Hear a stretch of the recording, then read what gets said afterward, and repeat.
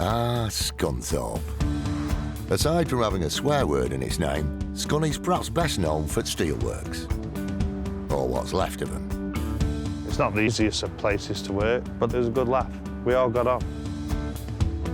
Meet Dean. He used to work on the steelworks. Now he and his family get by on the social. And it's the same for most of the people he knows. Got no else to do up here but breed and feed, have we? To survive, they've had to learn how to make their money stretch. Bit on the side, eh? Chicken fillets, kid. I'll buy a razor or some links. The kids have found their own ways to enjoy themselves. Officers, having a good day. There's always rough justice when it all gets on top. Smash window. Not smash no window. And if you really need a break, you can have one. At Her Majesty's pleasure. Shoplifting. It ain't Buckingham Palace, but if you scratch the surface, people are just trying to do the best with what they got. And they haven't got much. For Dean, his wife, and their soon-to-be 7 kids, and families just like them round the country, this is what it means to be skint.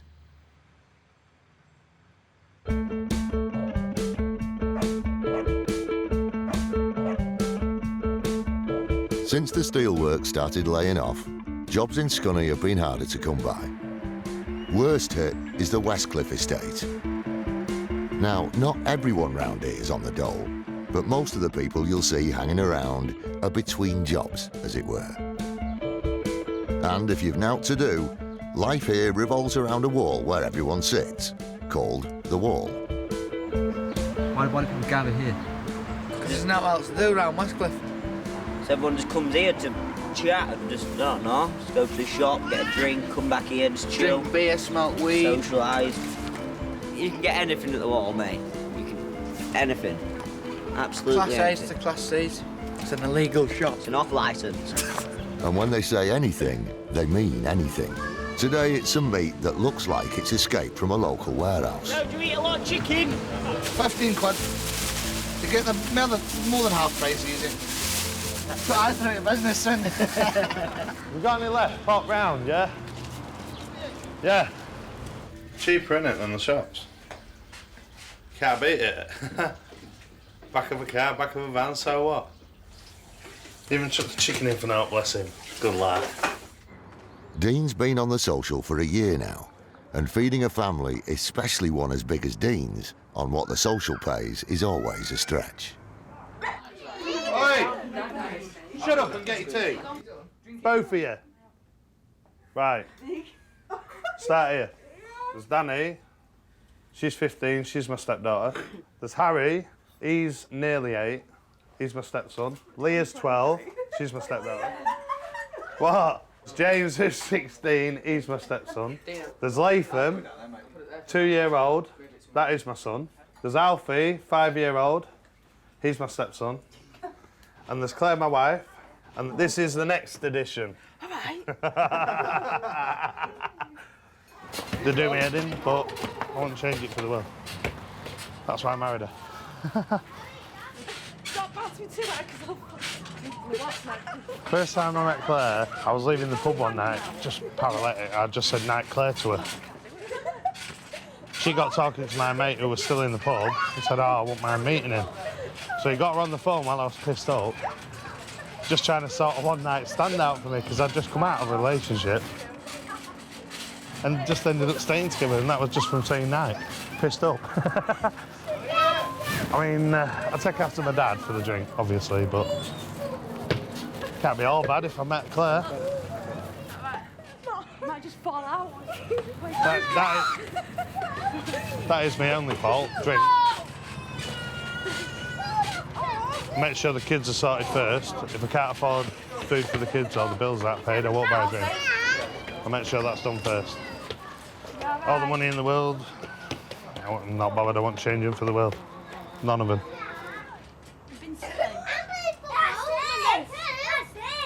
Got no else to do up here but breed and feed, have we?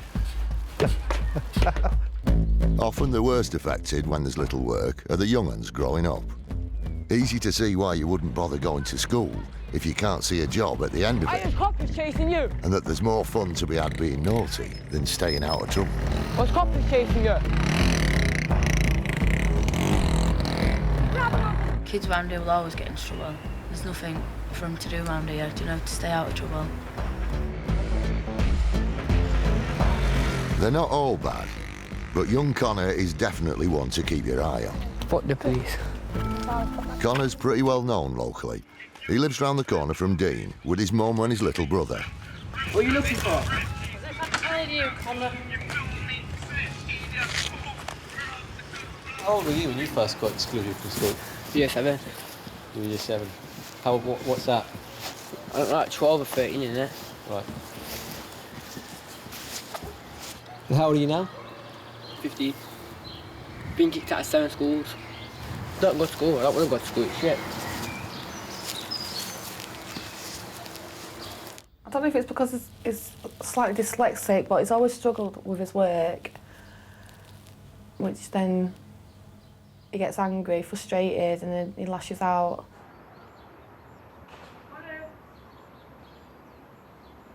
Connor, get up. Connor's now supposed to go to a special boarding school for kids with behaviour problems, but he hates having to leave his home and family. Connor! Yeah. Come on! 2 minutes. We'll be here in 2 minutes. Look at the state of your bedroom. Whoa! Oh, fuck, you mad? I have to go to school for 6 months, like every day, weekends and stuff.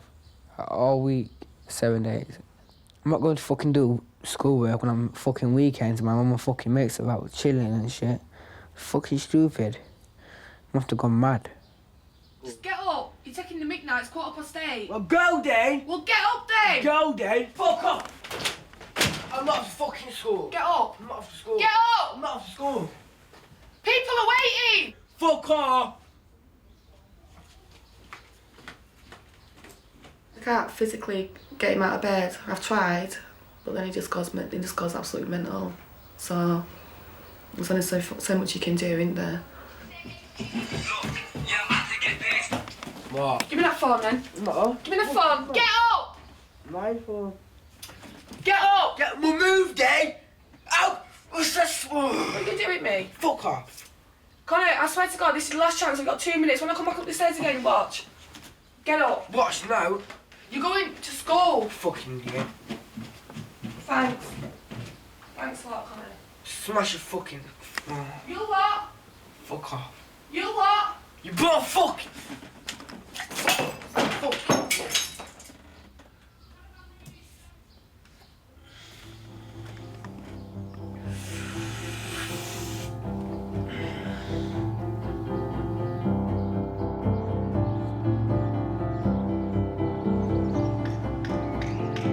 When times are tough, the black market always thrives. Even if you don't do it yourself, you can sometimes rely on it to make ends meet. Especially when you've got a big brood and a little brother on the dole. Get out now. Oh, wait. Sorry! Yeah, I'll give you it back. Dickhead, bro. No, I'm not. You just got none of this shit at home. That's why you go over the top when you're here. Dean, I never go in your stuff when I'm here. You liar! I like your fridge though. I've got loads of turkey in there because I fucking shoplifted the other day. And bacon. The joys of knowing smackheads. They are good for one thing, robbing food. Anyone knocks on that door with cheaper stuff than the supermarkets, mate, I buy it. Too rare. Bernard Matthews, beautiful. Wait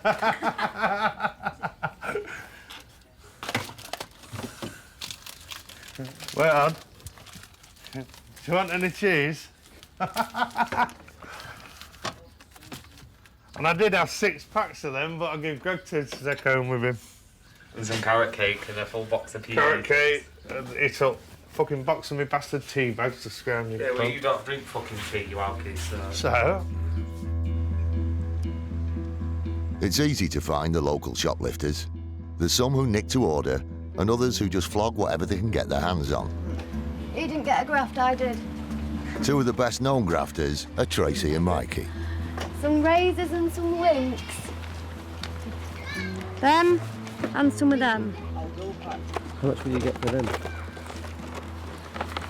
tenner a piece on these and £1 each for the links.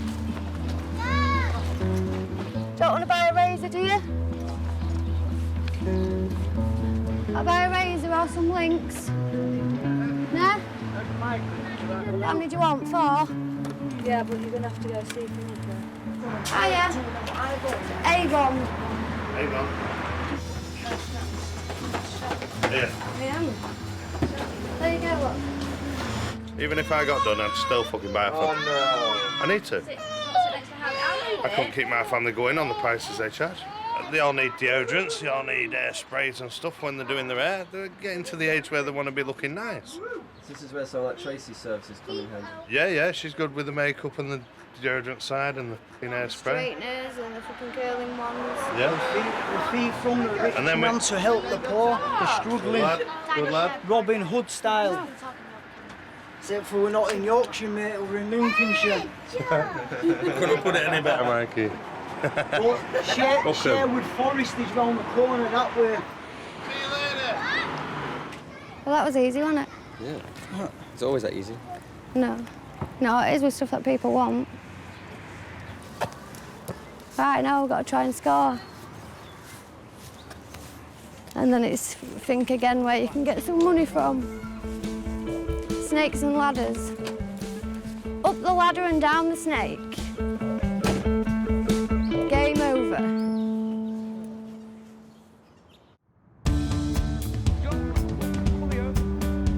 Life goes on 24/7 for some people.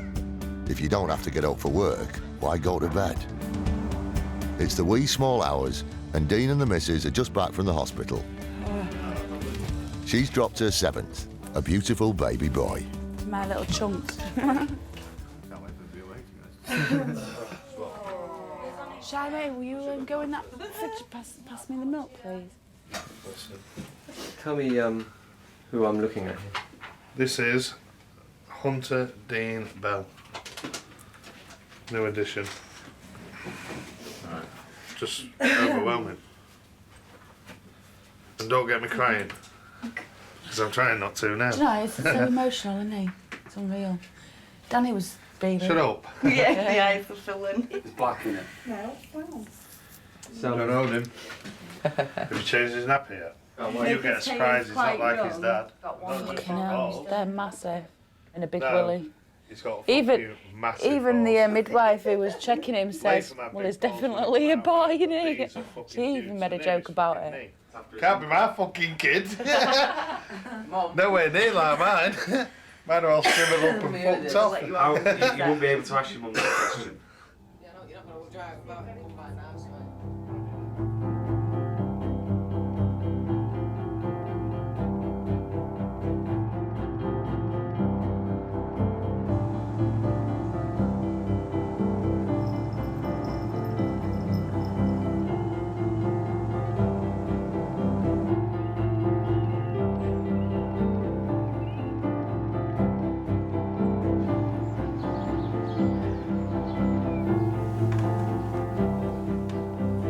Connor's upset someone on the estate, and as a result, his mum Jordan has had her windows put through.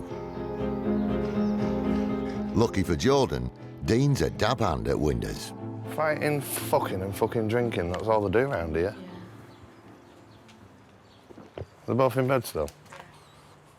See that? Yeah. Start using it. Yeah, get it kick them up the fucking ass.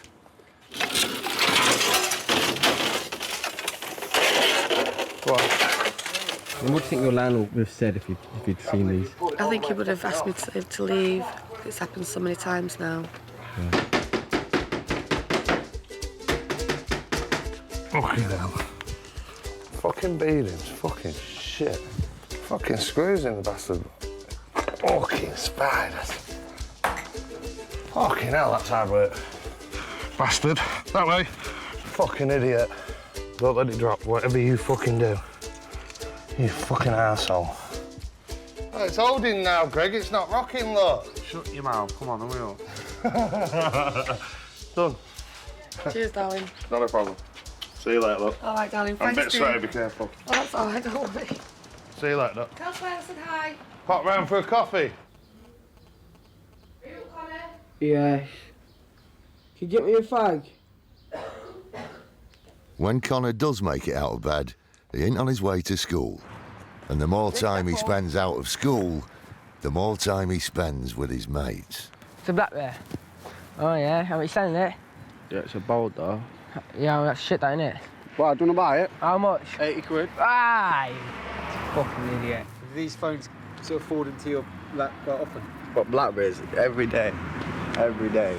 Oh, I read all that, it's like, why didn't you say you love me? She wanted to be shagging, laugh my arse off. Are you coming? Yes, but not yet. All right, I'll just text my nana again. I'll get her told, no reply, or laugh my fucking arse off. How soon would you ever sell that? Oh, when someone mails me back on Facebook, like, got me on the website going on that. No, yeah, stuff for sale on Facebook, I swear down. Really? Yeah, you sell anything on there. Robbed pushbacks and what? You just got rid of the wrong people and just gone off the rails. Oh, yeah, they've all been to prison already. Yeah. All his friends have all been in and out of prison. What are you doing? He's a bit of a follower, Connor, though. He's easily led. Just going to like all his friends in and out of prison, I think, probably. You want to see that dog pull someone across the floor? I can believe it.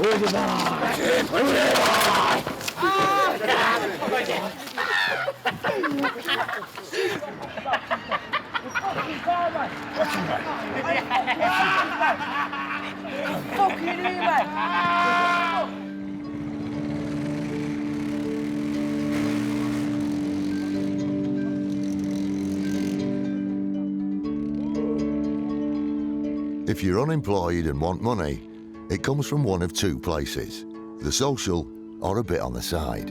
Most people just sign on or on the dole or sell drugs. People get roped into it, don't they? It's an easy thing to do. If you sign on and you ain't got money and that, if you sell drugs, it's an easy way out. It's just sitting on your ass and selling, isn't it? If you're not into selling drugs, phones or shoplifting, there's just your benefits to get by on. There's people think you're loaded if you're claiming for a big family. The more kids you have, the more money you get, that's for sure.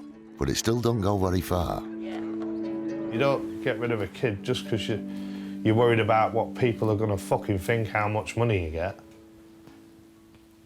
I've worked 23 years. I think I've earned a bit back off the social. And if they're bothered about me claiming a bit of money, let them fucking say it to my face. Because fucking other people get it for nothing. Other people get it and they haven't even fucking done a year's work in their life, so I couldn't give a fuck what anyone thinks. And that's my honest opinion. I've got to feed my kids at the end of the day and look after my kids.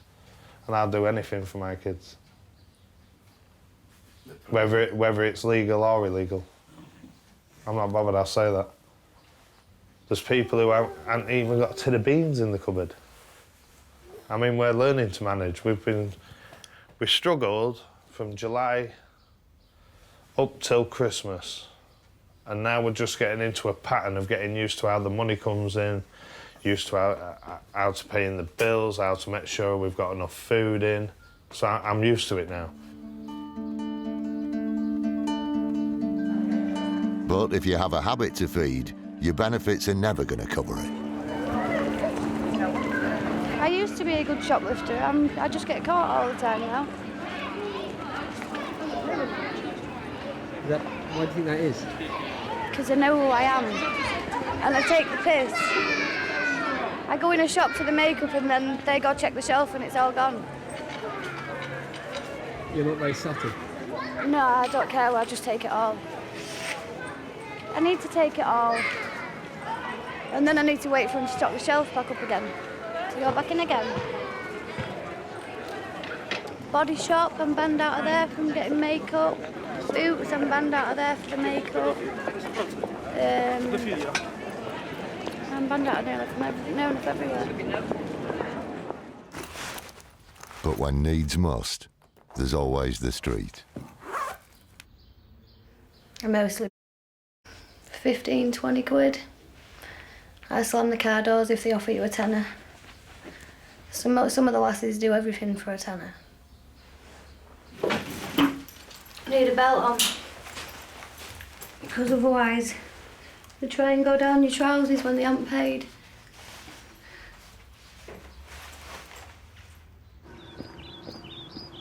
in the car, in an alley. They pay more if you bring them back to your house. I've come home with 100 quid before, but no, it doesn't last long.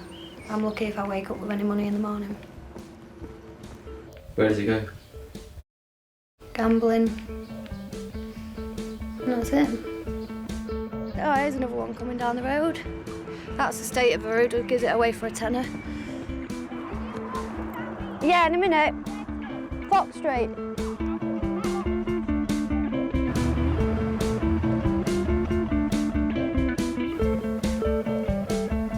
To try to keep the real troublemakers off the street, the court's put an electronic tag round their ankle, which lets the police know if they're out of the house after their curfew. Doesn't always seem to work, though. Why do people put on tags? To try and keep them out of trouble, but it doesn't, it just makes it worse. They just breach it. He's on the tag. He's on the tag now, well, it's better be, but he ain't got it on. Is it very common to be on a tag? It is for me. It's for everyone, isn't it? Yeah. You commit a crime, go get arrested, go to court, get put on tag. Can't be arsed with a tag because it's bullshit, so you fucking breach that, go back to court, then get a fucking few hours community service or more yacht, more tag, then you breach it again, then you might go to jail. And then it's just one big circle. Do the same again, and the same again, and the same again, and the same. You go back to jail and you think, what the fuck am I doing back here?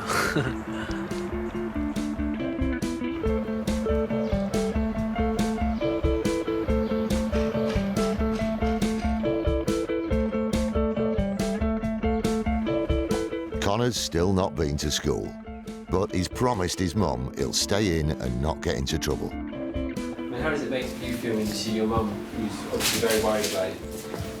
Should be good. It makes you think that, does it? Yeah.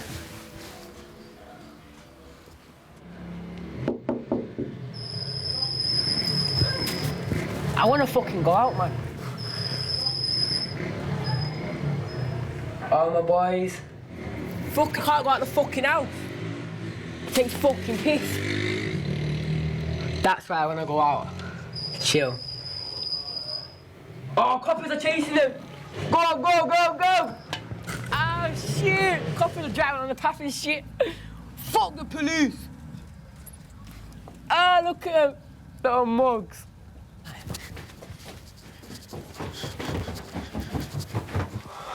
You done that? Me, by accident or not by accident. Officers, you having a good day? Having a good day?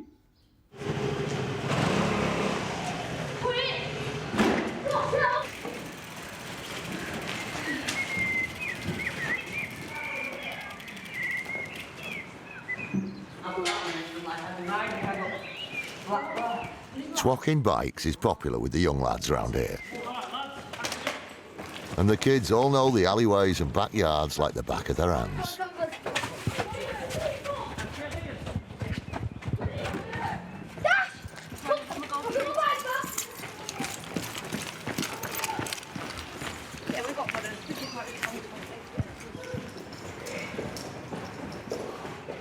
Right, be fucking careful. Shush. I just fell over. Don't leave it. Yes, they've only got one. Come on, cycle going in. What the hell? Like it's bad. Well, you know we knew we climbed on the roof. As if they only got one bike. I think they know the second one's there. Yes, they've walked straight past it. Right in the bike. No. Straight in the kitchen. Put it in the house. No, just run in the house. Not in the house. Bring it round. Open the shed. Open the shed. Quick. Spin it. Spin it. Lift it all back. Lift it. Lift it, you fucking ankle. Stop where there's a fucking brick. Fucking lift it on with a brick, you bitch. Grab it up. Bam, it's in. Bam. Yeah. Get the key. Get the key. Fucking hell, this drama. I want to go outside. I only go out for 2 hours, I come home and it's like World War III. So once again, I come home after 2 hours and the garden's full of you utes. Yeah? Yeah, sorry. Yeah, but it's not funny, Connor, because it looks bad on me. Once again, I'm having a go at you, Tom. But once again, the neighbours are looking bad at me. Fucking hell. Don't swear at me, Connor. I'm a bad Connor, don't. No, you're not. No, you're not. See, this is what it's like. When drugs and crime are all around, it can be a struggle keeping your kids on the right path. There isn't really any discipline for the kids around here. They don't listen to anything. Well, mine don't anyway. Hi! Dean's stepdaughter Leah's only 12, but she's been getting into some trouble at school. Alfie, get bloody dressed. Look. Tick, tick, tick, tick, tick, tick, tick, tick. All day. Oh yeah, yellow one lot. What's this? You got? It's a report card. It's just if you like quite She's always on report. bad. Because she can't be asked to behave. I'm on report for 10 days. I reckon they should put you on it for a bloody year. They just give us ticks if we've been good that lesson, like there. You got lots of goods on there. When she isn't on report, she doesn't get a good. That's your toast on, you can take it with you. Thank you. Bye. Bye. Whoa, whoa, whoa. What?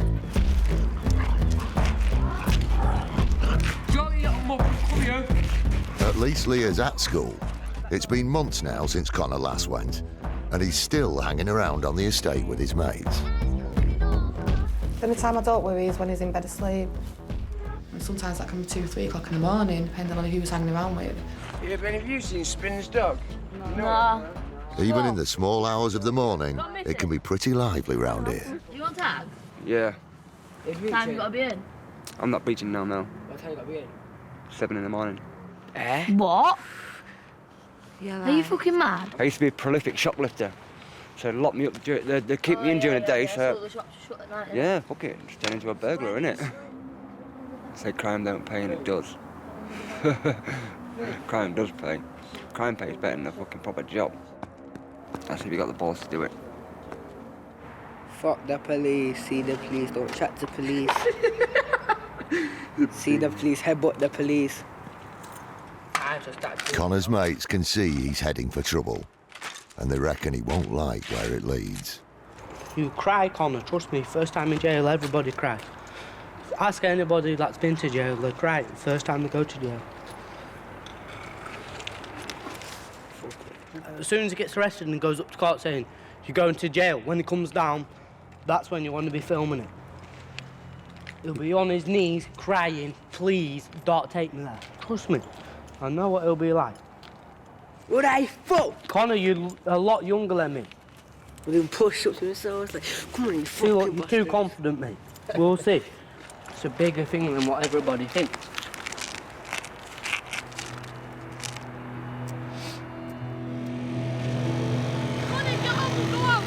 Go, you come down. Go,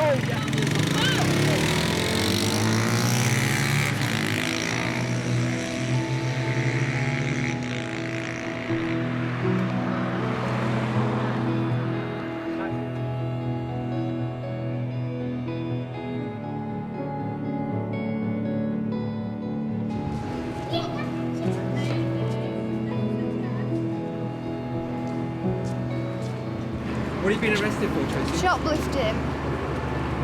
What's going to happen to you? I'll either get put on a DRR or I'll go to jail. Tracy, jump in for us. Okay. Thank you. Right, I'll see you later. Try ringing me later. Okay.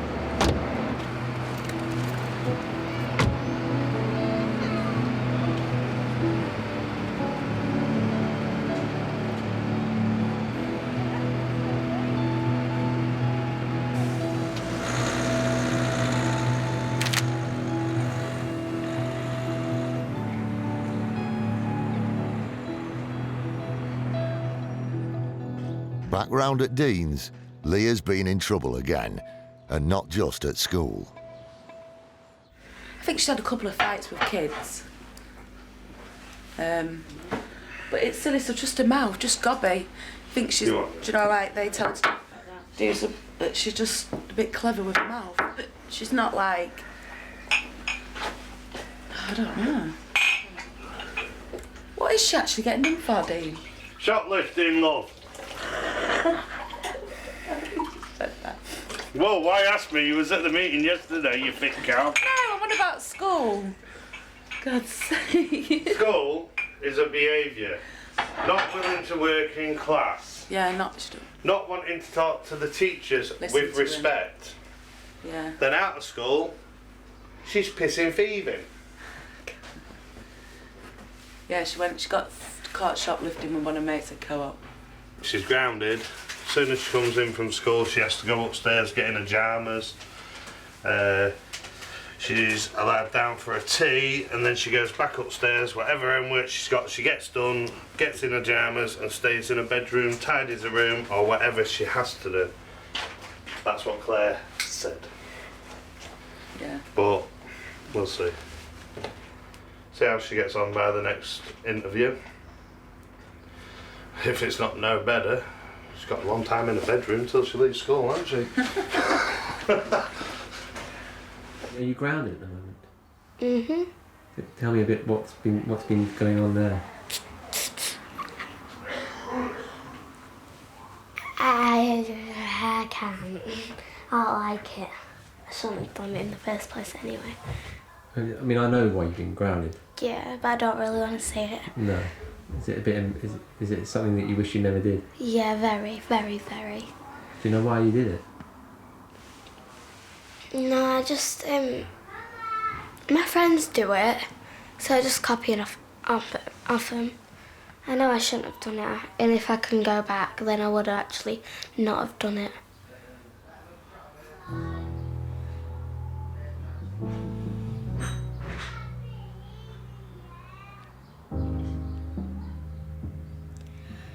And I ain't seen my dad in a long, long time.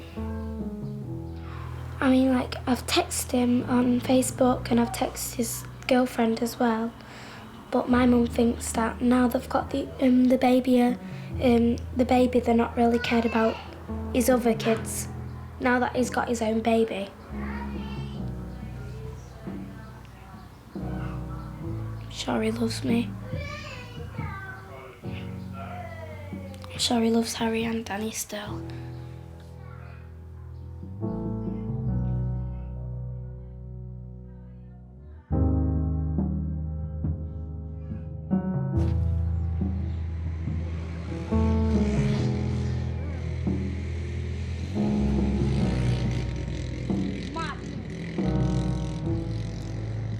Obviously, you always want the best for your children, don't you? Try and give them a better life than you had yourself. I feel like I failed.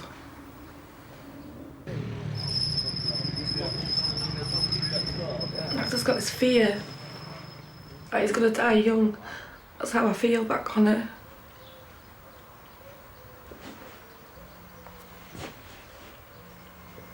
If it's on the streets or... I don't know.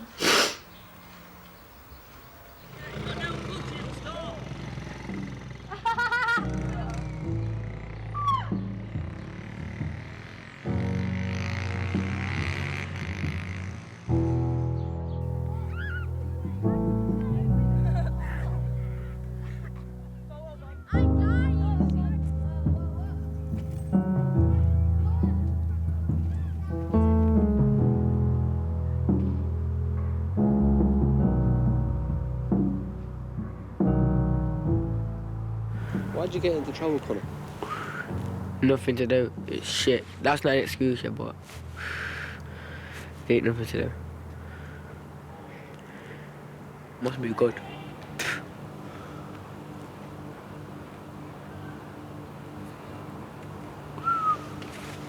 Oh, I'm knacking me.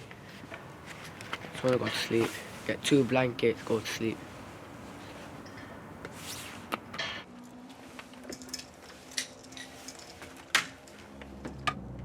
Mom!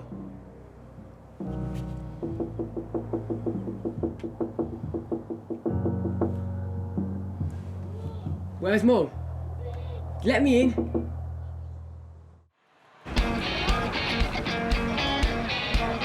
Ah, Skegness, the Ibiza of Lincolnshire.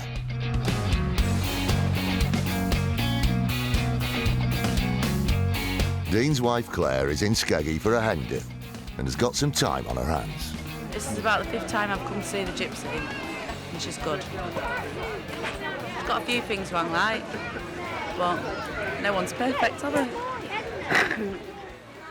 You know who I am, don't you? Yeah, I come to you all the You time. know I won't keep my mouth shut, I'll speak the truth. Yep. Do you want one or two? Two, please. You got a long life. Cool, yeah. There's a new baby. Yeah. There's a new baby of a little boy. Yeah. There's another one to follow. No. It's going for the snip soon. It's not my fault. I see a baby girl. Right. She's coming in your life to make you happy. I don't see men beating you and treating you cruel no more. No, not anymore. You're strong-minded. Yeah. You give what you get. Yeah. There's good health, there's peace of mind, there's happiness for you. Stop worrying for me. Gypsy, blessed today you've come to see me. Thank you. She said I'm having another baby. I don't think so. No. She says I'm having a girl. No chance. He's off for the snip. If it's happened already, I'm going to fucking kill him.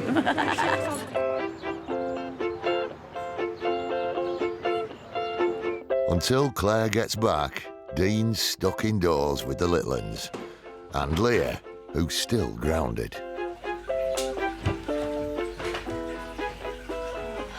I'm so bored.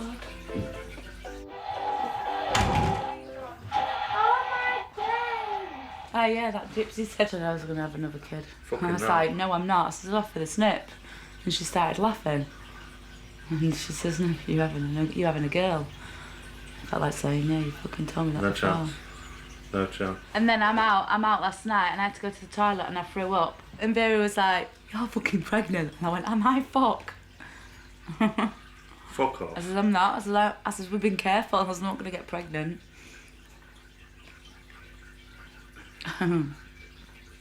We have been careful. We have very been Apart careful. from one night. Haven't we? Oh yeah. I forgot about that night. I am actually late. Oh, fuck's sake. Cold sweat? I feel like getting the knife out and chopping my nuts off my fucking sen. Ah, fuck's sake. Oh, yeah. Go take it. You'll have to wait. I don't need a wee yet. You don't want to know yet, do you? No. Go for a wee. Ah, fuck Go off. for a wee. I don't need one. Go for a wee. That's not going to make me want to wee. You're quite fertile, aren't you? You had sort of, you know. Shit, Claire is. Yeah. Fucking Jesus. All I'd have to do is spunk on a hanky and the flies would do the rest. Jane! It's true though, isn't it? I feel like an hamster in a cage.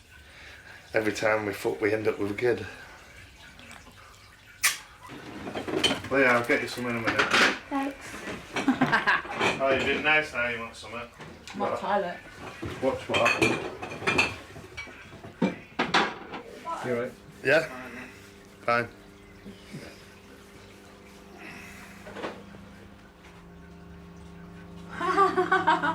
You're not going to believe this. I'll tell you in a minute.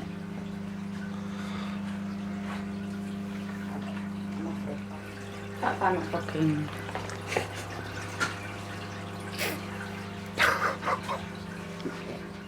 Oh. Never. No, I'm only joking. I'm winding you up. I just said I was going to go wind him up now.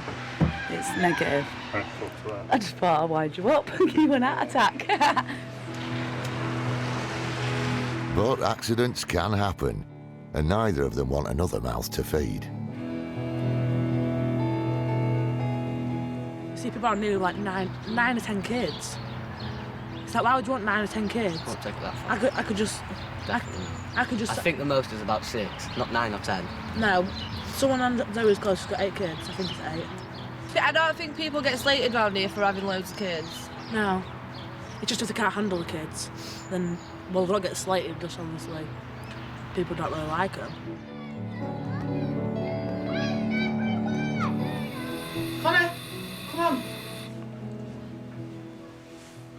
Why are you smiling? I saw you smiling. You think you're clever, don't you?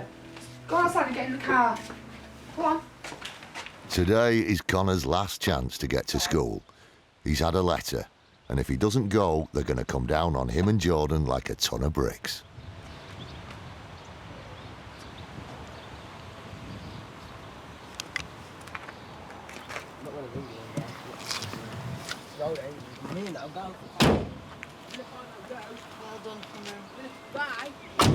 I'm not off you if you don't get. I'm not off. Get in there, I'll go in. Go on and go in then.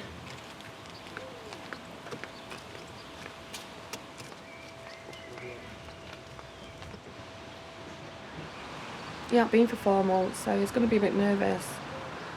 I understand that. I'm nervous for him, but I still don't give him the right to treat me like he does.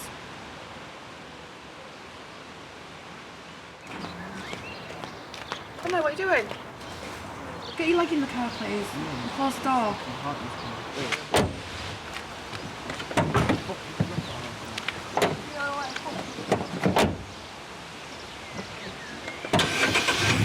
Stop being silly. Can't drive the door open. I hate that. I'm now in you, calling me names. Now get to school. Are you going to school or are you now in that front? See why to put up noise? Not I'm nodding his head, not that. Go then. Get in the car and go to school, Connor. You're causing trouble. Everyone. I'm off the nose. I'm off the jaw. My fucking phone. Fuck off. Give me the phone if you're not going to school. I'm not giving him the money. But I smash your fucking. Watch, I smash your window. Smash your window. Yeah. No, you're not. Fuck off me. No, you're not. Fuck off me. You're not going to smash no window. You're not going to smash no window. No.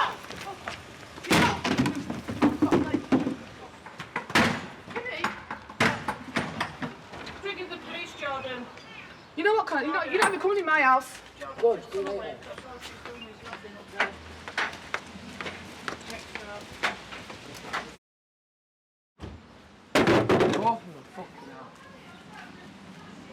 I'm not a slut, Connor. You're finished at mine. Don't come near mine.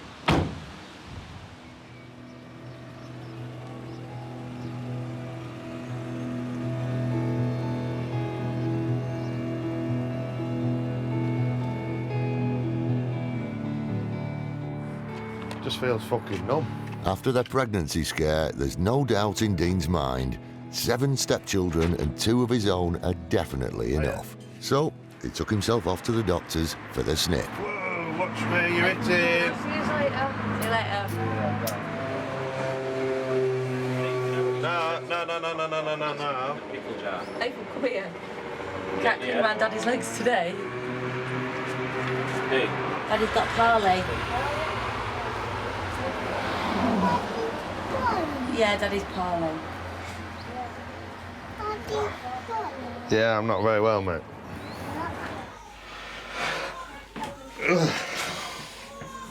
Do you see it? The incision? No? Where is it? I don't know.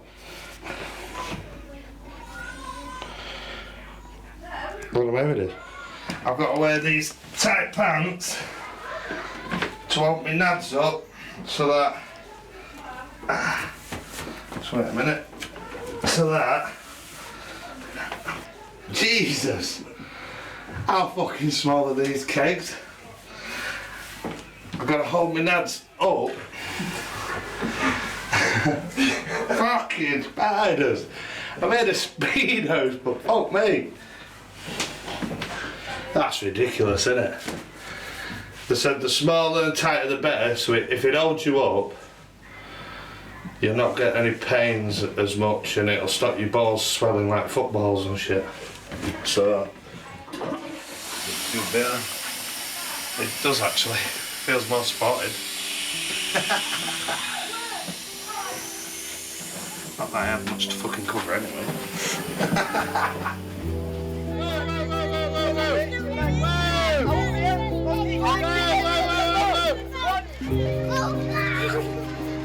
Being a parent round here is no picnic, that's for sure.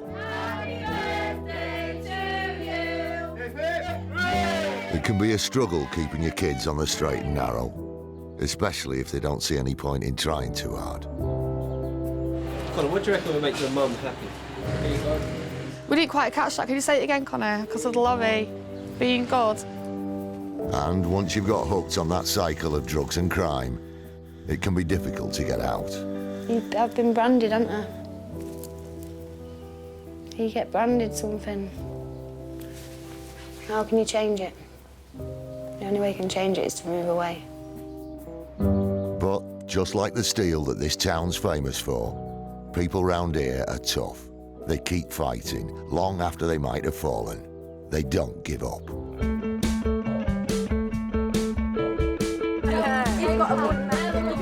Most of the young'uns on the Westcliff estate want the same as everyone else. Even those that don't have a job still want money, love, maybe marriage one day, kids.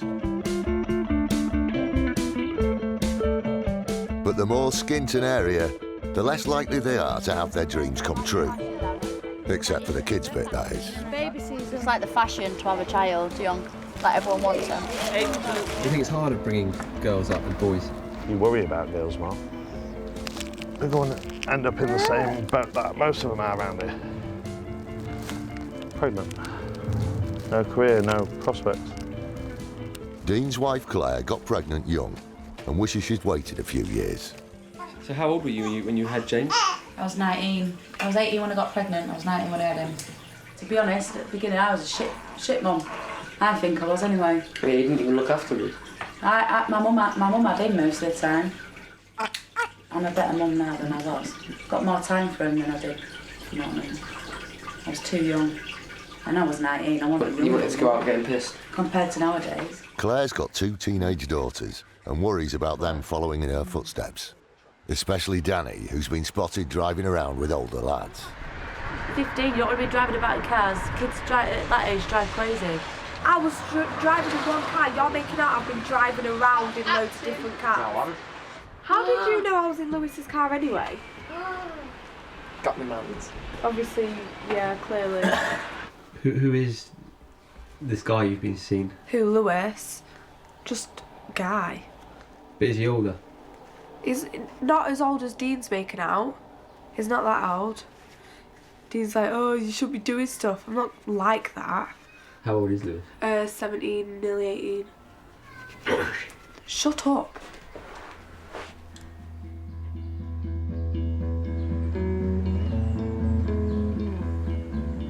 For girls around here, what's the typical kind of guy that they go for? A bad boy. It is, isn't it? Somebody like with a bad reputation. Fighting, jail, burgling. There's like 2% of people around here that have a decent relationship. Like, you can't help who you're with. You can't help who you're far either. Check my push bike what I robbed from Job Centre yesterday. Look at that beast. Young Fergie definitely qualifies as a bad boy.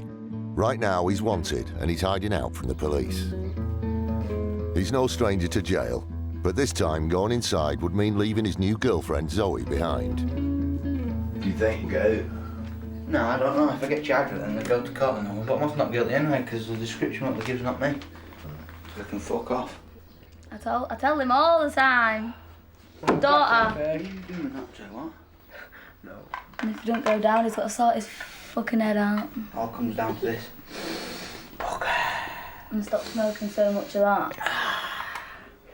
Is it harder to do prison if you've got like a girlfriend waiting for you? I don't know, because I've never been in jail with a bad waiting for me. Fucking hell, it did me head in. If he does go to prison, she'll cry.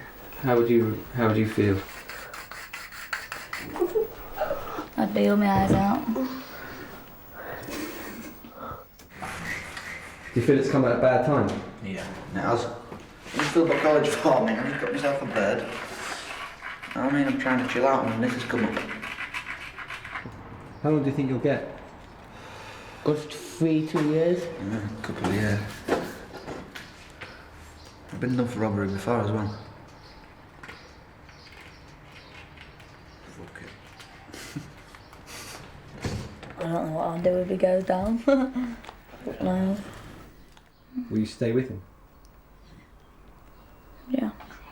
Think. Yeah. I don't know, because you can say yeah, but then after a bit you just... sometimes, you just can't wait, can you, that long? Depends how long it gets anyway. Because I said to Joe when he went to prison, I was like, if you get more than 6 months, I won't wait for you. Mm. And are you worried about what happens if you disappear for a bit, if you go to prison? Yeah, paranoid to death. Shit, I'm gonna blow it myself, won't I? I ain't even done it anyway, so. Fuck the feds. Back. Come on. Most parents despair of their teenagers, but at least they've still got them, and sometimes even know what they're up to. But some kids don't have family or an estate around them, and have to grow up fast. Jemelia's just 16, but she's having to cope on her own, save for a dog, Pip. After a couple of weeks homeless recently, she and Pip have found shelter in a shared house in Scunny Town. Jemelia, what's life like in this house? It's alright. I suppose. Does get a bit boring. What, living here? Does sometimes, doesn't it? Serious? If you're not in, if Sarah's not in, no fuckers not in, then by God, what are you going to be like? You're going to be bored out your nappers. This is Lily, my good friend. Can be a bitch when you want to go up to her and just... Oh, what's my phone? Hello? Do you want some of this, Jemelia? Can I just have a slice, please? Yeah. Jamelia and Lily are the youngest in the house. They're no angels, but they haven't had it easy. Me met just after Christmas. Yeah. And I thought I wasn't going to get along with us. I don't really get along with girls. I hate lasses. I don't talk to lasses. But when we got to talk to each other and that, we told each other about life and that, and because she had her mum there with her and my parents there with me, so we understand each other. Jemelia left home when she was young. By 15, she was pregnant. But social services made it clear from the start it wasn't going to be happy families. This was my first scanning. I was 15 when I was pregnant, and I was 15 when I gave birth. This is my daughter. When I found out I was pregnant, I was over the moon. But 10 weeks before I was giving birth, that's when I found out social services were getting involved and I'd be taking my daughter off me. So that's when I didn't want to give birth. She was born Sunday morning. She weighed 6'1". And I straight away had skin to her. It's the happiest day of my life. It really was.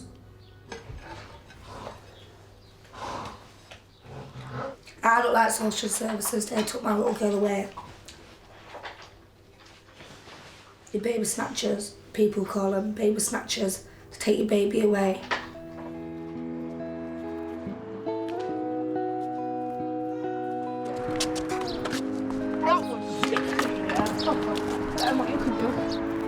It's been a rocky ride, but Jemelia and the baby's dad, Liam, are together at the moment and wish they could have their baby back. My daughter's got like little curls and all. Do you know, for like when she goes christening, that's gonna be her christening shoes. No. And then, when it's like the party bit, put them into these.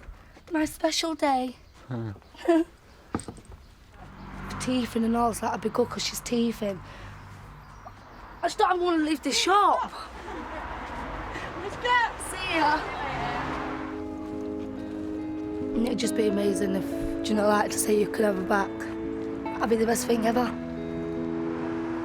Jemelia still sees her baby regularly, but next month, the courts will decide whether she'll ever have a chance of getting custody.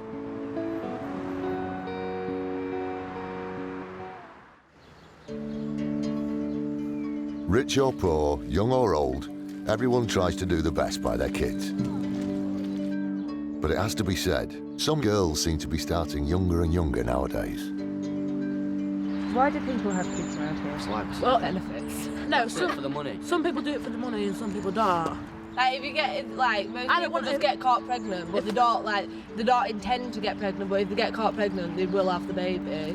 Some people have kids because I don't know. Maybe they might have a shit time at home with their mums and whatever, and just want to get out of there and love someone because they don't feel loved. What age is too young to have a kid round here? 14. That's just taking absolute piss out. A few streets away from Westcliff in Riddings, there's a lass who's just turned 21 and has 5 kids already. Well, Declan, he's 5. He's my oldest. He's to a different father. There's Oliver. He's 3 in May. He's also to a different partner, or ex-partner. Honey, she's Graham's daughter. There's the twins. A lot of people my age that have got children, they all get stereotyped, mainly for slags. But that's not the case at all. All 3 of the dads, at one point in time I did think that I genuinely loved one of them. It's nobody else's business to judge me. I might only be 21 with 5 children, but I think I do the best I can, thank you. Neither Hayley or Graham have a job, and they survive on the social. Me and Graham get income support, and we get child tax credits.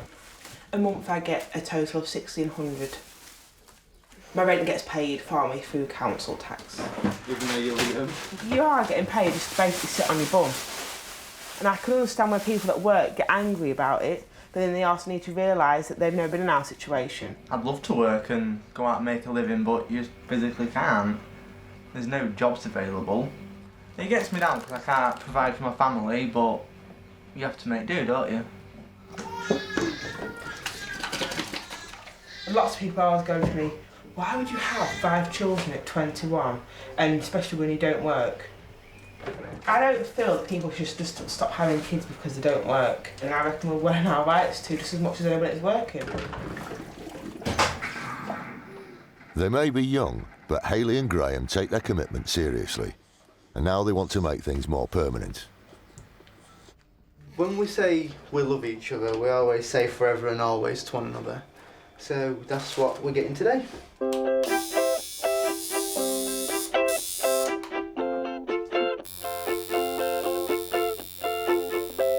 And they're not stopping at matching tattoos. They've decided to tie the knot. We live together, we've got children together, we love one another, so it's just to say we are married. And then we can say, oh, they're just some little kids having children. Sweat it in there. I proposed to her about 1.5 years ago. Now, some people don't believe in marriage and stuff like that, but I do. It just shows that we're a family and we've all got the same last name, and the kids can go to school saying, oh, my mum and daddy are married, and so like, because not many parents are married these days. Is it okay? Yeah.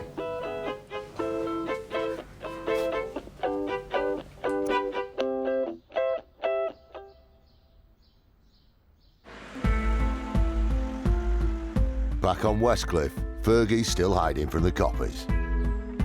After 2 weeks, the police have tracked him down to his own house. All his girlfriend Zoe can do is watch. Where is he now? In the house. He's in there. No, but because they've raided my house, I've let them in so they can look around. They've raided Zoe's, and they've gone there 3 times, and obviously no one's answered the door, so they're just going to kick the door down now. They'll just be waiting for a warrant. Not in! Fuck the police, can't catch him. No matter what, that's it now. They'll get him today. We'll raid the full house, so we're like top to bottom. He'll be in his attic or something. Yeah, and they'll know he's in there. Oh, he hadn't even got his Jazzy, bless him. It'll not get long. We'll get, I'd say, we'll either get 8 months do 4, or 6 months do 3. We'll not get a year. We'll get for that, whatever it fucking is done. It's fuck all, man.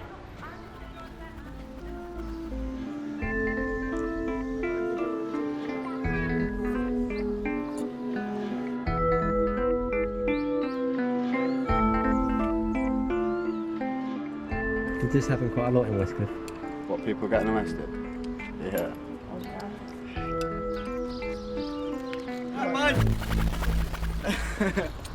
That you done now? That's me done. Fuck no. Dad, so you're coming in your car? Yeah. Your car? I'll ring you later, Zoe. Oh, shit. Cunts. We're going to kick his dad out. Assholes.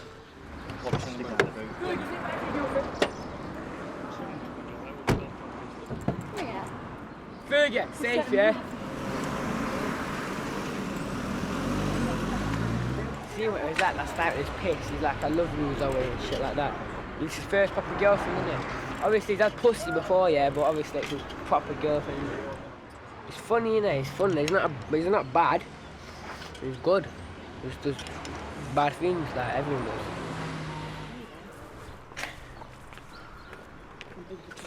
Thing is, in her crying and was just like, looked away.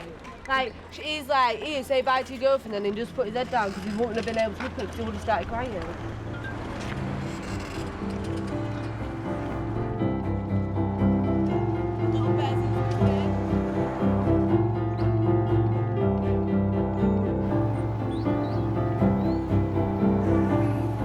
A handy place for some young'uns to catch up is youth court on a Thursday. What? Did he go in? Yeah, give me his bags. What? Give the bag? Are you alright? Please. Fergie's mate Connor is there today with Jemelia. Hanging out at court means you know who's off to prison or on tag, and there's usually something to gawp at. There's some trouble in there. There's taser in him again. Swear out. Alright, bye. GP just came out of court, walked through the hallway, 2 coppers was there. It was all calm and everything, then as soon as coppers pulled that taser out, that was it, he lost it. Jemelia and Lily aren't scared of courts or prison. BRIGHT. In fact, it doesn't look much tougher than their life on the outside. Jail's like fucking, what is it the saying is? Fucking, it's like going Butlins, isn't it? Yeah, that's what people say. Most of my mates are in fucking jail. Do you think if prison was that bad, do you think half of the people in Scunthorpe would still get into trouble? The only one thing I'd be scared about if I went to prison, it's only one thing only. What? It's losing my daughter for good. Well, obviously, because you've got a kid to think about. I haven't. Yeah. I don't give a shit if I go to jail or not. Obviously, I don't want to. If I didn't have a kid, I think I'd be in prison by now. Honest to God, I think I would.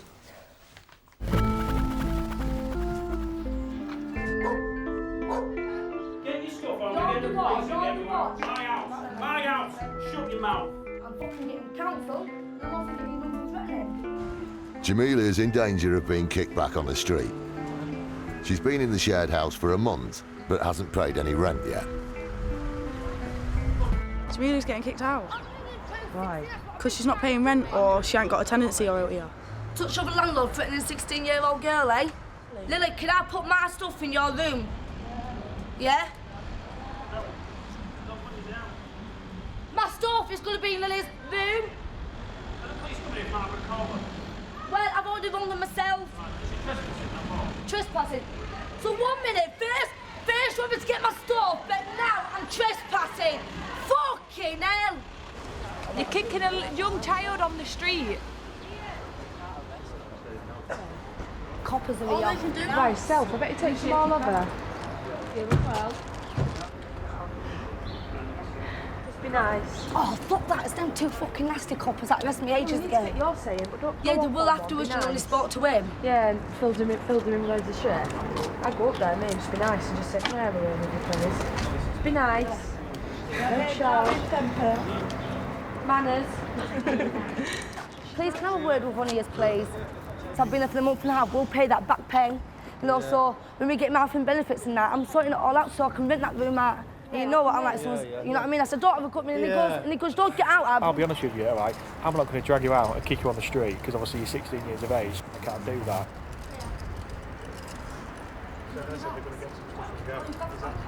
He's letting us stay for the weekend. Got me on way. We both apologised to each other and that. I mean, I did say to him, look, I did got out of hand and that, you know. And I said to him, what about if you had a 16-year-old daughter and she was on the streets? And he goes, I've got a 13-year-old daughter and I don't want my daughter on the streets and that. So, fucking hell. I think it's a red mouth, a bitch. I know. I admit that I've got a gob.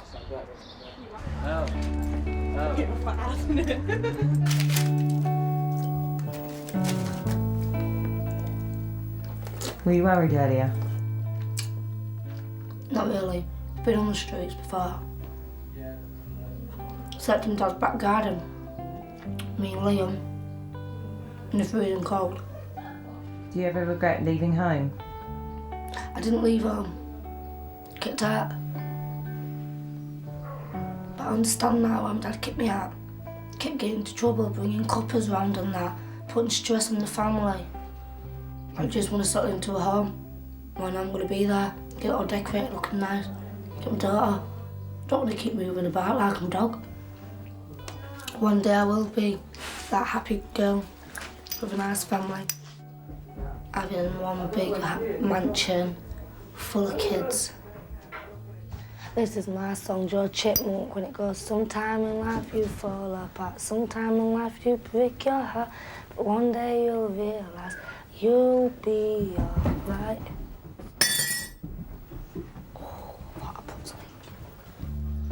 A mansion full of kids might be a nice dream when you're 16, but the reality of big families is big responsibility.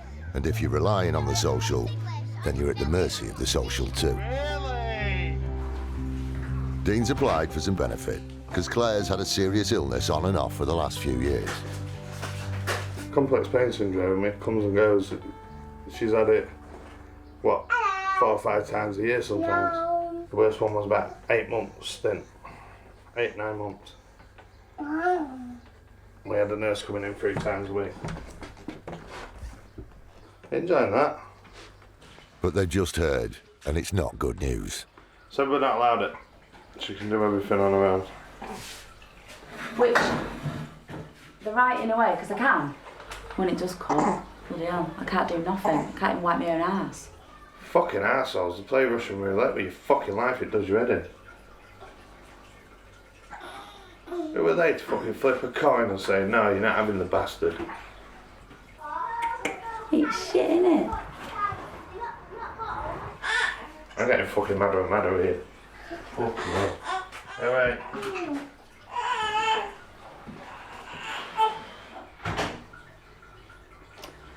Oh, dear me. Mood. Hayley and Graham and their 5 kids are at the mercy of the social too, and they've just had some bad news and all. Our child tax credits have been stopped, and that's what we basically live off for 5 children. Why has this happened? Because they seem to think that we haven't informed that Graham lives here, but everybody knows. Job centre, child benefits. It was actually the registry office that informed them. But they reckon they wasn't to know. So now they've had to stop the claim and restart it as a new claim for a joint application, which can take up to 6 weeks. Food-wise, we're like down to that last little bit. And the twins' milk, that lasts us about 5 days. How much money do you have left? £4.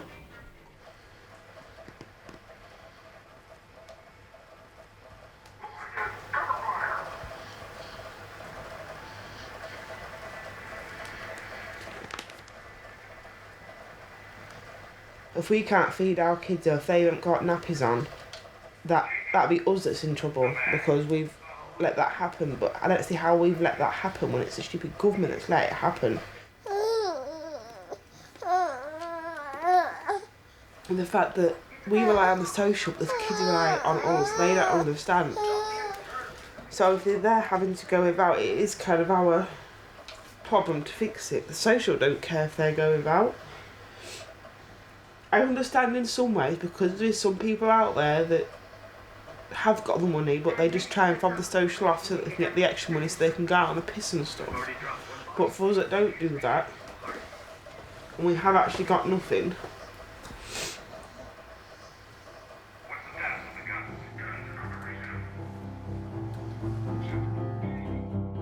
So much for their wedding plans.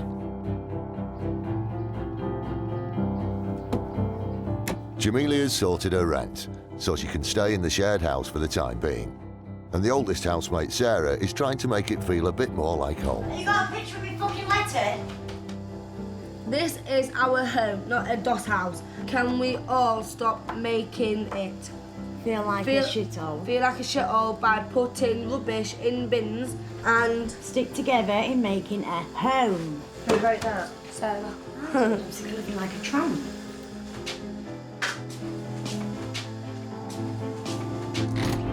What the other one doing?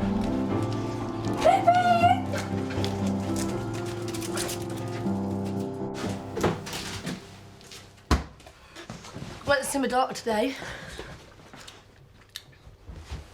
And when I went there, she had a big smile on her face. First time since she was crawling. And she was walking with me, but she was holding my fingers. And she was bouncing and just playing, she was kicking her little head off and that. And she just really loved it. But I'm not keeping my hopes though, do you know what I mean? Thinking, oh, I'm gonna get her back. Because if I don't get back, I'd be disappointed. Jemelia won't give up hoping that she'll get her baby back. Liam is a bit more realistic. You've got to be there, Liam. Where? To court. On the 19th. Why ever? It's your daughter, that's why. It's your daughter. Yes, Gemma. I'm not going to go to court yet, and I know that I'm not getting my daughter back. Oh. Liam, why am I going to go to court to fight for somebody some fucker else to have her? You know what I mean? There's no point, is there? Liam has to sit back with them because you'll either get adopted in Wiltshire. This is important. It's about your daughter. Your 9-month-old little girl. Fuck, have more respect about her. Love's never simple.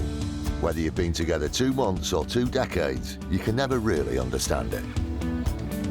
And when you're young, it's even more intense. You hop from being nuts about each other to hating each other's guts. What's a bad relationship? No trust. No trust. And overthinking things and being paranoid about like the other person like doing stuff. Like obviously, if you don't trust them, you're going to think about cheating all the time. You're going to sit and overthink things.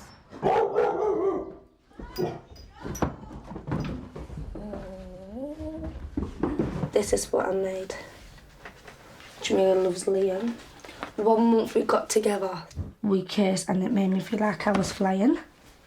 2 months being together, it got harder and harder for us. We kept on arguing, but our love kept getting stronger and stronger now. 5 months being together.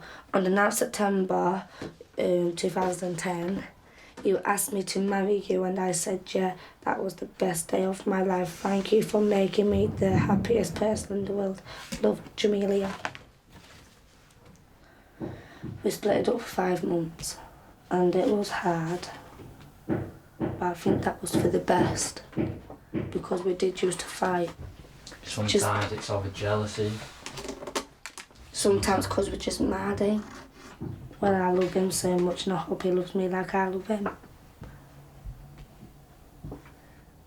And I hope he'll never fuck me off for anybody. A nice smooth lip kiss.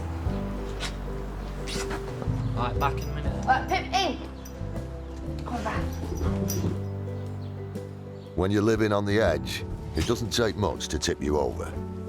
Liam's popped out to meet Jemelia's brother Josh, and he hasn't come back as quick as he promised. Liam! Quickly. And I think that's him all the way down there. Liam! Oh! What the fuck are you playing at?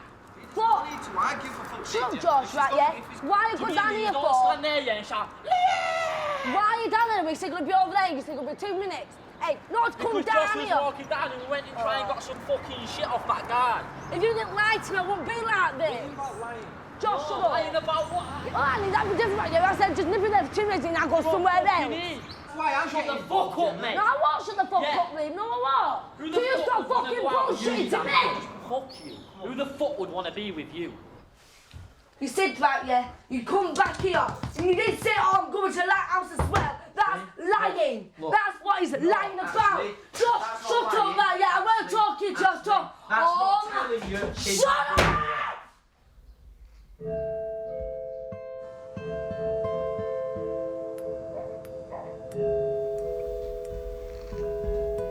Why do you get so angry? Dunno. Just dunno. Maybe because it's everything that's happening with me and Liam, my family, my daughter, how I'm living. And there's only so much anger you can hold in.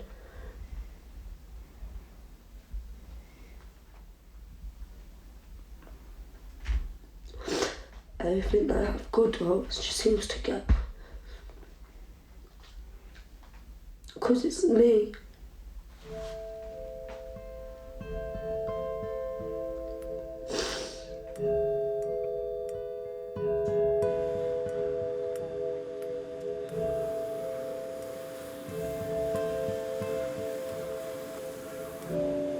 If you like got down about it, around here you'd just be crying all the time, wouldn't you? You just got to laugh everything off.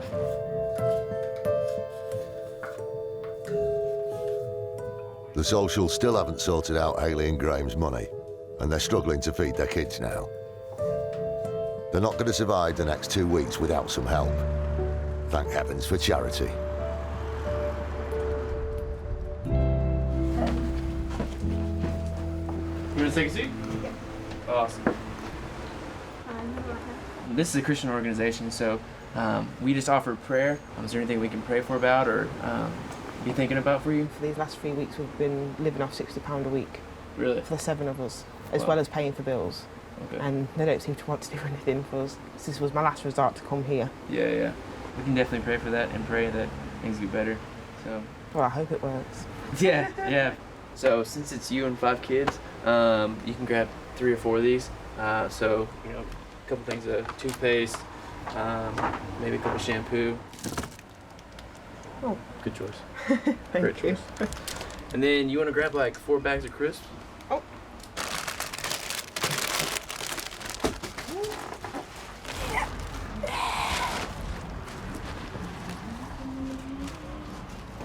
You get quite a bit of stuff actually, don't you? Tea, soups, pasta, cereal bars, Weetabix, biscuits, crackers, tin stuff, custard. I think it's quite shit really because charities is run by people what people donate. People shouldn't have to donate so other people can eat. It should be the job centre and child tax credits that should be dealing with it, not everybody else.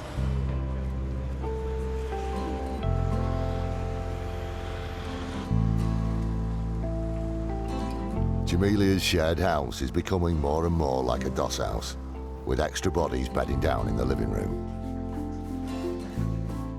When I first came here, I thought it was alright, didn't I? And I thought, it's alright, but is it fuck? I'd rather be homeless, I think. Have you heard my voice because I've been smoking too much crack? Yeah. I can't talk properly. Cost me about fucking grand, this voice. We need to get out of here, because he is not helping us. It's people that take crack and that, do you know what I mean? I'm still in the fumes. I'm not on crack, but I'm basically taking it, if you know what I mean, because of the fumes. And I don't like it. Sarah can be really, really nice, but I just don't like being around the drugs. I don't know how to do anything normal because all I do is get up, find money, score, have it, find more money. And like when I haven't got any money to get anything, I just lay on my bed all day. The thought of having nothing at all in my bloodstream scares the shit out of me. At the beginning, heroin keeps you young, but you know, all of a sudden you just, oh my God. How old are you? 36.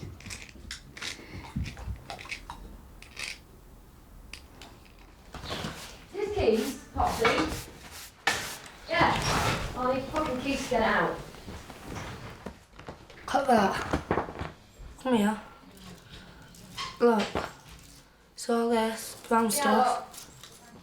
That's from chasing the dragon. Been underneath, got that. With it. It's fucking disgusting. I mean, this kid's living, this 16-year-old, do you know what I mean? I don't want to be touching this and seeing it and that.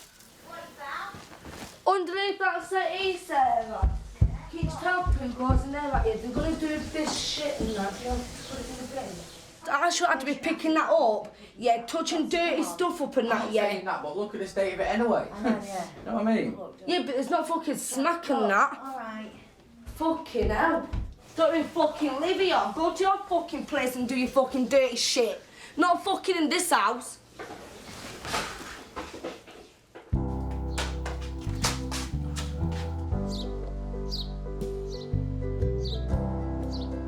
Jemelia knows this house is no place for a baby, and that's got to be tough. The court hearing about her daughter is today. Big day. There's no really need for you to go to court because they never go in the courtroom. Don't sit outside, Jemelia, get in there. But at times I start, I want to go in the room. I don't care, I want to Why go. are you allowed in? You're being discussed in there. You've got a right to be in there. You don't want to be discussed. You could lose your daughter. Don't fuck about. You'll regret it for the rest of your life. Suck my kids down. We'll take yours now.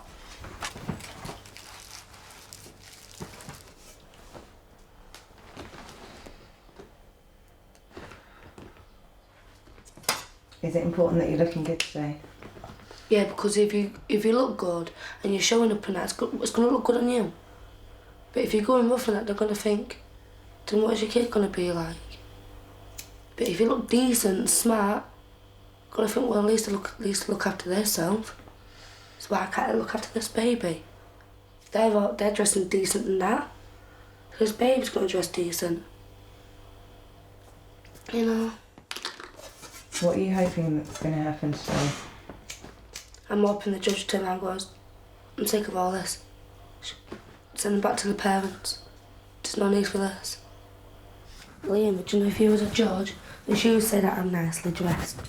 That look after myself and that. What do you think?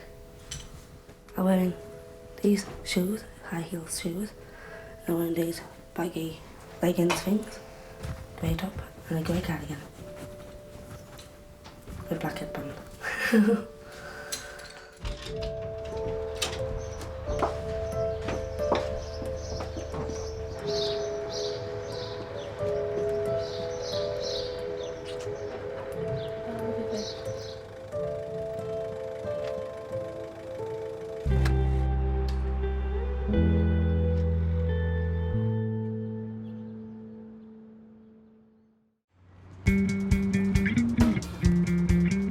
So far, the summer of 2012 has been tough for Hayley and Graham, but things are looking up.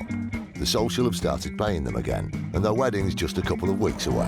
The two wedding rings, a $24.99 one for me, and that $34.99 one for her. Thank you. Hayley's mum has come to Scunthorpe for a visit before the big day. That's the necklace. Oh, that's pretty. Something old, something new. Borrowed. Something borrowed and something blue. So you got what have you borrowed? Oh, the dress. Ah. It's a shame you couldn't get into my dress though. Kept that for you. Oh, it's lovely, isn't it? Do you feel nice in it? Yes. It's the first time Hayley's mum has met the twins, her newest grandchildren. How did you react when Hayley told you about that she was having more children, the twins? I'm not sure. What did I say? Stupid cow. You stupid cow! What did I say the fucking last time? You always say that. Put it this way. I even went to the doctors with her and made her book an appointment to go and have a core fitted so she wouldn't get pregnant anymore. And I can't remember what happened with that. Hayley's parents split before she hit her teens. Her mum moved away and Hayley stayed in Scunthorpe with her dad. They don't always understand things at the time. At 12, she didn't. She got it in her mind. She wanted to live with her dad. She couldn't understand that, actually. She was better off with us. It's not just about where you live, that we lived in a nicer area, but you would have had more opportunities. We would have encouraged her to go to college. She wanted to do hairdressing. She would have gone to college, maybe uni. We'd have helped her with that. She'd have just had a different life, that's all. Naughty.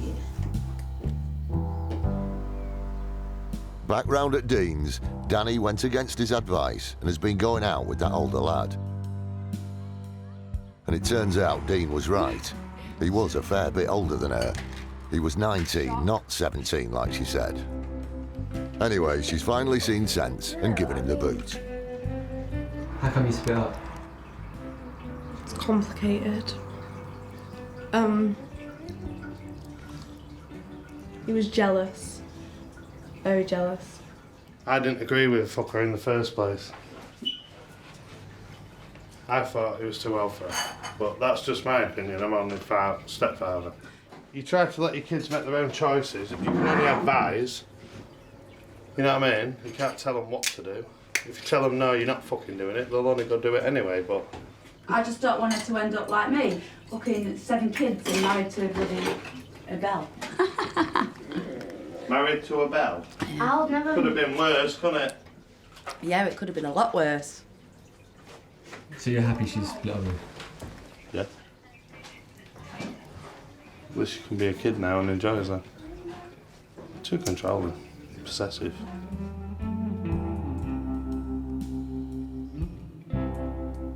I don't want a relationship for a long time. Got too much to do. Like, I've got college. Like, can you imagine all the hot guys I'm going to meet there? Then university. Got it planned out. Sounds like Danny's got her head screwed on.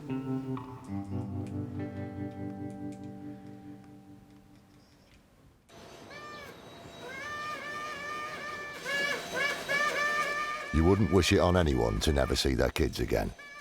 But sometimes love isn't all you need.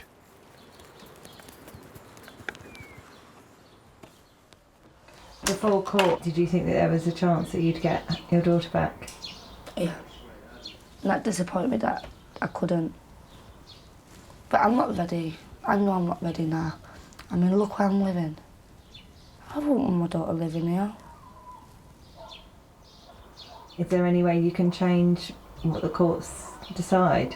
Yeah, if I got my own place, a job and everything, then yeah. Can you do that? Just click a finger. I wish I could. I wish I had a magic wand, mansion, all that job, money, no problem. I wanted to know that I've always loved her, and if she does ever get adopted out, I just hope she has a good life. You have lubes. Can you imagine attaching it to your window? Up your legs.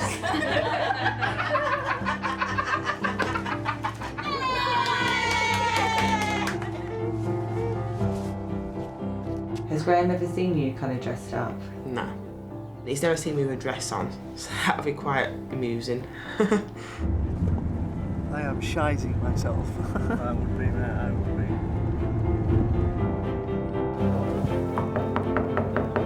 What do you want out of your marriage? I don't know, just a sense of happiness, I guess. Just not being like all the other kids labelled around here. Oh, they've got 3 kids on dole, and it's like, no, it's not exactly like that, is it though, mate? Because I'm not an immigrant, I'm not a benefit fraud or anything like that. I'm just getting married because I'm happy. Come here.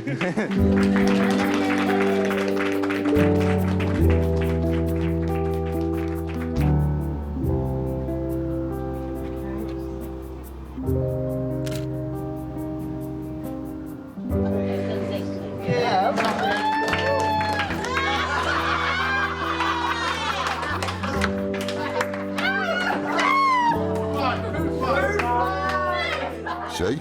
It's not all doom and gloom. Just because you're broke doesn't mean you can't have the big wedding or a big family. Mind you, you might have to wait for a job, for the social, even for a prison sentence. Do you want to read it? And so far, Zoe is still waiting for Fergie. Yes, I've known a lot of ladies from the places I have been, but none of them quite as crazy. The strawberry blonde queen. Hello. Welcome to my new flat. Come in. Even Jemelia gets a break eventually. This is my flat. And it's big. And it's nice. And I like it. While round at Dean's, things are quiet. Well, as quiet as they can be with 7 kids. But what's nice is they've still got all 7 living with them. Happy for now, at least, just to be kids.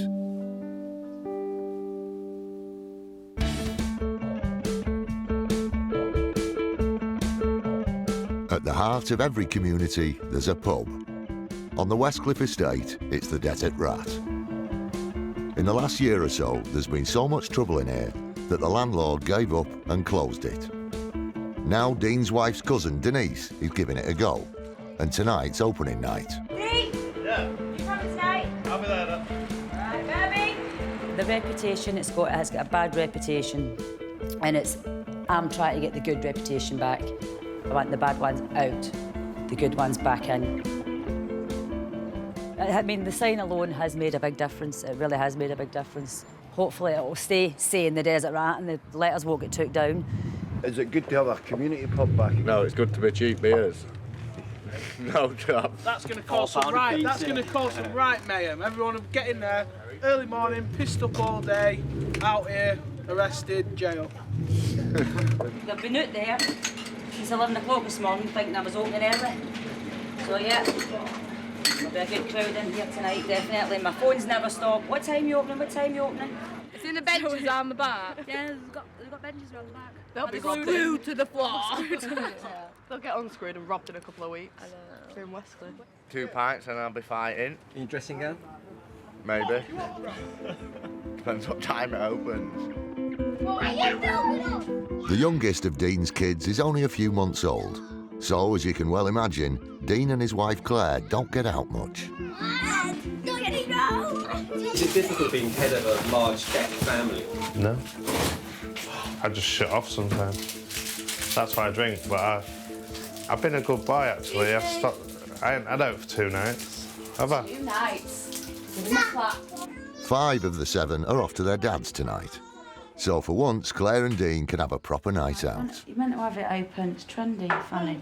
So who's got the same dads out of the kids? James, Danny, Leah, Harry. Yeah. Then to Ben, and then there's Alfie. Is to Nigel, one night stand. I ain't even bothered. And then there's how many kids? Latham and Hunter to Dean. Yeah, huge, isn't it? See you later. Oh, be good. Yeah. See you later, Alfie. Alfie. Be a good boy, won't you? Now, you couldn't say there's definitely going to be trouble tonight, but put it this way. Denise is nervous, and she's from Glasgow. I'm excited and I'm nervous. But once they're in, I'll be fine. It stinks of weed out here. Why does it smell like that? You smell that? People out there. We won't be smoking that in here, that's for sure. I'm being fair letting yous back in, so yous be fair with me. Simple as, innit? Right. Come on, Connor!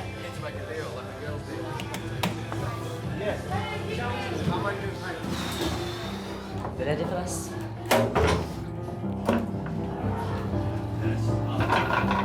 We are open. Are you open?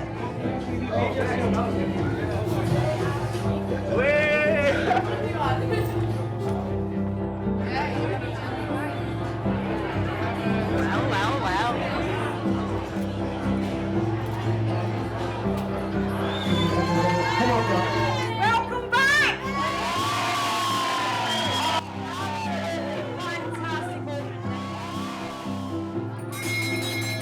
Hi, Fergie!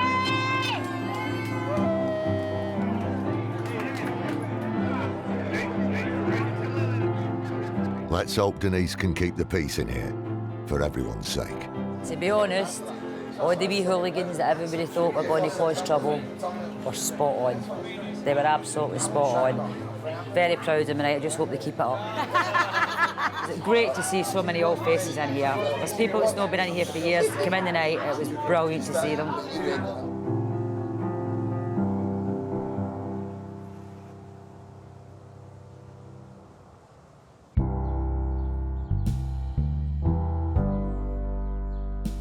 As Westcliff wakes up to its hangover, it's back to the boredom for some.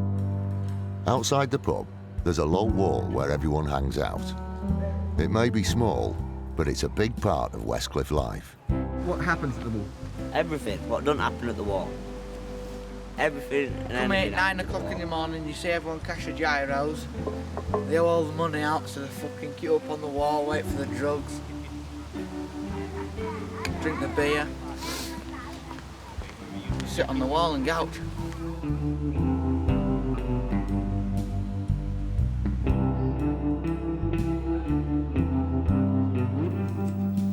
Kieran was a wall regular. He grafts to feed a drug habit, mostly shoplifting. A prolific thief has been told to breach his antisocial behaviour order at his peril. At least he did, till it landed him with an ASBO. My shoplifting, it wasn't just going into a shop. To me, it became a game. I'd go into any shop on the high street and take a rack of jackets, come out on the push bike, boom, gone. I would do that because I had an addiction. To get to my chemist, it should take me 5–10 minutes to get there. But because of the ASBO zone, it will take me 25–30 minutes because I'm not allowed near Scunthorpe town centre. I've got to do it daily. I enjoy the walk when it's not raining.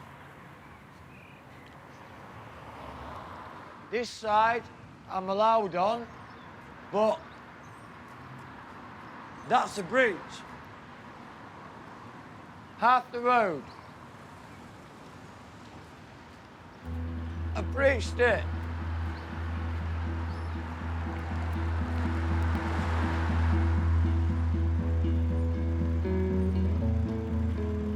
If Kieran is caught breaching his ASBO, he's going straight to prison. So he's trying really hard to stay out of trouble and volunteering at a Christian centre. Well, it gets you out of mischief, doesn't it? Well, that is my middle name, apparently. Right, OK. I've had a bad time, but I know what I'm doing now. Good, you're on the right road. Yeah. I'm not a saint, but... We're not saints either.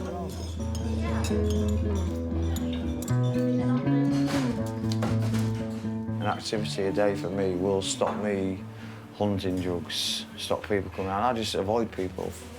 I'm working and they're not, and they're chaotic on drugs, so I can avoid them anyway. From now on, it is the right choice at the right time. This isn't the first time Kieran's tried getting clean, and the odds aren't exactly stacked in his favour.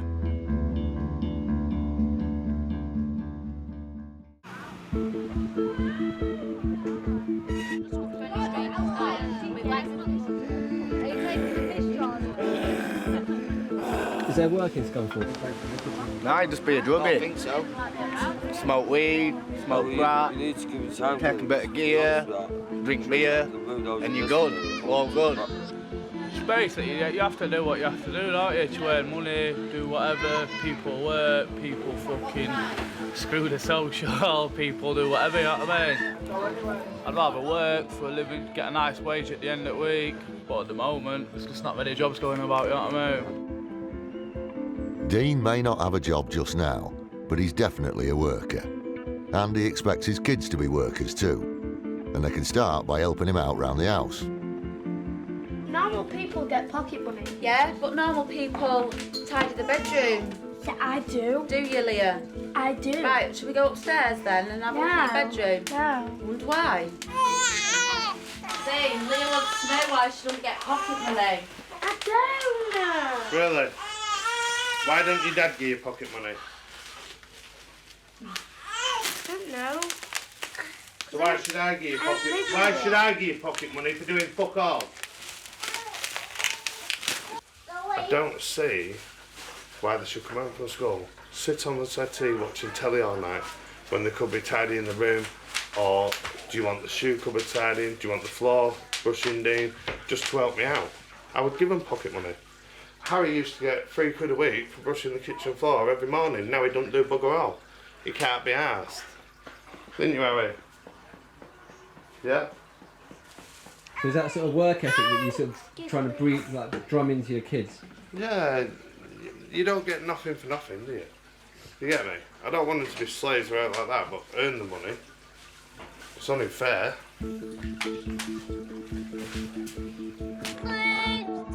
If you want to know what it does to a young family when there's no work, then Claire's cousin Shane is really struggling with it just now. Today's his daughter's first birthday party, so he's putting a brave face on it. Kids and whistles. Thanks for buying them whistles, Leon. No problem. We're bringing them back down to your house next week. We're going to shove them up your fucking ass. Just rocking Arsenal for her first birthday, but I didn't want to rush it, so I ain't got it finished, you know, on time. A little diamond eyes, diamond eyelashes, but she's my little girl, so she's like a little diamond, isn't she? The truth is, after 7 jobless months, Shane's hit rock bottom, and he and Leanne have split. I'm not someone that'll sit on his ass, you know. I'll go out there and I'll get a job, but at the moment I'm just getting kicked back, you know. I'm getting shitty emails, unfortunately, and you know we're unable to process this and that. It's really pissed me off, to be fair. So, yeah, if we're getting like that, well, it's you know it started me drinking, to be honest. Yeah, I've just gone through a stage where I've been drinking a lot, and I weren't drinking to enjoy myself. I was drinking to suppress the fucking pissed, you know, how pissed off I am and how depressed I am getting. You know, I've been seeing doctors and I've said to them, listen, mate, I need something to fucking calm my nerves. You know, I'm 22 years old, I shouldn't even have to be at the doctors, you know, asking them to give me something for depression or anything like that. But I'm not letting it go, I'm gonna hold on, you know. I'm British, you know, I'm like a staff, and I'll lock my jaw, and I'll make sure I just keep a grip of life. And that's what I'm doing, you know, chin up. Happy days. You know, I'm like a bank with no cash. I can just say it like that, I'm like a bank with no cash, like a curtain without a rail, like a door without an handle. You know, at the end of the day, I'm just that person with the one thing missing. I need a stable job so I can support my family better, you know. Shane's dad moved to Abu Dhabi, then India to find work. But being apart from your family for years at a time is a high price to pay. It's hard for us to see him like this because I know I had him in Abu Dhabi with me for 3.5 years and I know he works like a little Trojan. And it's so hard to come home and see him in such a state. Why did you come back to Scunthorpe? Do you want the honest answer? For Leanne. That's the honest answer. Since Shane and Leanne split, Shane's been even more determined to get a job and get his life back together. I know he's tried for loads of jobs. I've seen the emails. He copies me in on all the emails in India. It's very difficult for all the kids coming up these days. You know, I see so many people out of work. I can't believe how many people are out of work. I can't, honest. To say, well, Scunthorpe was a thriving town so many, 10 or 15 years ago, it was bustling. And say bye-bye to Nanny and Grandad. Now you go down the city centre, it's nearly empty. Take it easy, Mum. Love you both. See you later. Number 2, 3, 4, 5, 6, 7, 8, 9, 10, 11, 12, 13, 14, 15, 16, 17, 18, 19, 20. Left, right, left. Wherever there's no jobs, there's usually an army recruiting office. Mind you, even they're getting picky nowadays. Left. Squad, by the left. Quick march. Dean's eldest stepson, James, will be leaving school in a few weeks to join Scunthorpe's job queue and reckons he's more likely to get into the army than into college. Right, left, right, left, right. I think it'll either make or break him. If that falls through, he's going to be knackered, isn't he? Because he's got nothing else to choose. I'm sure he don't want to end up on the wall around there with a can of beer. I want to join my best mates.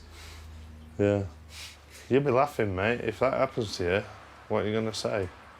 You're going to look like a rat clown, aren't you, if that does happen? Do you know what? It won't happen to me. I don't want it to, mate. I don't want to waste my life. Exactly. That's why I'm bothered about you choosing what you want to do.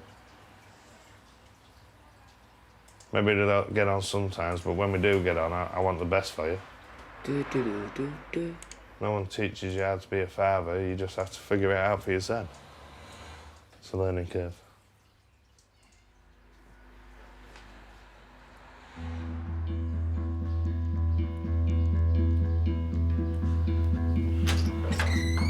Addiction's a tough nut, and it looks like Kieran's having a wobble on his road to recovery. This is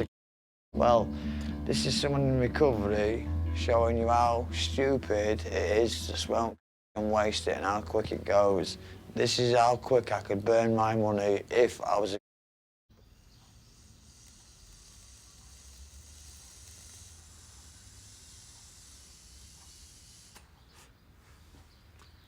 That's a fiver. Because half of it's there. And stupid people have a pipe after pipe after pipe, yeah? I couldn't care less if I throw that down the sink, but I won't, yeah? I'll have the other pipe, yeah? So do you still have a habit? No, this is never happening in my life again.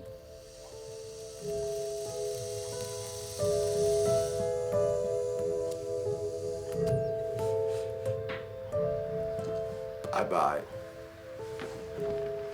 I didn't start committing offences till I was probably, 14, 15. After my brother died when I was 9. We've been swimming that Sunday because it was an activity we did that day. 3 of us. My brother was 10, I was 8, nearly 9, and Neil, I think, was 14, 15, my sister's friend. We sat at the bus stop waiting for the bus, and that car, it hit the central reservation in the middle, and then next thing it's hitting us. He's got crushed into the bush shelter and spat out, and every bone in his body was crushed. My mum took it badly. She was sitting in our bedroom and mine and my brother's, sitting on his bed on a night time, distraught, crying. Everything I loved got took. And here I am today at 34, off drugs. But I've done it for my reasons.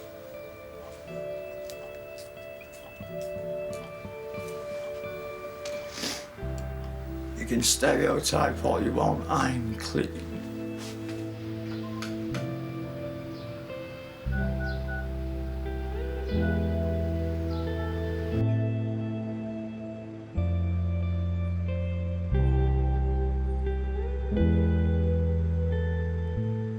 I had like an epiphany the other day, right? And I was just thinking everything must be about money. And it is, isn't it? If you don't have money, you can't eat. If you don't have money, you can't go out and have a drink. If you don't have money, you can't buy shit for people. You know what I'm saying?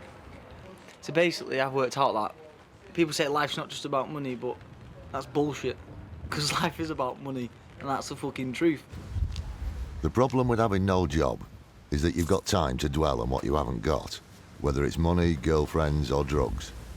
Like Kieran, Shane's trying to fill his time, but he ain't volunteering at no Christian centre. If I weren't doing cage fighting, I'd be fucking fuming. I'd be a walking fucking time bomb. Inside, deep inside, there's an animal that's raging. I've learned how to channel my anger, you know, when I need it the most. You know, there's times now when I've normally been getting angry and pissed off at things, you know, Scunthorpe, you know, the fact that it's got no fucking jobs whatsoever, you know, it's taught me how to channel it. You know, if I can get further on in the sport, you know, I'll take it as a career, you know, because it's something I enjoy doing. Watch out, watch yourself, watch your fingers. I mean, how different would life be if you had money coming in? Mate, I'll tell you what, yeah. Me and Leanne won't be fighting every fucking 2 minutes and splitting up and fucking that shite. We'd have more of a life. I'll be able to give the kids more of a life. I'll be able to get a car back on the road. We'd be able to take them out places, you know, the zoo and that. I want to be a dad, you know. The moment I can't do that.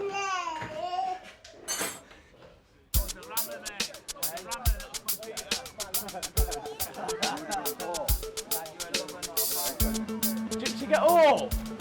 Get up now! Get Fucking hell! School's broken up for the summer and the wall's heaving on sunny days. But it's crunch time for Dean's eldest, James. He's finished his exams and needs to get his army forms in. Gunner crewman's my first choice. Military engineer is my second choice. And my third choice is infantry soldier. Haven't you got to have qualifications though to go in there? They'll train him up to do that. Right, but ideally, where would you like to be? Front. Front? Yeah, front line. Front line? In a tank. And you want... Well, no, I want it... No, I'd like to have a go in a tank, but I'd prefer actually running about shooting. Then, not gunner crewman. What does discharge? I went to the guard room a few times, all that was... What does discharge mean? Oh, Are yeah, you taking the piss? No. I didn't read it properly. What does discharge mean? I didn't read it properly, calm down. Ever since I've been little, I've always, don't know why, but I just wanted to be in the army. I'm not really, like, bothered about dying or anything. If you only got one life, so might as well live it. Even if that means sort of getting killed? Yeah. Yeah. Hello, can I help you? I've come to drop my medical forms off. Rich or poor, it's tough being 16. But maybe there's a bit more to this army thing than James realises.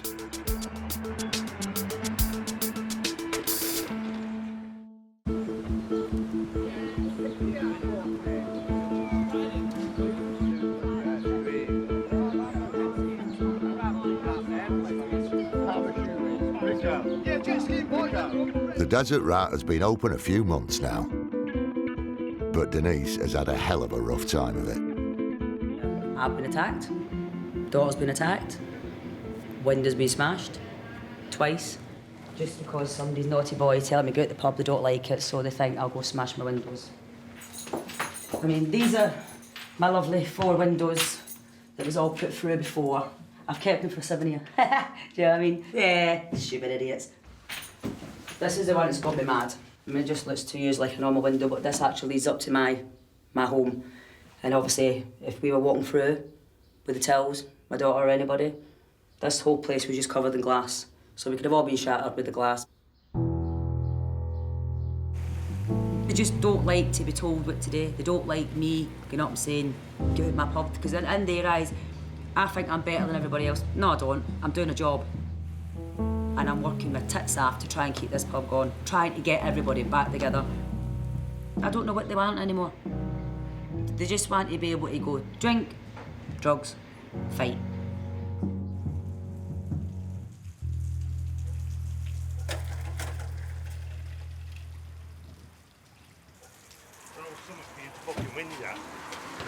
How's Dean this morning? Nerdy, stressed, weird, bald. Fucking hell. It's pouring with rain. Tempers are fraying. Must be time for a family holiday. Just fucking do it and shut your fucking mouth.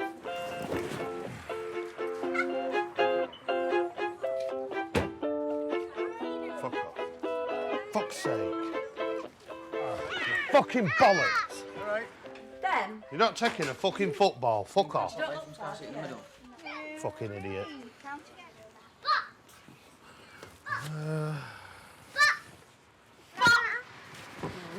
They've got a car off the neighbours, but it seems it's given James another reason to whinge. Oh, I'm gonna get pissed off in a minute. You're like a 2-year-old that don't get his own. You don't get your own way because you want to sit where you want to fucking sit. Dickhead. What's the matter, James? Can't sit where you want to sit. No, I don't want to sit in the middle because I'll be sick. Dean, is it important to get a family holiday? No. What? I wish I'd never fucking done it. Because we're all fucking whinging, fucking whining little cunts. Dean. But you're looking forward to it, Dean? No. Dean. I'm not looking forward to it now. I'm not. All they do is whinge and fucking piss them down. You want the bus?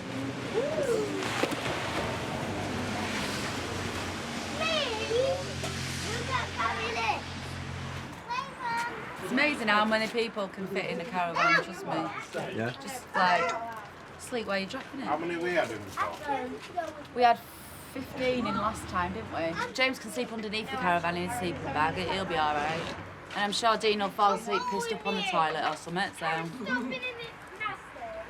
All outside near the fire. It's a mission. You've got to. Thank you. It's too heavy for me. Alfie! Dean. Get in.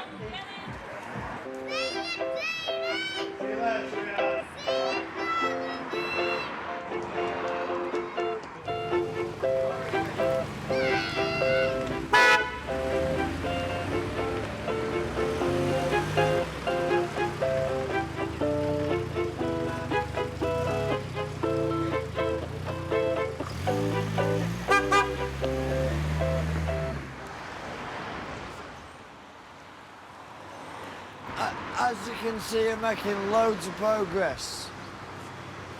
Some people never get a break. Kieran's been thrown out of his sheltered accommodation, and with no one to turn to, he's on the street.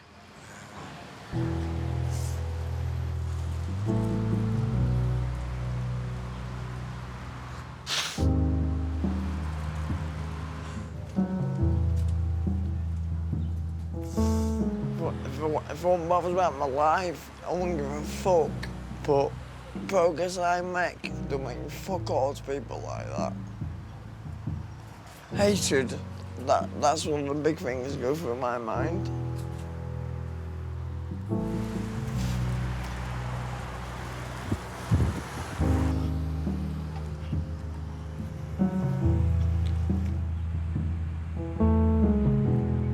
All Kieran's got to keep him going is a nicked watermelon and a pocket full of Valium tablets.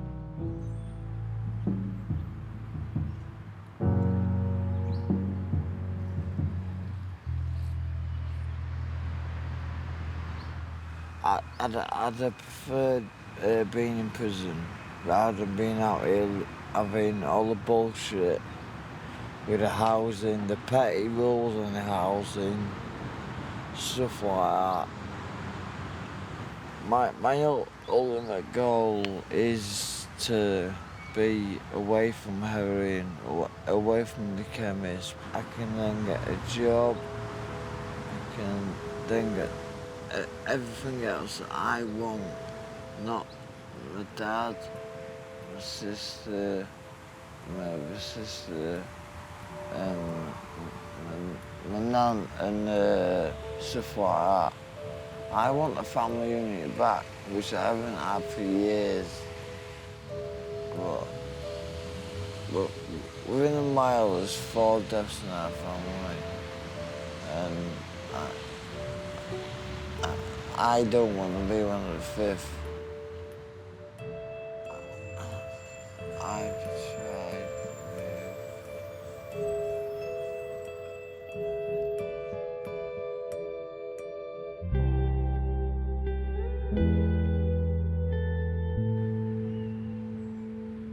He likes fucking yapping. He can talk for fucking England. One more battery. Should have put 2 in, didn't she? Are you finding pellets out of that? Yeah. Go around the side and do it. Alright. Alright. Alright. It's just a break from home, innit? It's getting away from that shithole. You get me? I call it a shithole. I lived there all my life. You stood in the front room, by the way. Claire sat at the dining room. This is our cooking facilities, obviously. Jan! They're filming. Just open the door a minute and we'll get you in the shower. Can't wait to see your fucking nipples. That's the shower room. Jan's in there at the minute. No! Oh, hey! Whoa, that's more than I needed to see. Fucking hell, I haven't seen them for fucking 37 years. Who's in there? My mum! Oh, I'll take you into Lee's bedroom then and I'll sniff Jan's knickers out. Oh, shut up, you pervert. Hey, Janice, where's your thongs?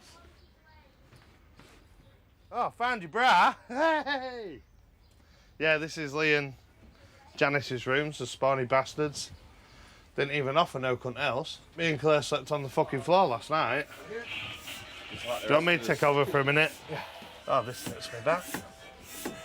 Fucking whinged about the caravan before we come here. Got in the caravan, he went, oh, it's better than I thought. So I didn't whinge about it then, did I? Yes, you did. No, I didn't. And you was whinging, where we sleep. Don't worry, Lee, you can have the fucking bedroom. Tell me I'm full of shit. You're full of shit. Swear down on your son's life you didn't whinge. I swear down on my son's life I whinged a bit. Yeah, there you go. How many people were staying in here tonight? 1, 2, 3, 4, 5, 6 adults, 11 kids. Latham, turn that off now, so I'm going to ram it up your ass. You've just been firing it in the caravan bedroom. Now he's just shot him in the back. Shooting him though? Did I shoot him? No, I You didn't. shot in the caravan bedroom! No, I didn't. I tell you now, I'm if you sick of fucking get it, Fuck off! you've had your fucking money, you bought a stupid fucking gun. Bye. Yeah, you go by. You fucking retard. Fucking hell, some kind of fucking mafia man. No, you're solid, aren't you, Dean? Just because you got big muscles and that and showing them off. Fuck off. You're that clever, you can't get it in your head, can you? You're shooting in a caravan that ain't even ours. Shot, you wanted to start shouting at me No, to get all your anger off you. I've just told fucking Rory off. Oh, yeah. So I get the most of it, do I? Because you're shooting in a caravan.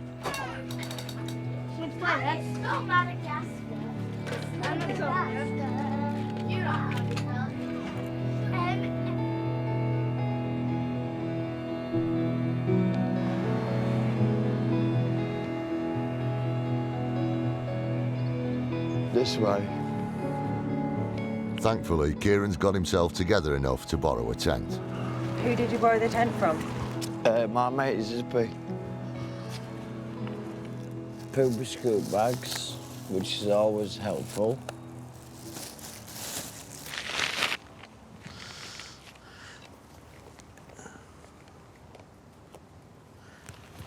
Kieran, when was the last time you put a tent up?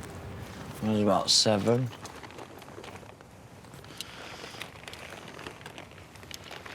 Why? Am I doing it wrong? Have you seen the bedroom? Does she look cosy? Right, that's that. Are you happy with the spot you've chosen tonight? Quite ecstatic, actually.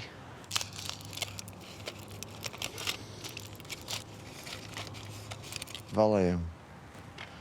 10 mil volume. 5 times 10 is 50.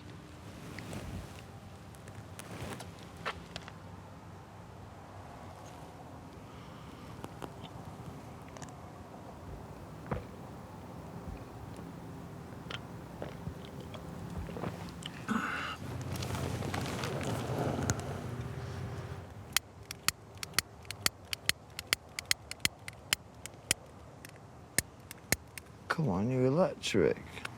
I'm not that bothered about having a fag. I'm not gonna. Good night, Bob Ellen. Good night, Sue Ellen. Good night, Grandpa.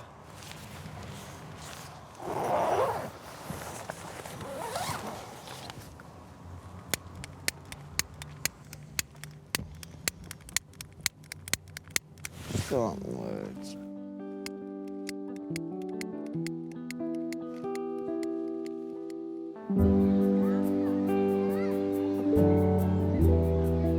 They've had their 3 days. It's time for Dean and his family to go home to Scunny. And who knows, by next year James could be off getting shot at instead of fighting with his family.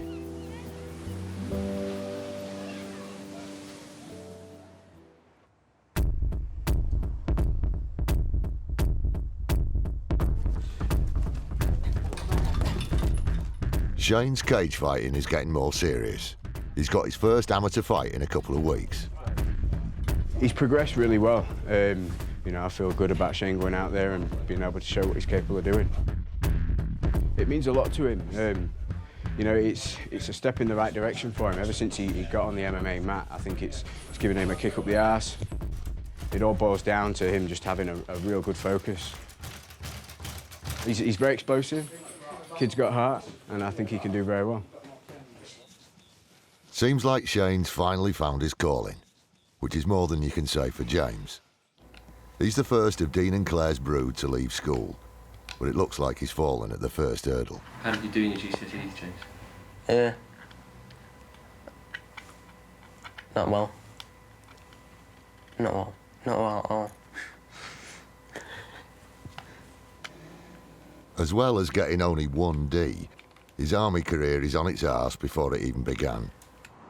After all his plans, he didn't even bother turning up for the interview. So did you decide not to go for the army this time round? Yeah. Because I know for a fact I'm going to fail. What are you going to do then? Just sit around and bum like you have been doing, watching films all night and getting up at 4 o'clock in the afternoon? Don't fucking think so. I'm not fit enough yet, so... What do you mean you're not fit enough yet? You can get fucking fit in the army, you fit git. Yeah, but... What are you going to do for money? You're not bumming off me. I've got no chance. You find your own way, you're going to be a bum. That means you have to go sit round on the corner and catch money for a can of beer. You won't be able to have money for... Yeah. Top up your phone. Oh, yeah, I don't won't be able anyway. to buy new clothes. No deodorants. I won't buy your own deodorant anymore. He ain't got his head on, has he? And I'm not looking after him. The free ride's going to stop, so. No. Sorry, mate. That helped, bums. Now you want to borrow my bike? You want to talk to me? Don't wear that. Don't wear that way, bum. See you, bummo. Hey, take that cut with you for the coins.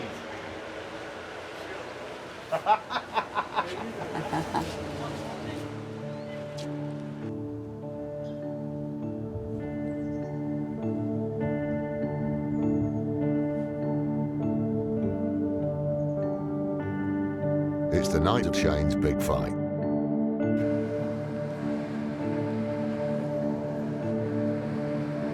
Make a fist. Hand feel all right? Yeah. Not too tight? No, it's all right. The medical wrap ensures that his hands are protected during the fight, giving the most support possible so he can punch as hard as he possibly can. It's sometimes easier to break your own hand than it is to knock your opponent out.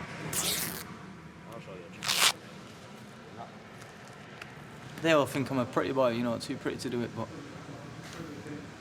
what's wrong with being good looking and like to fight? Training, fighting, sorts his head out. He's there for his kids, he's absolutely brilliant, Dad. So he's got it sorted now. I've never seen him so happy. Stop! Time to do the business, boys. Time to do the business.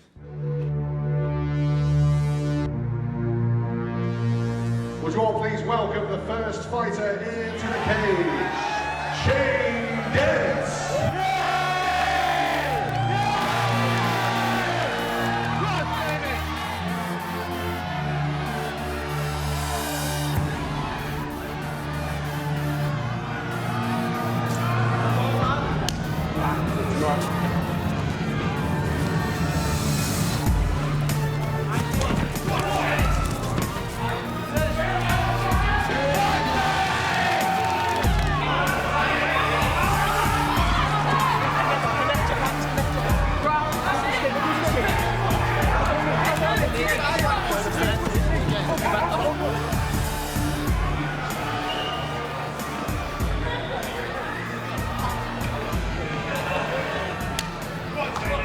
Hands up!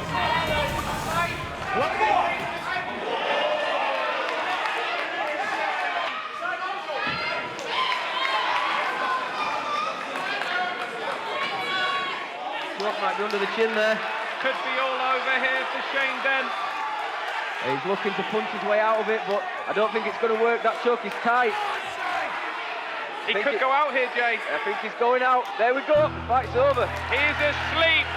Michael Evans takes the win. What an opening bout here at AFC 10. Puts Shane Dent to sleep with a rear naked choke.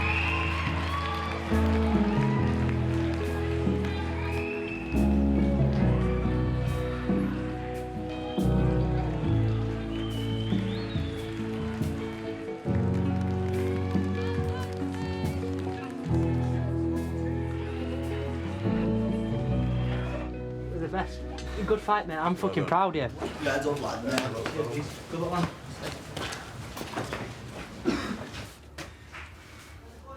I wanted to win though, you know. Hey, it'll come. It'll come when it's your time, you know. Good on you. Cheers, man.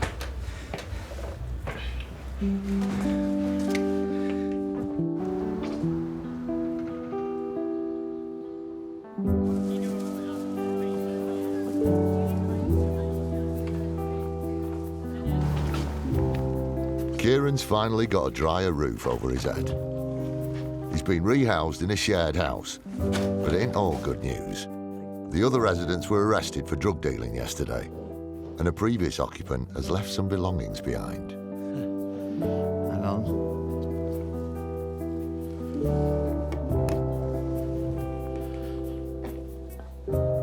Prostitutes, on seeing that, I don't think I want to venture any further.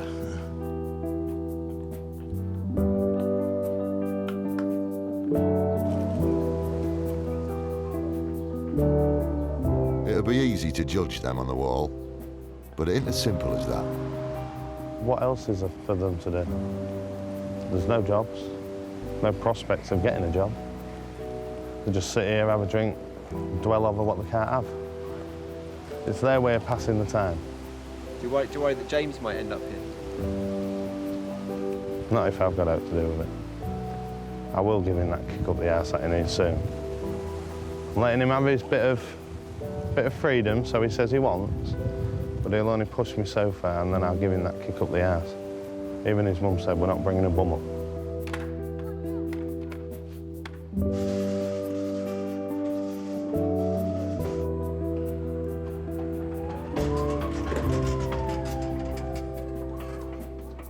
I don't even know what we're called, to be fair. We're like warehouse, I don't know, like warehouse men, aren't we? After 9 months of searching, Shane finally landed himself a job. It's fucking freezing. But it's mint, you know, when you're shifting boxing that you warm up and then you'll go do some rework and then you'll move pallets, you know, and you'll go picking. I'm happy. I'm happy I've got a job. These are small ones, yeah. It's come at the right time for me. Not everything's fucking pretty roses, like, but, you know, from where I've come from, my life's gone well better. Every time I get paid now, every week, I've got money for the kids, you know what I mean? Christmas is just gonna be like, poof, like an avalanche of just fucking loads of toys and sweets and, you know, it's gonna be like fucking Wonderland. They're gonna love it. Who can believe it? 1 year today. It's not easy being skint. You haven't got jobs or foreign holidays, but at least you've got your mates. Life can be tough, and tougher when you've got no one around to support you. Alone, a small slip can turn into a big fall very quickly.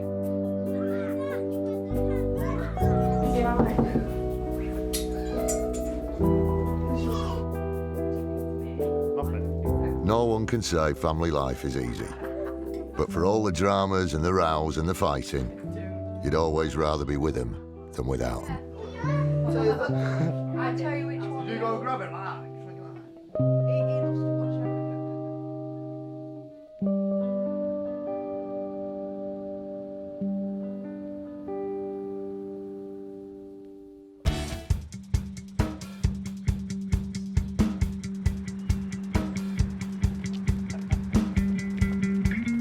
It doesn't matter if you're a millionaire or on the social, family means the world. And raising your kids is the most important job you'll ever have. And it can be a good deal tougher than any job on the steelworks. Your responsibility is to ensure that you nurture them, that you give them the love that they need in order for them to live the kind of lives that are meaningful. For Dean, the only good thing about being out of work is having the time to be there for his kids and the rest of his family. We've got a strong family, and we have now. We always have. Now It's I've getting joined. bigger and bigger. Now I've joined. No, Dean's done a lot. You know, he's been there. Dean's like a stepdad anyway. Claire, you know, come he's- to Alright, let's not get his head too big. If I can give respect to anyone, you know, apart from my dad, it'd be Dean. You know, he's like a dad to me as The thing well. is, so. we're not Shut there. up, you're going too far now. No, that's it. No, He has give me a been- minute, he's give me a done But for some, the pressures of unemployment are just too much. and they turn to booze or drugs. And it's their kids that pay the price. Westcliffe's local window cleaner Pete is a dad, and often pretty cuckooed. But most people wouldn't let anyone else clean their windows. Hey! That'll do. Are you going to get down now? Don't like it. Get him down. Does everyone know Pete? Who doesn't know Pete? He's a character, isn't he, bless him? Where do you want this, boy? No, just leave it here. Can I have a cigarette? I'll make you a bag. Say hi to Pete. Hiya. Say hi. Hey, I'm window cleaner. Oh, shit. It doesn't matter. Sorry. He's the only person I know who's never claimed off the social and he's paid for his own his own drink, everything off his own back. He's got his own fucking business. Cheers. He's a good lad. Yes. All right. He's one of them men that you just want to cuddle him because it's just so sweet, isn't it? I think a lot of people take piss out of him, but I don't know why. It's fucking harmless. But he doesn't do anyone harm. He doesn't bother anyone. He doesn't go robbing. Right? I ain't got it in my system to go rob someone. No, yeah. Good. Yeah, you don't want to, don't do you? That penny sweet, put it in your mouth and the alarm would fucking go off. Fat bastard took it.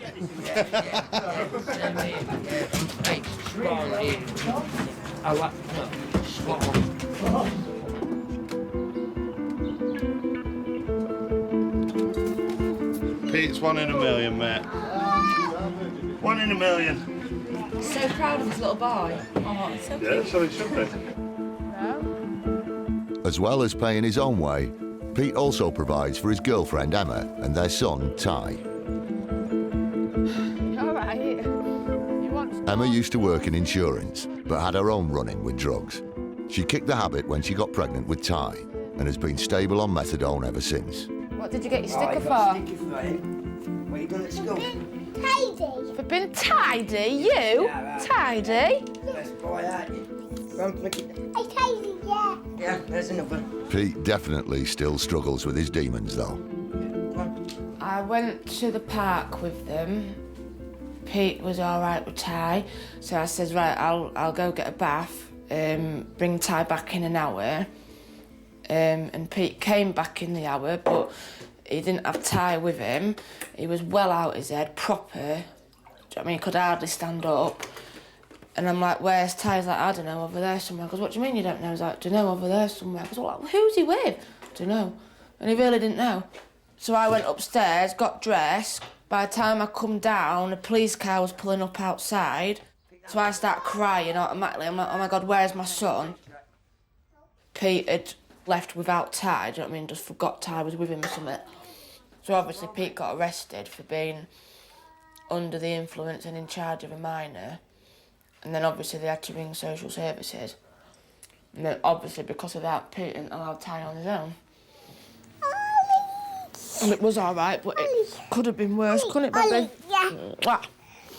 Who loves you? Yeah.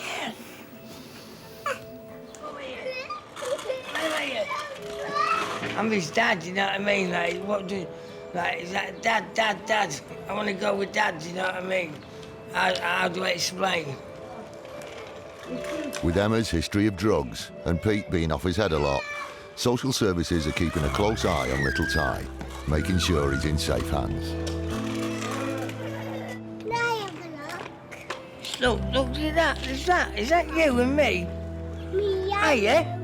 Wave. Daddy and son.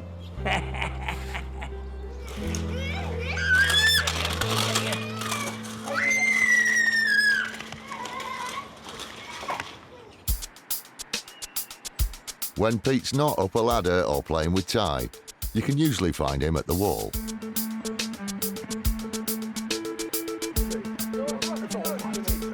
The wall attracts all sorts, some of them with nowhere else to go. Just next to the wall, at the community centre, a local group tries to help people get off the wall. Their volunteers offer a bit of counselling, support, and even throw in a bacon bat for breakfast. I'll give you one of them. That's the leaflet that sort of explains what we do.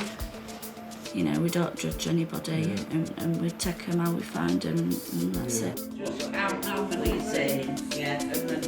Helping out for the first time today is Gail, who's been unemployed for years and whose life is perhaps as complicated as the people she's helping. I wanted to do this for the last 2 years, since my partner died. He was 37-year-old when he died.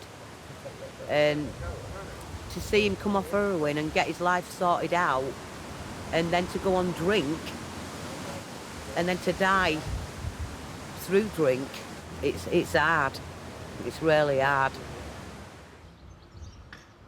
Hardest hit when her stepdad died was Gail's youngest, Sky, who was 13. This is a poem Sky wrote. I understand how hard it was to stop drugs like you did. Maybe I didn't notice before, but then I was just a kid. Maybe one day, when I die, I will see you again, because then my tears will be happiness and it will stop all this pain. I love you, and there's so much I could say. Sleep tight, Daddy. See you again someday. And that for a 13-and-a-half-year-old to write something like that, to say that children grieve in different ways to adults, Sky just went off the rails. For Sky, going off the rails has meant getting into lots of fights. You're always getting involved in other people's arguments, and that's why you end up fighting, and you're the one what gets into trouble. Yeah, but it's because I can. Because I can do that, and if I want to do it, I can. Because I don't give a fuck, you know what I mean? It was nothing to do with you, but you got involved, and you hit that girl. Yeah. And then there's another, when you was with your friend, and her dad came and chased you in Astor. What about that? It's not funny. That's not funny. But do you know what, yeah, that's for sticking up for your fucking mates, that. Of course it is, man. She built it in her stomach and winded it, so I just went over. I was just like, boom! Dropped it, banged it, fucked her up, stamped on her head and everything, man. And then that's when her dad come and chased me. It might have been 3 years since she lost her stepdad, but Sky still hasn't come to terms with it. If we mention his name, she has to go out of room. If she gets upset. And if she's had a drink, and anybody mentions names, or mention his name, she goes mad. Absolutely mad.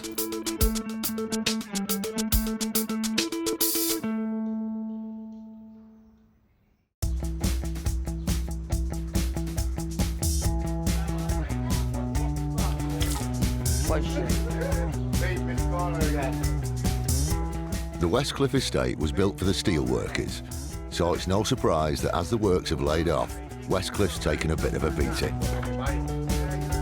Mind you, there's always windows need cleaning. Oh, Pete, you've left it right. Fucking stain there, mate. Pete, you are. That's not how you do it, man. You fucking have to turn into it, man. S-shapes. Yeah, you do. I've done it before. Yeah. Right. Get your hands off the windows. Is that right? Not being funny, I couldn't imagine not working, do you know what I mean? I've always worked all my life, I have. I couldn't imagine being on the dole. It's not my cup of tea. So I'm not knocking anybody who wants to be on the dole, they can be, do you know what I mean? But I like to keep the sin occupied. How's the elbow grease, Pete?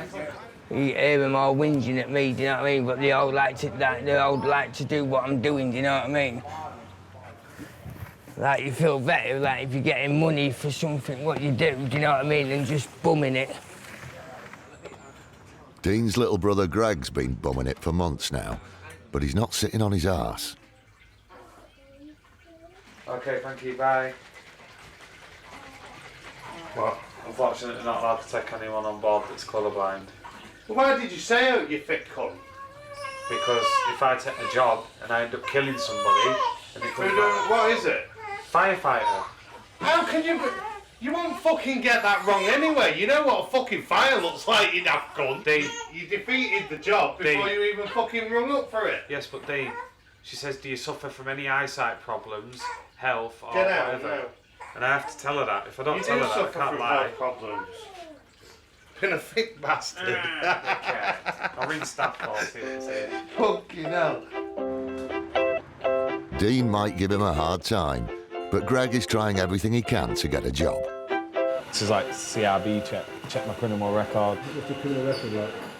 It's pretty good, actually. I've only been arrested once.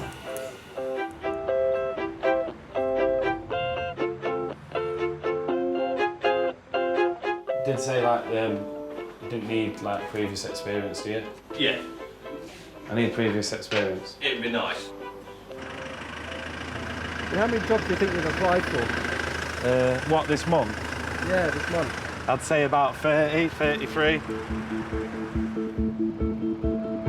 With so many in the same boat, it's not surprising that people get what they can on the side. Nothing big, just everyday stuff to help you get by. I always say to people who shoplift how to get me cheap makeup and that. I'm like, yeah, when you're getting some makeup, come round to mine, do you know what I mean? Because you've got benefits, you can't afford to buy all the proper wash powder and the proper coffee and the proper aftershave and that. So you ask people to obviously rob it for you and you get it for half the price, like, so you can afford it then. So they are providing a service really, the shoplifters. Take Tracy. She's one of the best known shoplifters and no stranger to the police. Tracy's never held down a job for long and grafts to feed her habit. What have you been arrested for, Tracy? Shoplifting. Yesterday, she got herself arrested, an occupational hazard.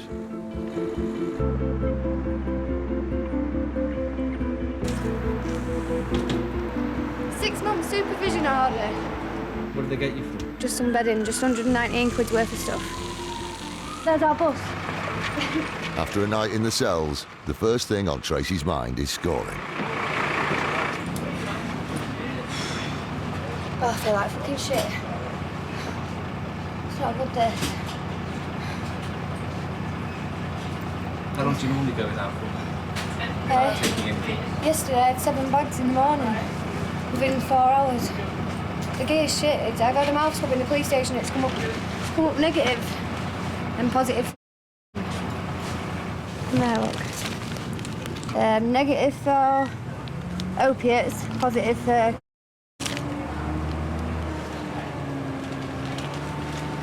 And I had the opiates after the... But I've got no choice but to go and get heroin now, even though it'll sort me out for maybe half an hour.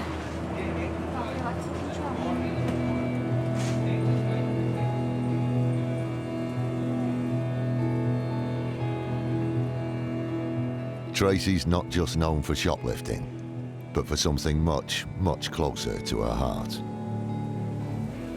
Everyone just looks at me as if to say, oh, she got kids to cover. Even though I'm a better mum than half of them down here. They didn't get took off me from me mistreating them, it was just the way they got took. But people talk about me as if I got them took off me. Like a lot of addicts, Tracy tried and failed to give up to keep her kids. In the years since they were taken, Tracy's use has spun even more out of control. Smiley face for the camera.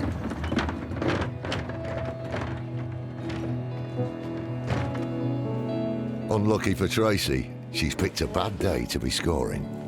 Can't get no. Can't get no. No one's... Just told you. No one's got no. There's 3 gear dealers down here in this area. But one of them only has it now and again. And the other 2 just fuck about and wait till they've sold it all to go get more. Whereas you should wait till you get to your last few bags and then go get some more. How much money are you spending a day? I'd say probably about 80, 90 quid. But most of the time more. How do you get that kind of money each day? Shoplifting and prostitution. Lads are phoning him up in Grimsby, said he ain't got none. Yeah. So you got it? Yeah, after half an hour.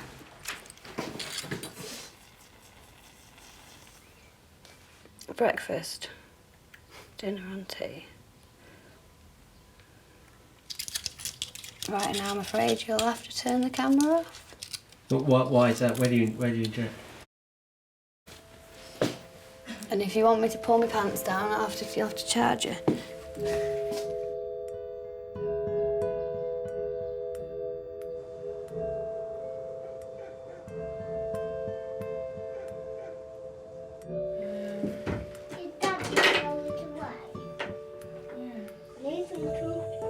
My real parents, they were drug users. They died of AIDS, which was through drugs. Come on, please. My dad used to do chemist over, which was a lot easier in them days, a big thing. He went to prison for it, and at the same time, my mum found out she wasn't very well, so we ended up in a foster home. It was only supposed to be for 3 or 4 weeks, but my mum found out she wasn't going to get any better, and we was actually there a good 14 years. Growing up, I thought that they'd given me up because they couldn't be arsed with me. It took a long time for me to sort of forgive them, if you like. Do you know what I mean? I did grow up hating them, you know. You've been rejected, which obviously it's not as simple as that, but as a kid, that's how I saw it. Do you know what I mean? God, my own parents don't want me, so what kind of monster must I be, do you know what I mean? Right, baby, 2 minutes. That's why I'm fighting tooth and nail for Ty not to go in care. He would not understand where I'd gone, why I'd left him, so he would do nothing but scream for me. He wouldn't eat, he wouldn't sleep. He'd be scared, he'd be angry. He just would not understand where's mummy, why's mummy not come to get me. To get what I mean, he's too young to understand, and he'd just think I'd abandoned him. If I can't even succeed as a mother, what kind of a person, you know, what is the point of me? Do you know what I mean? Sweet dreams, baby. How much must Mummy love you? 1,000,000 times more than all the stars in the world.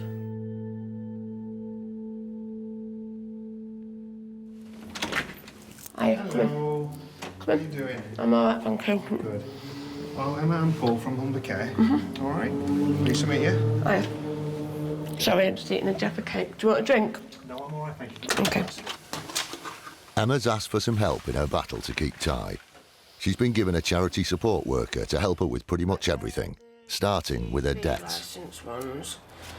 All the utilities, i.e. your water, your electric and gas, everything is set up, but you're not making payments at this moment in time, is that fair to say? Or... The gas and electric are token meters, so obviously I do. Okay. The water, no, I don't pay that. Right. I start paying it, then I miss a couple, and then I can't afford to catch up with it, and instead of doing something about it, I just leave it, and... This is what we can help you with. I'm good at burying my head in the sand. Yeah, the ostrich manoeuvre. Yeah. But these are the things that we can help you with. Okay. We can help you plan, we can help you strategise, look forward, and get you looking in that right direction. Okay. See you Friday. All right, you take care. See you soon, thank you, bye. Tracy's got money worries of her own. She's had to borrow to buy her gear today, and now she needs to pay it back. What are you calling? Them. But you only get 60 quid for them. If I was to sell them, I'd get a bit more. Hiya. What can I do for you? Can I put these in on buyback, please? Yeah, of course you can. Fall back in it. Money when I need it. You've used this before, haven't you? Yeah, I only got them back last week. Yeah, that's all right. All right, so you've got Thank you very much. £60 altogether. 20, 40, 60. Thank you very much. All right, see you later. Thank you. Day. See you later. Quick 60 quid. Yeah. It won't last long though. I owe all that out. So what do you need to do now? I need to see if I can get in a shop. But I don't know. What for? To pinch something. Want a better roulette and taking 5 please? Hey, AJ. 36 to 1 I'm paying. Money's always on your mind when you haven't got a job. 8 and 11. Right, and where's that? 27. No more bet.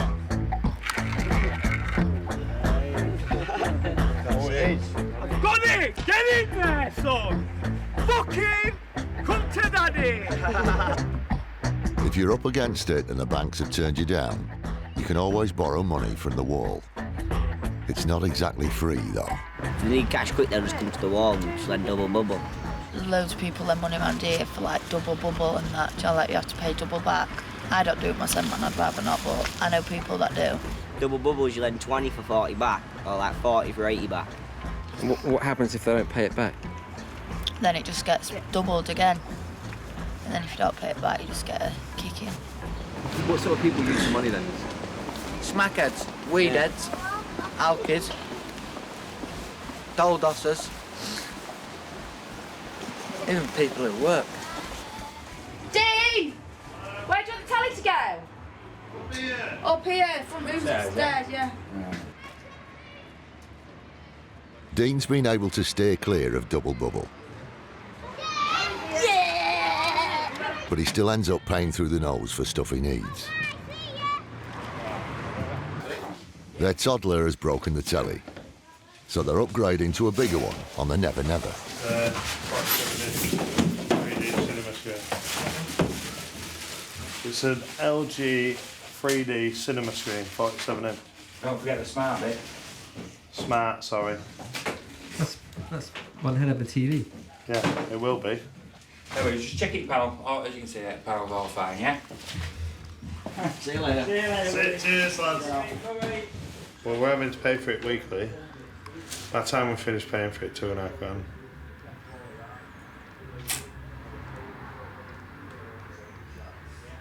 £1,800 to £2.5 grand. That's what it said on the slip. I'm sure we could have got one cheaper, like, but I ain't got the money. What would you say to people that say, look at that, family on benefits, and look at the TV they've got? That's what you get Bright House from. Pay weekly. I don't care what they say. We're having to pay for this over 2 years. We can't afford to go out and get one straight away, like them working class people who's got, what, £2 grand a week coming in. We're having to suffer 2.5, paying an extra 1,200-1,300 quid on top to pay for it weekly. So bollocks to them. Who gives a shit what they think anyway? It's us who's paying it, not them.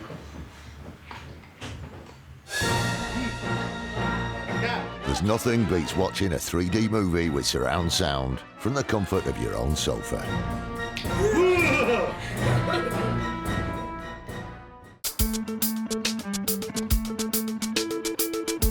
Gail's daughter Sky has been fighting again, and this time the troubles followed her home.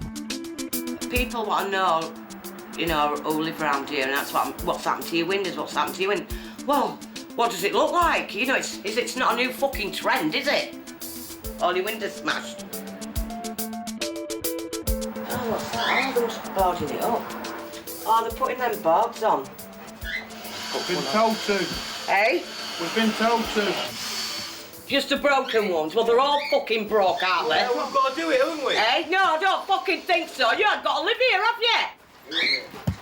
If it rains, Yeah. you're going to be knackered, I aren't know, you? yeah, And but- I ain't coming back at 5:30. Yeah, I'll tell you now.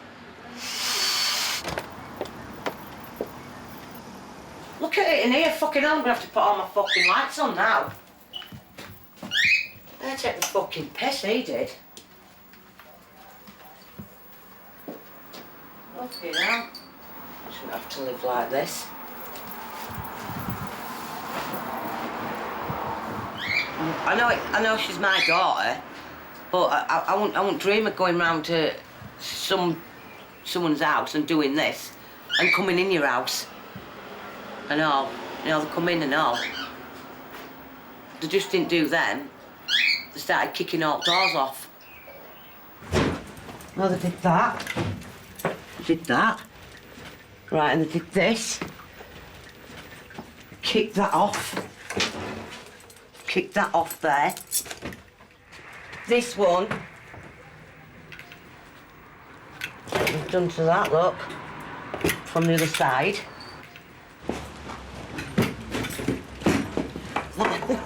That's what's left of the door. It's hard to say how kids will react to losing a parent. It's changed Sky, almost beyond recognition. That's Sky. Everybody liked her, everybody loved Sky. Everybody did. I've got one there of Sky when she was 3. When I look at, I look at her photographs and I see her now, I just think I'm going to get a knock on the door saying, your daughter's been in an accident, we've got her in the police station, she's killed someone, or more of them facts, like she's really done some serious damage to someone. I just don't know now with her. The way she's carrying on at the minute, I don't think she's going to see 18.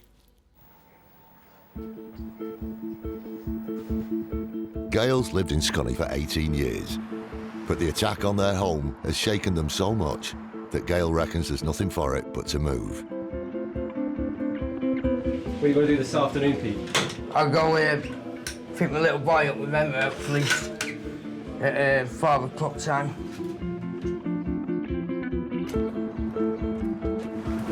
Pete may be keeping the estate's windows clean, but the same can't be said for himself. He's not laying off the drink or the tablets, and social services don't want him around Emma and Ty. Well, they say, we don't want people having any contact with you, Ty, with Emma. Meaning his mum, fuck knows why. Do you know what I mean? Yeah, why do you think? I don't know. But it doesn't help, do you know what I mean? Look at him now, What do you mean, look at me? I'm not on tablets today, ever, But you don't look great, do you, Pete? Well, yeah, but I'm not on tablets. I'm not saying what you have or haven't had, Pete, but I'm just saying you're not doing yourself any favours. Oh, no, yeah, I know. You're not on top form, are you? If my social worker was to walk in now, she'd think that you'd had something, you'd know she would. Yeah.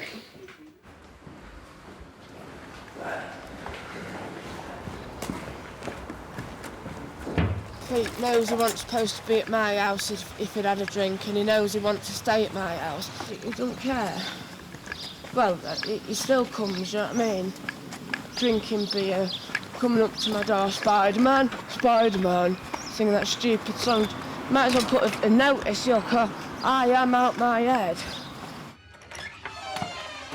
Had a good day? I've missed you.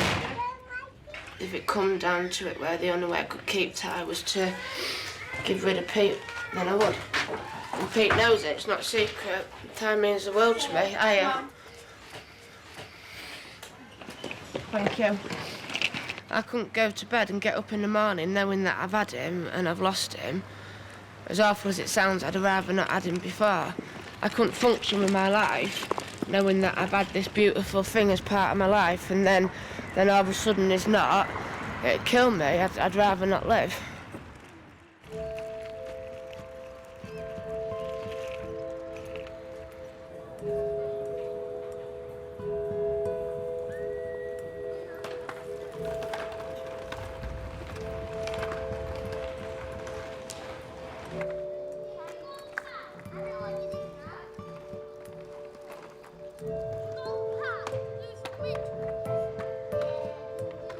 There isn't a day goes by that Tracy doesn't think about what she's lost.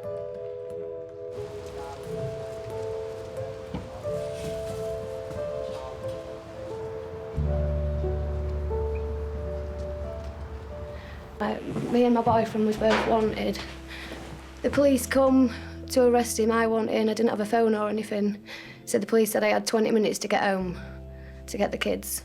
I obviously wasn't home till an hour and a half later. They'd made the call, but the transport had not come. But they tried reversing it, and they said they can't reverse it. So I had to pick my kids up out of the cots, fast asleep, and go put them in a police car, and then didn't get them back. Was meant to get them back the next day, but because of and the shoplifting, I think they're better off taking them away. I had my last contact a week and a half ago. It does say clearly that I'm not a bad mum. It's just the lifestyle and shoplifting and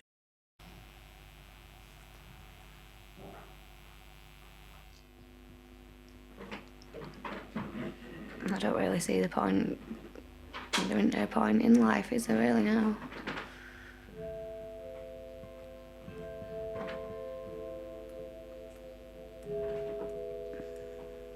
When you have kids, your kids are your life, aren't they?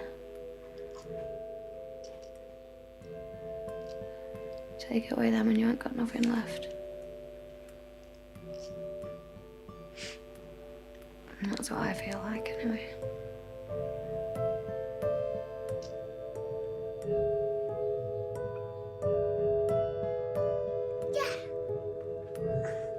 Emma's decided that she needs to move away from Pete and away from the precinct, where all the addicts and dealers know her. I've got to go for urine test once a week.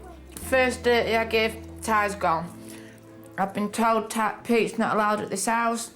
If he's seen the Ty's gone. I avoid that precinct as much as I can because you go down and people are like, do you want to borrow money? No.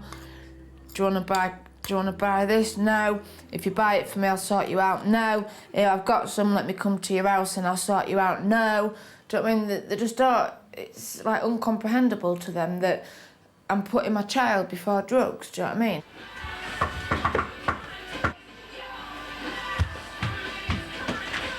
Hi, come in a minute. I'm cutting them in pieces for my dinner. Her support worker, Paul, has come to help Emma apply to get herself moved. Dad, I'm going to the moon.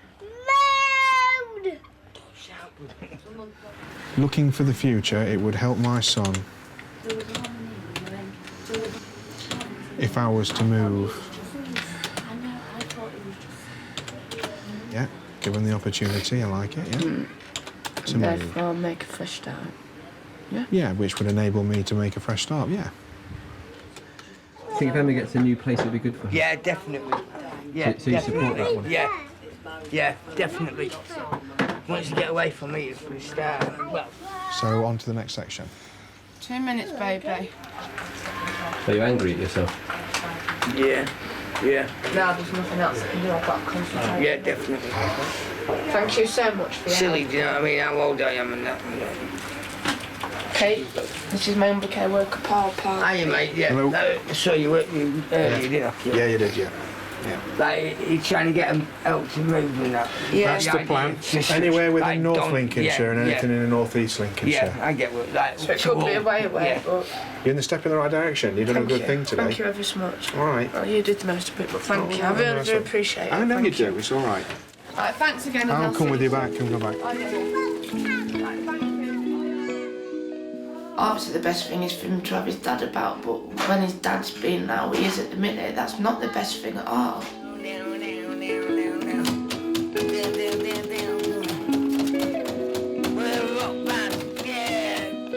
He's a good guy, he really is. He's got a heart of gold. But it's just them fucking tablets.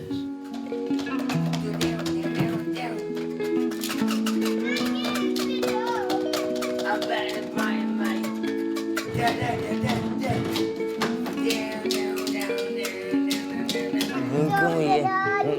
I love you.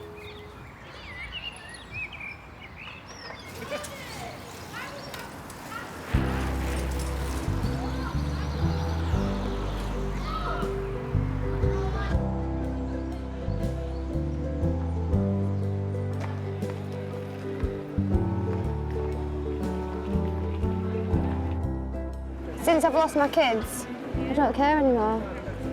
What else have I got to lose? Apart from my head. Once you get reputation, like, it can stick, do you know what I mean? It's hard to get, like, it can be hard to get rid of. Like you say, your best chance is, like, to disappear, like, to go to another estate or another town, like, if the truth be known. It's taken months to sort out, but Gail's on the move, and she's hoping Sky's reputation won't follow them. Look at me pots. Putting some big flowers and some hanging baskets in there. 5 months now without any windows. 18 months without any heating. I've been packed a week. So I'm raring to go. This is my shower. Oh, look at that. This is my kitchen. Fucking hell, it's like a palace, isn't it? Eh? Oh, all new central heating. Life throws some things at you sometimes, doesn't it? And you've just got to get on with it. You've got to be strong. And if you're not strong and you're weak, you fall apart, don't you? This is Sky's bedroom.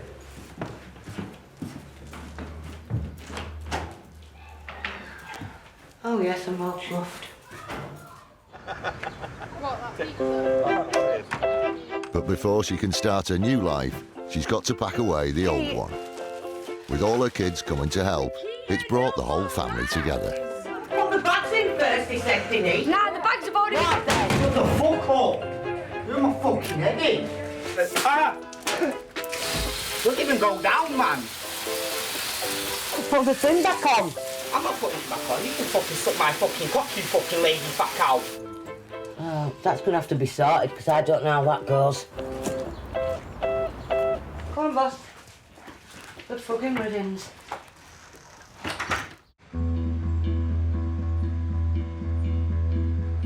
A lot of people seem to be stuck, one way or another. Tracy's stuck in a cycle of drugs and crime. She's been caught shoplifting again, and this time she's packing for prison. I have to take them out the frames. I just made him because I could have had him back. If I'd sorted me head out.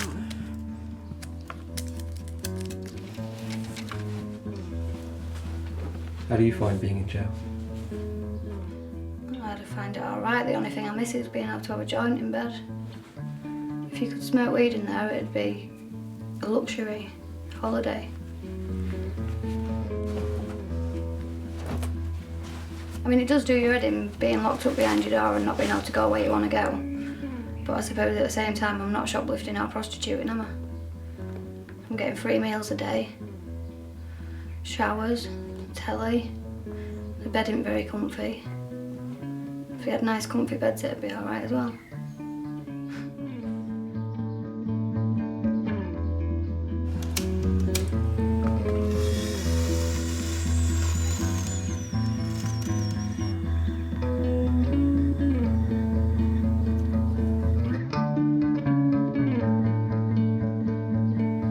If I don't go to jail, I don't think I'll be shoplifting anymore.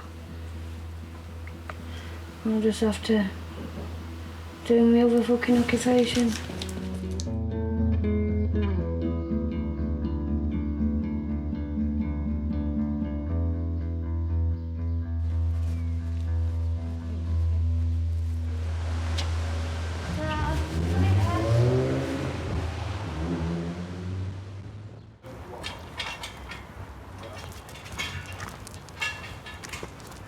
Gail's house move's almost done, Yeah.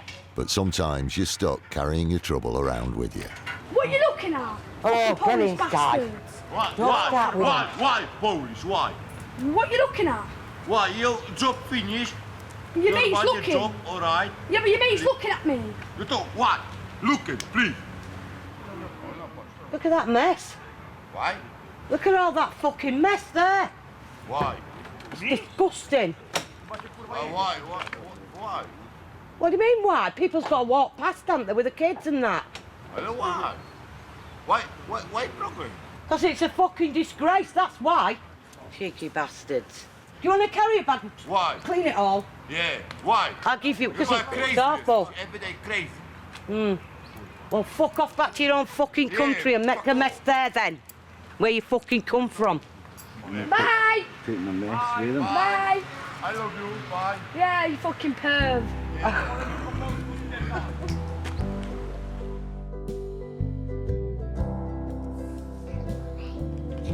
Emma's surer than ever about moving. But for now, she's stuck in Westcliff, That one. surrounded by her See if past. you can spot it first. I want better for Ty. I want just a normal life, just where I can get up in the morning, get Ty off to school or whatever, go about my housework. Do you know what I mean? do things, retire at a weekend, save up for holidays, do you know what I mean?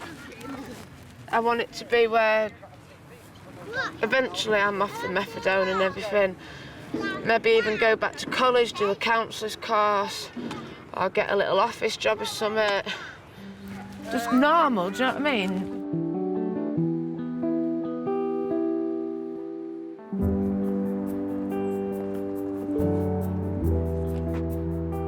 And there's Dean, stuck living on benefits in the town he was born in.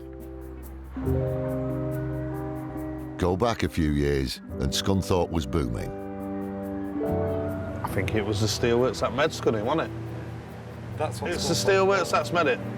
I think that's all they know Scunthorpe for. It's not the fucking football team, is it? It produces the best steel in the world. It's not manned nowhere near to what it used to be years ago when everyone was biking in and there's thousands of blokes coming through this gate. Only thing now is there's thousands of blokes lost their jobs. They've worked all their life and then they get kicked in the teeth, you know what I mean? Now it seems like there's 10 blokes for every job going. How many jobs have you applied for, though, in the past 2 years? I'd say over 250. 4 years, sorry. Fucking hell. I'd say about 1,000. No, don't go over the top, you dickhead. How many jobs have you applied for in the past 4 years? I'd say about 600, 700 jobs. In the past 4 years? What kind of wage would a job have to pay you in order for you to keep, you know, your family ticking over now? With the kids? With the house that we're in? Yes. 400 quid a week. With the house that we're in? Yeah. Right now? I'd have to be earning about 500-600 quid a week. What kind of job in Scunthorpe could you get that would pay that? None. None. I've told her I might have to go working away. That's probably what he probably used to get a couple of years ago off the steelworks, 600 quid a week, wasn't it? I was on 1,400 quid a week on the steelworks. 1,400? When I first started. I did every call out, I did every hour going. But I tell you what, I'd have to be earning 500-600 quid a week now, and there's not a job in Scunny that'd pay that. Not a job in Scunny.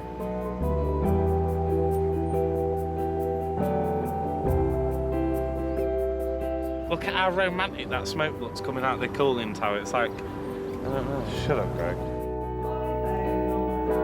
But who says you can't get unstuck? Tracy didn't get prison. She was given a rehabilitation order and is hoping to turn things around. I regret the prostitution and not fighting a bit harder for my kids. You can't turn the clock back, can you? If you could, we'd all have perfect lives, wouldn't we? No one's life is perfect, and there are no perfect parents. Ass in your face, ass in your face. You ready? Everyone does the best with the hand they're dealt, but some people have the deck stacked against them from the start. Everyone can hope that tomorrow might be better.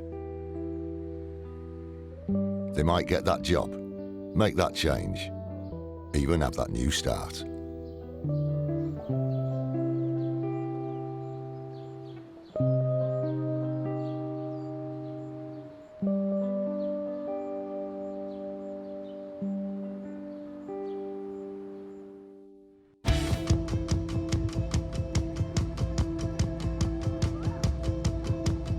Grimsby's a great town, and like anywhere, it takes all sorts. There's the rich, who are doing just fine, the hard up, who are just about scraping by, and then there are those who are totally skint and have nout. We only want about £5 for it, but it's whether he's willing to give us the £5 for it. If he doesn't, then we're stuck. I'll go get him. And when you've got no job, and you're totally skint, you do whatever you need to do just to get by. There's got to be at least 15 DVDs in there.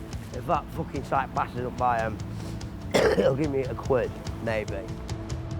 Grimsby's East Marsh is one of the poorest spots in the country, and round here, there's plenty of places to sell or pawn your worldly goods. Fiver! Yes, fucking fiver. Buzz in. What you got to do today? What's the plan? Make some money. Ryan and his girlfriend Shaz are also strapped for cash today. Ryan's on electronic tag awaiting trial, so he's got to find legal ways to get by at the minute. Either put my phone on, buy a back, lend some money, or whatever.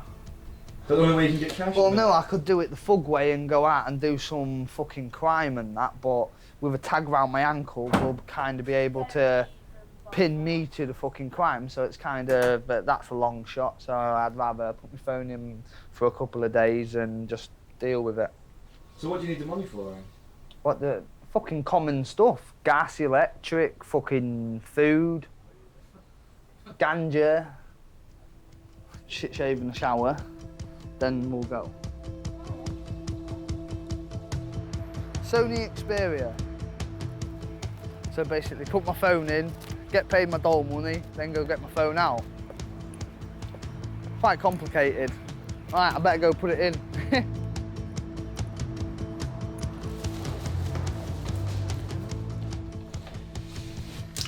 The gas is now on, because it's just fucking clicked. Now you've pawned your phone, how long will all this stuff last you? Well, it'll last me till my payday, 4 days. But my dad's coming back with some... Ryan, you haven't signed on. What? What time is it? 1:30. Oh, shit. I haven't signed on. I'm meant to sign on at 1 o'clock and I fucking missed my sign-on date because I've had to fucking put my phone and that on buyback to fucking sort it all out. What happens if you don't sign on? If I don't sign on, I don't get my paid, then I don't get my phone back out the shop, then I get sanctioned and none of this happens. Fucking hell.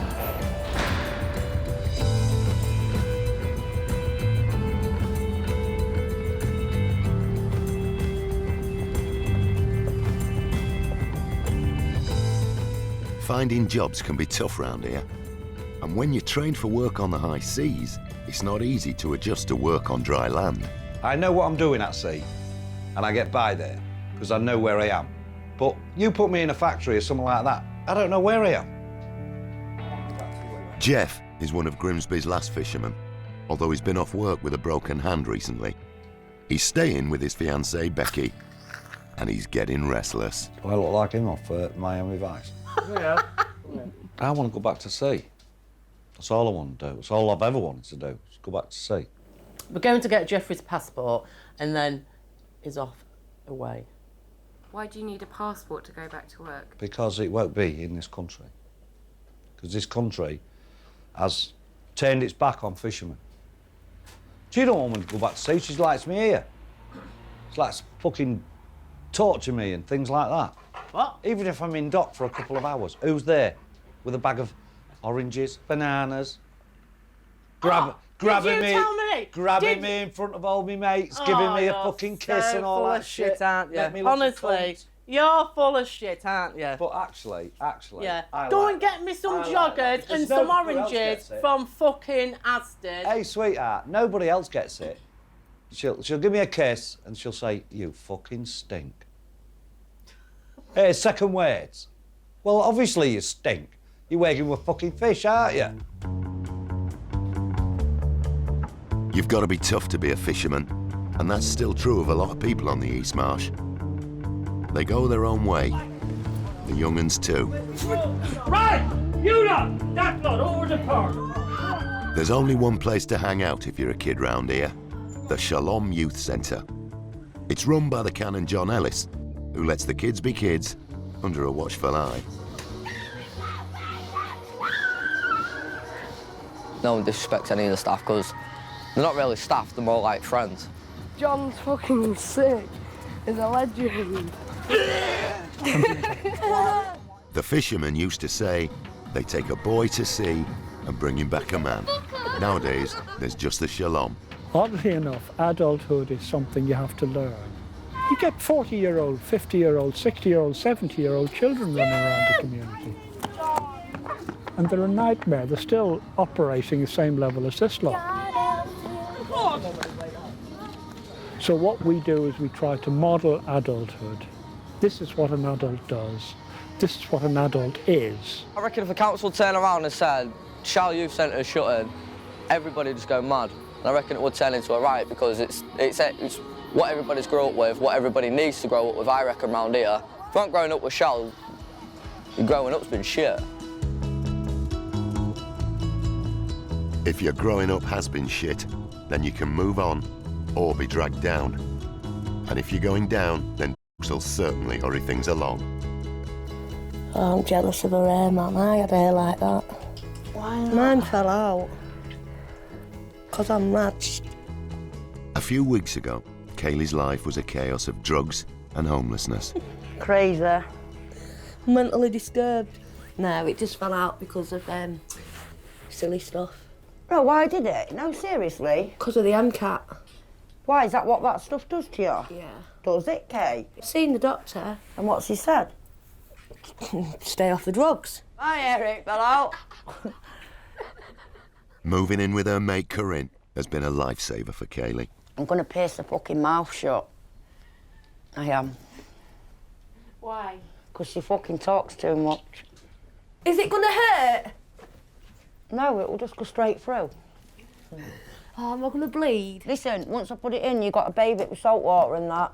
Yeah, but am I going to bleed? No, you won't bleed. Get ready for it! What's this?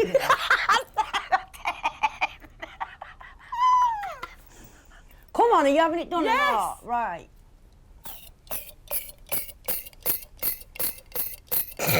Is it freezing? Yeah. Open your mouth. Yeah? Yeah. Hang on. Gonna wear it. There you go.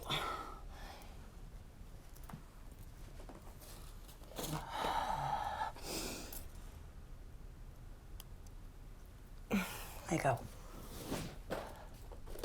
Don't be playing with it. No, I won't. Or she'll fuck your mouth up. It should be all right, mine was. Where'd you learn to do that?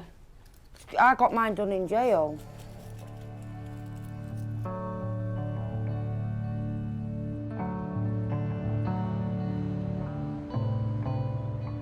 No matter what your start in life, if you've no work and no money, then for some people crime starts to look like an option.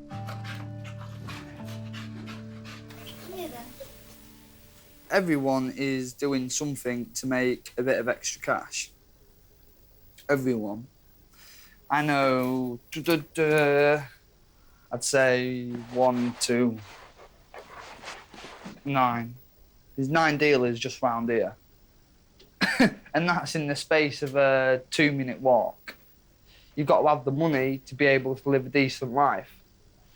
Because on the dole, it just don't pay for enough. In the past, Ryan's turned to crime when he's needed extra money. He's currently charged in connection with a violent street robbery and a burglary with ABH, committed over a year ago. Since then, he and Shaz have started to make a life together, but he's still facing a possible 8-year prison stretch. What will happen, Shaz, if Ryan does go to prison? Same as happens now, innit? I'll just go with him with his brother and that. Will you wait for him? Yeah, of course I'd wait for him. I'm going to jail. I'm just saying if. I ain't done no wrong, so there's no reason I should go to jail. Hey,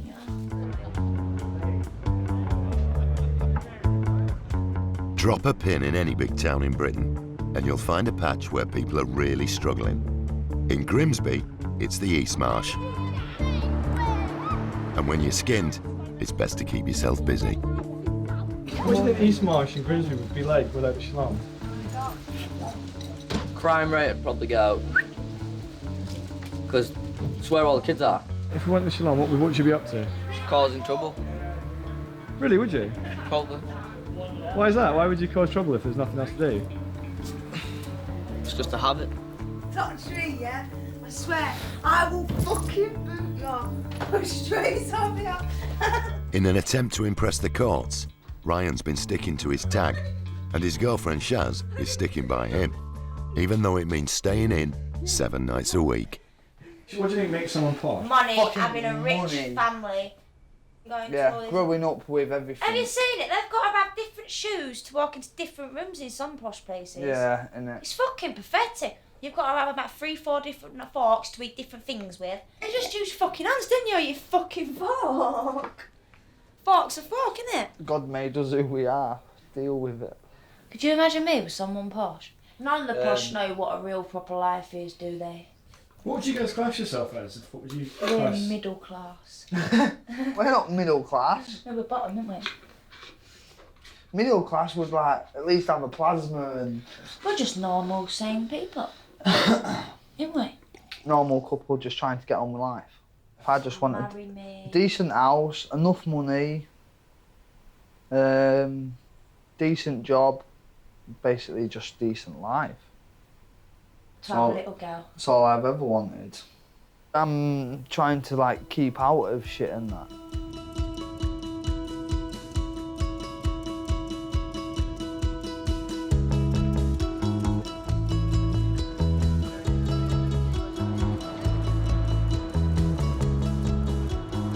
Right, gorgeous. Running from the East Marsh down to the docks is Freeman Street, where the fishermen used to drink. It's not what it once was, mind. Used to be levered. Oh, it was paradise.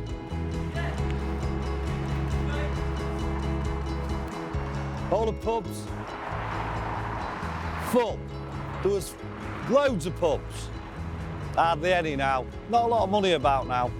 Jeff's been a Freeman Street regular since he started fishing 40 years ago. The boats couldn't get in the docks, could they? No. It was that packed. Yeah. Busting out the doors, they couldn't get in the pubs. They were stood on the streets, weren't they? You get pissed as a fart. Dinner time, you're usually in bed. I mean, I bet the old man fucked it up half the fucking time. You do, don't you? Didn't have to see him. Exactly, exactly. Docks, could they? No. It was that packed. Yeah. Luckily, Jeff's girlfriend Becky is an old hand at dealing with drunken sailors. It's what my granddad did, it's what my uncles did. I said to him, you know, like, why do you have to get in this state? Like, you come home for about 24 hours, why do you have to get pissed out your brain for? They go out there, they lose their limbs, they go overboard, they don't come back, the ship sinks, the ship sets fire, they're dead. So in my eyes, then people are coming back, getting pissed out of the face because they think it might be the last time that they do it. Then they go back out and do it all again. I've come in dock, looked out the porthole, still seen the stones, and thought, fucking hell, nice one, we're going in. Oh, we thought we're going out. I've already been in for me 36 hours, do you know what I mean? Can't remember fuck all about it. If Freeman Street's where the pubs are, and the Shalom Youth Centre is where you'll find the kids, down another East Marsh Street, there's an altogether older kind of business going on. Prostitution.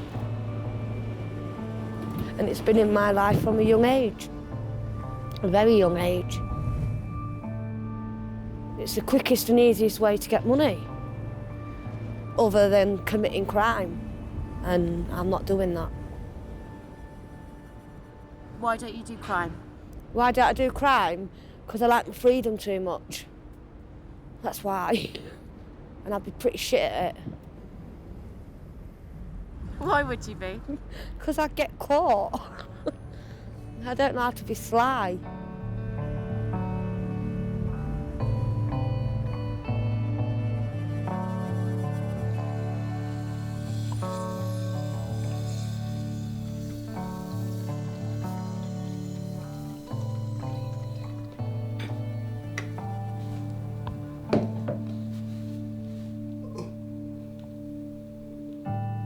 Ryan's been on tag for more than 12 months now, and so far it's been doing its job, keeping him out of trouble. Tag is, say, so many hours a day you're not allowed out, and How do you know if you're not sticking to it? because that tag box and that, it's horrible. Can't stay out late, can't go out on the weekends with mates and that. Can't do much. But I'd rather be with all my friends and family than behind bars. Put it that way.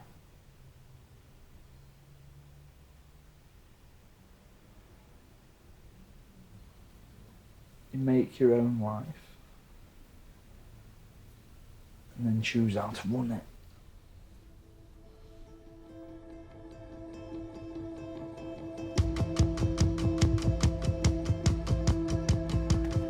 Booze has landed Jeff in trouble in the past.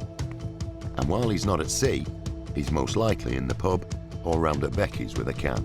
Come on. Becky's a single mum with 4 teenagers, and 2 of her boys are on the autistic spectrum. Kids break up on Friday. It costs you more money when they're off, because you've got to like feed them, and like they want to do stuff, don't they? Some kids do play out in the street, but it's not safe for them, especially Kai and Aaron. They've never been able to go to the park on their own. Just in case Becky hasn't enough on her plate, Jeff's decided to quit drinking for a bit and has been staying in bed round at hers. You're old, man, face it, you passed it. He's an has-been. He's an has-been up there. He was the best fisherman that walked Freeman Street, and now he's a has-been. There's a lot of good fishermen. He's been and gone. When he's had a drink and he's laid in bed, I'm one of the best fishermen that's gone out of this fucking port. There is sensible fishermen as well that don't drink. Have you ever been a sensible fisherman? No, you haven't. You've never ever gone to sea sober. I have. I beg to You differ. have not. How long have you not been drinking? 2 days. 2 hours. No, but he's doing 2 days, but he's doing a 2-week drinking ban and then see how he goes after that. He won't last 2 weeks. Yes. Unless if we just take away his money, then it will last fine. Yeah. I ain't got no money anyway, Kai, so that's what you're doing. No, he just stays in all the time.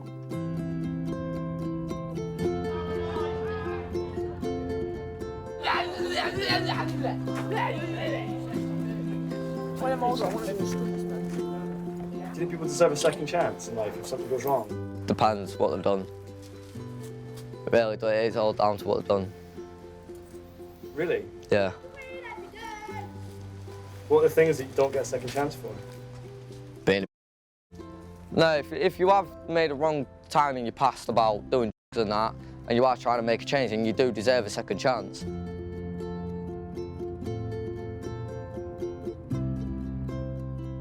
What are you doing tonight then? Watching me soaps. I'm going to put my gym jams on, vodka and lemonade and watch me soaps. Probably fall asleep before the start, actually. I need some sleep. I'm cranky. Why haven't you slept? Because of the stress of my son's birthday coming up. Yeah. When he was living with me, we used to read a bedtime story, and then we used to make a bedtime story up about Tractor Trump. And it had to have a good little girl and a naughty little boy and a tractor called Trump. And every night we'd make up a different story. But he'd only get that story if he was good.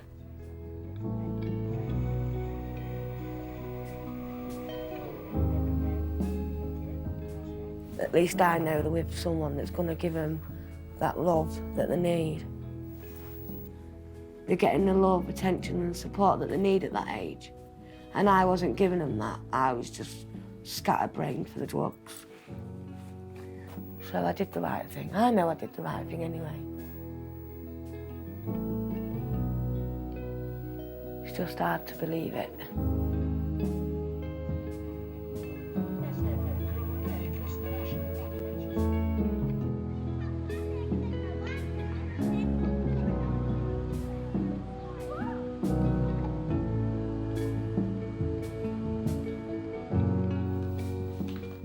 It's Valentine's Day tomorrow, and Ryan's planning a really special treat for Shaz.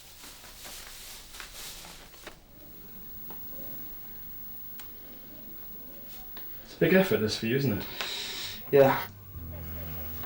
It is. It's making a statement.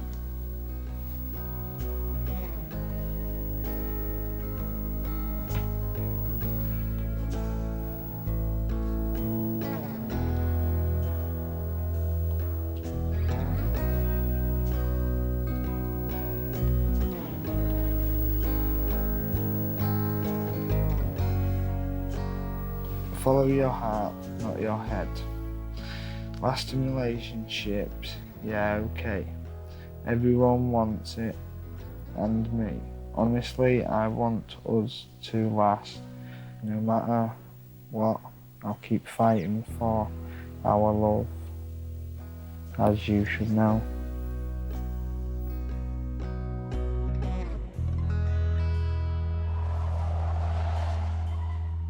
What time to call this? 9:30. It's more than 2 hours. Oh, sorry. Where have you been, Jeff? Pub. The ice bar. Pub. It's only been a few days, but the wheels have fallen off Jeff's wagon. Glass upside down on their fucking team. That's a fight. Oh my God. He thinks he's 20-year-old, but he's 55-year-old man who thinks he's fucking Rocky Balboa. And he's not fucking Rocky Balboa. What are you doing in my oven now? You know, I can't wait for him to fuck off back to work. When's it ready then? About half an hour. Oh, lovely. How you making the gravy? Oh, here we go. Do you want to make the gravy? Because you make wonderful Danish gravy, don't you? Then about 50 freaking... Oh, is the gravy nice? Is the gravy nice? Oh, everybody, what do you think of the gravy? Put on Facebook, Jeffrey Brown has made the gravy. Quick! How do you make gravy? How do I make gravy? Right, how do I make gravy? Like everybody else does. Where's my gravy granules? I don't need gravy granules. I know how to do other things. Here is all the washing. And the drying. Oh, you washing and the shopping. Washing and drying. Yeah. Who keeps the house in order? Me! That's true, Sean, you do partly. And all he does is make a bit of fucking Danish gravy. You know, Queen, Your Majesty, you should try some of Jeffrey's Danish gravy. Your Majesty? Shut up! Hey! I would give you Your Majesty. Don't rev the fucking... Get out. Yeah. Don't disrespect the fucking Queen. Don't blaspheme the fucking Queen. Not being funny now. I know. Don't disrespect the Queen. Alright. Do you like the Queen then? I do like the Queen, yeah, she's our Queen. Everybody should like the Queen. Why? What do you mean, why? We're bloody English, aren't we? God save the Queen. Joey, what are girls like round here, mate? Slags. Not really? Oh no, they're all beautiful. Truth is, the women on the East Marsh know all about managing without their men. But everyone's a sucker for a bit of romance. Jazz, just take off all clothes now, downstairs. Why am I going to take all my clothes off downstairs? No, all your top layers, whatever you can leave in the bathroom, leave in the bathroom. Why am I going to get undressed? Cause I need you to. Why am I walking Because you're back nearly ready, that's why. Right, I'm not walking around the house naked. Jazz! Yes, fine, I'm urgent first. Just let me go get the fucking off, mate. Not allowed in the bedroom yet anyway. Good for you! Boring me. Yeah, you're boring me, being I'm ungrateful. with you. Let me in the bedroom. No. That's dead sweet. Come here. No, you can't, not yet. Come give me a cuddle. Check that. What's that, man? That is the best made cappuccino you can think of. What's that? What is it? I put all this love and affection into you and you just fucking, you just act like it's a normal thing. No, I didn't.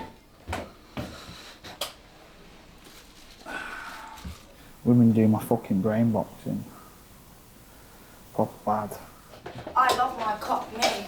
He's so cute. It really is. He's so cute. What? Thank you.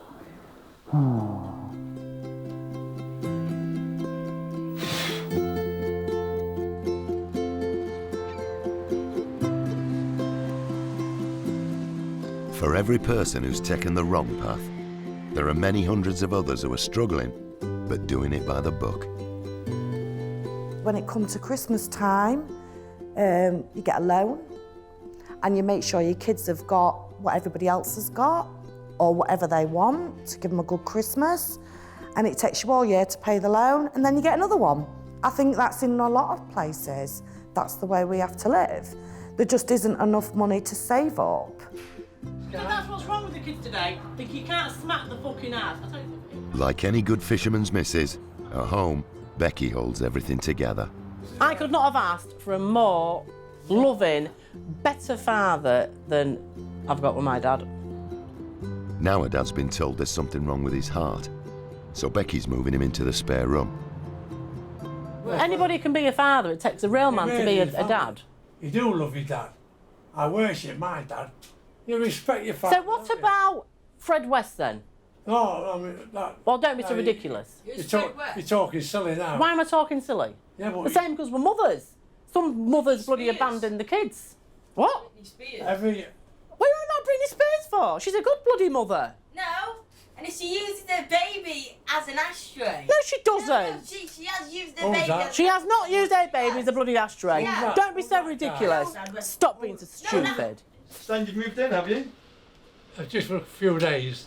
Few weeks. I might be going back tomorrow. They found out that he had an enlarged vein in his heart. It could, like, burst at any time. It's a time bomb. So it's a time bomb. You can't choose when you die. You just. When your time's up, your time's up. When God wants you, He points a finger and you go. You either go up there or down there. I hope I go up there. I don't want to be with the devil. Don't touch that bar on that gate. Jordan. I know who it was, yeah. If you want to change the way you are, just change the way you are. Yeah. Never mind what anybody says about you, or never mind what anybody thinks about you. to go get me fucking ice cream.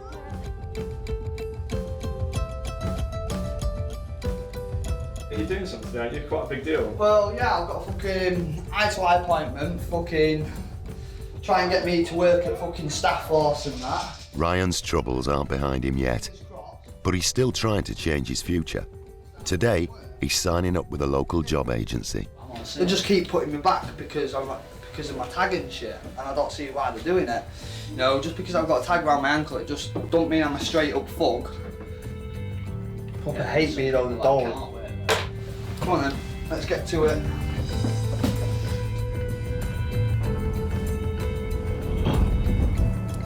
Whoa!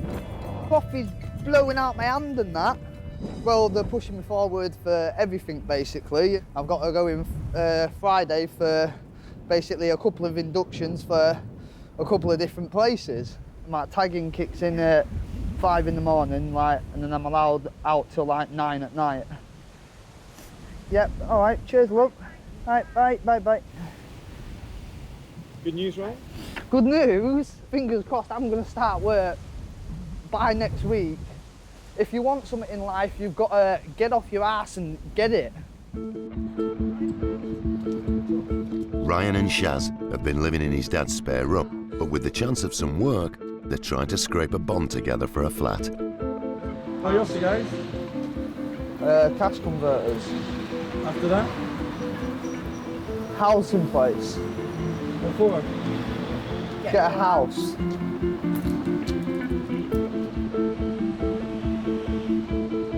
And having somewhere to call home can make all the difference.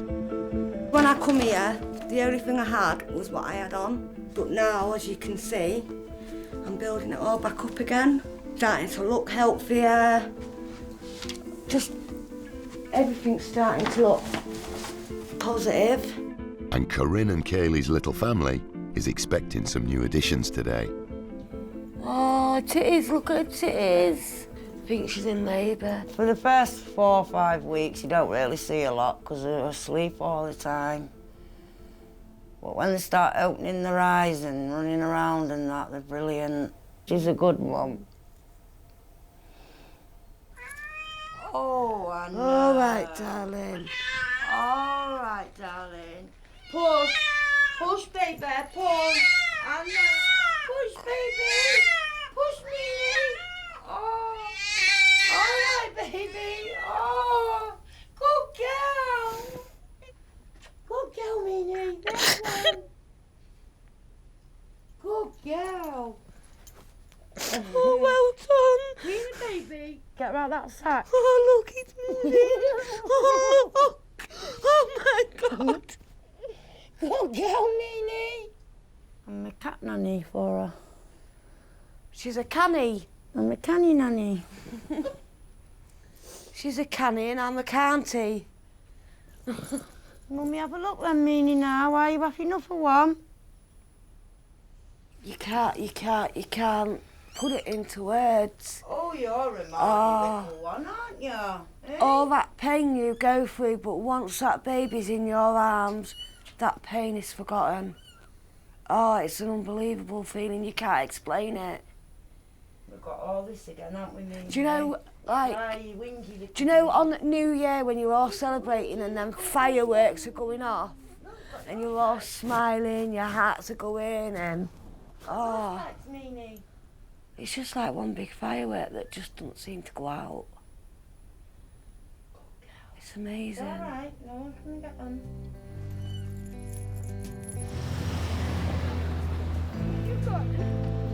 What do you think most people think prostitutes are like? I think they just get a bad reputation for the job, you know? People just take advantage. It's not really a proper fucking job, is it? Selling your body. People have had bad upbringings, aren't there, some people? That's why they go to drugs for comfort and shit. That's not fucking comfort, that's pain. Some girls get forced into prostitution, don't they?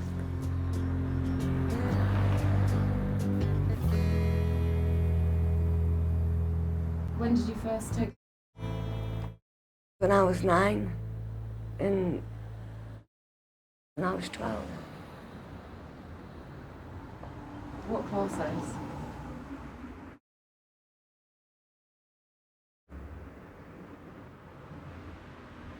When did you get 12? I'm not going to say that because it could get someone in a lot of trouble. What do you think life without would be like? I've done it for 4 years with my 2 boys and it was fantastic. I wanted their lives to be totally different to my life. Totally different. I want to get clean so I can make all my wrongs right. It's easy to get stuck in the past, especially when the present ain't great. Where's this then, Jeff? Where are we off to? The square. With no work on the boats and time on his hands, the closest Jeff can get to a trip out to sea is back at his place with his old fishing mates. What's the square, Jeff? The graveyard of good fishermen. Hello. That's on the Philip Bowen. Thought it was, I'll just see Tom. Yeah, when we're doing the tuna fishing. That's right. Oh, there's a bit of weather. No power on it. No power now. That's not which one's this in the Challenger? The Challenger. It looks pretty terrifying, some of those seas. Well, it's better than being a miner, isn't it? I'll tell you, I'll get claustrophobic going down one of them things. I'd sooner be on the deck myself personally. What do you think the people of Grimsby think of the fishermen? We were just drunk and old bastards. The parties was better than the fishing. Hence we get the fucking reputation of being drunken bastards. I'd do it all again. Got memories, you can never take them away from you, can they? No, just shut. Yeah, fucking barber, isn't he, Dane? Loves it.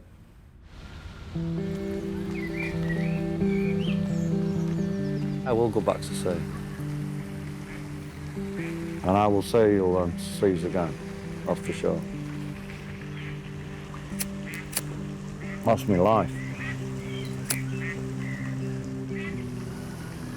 You're a predator, you've got to catch the fish. Your wife's got to be right, everything's got to be right. There's that much going on that you ain't got time to think about anything else.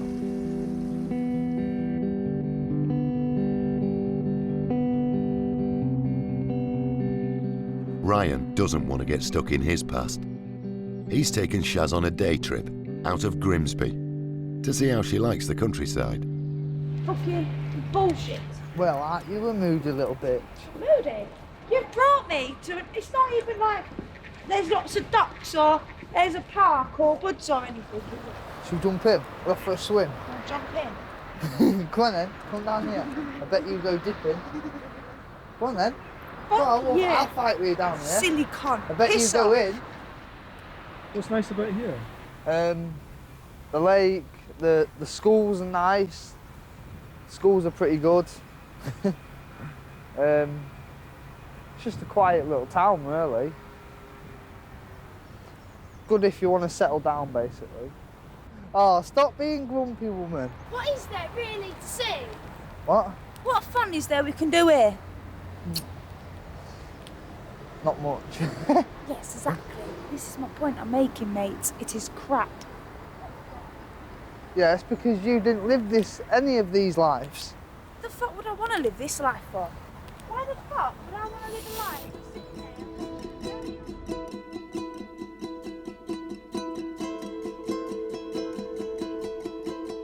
Obviously, there's an evil side to me. Obviously, onto my enemies and that, yeah. I have got a good side to me as well. Which side do you prefer, Ryan? I don't know, I haven't really made that decision yet. Have you got any regrets? No.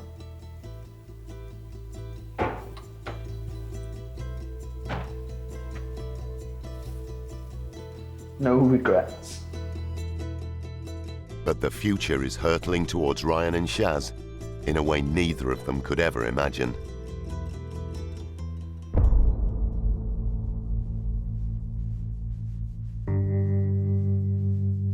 Sometimes, life makes no sense to anyone.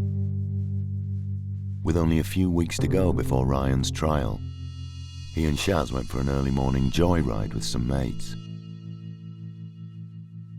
Fleeing from police, they crashed into a lamppost. Ryan and Shaz were in the back seat. Ryan fractured his shoulder.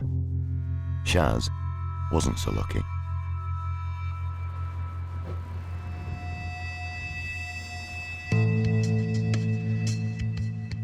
Five days after the crash, Shaz is still in intensive care. She's broken her neck and is almost completely paralysed. Ryan, how is she? She's stable at the minute. Everything's going fine, her operation and everything's gone fine. She's awake. She's waiting to talk, but obviously she's got a tube and that in her throat, so at the minute she can't talk because obviously it's helping her breathe and everything. It's hard to leave her now she's awake, and because obviously every time I leave and that, she watches me leave and it looks like she still wants me there, but I can't do nothing because I'm on fucking tag and it's horrible. It is truly fucking horrible.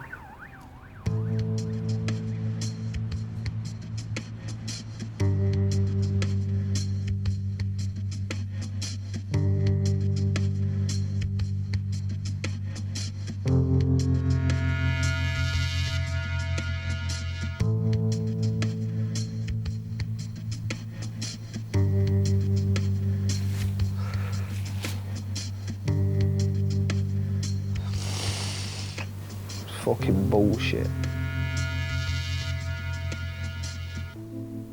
It says a lot for all them fucking job interviews and shit, doesn't it? What do you mean? I would have been already at work and I know my baby girl wouldn't have gone fucking nowhere without me.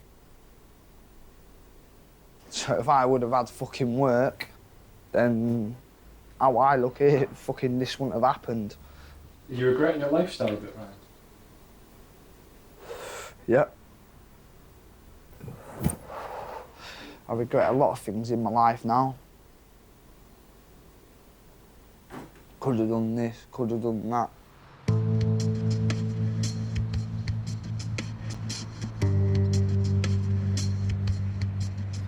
There's no work. There is no work for them young boys. There's nothing for them to do. So what do they look at?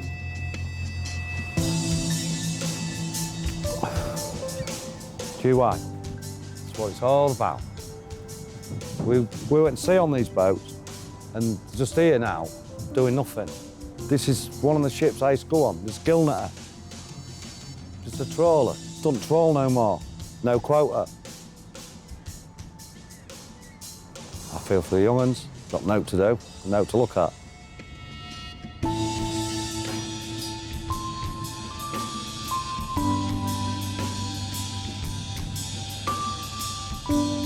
When the old jobs go, it can open the floodgates for all sorts of other things.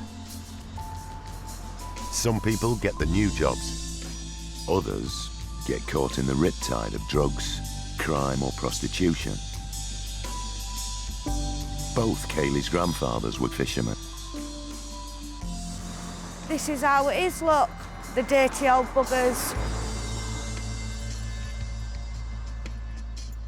They'll stop and ask me the price, tell them the price.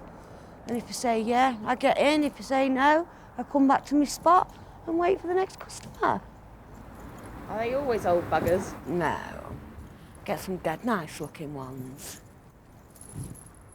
It's worse though when they're young and good looking. You feel so uncomfortable. What do you mean? I don't know, I don't know. I just go all giddy and I'm like, yes sir, no sir, feedback's full sir.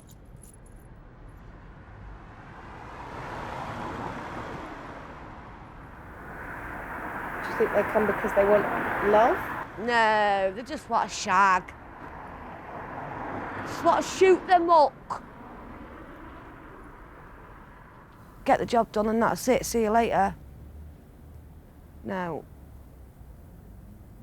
I don't get close to them, I don't tell them anything about myself. I just do what they want me to do when I'm gone. And that's the best and easiest way to do it.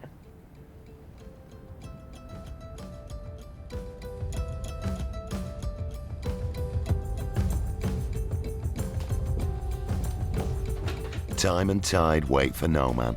And sometimes, no matter what's happened, you just have to keep going.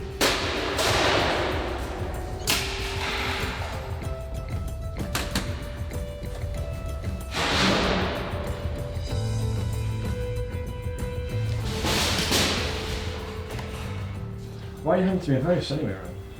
Because Dad's been evicted, because not paying his fucking bedroom tax and shit like that. He's sad to be leaving here, Aaron. Yeah. Well, yeah, and no.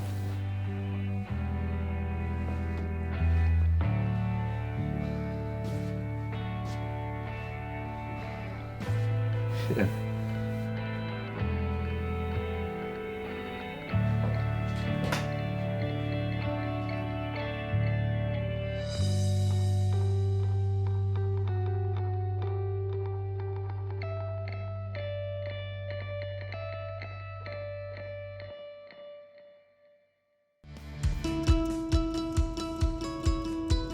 Everyone knows it's not been the easiest of times, and it's the bitter truth.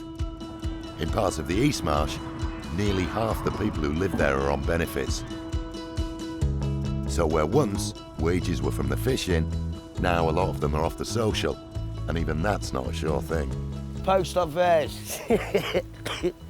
See this? Big smiles. Get there. If it's not in, fuck 'em. Richie, what are you going to the post office for? That'll be in a minute. Now, but fucking money. What time is it? 1:30, I think. 1:30. 1:30. I'm not a pisshead, but I think I am. Right. 100. Would you like to sleep? Sorry. What the fuck? You swallowed my card. No way. What the fuck's going on here? No! Wait there. Cash. Oh, I ain't been paid. No, I ain't been paid. I ain't been paid. So I'm gonna fuck about in the morning with this cunt now. Why ain't you been paid, Rich? Fuck no. So have you got any money, Rich? No, fuck. No. No way. Bastard. Like tens of thousands of people every month, Richie has been sanctioned by the Dole office. This time for not being able to fill out a form properly. MPs stink of shit. The demon drink has laid Richie pretty low. And being sanctioned is an extra kick in the teeth. Let's go. But not all demons come in bottles. About 7 months ago, I hit a bloke, broke his jaw, and then in November, I did the same. Do you regret it? Bits. What could you lose? Everything. My door licence, all my boxing licences and everything. Heidi would be the first to admit she's got a reputation. If you push her too far, she'll bang you.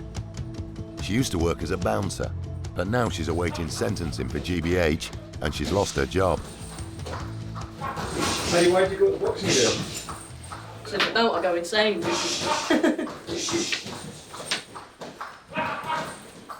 Gotta train. What do you mean you're going insane? Do naughty things. Let's go! 1, 2, 3, 4, 5, 6, 7, 8. Heidi's not the only one round here getting used to being skint. I need to set me crap to the dole and all that lot. But straight over the phone, they're on about sanctioning me. Jeff has been a working fisherman for 40 years.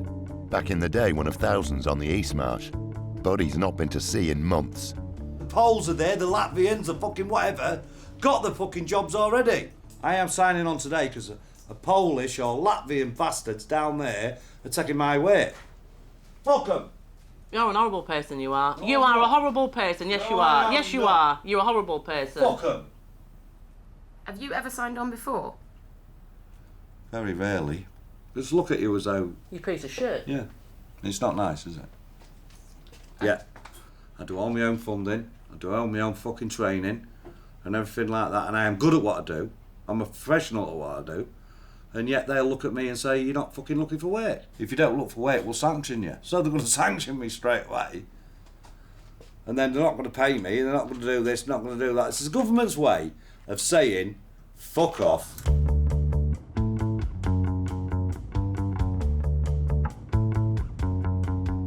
It's not just the fishermen struggling to make a buck round here.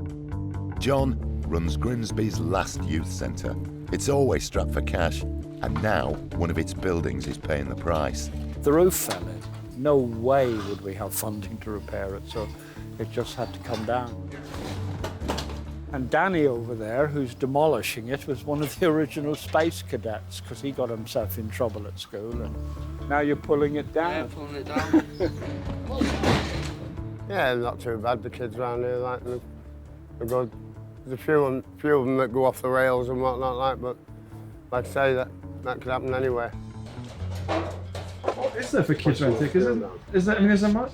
Obviously, the Shalom, parks, and that's about it. There's a few skate parks starting to pop up, but again, everything costs money. And with the way that people are in Grimsby, money is tight, so really the only thing they can do is congregate and drink white lightning. See that kind of bear outside the Asda's? I left that area on, I went with my cousin, like, and back 2 minutes. Rich is still sanctioned, but has been given a few quid as a hardship payment to tide him over. 10 balls, £55. I don't want hardship money. I want to go in rehab. I want to do a detox the other bear. Because my daughter's just turned 9. I've got a baby on the way next month. But yeah, I need you know, to go in rehab. You know what I mean? To get help. I do need help.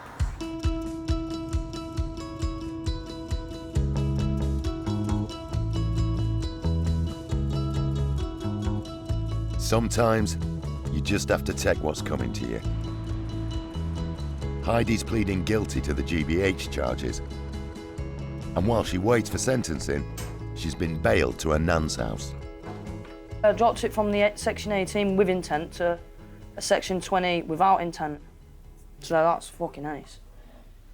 Is it? Well, yeah, so it's a lesser charge. Sorted. I'm proud of some things, but I'm not proud of others. Proud of her. When she was at school, she was into gymnastics, weren't you? She's very good at that. And proud that she's gone back to college to do a bricklayer. Trying, aren't you? Yeah. It's just her angry side, what's not so good. I just want to be happy. Just a good, steady career, family, nice house, car. Just be happy. you know how long it's been since I've been married? Becky and Jeff have made each other happy these last couple of years. But it isn't always plain sailing. He's not the easiest person to have a relationship with. I'm not saying I'm not the easiest person to have a relationship with, and the kids are definitely hard. So, you know, he's still here, he's still around. He's funny, he makes me laugh, he's loving. I love him to bits. Now Becky wants to get married, but she wants Jeff to want it as much as she does. We're only doing it because she wants it. You see, that's what my father said. What? Well, you don't get married just because I want to get married. Why not? Because you don't. I want to be with you, so I'll marry you. That's all I'm saying. You only marry somebody if two people want to get married, not if one person wants to get married.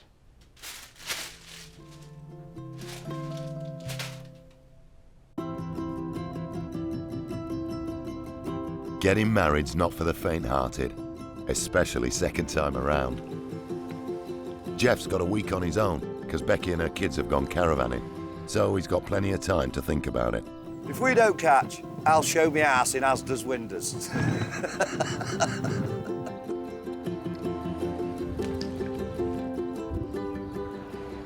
This is all what's it all about, yeah. Enjoyable day, beautiful day. That's it, set up. It'll run in a minute, be a big pike on the end. Easy, innit? Jeff's got a long history with the booze, like a lot of fishermen. We're in. We're in. But being caught up with Becky seems to keep a lid on it.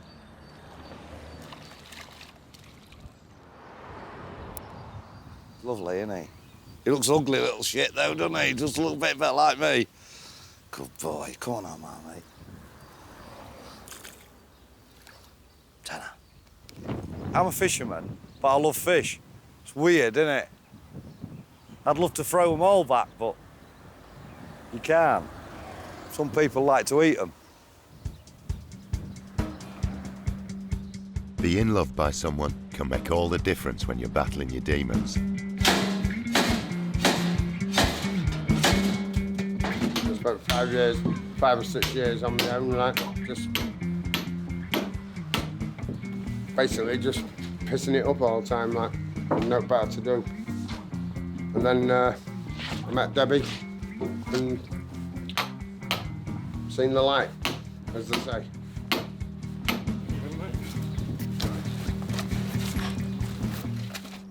This is for all you young kids who drink. Put it in the bin. Rich, what was your childhood like, mate? Fucking rough. And most of it in care. I was in care, spoiled little bastard. Didn't like to get told off. As soon as I got told off, he used to jump out the back window. That was back in the day. What effect did that have on you, being in care? Fucking hell. I don't fucking know. Can we stop a minute? There we go. That's the farm. This is where I used to work there. I used to get £98 a fucking week there. Them sheds there. It's a fucking lover. Ducks in all sheds. The little yellow ones. I had to kill them. I had to kill them. Some had 2 heads, some used to have 4 feet. Sometimes you used to spin round like that. You get them, put them on the board, and kill them, because they're deformed. But I do feel sorry for them sometimes. Then I went to the docks. And the docks, fucking hell, all fucked up on there. Fish started dying down. But that's back in the day. And that's me. Come on. I've got some DVDs to sell. Fuck it. There's got to be at least 15 DVDs in there. If that fucking site bastard don't buy them, it'll give me £1, maybe. I don't know what they are. Fucking load of shit. This Road's Wives. Yeah, wanking material. Fucking hell. Yes, fucking £5. Buzz in. Got a can, £4 in my pocket. Jobs are fucking good at. Do you know what I mean?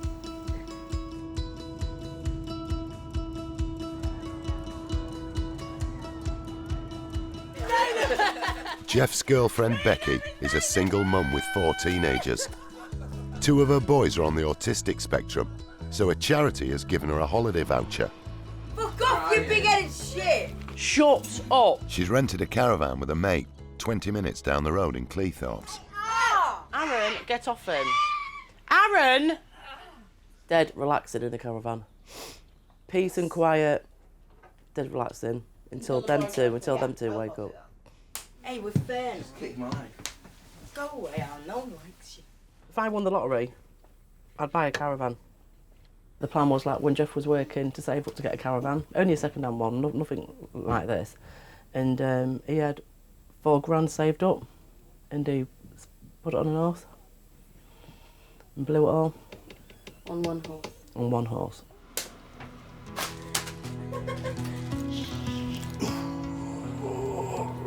Jeff's got a list of chores and has been left in charge of the house and animals while Becky's away. And he's taking full advantage of the facilities. Fucking hell, that weighs a ton. Oh! Give us an ice cream, mate. Can I have a few wafers and a bit of ice cream, please, mucker?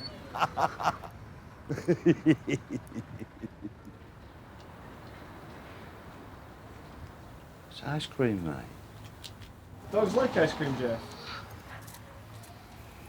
I don't know, but nobody else here to treat, is there? I've got everybody an ice cream.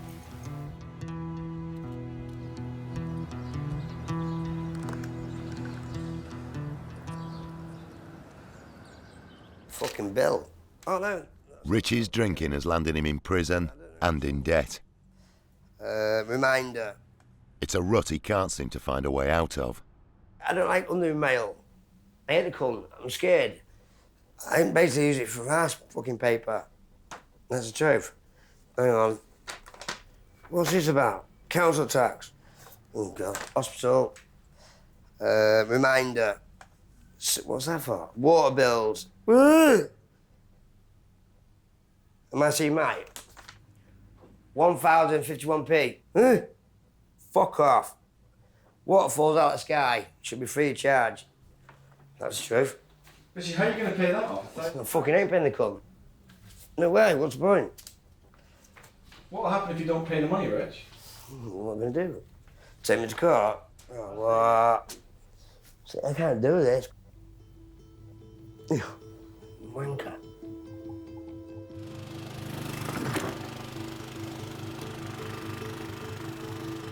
Brian, how important do you think money is in life?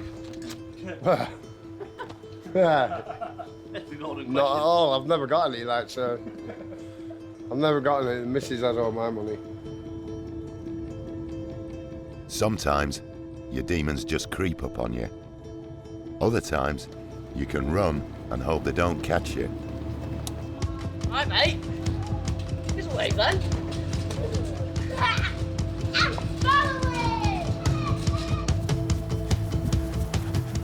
Heidi's got a big boxing competition coming up just before her sentence hearing. This fight's for me. I'm not doing this fight for anybody else. It's for me. It's to prove to myself that, yeah, I have done bad, but I could also channel that into something positive. You know what I mean? And to prove to myself that, yeah, you're not just a dickhead. So I mean, you're all right, mate. You know what I mean?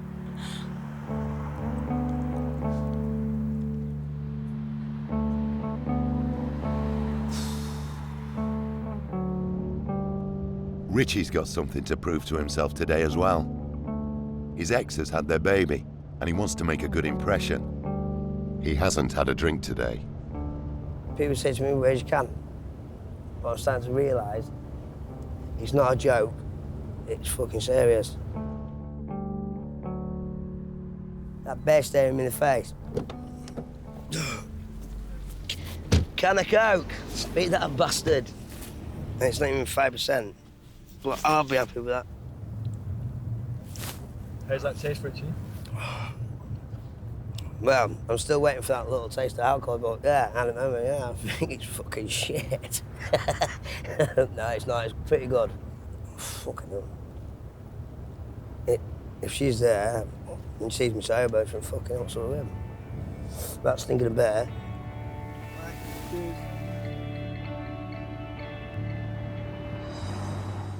Unfortunately for Richie, his ex isn't there, and he's not been allowed to see the baby without its mam. Fucking pissed off, bastard. Wait, I'm not allowed in there with a muck without a map.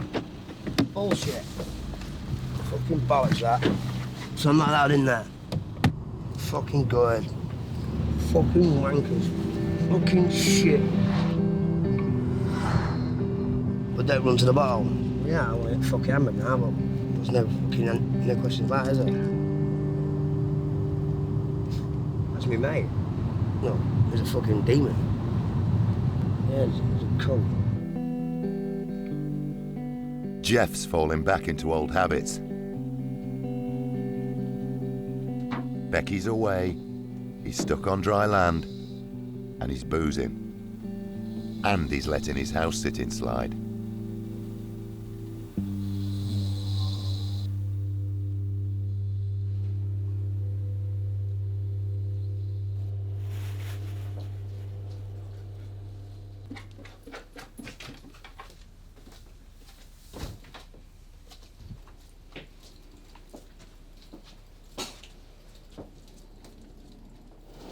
Oh, you've done it again, you twat.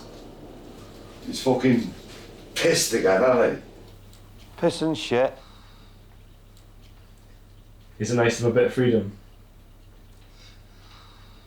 Sometimes it's great, but sometimes it's not. I nearly said that word. I miss you. Nearly said it.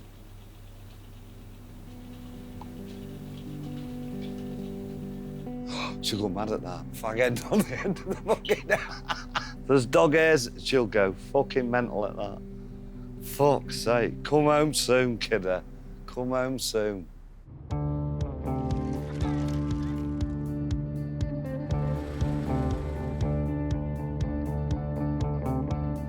As I stand here today, I think to myself, what would life be like if I was somebody else? A businessman, a lawyer, a famous movie star, supermodel wife, big house, flash car. And then the cold, harsh reality brings me back down with a slam. The sudden realisation, I am who I am. 1, 2 left up. And again. And a straight right. Faster. Faster. Speed carries power, remember, yeah? Keep this tight, all right? Peekaboo, yeah? Through there. Yeah. Slip. You might think Heidi's temper would help her in the ring, but sometimes seeing red makes you blind. This is about you showing how good you can fight in a ring, under rules. Yeah. This is about rules, so you're adapting what you do on the street. Yeah, exactly. The thing with Heidi is, if that girl catches her good, and she loses her rag, as soon as you lose your rag, you lose your game plan, you lose your guard, everything. It could be a cheeky little headbutt inside. And you're like, "Argh!" And you want to kill them, and it doesn't matter what you've learnt, what you've picked up in the gym, what we've done today. If you lose your head in there, you've lost your fight. Everyone knows you can fight, but it's how good you can box, which is what we're here for, isn't it? That's what I'm here for, yeah. Do you have to do it on the side like that, love? Just in the middle. That, yeah, lovely, that's it. To see her in a temper, it's like watching the Incredible Hulk. She goes from nice, nicey. It's like I'm Jekyll and Heidi. Yeah, the littlest thing, isn't it? The littlest thing can do it. It got to be a big thing. It could just be something she didn't agree with, or... Yeah, but that's what I'm saying. You think it's just the littlest thing that makes me go mental, but it's not, because there's loads of things that I just keep bottled up, and I don't say about, because I don't talk, no. And then just that little, that's all it takes, just that little thing then, and then boom. Sets you off. Hazel, how do you feel about prison? I don't know about that, what's going to happen. I don't know how she'll take it when she gets there, I don't know. It'll be all right. Do you think you'll go and visit her, Hazel? I don't know. It depends how far the prison is. Heidi, why not? Why can't your gran come and see you in prison? Because you shouldn't have to see places like that. I don't want anyone to come and visit me. Really? Yep. Do you think it'll be hard for you? Is that what you mean? No, not for me. It's just not nice for her to see it, is it?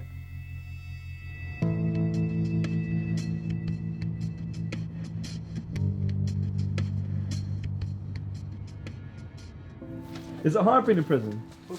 Yeah, it's not nice. But then again, you're not put in there to sort of have a laugh, are you? I think the hardest thing is if you're in a relationship, missing family and friends, and your loved ones and whatnot.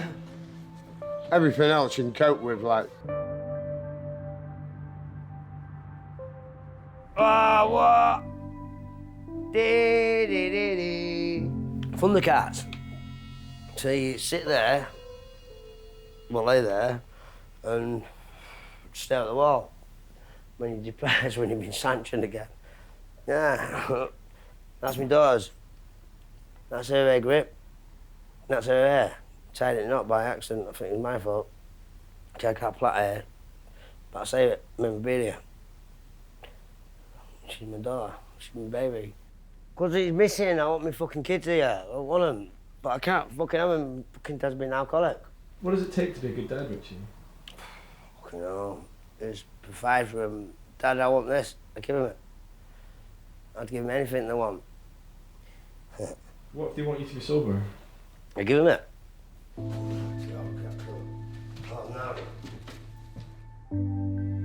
But it takes a lot more than wishful thinking to be a parent.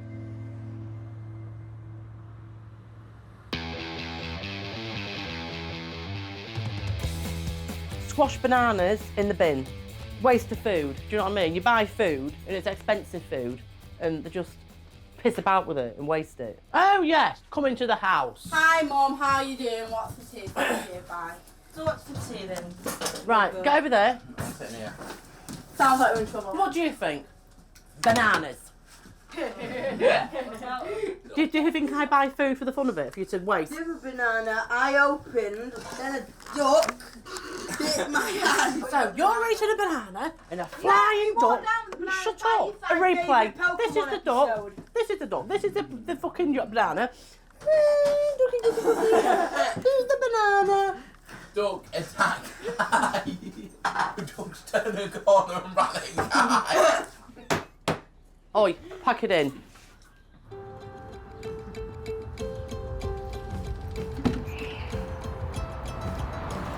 Where to now, Jeff? To the square. It's too quiet round at Becky's, so Jeff's popping back to his flat at the fisherman's cottages, where he's got plenty of drinking buddies. Does my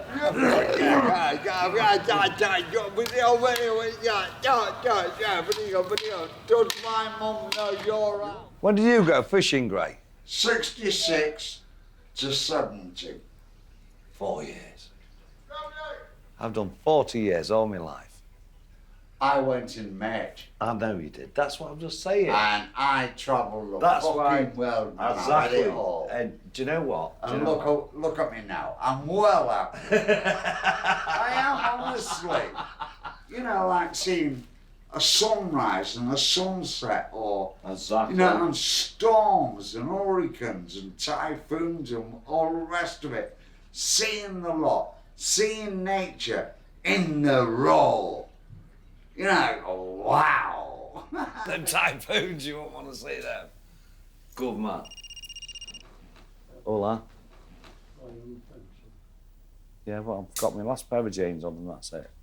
So, end of fucking holiday. Get your ass home and fucking get me sorted out. Plus, I miss you. Love you loads. Bye.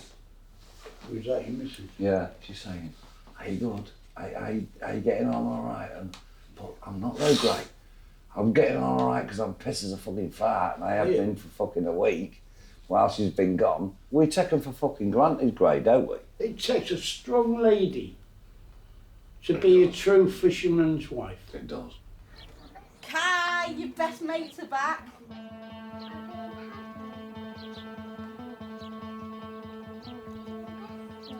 Oh, are they back? Mum. I'm afraid they're really they are vicious. Oh my god, oh my god, oh my god, oh my god. Mum, shut up! Well, that's not a duck, it's a fucking... Do you want some banana? Becky and Jeff. Becky and Jack. Don't you fucking hiss at me, little bastard.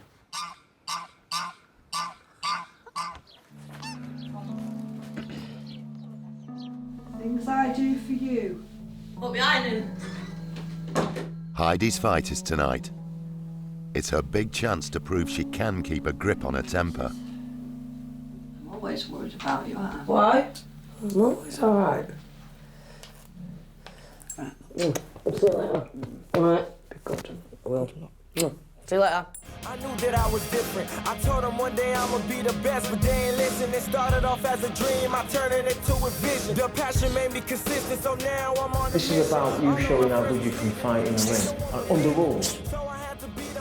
This is about rules. If you lose your head in there, you lost your fight.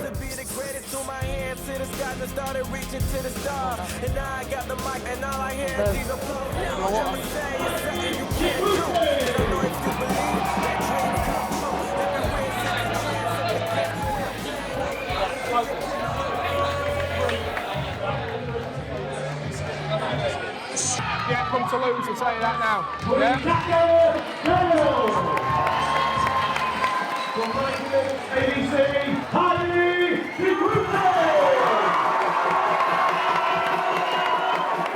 Come on, lad.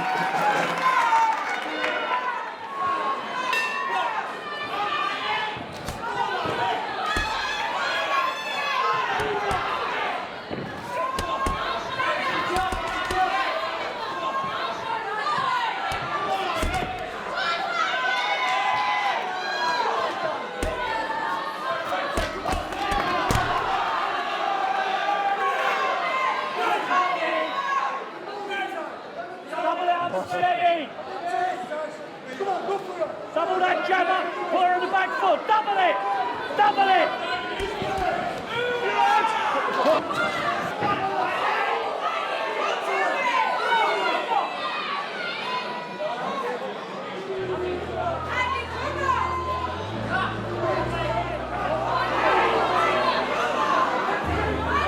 Stop arguing, get on with it.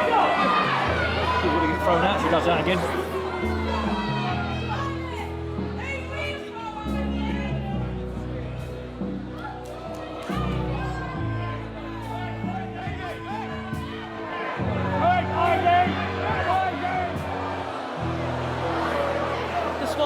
Yeah.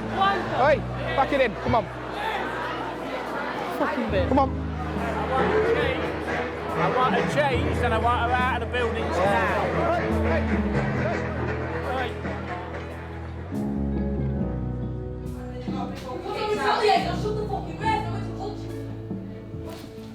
I got elbowed in the face, the refs see it, and when I asked why he didn't do it about it, he disqualified me. So I put him a wank and pushed him. Heidi couldn't keep her demons out of the ring. And Richie's are running wild round at her mate's house. Yeah, man. Best mates. Who gives a fuck? Just work down dock. Same as most people in Grimsby, you pat fish. It's all about fish. There's loads of jobs, you just got to get one. There's loads of jobs about, isn't there? Bollocks. No, there is. Bollocks. Fucking is. Bollocks fly. I don't care what you just fucking said then. There's not loads of jobs out there. If you want a job, you can go get a job. You might not be a job you like. Make a look. You won't work in a factory, kid. I can't work in a factory, guaranteed. You look at the walls. I work in a fucking factory, it's clock not there. like that. There's a clock. You're looking at a clock all the time. Ball that. Fuck that, mate. I will work. If he come to you, seriously, right? If he come to you and asks you for a job, what would you say? You'd tell him to fuck right off, wouldn't you? If he was, you was interviewing him, you'd tell him to fuck right off, wouldn't you? Fuck off, right? Listen to me. You got me fucking wrong.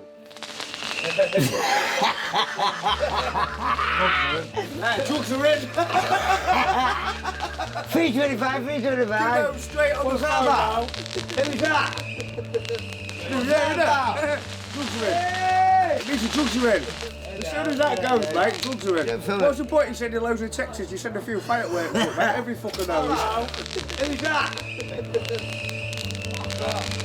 Someone's just got a big score in town.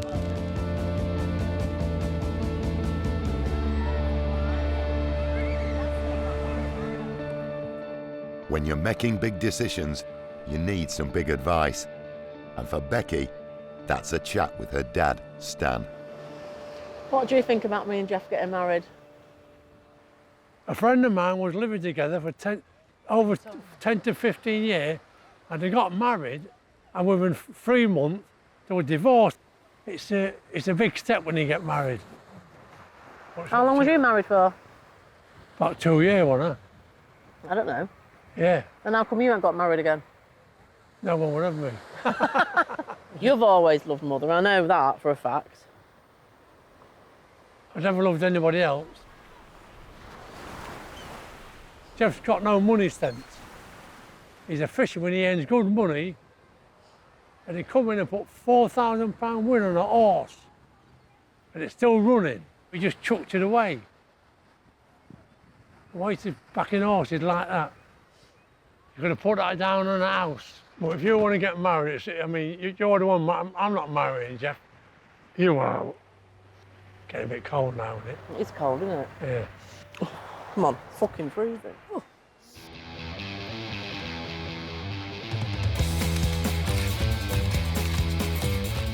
Becky and the kids are heading home this afternoon. So Jeff's fed the dog, cleaned up the house, and now he's making a start on his chores. Trial and error, this kidder. I'm a fisherman, I've never laid a brick in my life.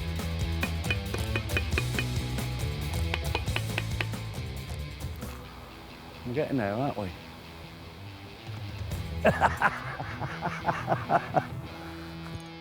Watch it, that's my gate. I've made that.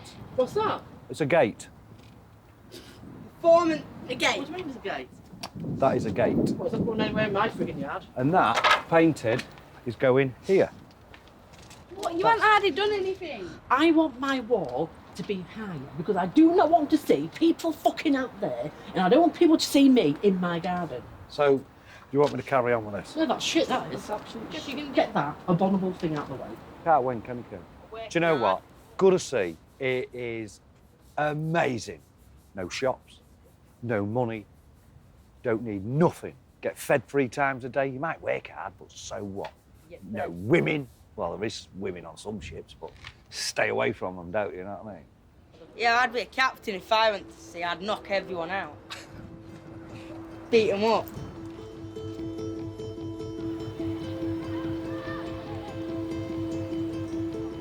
Heidi's sentence hearing is tomorrow. She's been on bail for 6 months, so she's had plenty of time to think it over. What do you think will happen if you lose your temper in prison? Don't know. Probably get beat up. No, I don't know. I'm not going to let people bully me. But you don't go in prison thinking that something bad's going to happen and that you're going to beat everybody up, because that's not the way. They could be all nice people. Do you know what I mean? You don't know them. It's probably just had a bad start like I have. So, we're all human. We're all the same at the end of the day. We all have feelings and emotions and ways of dealing with things and regrets. Who's to say I'm going to prison anyway? What? You know what I mean? Cheers for the moral part and that. Everything, yeah. What this is going to happen when you're in jail, mate?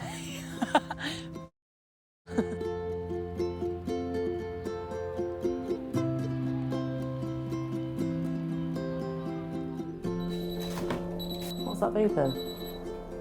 Drain fault.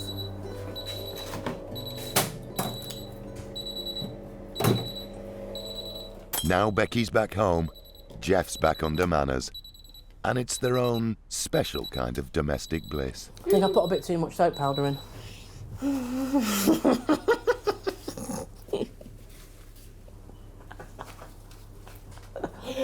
Happy Christmas. Oh, it smells nice. Get it sorted out. All right, yeah, just a minute. Open the door, please, Doc.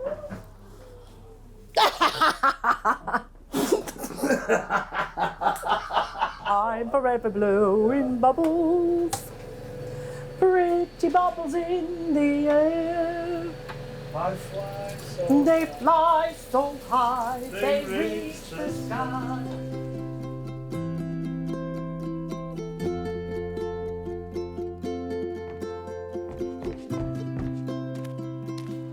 Life's what you make it. If you want to get on, you need money, and whatnot. So to get money, you need a job. Unless you're a gangster or something, or a bank robber or something, but or a banker. Or a banker. Did you say banker? Yeah. All right. I get bored when I'm not working, like, I just booze all the time, like, and it's no good doing that. Just get me sending deep shit. And looking at the world through the bottom of a beer bottle can stop you seeing that your life could be different. You know what pisses me off? Every morning I can hear people going to work and wear the luminous jackets on and I think, oh, fuck you know what I mean? It just depresses me. When people get picked up outside there, I think, wanker. Not that I'm calling them myself. Because, yeah, I just want to go back to work. Yeah, if I can turn the clock back again, I'll go back to work. You know, straight, not alcohol dependent. It's this deadly, this cunt. It's where's sort of thing, really. So I've got violins. No. It's got me by the bollocks, that has. It's got me.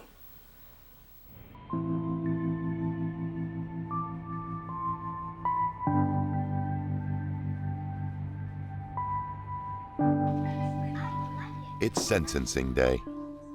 They are Heidi's first offences, but they're violent ones. The best she can hope for is a community order. The worst is 5 years in prison. So these are precious moments with her nan and nephew. You've taught him that. I know. Give us a kiss. Give a kiss. Mwah. Good boy. Good grandma. Ooh. I'm going. I'm coming back.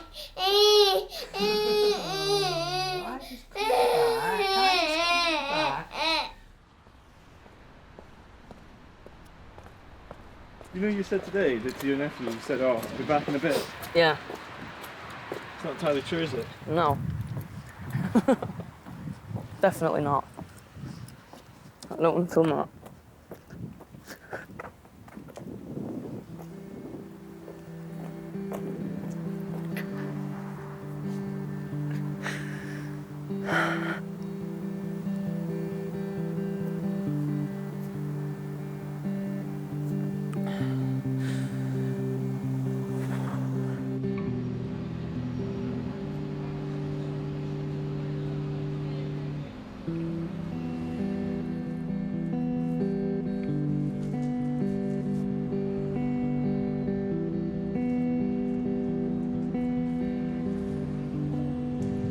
Hazel, how does it go? Where's Heidi? She's gone to Wakefield prison. Wakefield.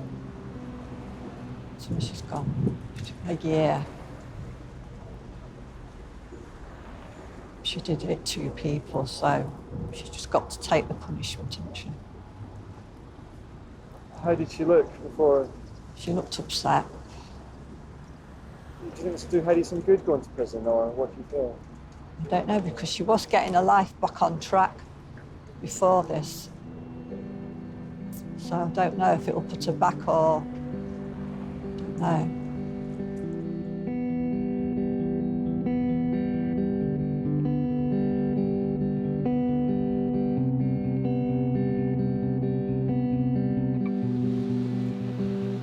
There's no escaping your demons.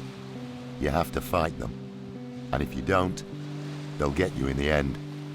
And the demon drink will drown you, even on dry land. He needs to sort his head out and get a job. Yeah, hey, I'll sing a song for you. I'm going to try and get him a job. He's going to be a security guard. Yeah, man. Listen, I'll sing a song for you. Richie, don't change the... Go on. Change the bastard. Yeah. I get 3 for 25. The boss is behind you. Is gonna shoot me down. Your best mate. Mr. Over. You're the spark that lights the flame that fills my heart. You're the star that shines the most of all the stars. Come on. You're Becky been good for you? Yeah, she has been in some aspects, yeah. She has.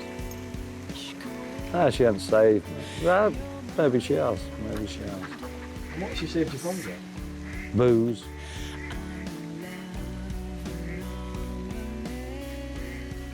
I was hard on the booze, but I drink now, but nothing to like I used to.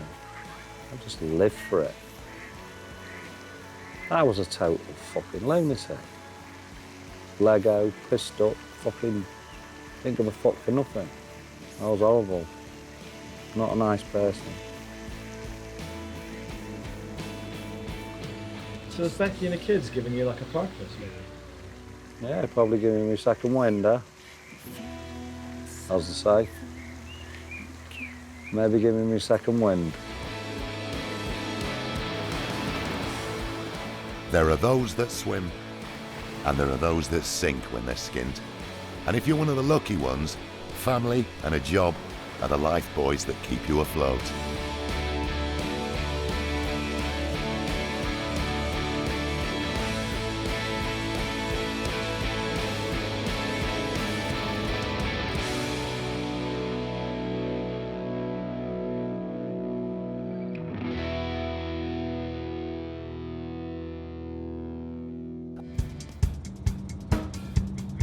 Great Grimsby.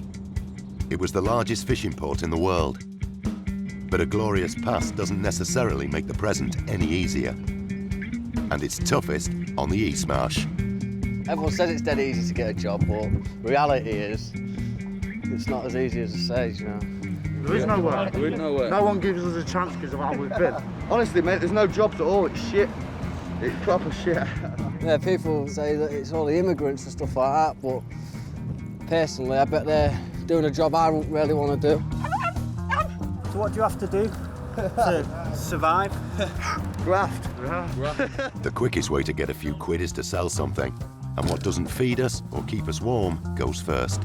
We only want about £5 for it. It's just a case of get there, see what he says, cross our fingers and see what happens.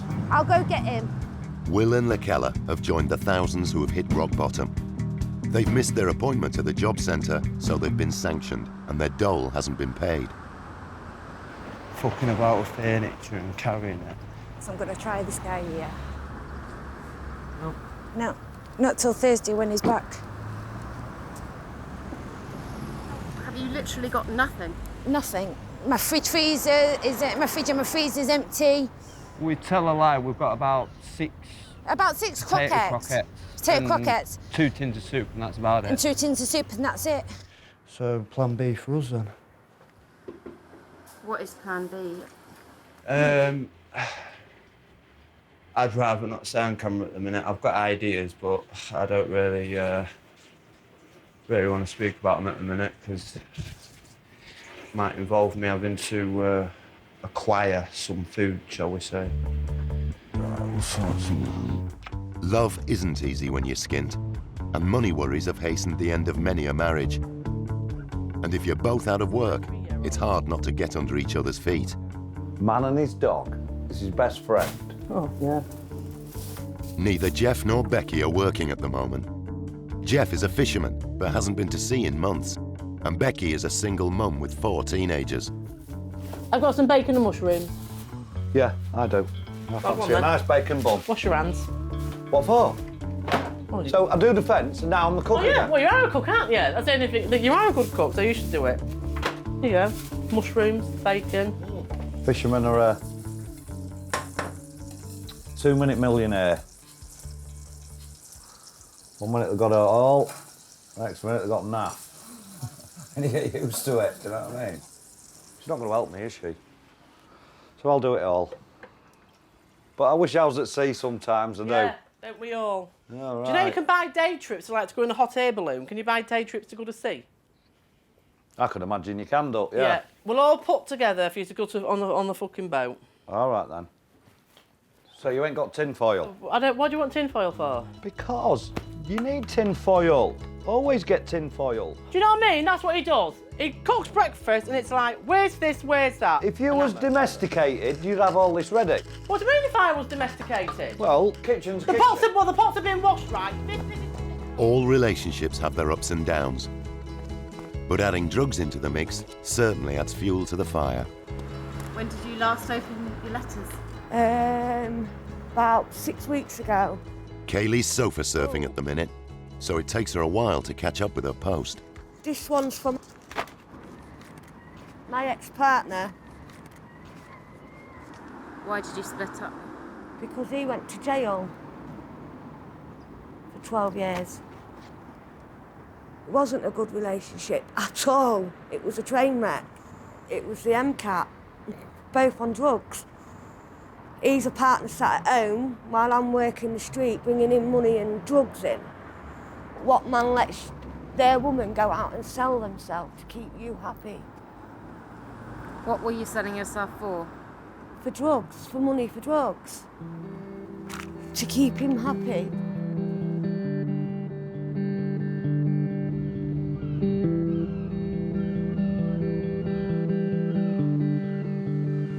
I can't find my fucking gloves, babe. Drugs play a part in Will and Lakella's relationship too. But despite multiple addictions, they've stayed together for over 3 years and have made a home for themselves. Why are you putting this up? Stop people climbing over that fence and along that wall, because it's knackering that wall up bit by bit. No one ever knows the exact moment they fell in love, but I suppose I realised I'd been with her about 5 months and she bought me some new trainers and trackers and that, and she didn't buy nothing for herself, skinted herself. And I said to her, yeah, but you haven't paid your rent, you haven't your shopping, you haven't done nothing for yourself. Oh, I don't care. As long as you're happy, I'm happy. And then I thought to myself, do you know what, yeah. And then I thought to myself, well, I'm happy as long as she's happy. And then the more you think about it, the more it dawns on you, well, I love the girl. 3.5 years later, still looking after each other. Fucking hell, babe, you didn't have to rob half the entire fucking florist. Will and Lakella shoplift for food and to support their habit. I need you to cut them open, Right. cut that sellotape off and put them in with that. Lakella's been shoplifting to order. Someone they know needed flowers for a funeral. Which one shall I keep? Whichever one you like, you're keeping them, that's what I mean. Yeah, but I like your opinion. I just said they're both nice. They're both good.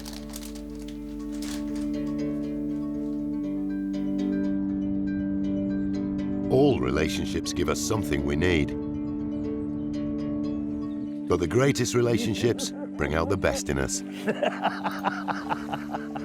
I'm a fisherman. I'm the best fisherman there ever was. It's Father's Day, and Becky's kids have sent Jeff out to walk the dog. No, someone's one word. If that pulls my wall, It won't, I won't. It promise. I promise it won't.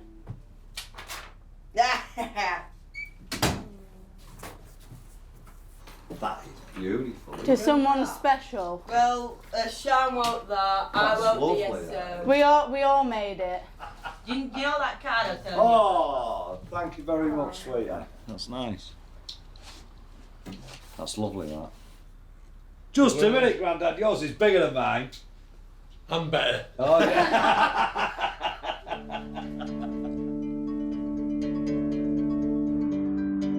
But the worst relationships are the mistakes we make again and again. Kaylee's just taken up with a new man, and he fits neatly into an old pattern. If you want to pinpoint it all and what's the cause, what's the root and what's the cause of all these problems, yeah?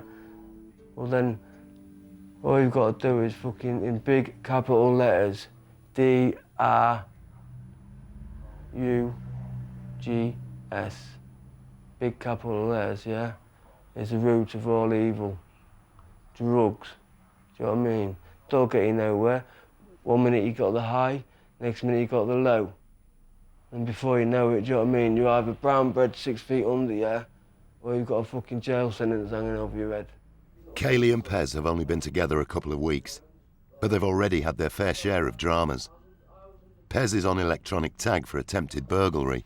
Me and my stupid ways, I haven't changed, and now I've gone and cut my fucking tag off my leg, and it looks like I'm going back to jail. Do you know what I mean? I swore I'd never fall in love again until I was sorted and on my feet, and I have, and now I'm going to be left out here again. I don't expect to stand and wait for me if I'm in jail, yeah? That's a warehouse for the fucking underclass, yeah? And I am the underclass. You're going to jail to sort your head out, but I'm left out here dealing with it all, everything on my own, again. Yeah, but Kaylee, you've got your freedom, darling. I don't want freedom when I'm on my own. Lonely. I don't want it. Losing the people we love can leave us rootless and lost. But if you're lucky, other parts of your life can take the strain. There's not many people that can say that they do love the job, but I do. I did lose my husband in August. I came back after 2 weeks after he passed away, and John said, "Why are you here?" But I needed to be with them, and they have really helped me. Tracy works at the Shalom, Grimsby's last youth centre. I class this as my second home, would you believe? It's not just my job. It's my second home. You're not allowed to ride bikes around here. The teacher's here for my Nobody is to ride a bike in here. And what's important in life? I think success. Education. Yeah. Getting a good education. Getting a job that you enjoy, not wanting to just sat there, you don't like try your best in school, get all the qualifications you can. Yeah. And then get a job you enjoy with good money. What do you guys want to do when you're older? I want to do something like this, like working here or like social working or something like that. Social working or like health. Why is that? Why do you guys want to do that? Because you see like the people here doing it and it like inspires you to do it later on in life. Work, family and friends can certainly make the tough times a little easier. And a problem shared is a problem halved. Oh, this is just a little bit of superstition that me and her have got. This was from her dad, and every time we've been out and acquired things, every time we've had this, we've always got what we needed and there's been no problems and none of us got caught. But you've got to cover every fucking angle, right down to your underwear and everything. I walk in, high vis, paint all of me, maybe a little bit paint on the side of my face or on my hands, on my trackies. You'll think he's just finished work. Nah, he's a worker, he's all right, he's not a shoplifter. It's all about what's up here, not what you can do with these, what you can do with this. Right.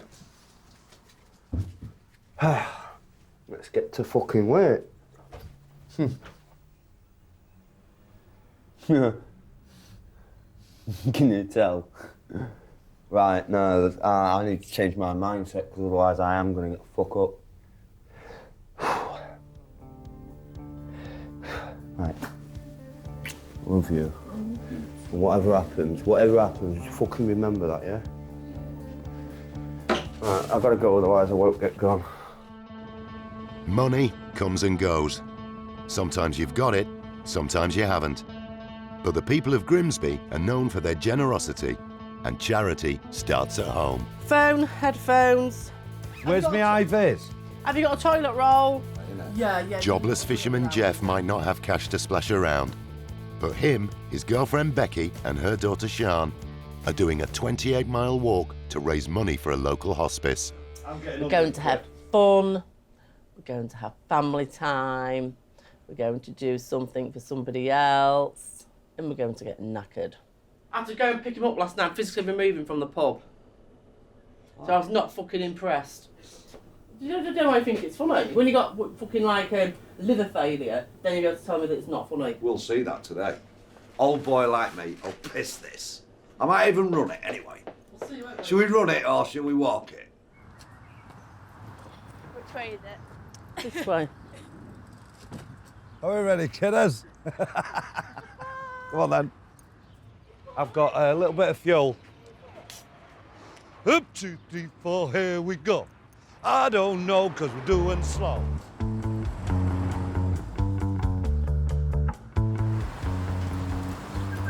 Oh, hello. all right. I just had to move a little bit quick, just in case, because there was one of the security who was a bit. Should I stop him? Shouldn't I? What did you get?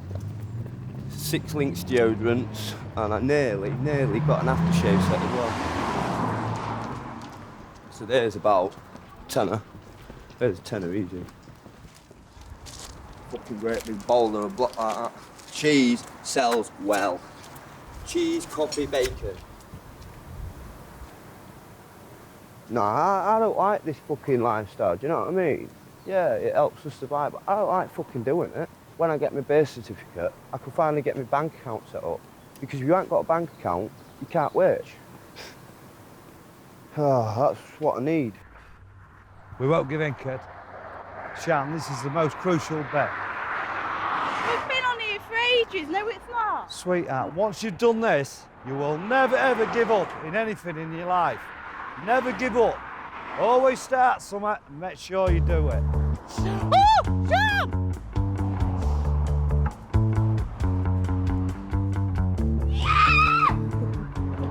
To get him in his death. All kids need guidance and support from their parents, but not everyone gets it. And if you grow up in chaos, there's a chance you'll find yourself repeating the same mistakes. Oh, you're killing me. What did you want to be when you were a little girl? A nurse. Yeah. Why was that? Because I was very loving and very caring. But I don't think me being a nurse right now would be a good thing, would it? I'd be always in a drug cabinet. When my sister was born, I used to wrap her up in a shawl. I used to get the syringe for a cowpole and pretend I was giving her medicine. I used to listen to her chest. Always pretending. But me pretending took me away from actually what was going on around me.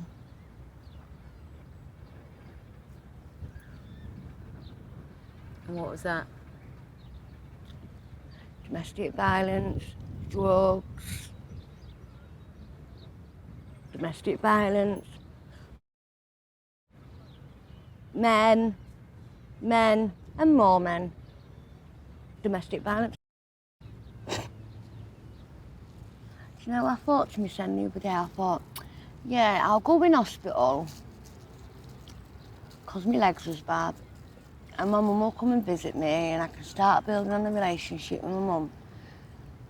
But then the other half of me thinks, why?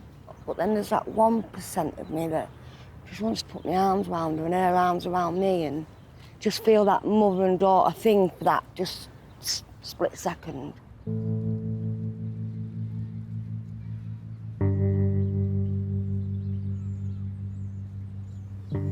But I crave it so much.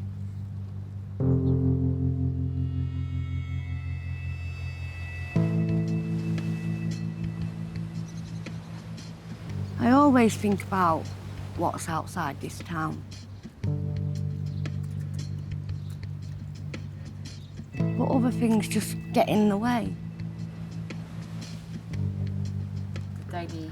When I'm free of drugs, that's when I'll have my freedom to be able to go and do whatever I want out of this town.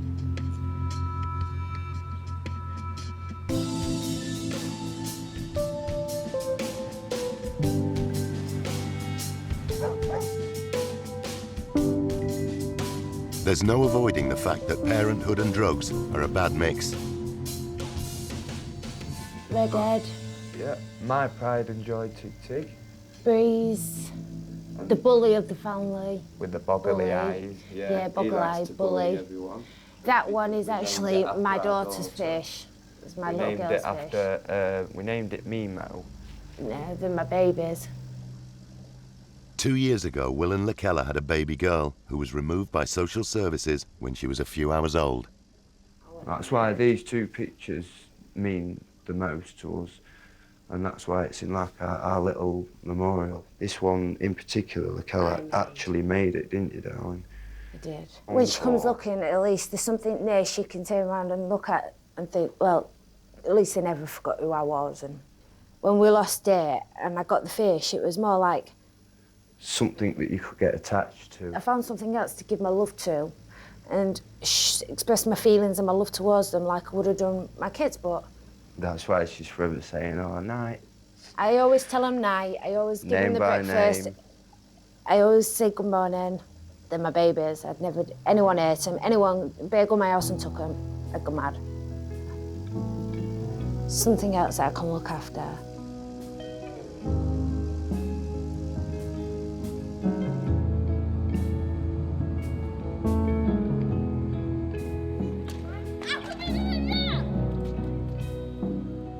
If someone does take drugs, do you think they should be allowed to have the kids, or do you think they should have the kids taken away? I don't know, I think they should. I think it's for the best that they should get taken away so they don't get hurt and stuff. To people around here, family is really, really important. Really, really, absolutely vital. Even if the family's a bit, you know, not working quite the way it should, it's still really important to people. Come on, Kai, hurry up, it's going to get cold. Becky and Jeff have been together 2 years and have decided to make things official. Don't start that. Don't start doing that. We'll start falling out straight away. They've set a date, but there are still a few details to iron out. And Jeff is taking every opportunity to wind Becky up. Shall I organise a stag night? No, because it's not even a stag night. Why not? Because we're having a exactly. poker tournament. Well, yeah. Why? Do you need to ask why you're not having a stag night? Why is that then? Because you get up to fucking things that are inappropriate, that's why. I get up to things that's inappropriate. It's your last night of freedom. You do anything you want. Last night of freedom, you do anything you want. Well, what's the point of getting married for then? Before you commit yourself the next day, do what you want. It's all right going with a prostitute or something like that, because it's not the same. You went and tapped her up, all right, well, yeah. All you've done is all your mates is paid for her, and that's it, isn't it? So you just spend the night, don't you? No, the thing is, Mum... This wedding ain't happening. And as long as he doesn't... I'm going to get divorced. I'm trying to speak here. Well, am I speaking as well? Yeah, well, I don't care, I'm trying to speak.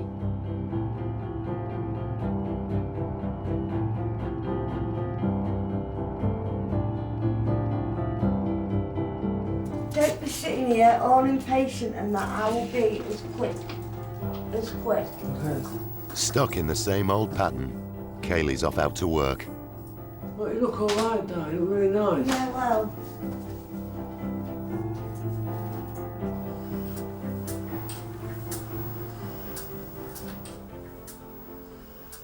You're all right. Forget it. Does what she does out on the street and that.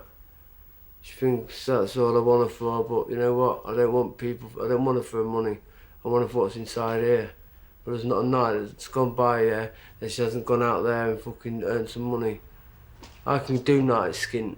I can sit there in front of a fucking telly. I've done that much jail, yeah? You get used to it. My heart of hearts, yeah, tells me that I don't think she's good for material. She's too needy, she's too fucking head fucked.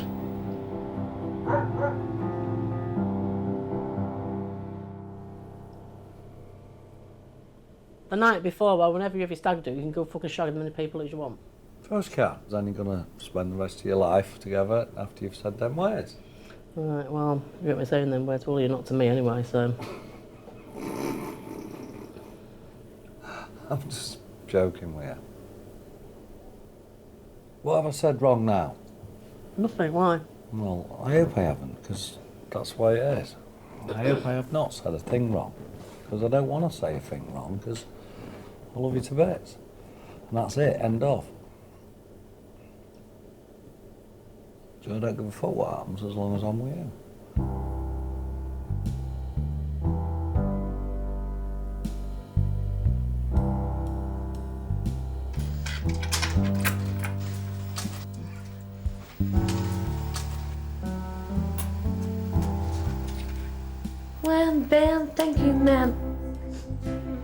Hayley has been out working, Pez thinks he's spotted a warrant team planning to arrest him for breaching his tag.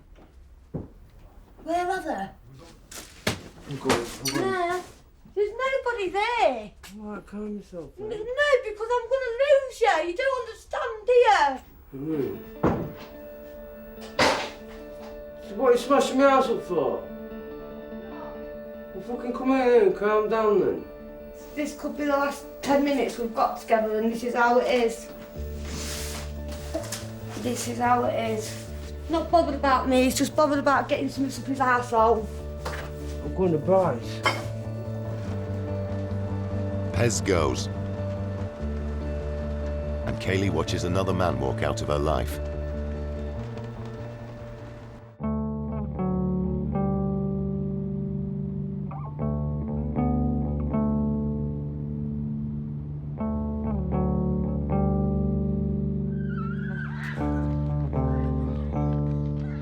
Do you think it's a hard life being a prostitute? Yeah. In what way? What way? Embarrassment. You never know what the guy's going to do to you, a ginger kid.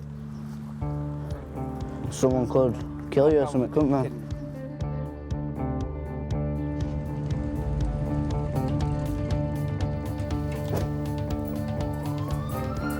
It's getting dark in here. Where's that? Yeah, it's because I've got no electric at the minute. Pez is in prison and Hayley's on her own again. She's staying in Pez's flat until she gets told she has to leave. What are you getting ready for? Oh, I'm nipping out. To work? Yeah. So why do you do it? It's feeding my habit.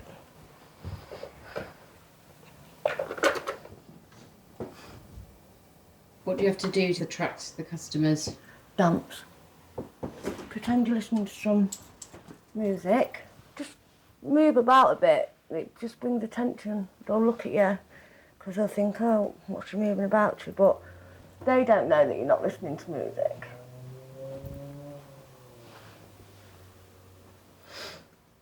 What sort of music do you imagine that you're listening to? Oh, a bit of Meatloaf, a bit of Bon Jovi. Yeah.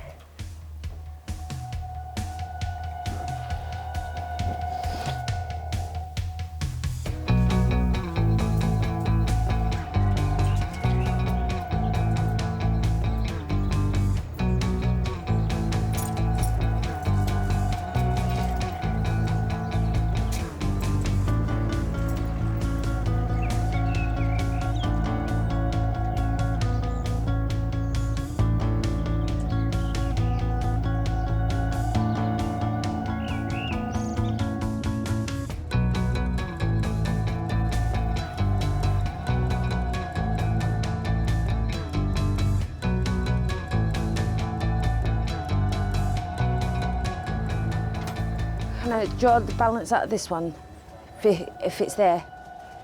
Thank you. It's payday for Will and Lekella. Buzzing. What you got? Got £235 in my purse. His sanction's been stopped now. It was only for 4 weeks. And getting paid their dole doesn't mean stocking up on food or feeding their habits. It's straight round to the fish shop. You know what, if I won the lottery, I'd build myself an entire room like this. I would, honestly. And I'd have a nice big reclining chair and I could sit there and have a smoke and just relax. Beautiful. He's in the log. It's my fish. Ha ha. Yes, he's a beautiful fish. A lot of this water can't go in that tank. Yes, we know. Well, no, what I'll do actually, because this will have Good bacteria and it'll stop him getting pH yeah, shock. He's resting on my hand. You can feel the warmth, I think. Just rest him against her for a minute. It'll be all right. Hang on, baby. I've got anti-fungus and Finot, anti-slime and velvet. Them ones I had anyway, they're just to take chemicals out of the water and make it better for the fish. 55, that's 60, and that makes £68 just there. It gets too expensive. it a nice big fish to you lot? You know what I mean? He gets on with them other fish fine, doesn't he? Look at him having a nice feed. Look at the size of that mouth on him.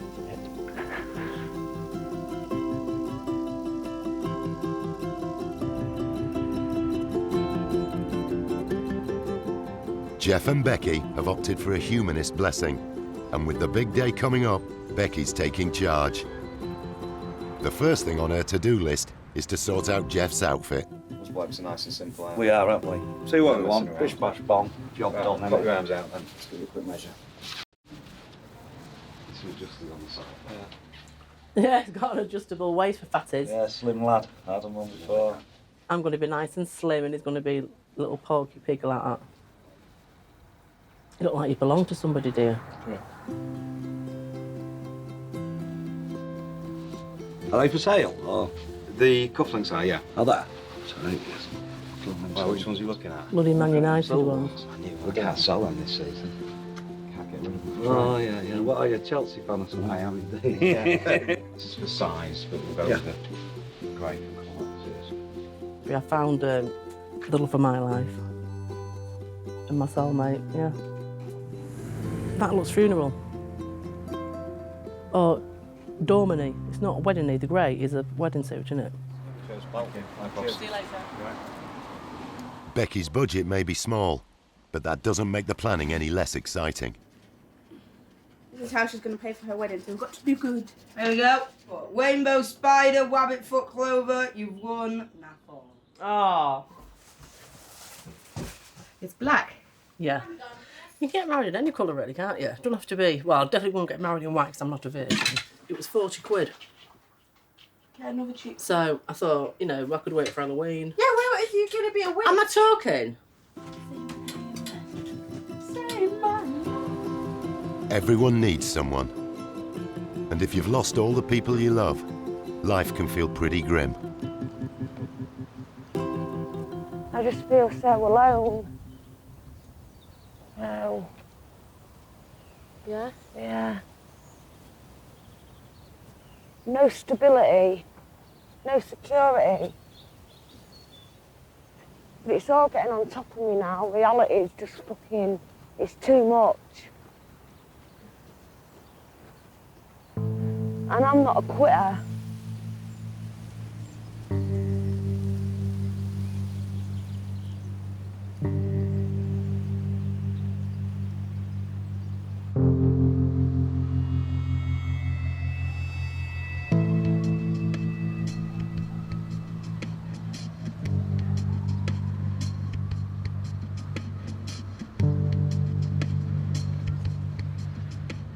If it's not one thing, it's another. Got no money, feel like shit. 'Cause it is shit. Lakella's not having a good morning. She's feeling poorly. She's in withdrawal because she's late picking up today's methadone prescription. Issued. And she's got a letter from the court. It's enforcement team. Enforcement team? Oh, for fuck's sake. Read the back of the envelope. Yeah, they put a warrant out for you. You've been paying it though, haven't you? Outstanding fine. First thing to sort out is getting her methadone from the chemist. But with a warrant out for her arrest, Lakella's got to be careful. Keep your head up.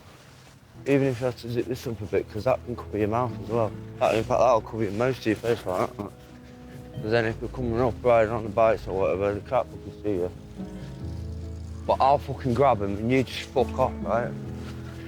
Is there any toiletries that you need? Deodorant?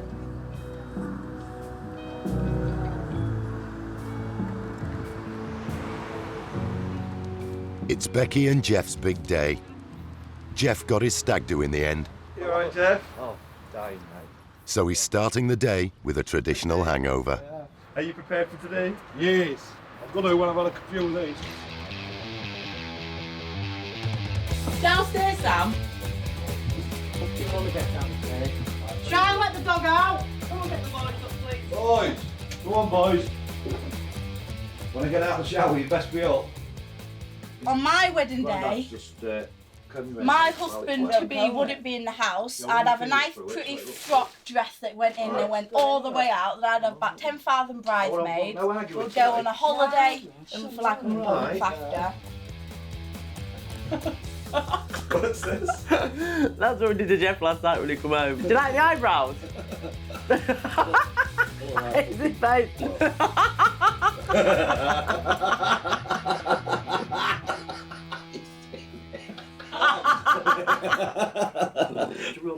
Right, you get running. It'll only be half an hour. All right. See you later, Becky. Yeah. So, shall I start getting ready then? No, you don't really want. You get in the shower and get your face and that sorted out, yeah. You're not messing James about? I am not messing James about, no. Complicating things already. How can I complicate things? You Other are people doing. complicate things, don't they? You I are don't need to doing. fucking do it, do I? Well, stop fucking dictating then. I can dictate, dear. It's my You can right fucking now. dictate in 3 hours, yes. Not now. I'm still bastard.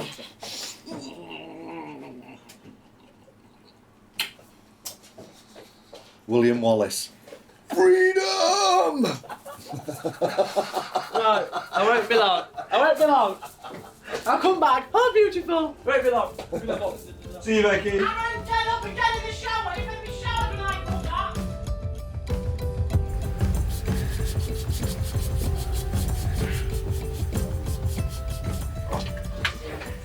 40 quid's worth of shave.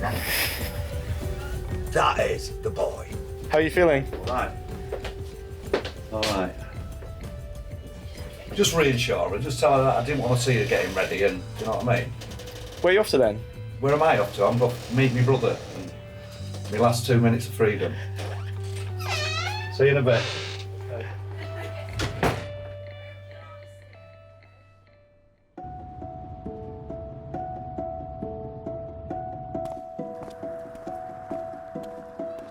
Sometimes when you're skint, you have to hit rock bottom to bounce back up. Kaylee's got herself off the heroin and onto methadone. And rather than sofa surfing with friends and boyfriends, she's sorted out a room of her own at the local Sally Army hostel. That's all I've got to my name. But it's a start. What have you been doing for the last year for accommodation? Living here, there and everywhere. But obviously I was on drugs then, and drugs was misclouding all my judgment. Yeah, big time. But now I'm not on the drugs. Past 2 days, all I've done is run around and try and get somewhere for me where I'm not paying anybody or buying anybody. My room is on the middle floor with the 2 middle windows open.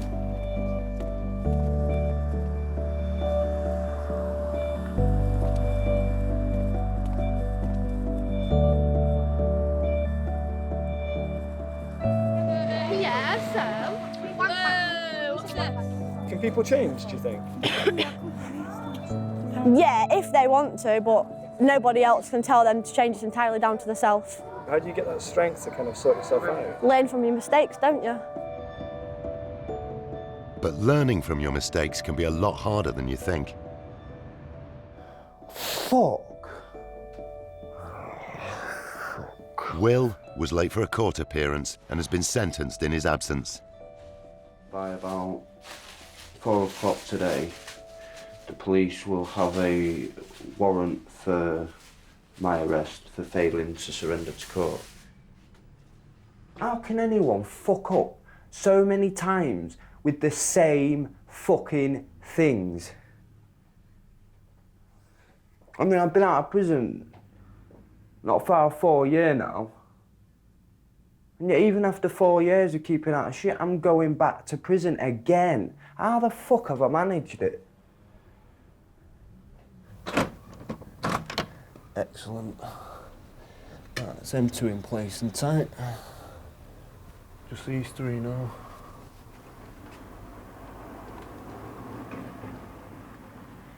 If while I'm out here anyone does come, I'm going to be straight over that wall and down that alleyway.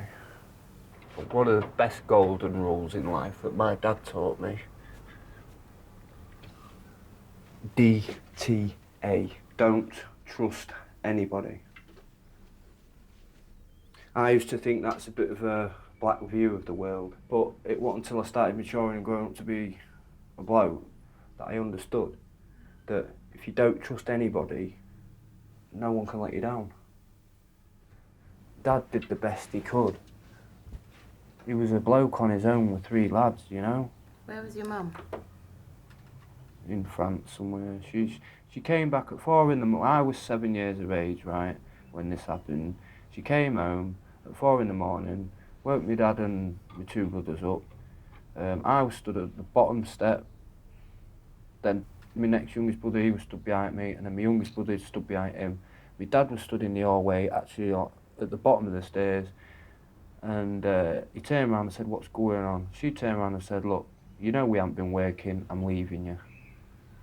I'm taking, which is my youngest brother, and I'm leaving you. To be honest, if I take all 3 of them, I'm going to have to put some of them in care." That's how blasé she was about it.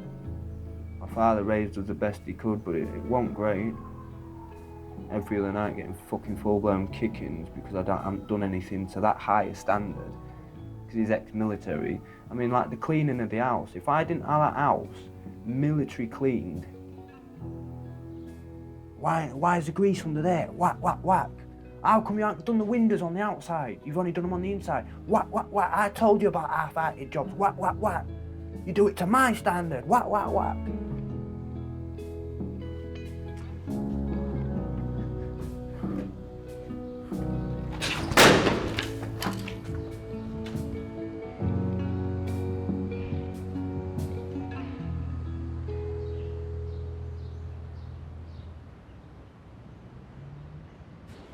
Can I order 2 more mixed grills? 1 without lamb. After weeks of planning and several outfit changes, Just get in there. everyone's gathered for Becky and Jeff's blessing. How are you feeling, Smell Dan? Shit. Shit to middling. Don't shit yourself. Right, do you look all right, girls? Yeah. Sharp. Yeah. Oh my God, I'm really nervous.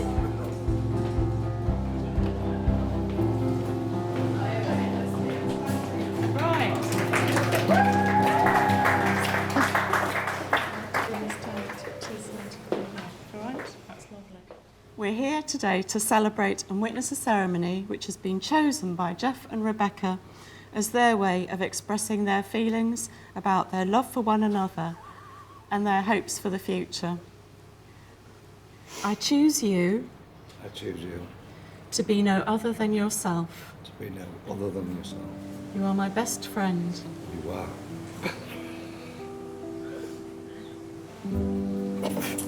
Friend. And I will love you always.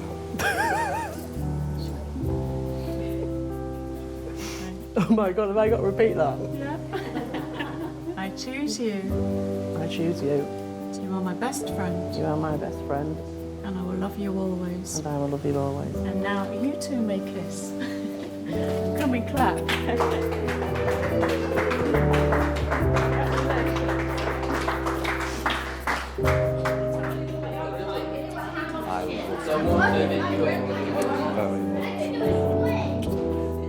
It doesn't matter where you are in life or where you've been. Everyone deserves the chance to put their past behind them and make a new start. What do we say? Cheese! Cucumbers!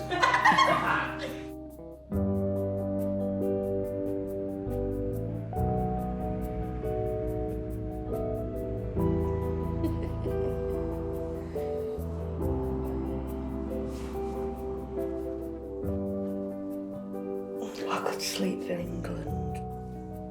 That way's okay. That way's like that. And that way's okay because it's actually in that way is a no-go. What's down that way? That's Freeman Street. That's smack and crack and dog city. How many years have you spent up and down Freeman Street? Ooh. Good 10, 12 years. It's a long time, isn't it? They're my new jeans I got the other day. Very nice. Grandad gave me some money, so I went to Asda. Instead of to a dealer, I went to Asda. I've seen things for what they are now.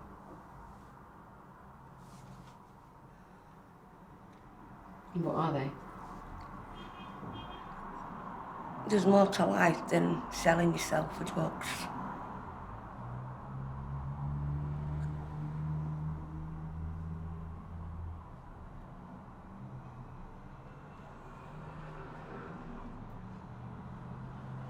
Even though I was good at it, I won't do it again. Not for love nor money.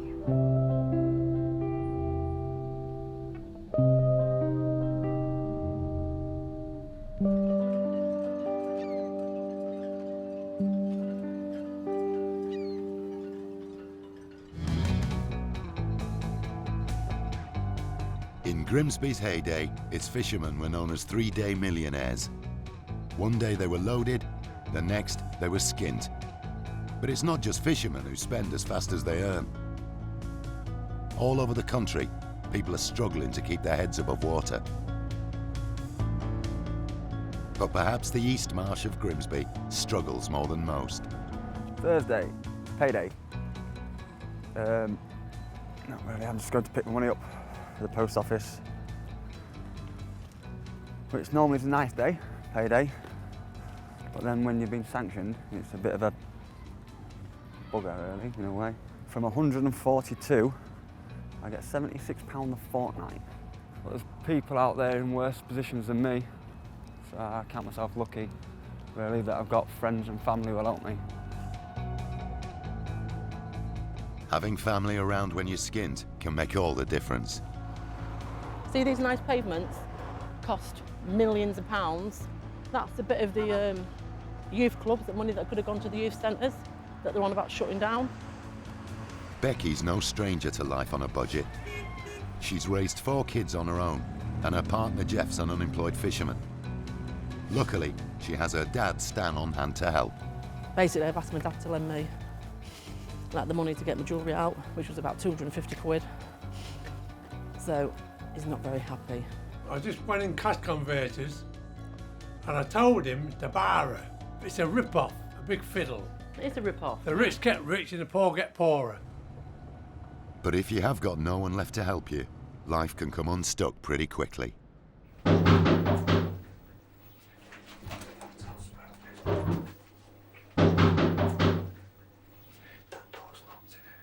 Will and LaKella have got the warrant officers at their door. Will missed a court appearance for shoplifting, so they've come to take him in. As long as they don't hear anybody or see anybody they can't do well, stay very still. Please.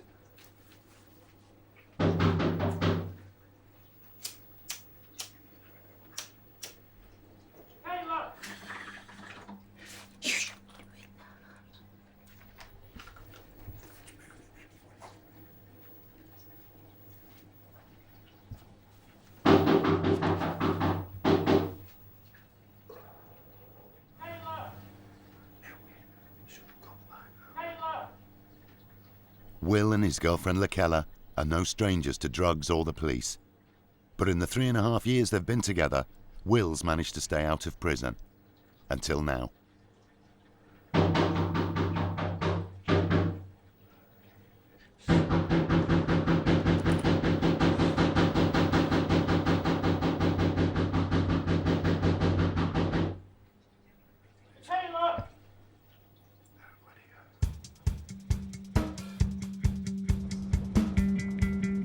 Most people stay on the right side of the law, even when they're struggling.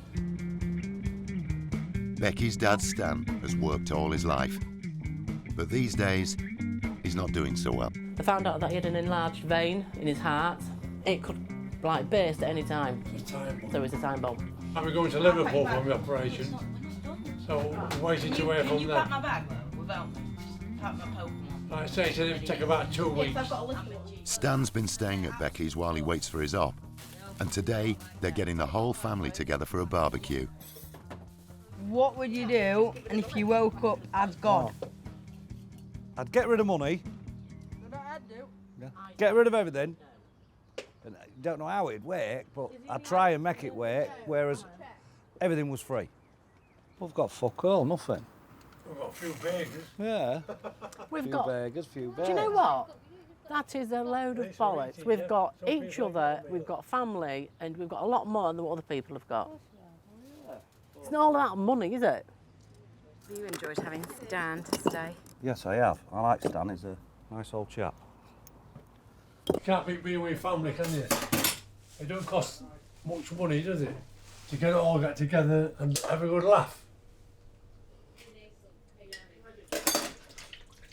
The old saying, you're a long time dead, ain't you? My knickers have shrunk in the wash. 4 teenagers, including 2 boys on the autistic spectrum, is a lot to cope with. And a couple of things help get Becky through. Her dad Stan, and a very loud voice. You're not taking a thick fucking winter coat with you when you need a jacket. What can you say? Talk to the hand. I'm a bit deaf, see, so that helps sometimes. Having teenagers under your feet is testing for any parent. But on the East Marsh, there's somewhere they can go. The Shalom Youth Centre, where Canon John Ellis is like a grandfather to a brood of hundreds. You definitely both years? Yeah. It's from being here so long, listening to that loud music. It is. Oh my gosh, Demi. If this place closed, what would you miss about it? Probably John. I'd cry. The best person you can ever meet. What? In your life. Don't you wish your girlfriend was hot like me? At the age of 72, John knows his time at the Shalom is coming to an end.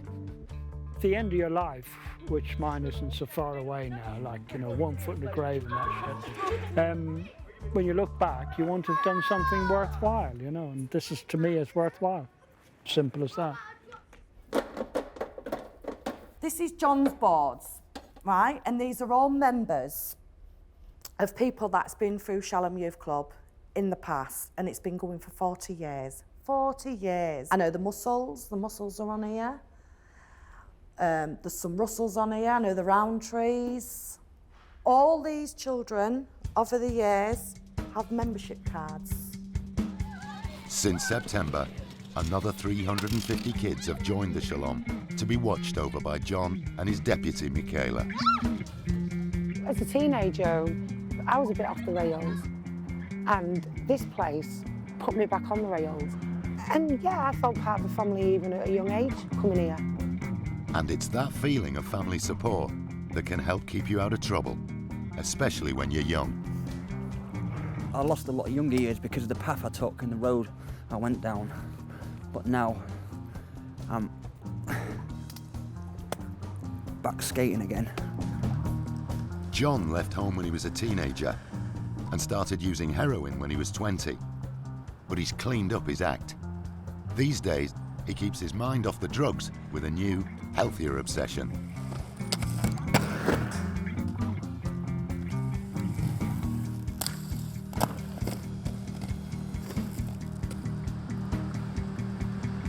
What are you doing today? Grinding? I slide up a slip off it sometimes as well. John's still on a methadone prescription, but he's almost weaned himself off it. I'm off to a place called DIP, D-I-P, the Drug Interventions Programme. I was on like 3.5 full bottles, and now I'm down to 1 bottle with like that much in the bottom. All it is willpower. Get it in your head and fucking do it. Nowadays, I'm more looking for opportunities to skate. That's what I kind of look for nowadays. Before, I'd probably walk around the street looking for open windows, stereos in cars. Someone smashed his car window. Definitely a foot. Because it's smashed already, it'd be easy entry. that would be a nice street to look down straight away if he was doing things. You can instantly tell it's a smart area. The way all the lawns are kept clean. The cars, you know, they're well off inside. What would you be looking for? Money, to jewellery, tobacco, anything, television, the consoles, computers, really, I'd go for in an house. And if you go into an house and there's got a big arrangements of stuff, I'd probably even go upstairs and take the quilt off the bed, take the quilt out of it and use the quilt cover and just fill it like Christmas, like Santa Claus himself, pop it over your back and ho, ho, ho, and off you go. At the time, you don't care. Before, it didn't really bother me. I didn't have no feelings, didn't have no morals. In a way, you don't think about the consequences. All you think about at the time is where you're going to get your next hit or drugs to sort yourself out. And there's no life to have. Just wrong.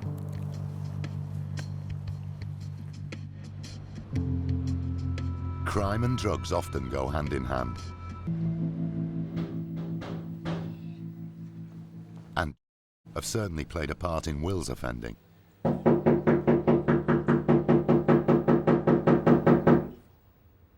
Will and Lakella's lifestyle has cost them dearly. 2 years ago, they had a baby girl who was removed at birth by social services.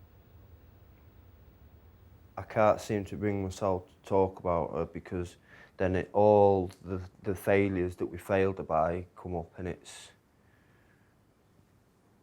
makes you want to hate yourself, it makes you want to destroy yourself, it makes you think, well, how low a person must I be if I didn't do right by my daughter? So, you know, I just can't. I've got no food in my kitchen. I've got nothing. So in a way, I'm sort of glad that she's living somewhere else because I'd struggled to provide for her. Hey, baby. Got a right little family of Coras, so it's like mother, father and baby. But they all stick together and look after each other. They've come out because there's that biscuit there. You see my mother and the baby? Yeah, that's mother and baby. That's why they stick together. Cute, innit?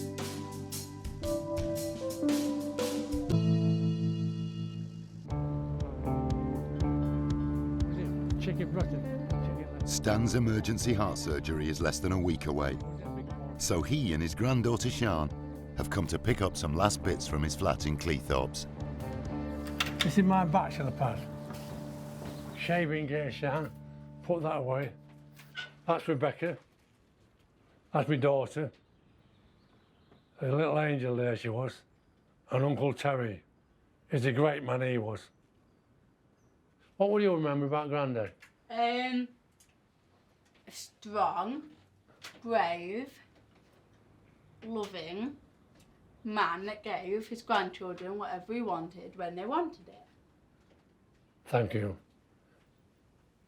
Yeah, they're all good grandchildren.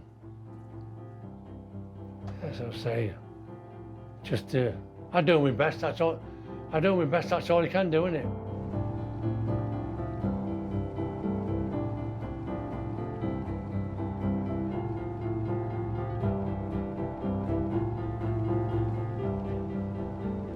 There was knocking last night, so I dare say that they'll be coming again sometime today. It's 3 days since the warrant was issued for Will's arrest, but he's still managing to avoid being caught. They'll keep coming at least once, maybe twice a day, till I've either handed myself in or they've caught me. But it's sign-on day, and if he and Lakella want to get their dole money this month, Will's going to have to leave the house and take the risk. I need one of them, you know, them cheesy beard disguise things with the glasses on that. Incognito. Yeah, I can... Not me, not me. I'll be as quick as I can, I'll watch what I'm doing. Okay. I'm not back in half an hour. If you're not back by halfway, I may have been caught. Listen, if the Orbill do come while I'm out, let them in. Well, yeah, I'll let Just the say coppers that in, you yeah. fell out with me. We had a big argument and we finished. Yes, He's fucked right, off. go, Let him quick. search your house and then that way they won't come back. Yeah, all right then, quick. If he takes the back streets, he'll be fine. But if he gets seen once, they'll grab him. They will grab him. And he'll go.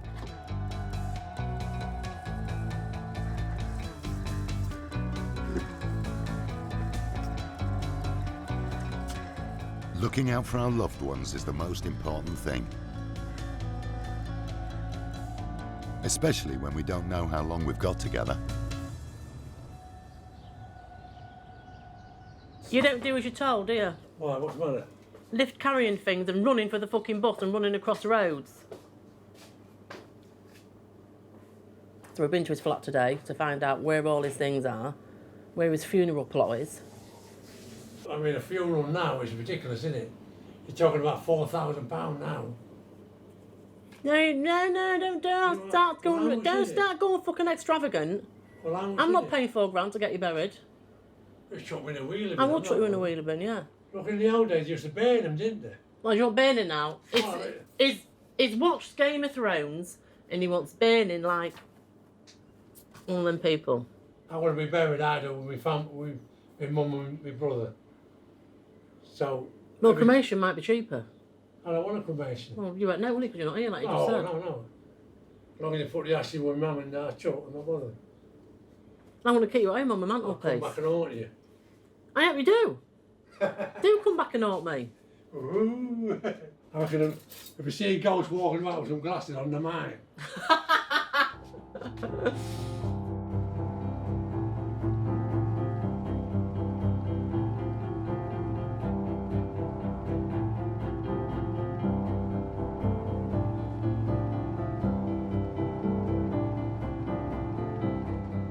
Year after year, the Shalom Youth Centre struggles for funding, and yet John always manages to keep it open. He feels it's essential for the children of the East Marsh. There's 45% child poverty in this community. And, I mean, what can you say? It's just an absolute disgrace. A whole lot of very, very wealthy bankers turned banks into casinos. And the wrong number came up, so they lost all their money. So what does the government do? They take it out on communities like this. So, oh, it's the welfare system. And, oh, it's this, and oh, it's that, and, yeah, and people have got an extra bedroom. Disgraceful. It's just, it's evil, really. That's the only word for it. It's just pure evil. The Shalom's busiest night is Friday night, and it's the only place to be on the East Marsh. 7:30 on the dot. Not a minute before, not a minute after. Every Friday night is absolutely unique. Unrepeatable, thank God.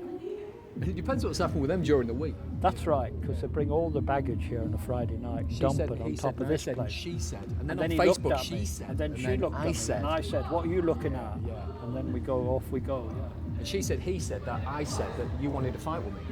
So you're trying to follow this chronologically. It's like, I have no idea what you're talking about. It keeps them off the streets. It's the phrase that people use about what we do, but we don't keep them off the streets. You stick with them and support them all through those quite difficult years where they're sorting things out as teenagers. And hopefully at the end of it, they're going to be functioning adults. I enjoy it, you know, I've always enjoyed it. Getting on a train and going to some flipping office somewhere, sitting behind a desk and shuffling a lot of papers around, then going home again. I think they're crazy. And they probably think I'm crazy, so feelings mutual.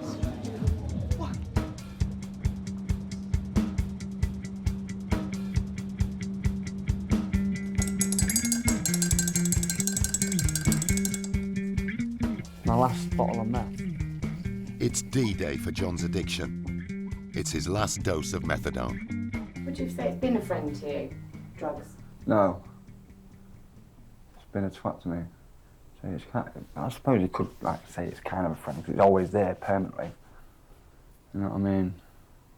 But it's a bad habit, it's a bad friend, what you want to get rid of. Get anxious. I'm stopping taking my meth and I'm moving out into my own flat within the next few days.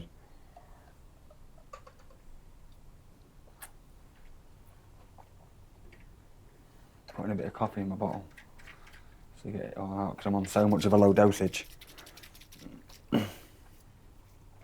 Probably missed half of it, so I just like put something to swirl it round properly.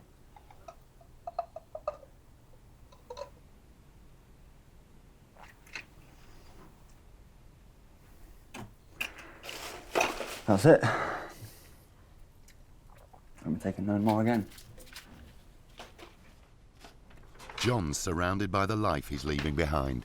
Magistrate's court, notice of fines, magistrate, police. How many times have you been to jail? 6, 7. My hour calendar, CS, community service. And I was so used to going 3 or 4 days a week. When I finished, I was bored. I thought to myself, why can't I just carry on going to CS? Even though I didn't get paid for it. It kept myself busy, out of the way.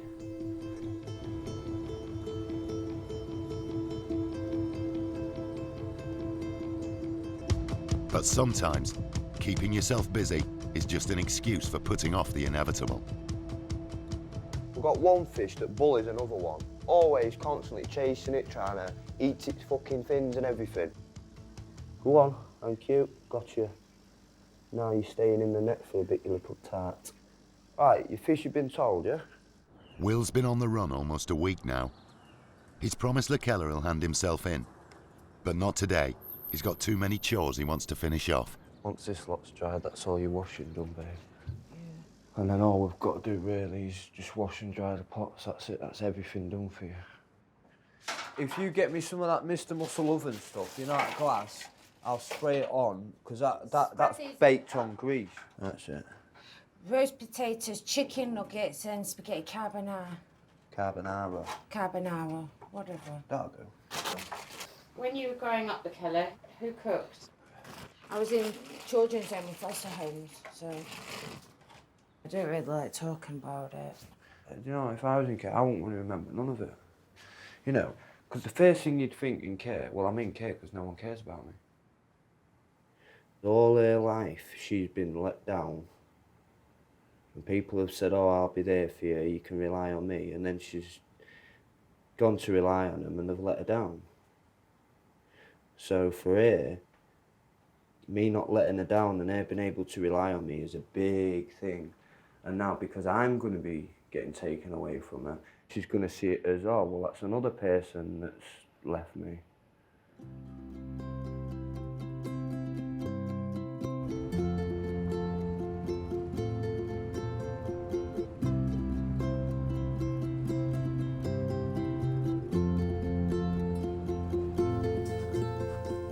Coming off methadone, even a tiny dose, can be pretty unpleasant. How are you feeling? Shit. And John's come round to his sister's house to take his mind off it. I'm not starting. You'll pass out on me. Yay, nay, maybe. We'll get the line in, I know that. What do you think? Oh, didn't that feel nice? Your back's going now, isn't it? The pain in your back. I'm fucking gone. Never mind going. You can be proper, have a bad backache, leg ache, and the shivers. Have a tattoo, you don't have them again. Do it about an hour after your tattoo's finished. Starts coming back. Every time John has reduced his dose, he's added to his collection. I've got all that lot, that lot, that lot, that lot, that lot, that lot. Chest, middle of my chest, Legs. Tops of my legs, bottoms of my legs. 15 since it's been here. 15 tattoos in how long? 4 weeks, a month. About a month. Even though they're a lot more painful than the last ones. I'm worried to support him, that's all. At the end of the day, he's going through it. He's trying. If you don't support him, what's the point of him trying? That's all it is. A little bit of support in it, Milker. Yeah. A lesson learnt hard is a lesson remembered. There you go. Very much. True.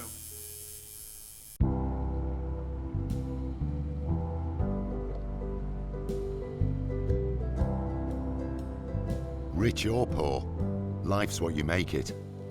And sometimes, to get what you need, you have to take a risk. To be quite honest, I bet every day. If I got the money, just lucky 15s. I don't put a lot on. Are you lucky, man, Stan? I can't be, can I? I'm going in hospital for an heart operation, so I won't call that lucky, would you? But if I don't have the operation done, I just drop down dead. If this operation is a success, and I get another 10 more years, it's a big bonus, isn't it? 10 years watching your grandchildren grow up. When you lose someone close to you, it's hard to explain how people take it. But I think my daughter will be gutted, my grandchildren, and my granddaughter, Shan, she'll...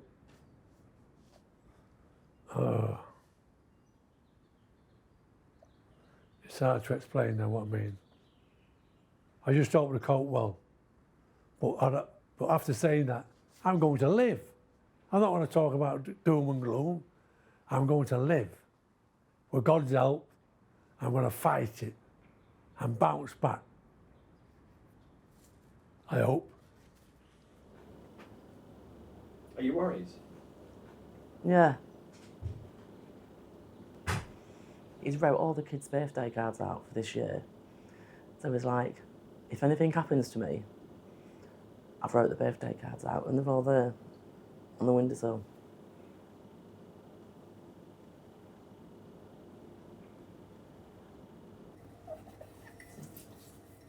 It's only 20 past. You look smart, Stan. It's time for Stan to go. He's off to Liverpool Heart and Chest Hospital for his operation. Becky and her partner Jeff are going with him. You talk to that dog better than he talks to me. Becky's eldest son James will be keeping an eye on things while they're away. You can be a good boy while I'm in hospital. No fighting. No fighting, yeah, okay. Bite your tongue. Like that. Bite your tongue. Hi, Grandad. Like that. Love you. Bye, Grandad. Oh, Stan. Mm. Good luck. I hope I see this house again.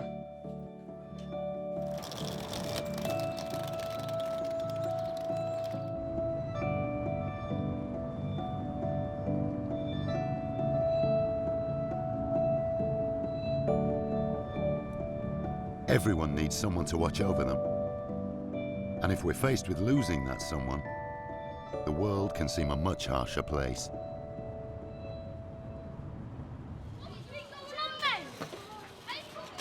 But standing on our own 2 feet is what growing up's all about. When John Ellis retires from the Shalom, Michaela will be the one left watching over the children from the East Marsh. I'm really scared about the responsibility of it. Like now, if anything goes wrong, I can blame John. Well, I can say, well, you told me to do that. I'm a little bit worried about not having no one to tell me how to do it.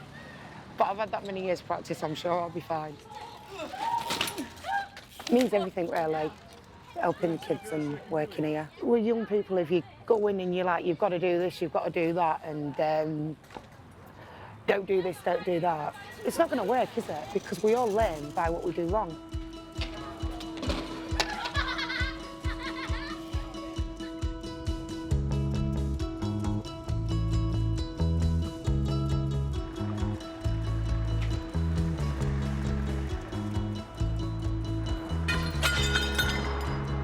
My telly's just gone. John's taking the next step. He's free of drugs for the first time since he was a teenager. And today, he's moving out of the Salvation Army and into his new life. Where are we? My flat. I'll show you it. Turn the lights on in the house. Oh, I've not got no bulb in. Yeah. It's a fan, a heater. Yeah, buzzing.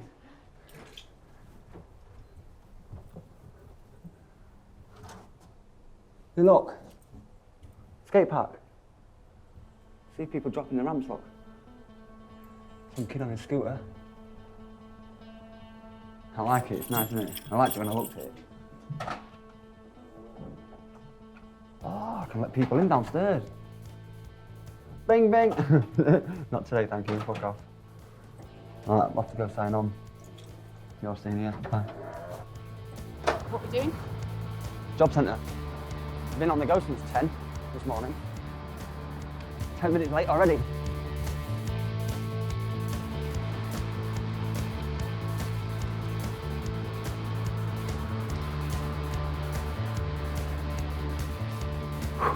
Sign on.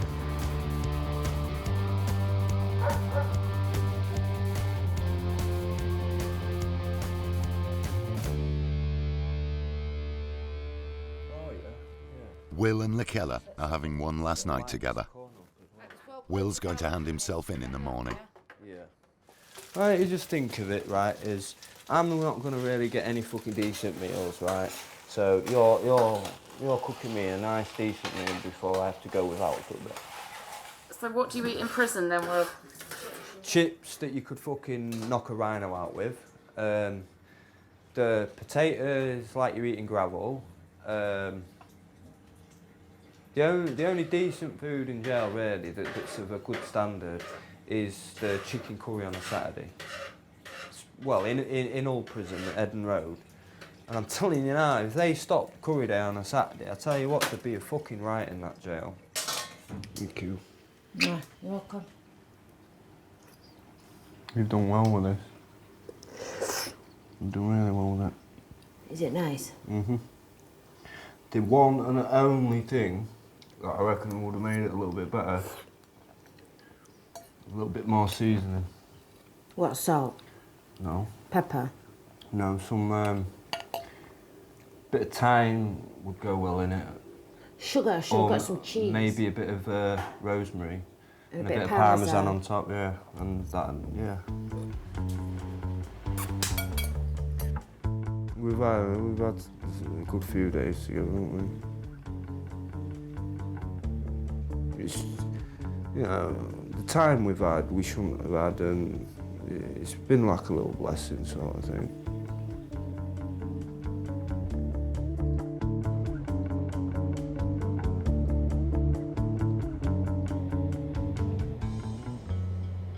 That's what you want to be, innit, Kai, an archaeologist? Yeah. Stan went into the operating theatre 13 hours ago now, and everyone's desperate for some news. Hello? Yeah? They've not told you anything else? Right. He's hard as nails. Good. Have you been crying? Yeah. Alright then. Ring me in the morning, let me know what happens. Right, love you too. Bye. Bye. The next 2 days are going to be critical really, aren't they? Because in case of infection and stuff. No. But I could cry now. We only cry like when we're happy, never when we're sad. Really, James, hear that? Yeah. My granddad means a lot to me. Family's the most important thing to my granddad. It comes before everything. I don't care what you say, I'd like you to find a more brilliant man than my granddad. I'd pay for it. I'd pay to say that. Night, James. Night, Sean. Night, Kai.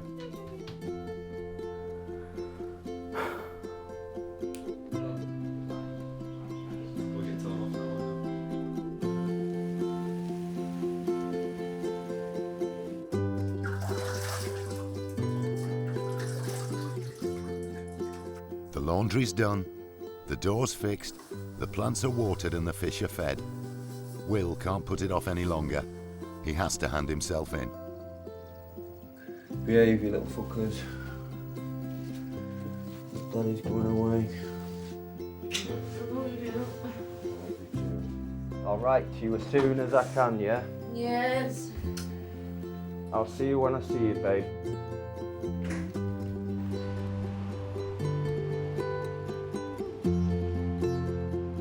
Will doesn't know what his sentence will be, but one thing he's sure of, he won't be coming home soon.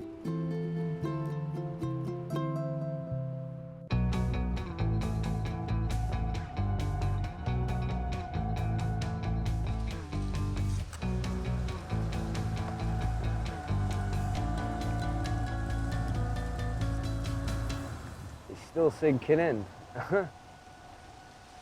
I should have been on that prison bus we've just seen.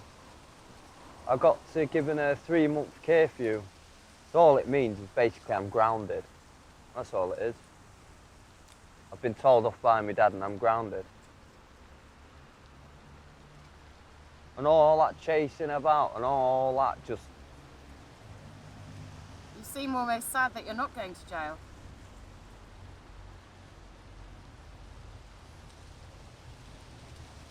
In some ways I am.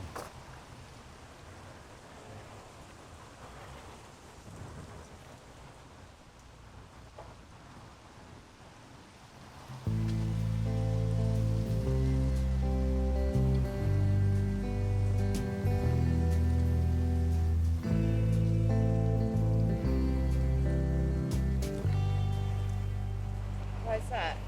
Once you've got it into your head, you get used to the idea, and then you become comfortable with the idea of going to jail. And then you sort of look forward to getting to jail, but it kept me away from stop smoking.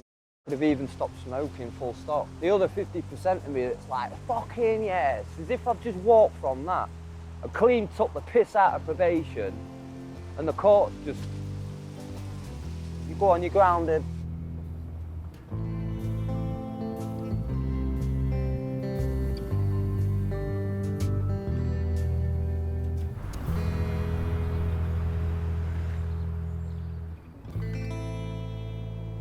Becky's been at Stan's bedside every day since the op.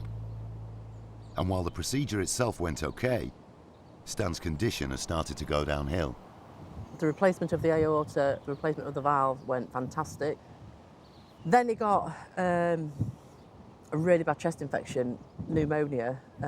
So all in all, he had to be kept sedated, then waking up, then sedated, then waking up, and then he's had a bleed of the brain. He's lost movement of one side of his body. They cannot remove the blood thing from the brain because he's too old. They can't. So now, basically, we've got to take it a day at a time. Stanley Valentine. That's his ring.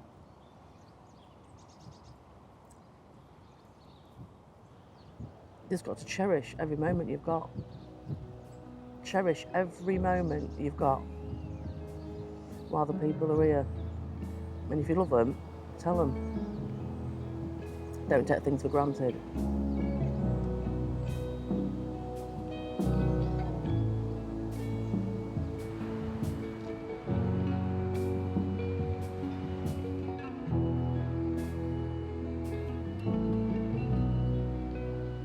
Pasta. Beans, I got fucking 12 tins of beans. Have you stocked up? I'm Anna. And then I'm going shopping on Friday again. I'm going to buy 2 of everything again.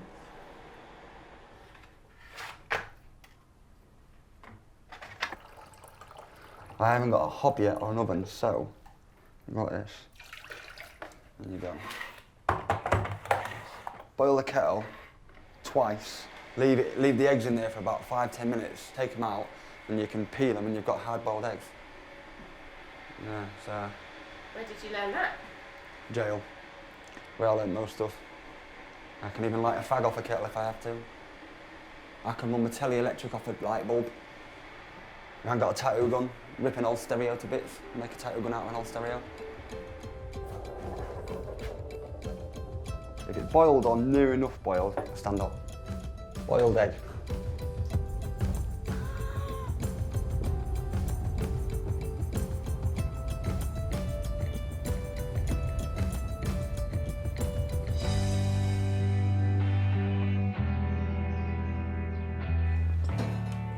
Becky's been away with Stan for the last 5 weeks. Things are not looking good, but she's come home for 24 hours to check on the kids and make sure everyone's okay. My goodness gracious me. I mean, why is all them pots there? Why is all them oven things there? You missed it. Of course I've missed it. I haven't been able to shout and ball them for 5 weeks. What's this? Samson, Come here. Lay down. Roll over. Mummy's missed you. Yes, she has. Becky, how's Stan getting on? He can't have a cup of tea. He can't have nothing to eat. He can't talk. He's trying to write things down, and I don't understand what he's writing down. 20 years ago, you wouldn't have stood toe to toe with that man, ever. Do you know what I mean? He'd have banged you all over the place, but to see him the way he is, and it's just sad. I said to him, do you want to be here? He said, no. I said, do you want to go to heaven? He said, yes. You know, nobody, apart from my dad, He'd have loved me anyway. has been here for me.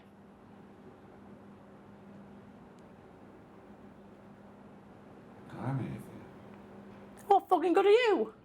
You're fucking useless. you. No. I love you.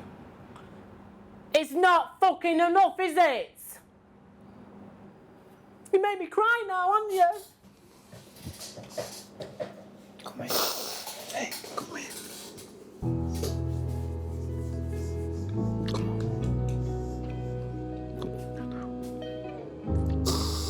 You're home now. At least I got you in my arms.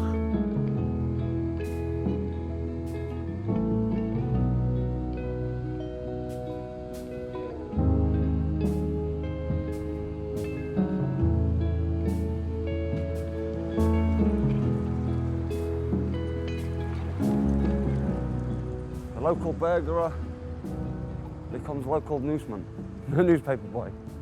Wow, that's bright light, isn't it? For the 12 years he was on heroin, John lived in towns around the northeast. But now he's clean, he's come back home to be close to his family. So how many years did you two not see each other? Bloody hell. 10, 10, 12 years, yeah. About 10 years, didn't see each other before. What did change your life? No, nothing. Myself. Really. And a few helping words from my little sister. And a little brother. So I said to him, he wasn't coming anywhere near me or my son when he was like that. We just hated seeing him like that. Because he's an happy-go-lucky person, you know what I mean? He's out there, he'll do whatever he can for anybody else.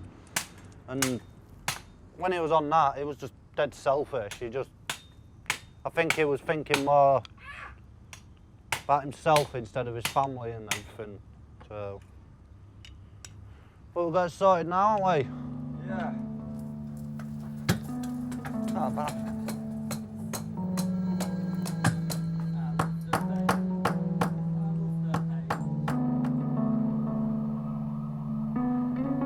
Given the choice, most of us would choose to be at home surrounded by the people we love.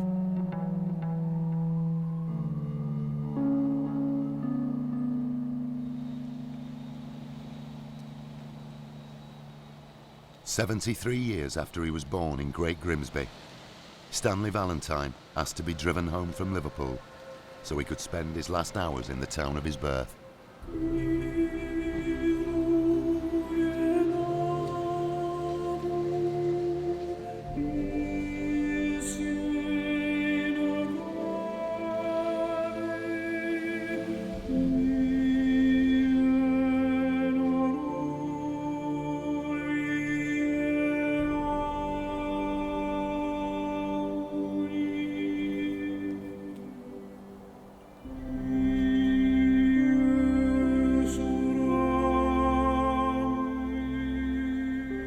Grief changes people, doesn't it? It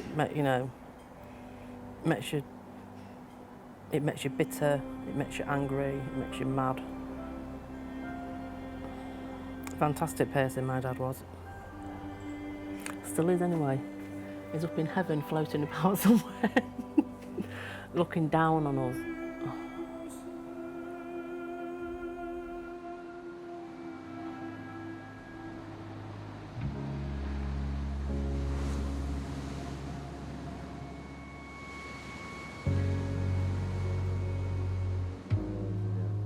Will and Lakella may be struggling to escape their addictions, but at least they've got each other. Isn't it mad? Wow. As soon as you're faced with the fact that you're going to lose something, all of a sudden it seems to become that much more precious to you, doesn't it? You know I love you anyway, don't you?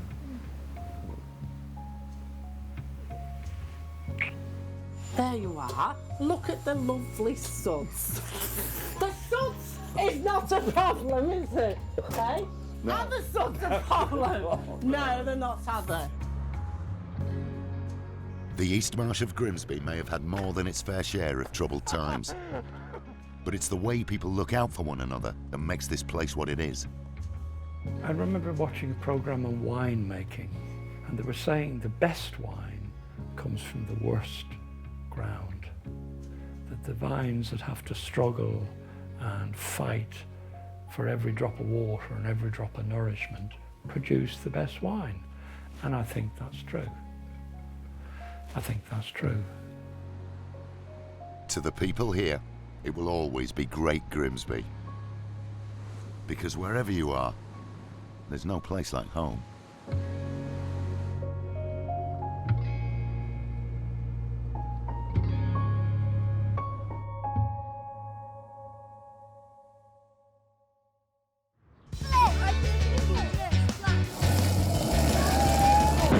Like all places, we have our own way of doing things. Bumping has always been a big deal. Chris and Murtha. We know how to get a party going with a bang. What's the best thing about bonfire night? Fires, and the sparkling. Kian, Becca! Watch him! Well, we have the police half the time. The police come and see if it's under control of the adults, and fire engine to come if it gets too high, and they put it out. They're out there, but we really like that. Kian, come here, boy. Don't get me wrong, it's not the Wild West here in the valleys every day. Especially when you're young, skint, and can't find a job. In fact, there's almost nowhere worse in Wales for finding work. Nice weather for the ducks. Weather for the ducks. Ash is 23 and has landed his first job interview in 4 years. I'm over the moon about it. I can't wait. I can't wait just to prove everyone wrong and myself that I can make a go of it in life and have a job. Like. How do you get prepared? Well, truthfully, you go home, have a shit shave in the shower. They say when you walk into an interview, the first 3 seconds or something, isn't it? Whether you're going to get the job or not. How are your 3 seconds going to go? Hopefully last longer than that if it's a girl.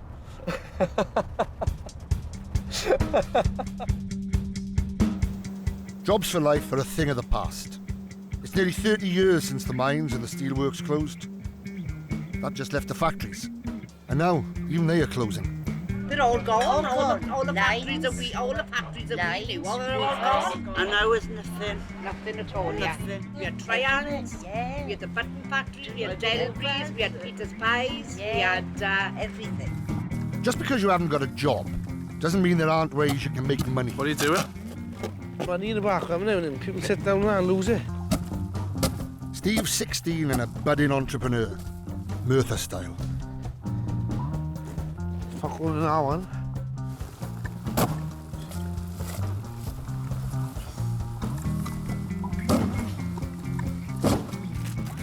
That was a no-go either. 4th time I get like, hopefully. You can't. Fuck all there, boys. Steve will turn his hand to anything to earn a few bob. And he'll always lend you a couple of quid if you need it. And get my money off Ashley. I lent him 20 quid a couple of weeks ago and he still hasn't paid me the cunt. It's Wednesday today now, he's obviously going to be hiding. I know he's late, man, he's off his fucking head.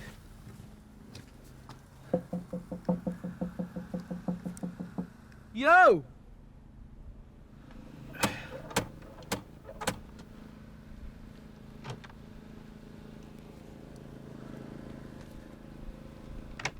It's fucking open, boys. I'm telling you, fuck off, Ash. I got to know, I want that money as well. Prick.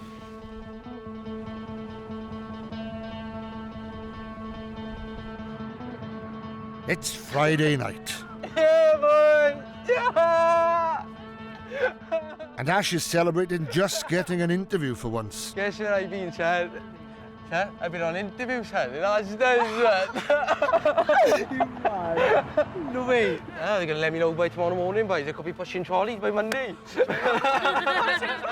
And if it's a party hereafter, all you need is a Subway, some mates, and a mobile phone. What are you up for, boys? You all up for it, madman or what?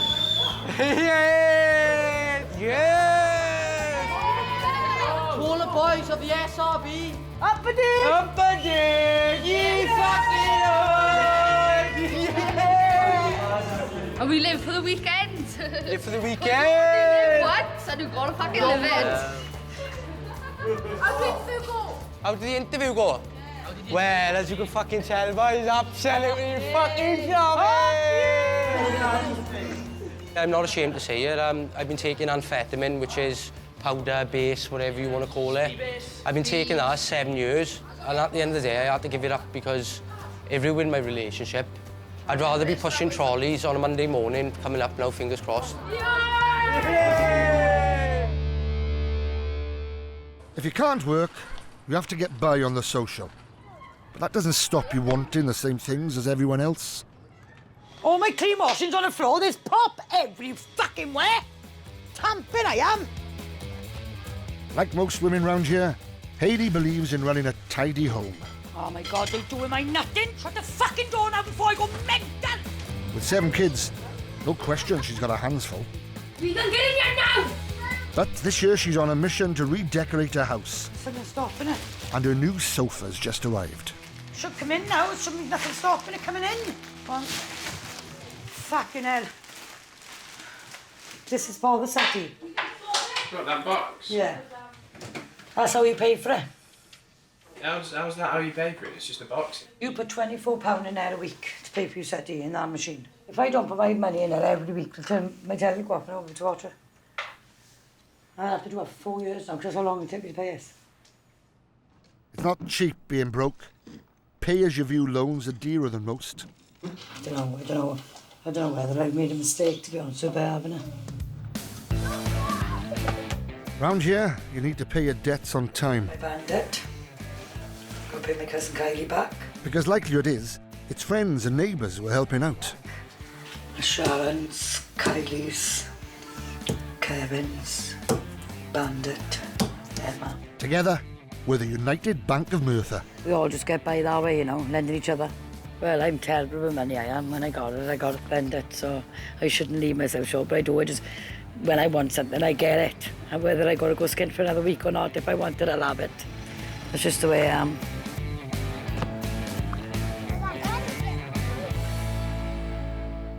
It's hard to get by in Merthyr, son. All these Polacks over here fucking undercutting us. That's right said. Polish. They were fucking £2.20 an hour and that. It's fucking no Welsh people can get work, can they? How did school go for you then? Fucking, I got chucked out. Did you sit your exams? No. I can't read, I can't write. But I can drive a fucking motorbike.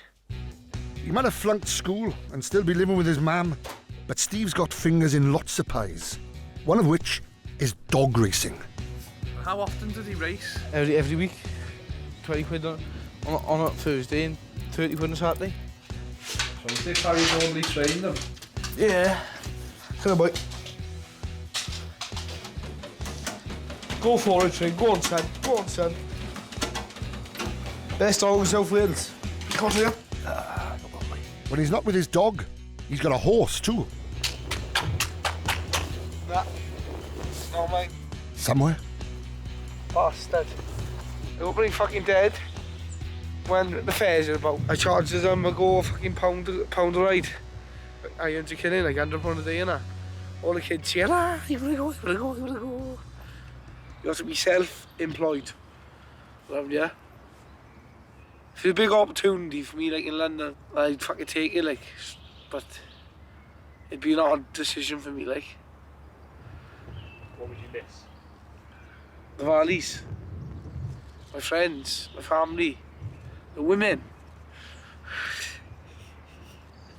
You can't beat the valley woman, though. Oh, stop it, man!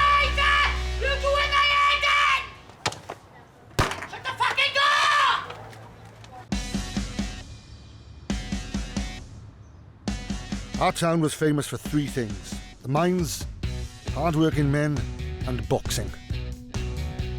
The mines might be gone, but the men are still here. And she is my beautiful baby. Steve's boxed since he was 12.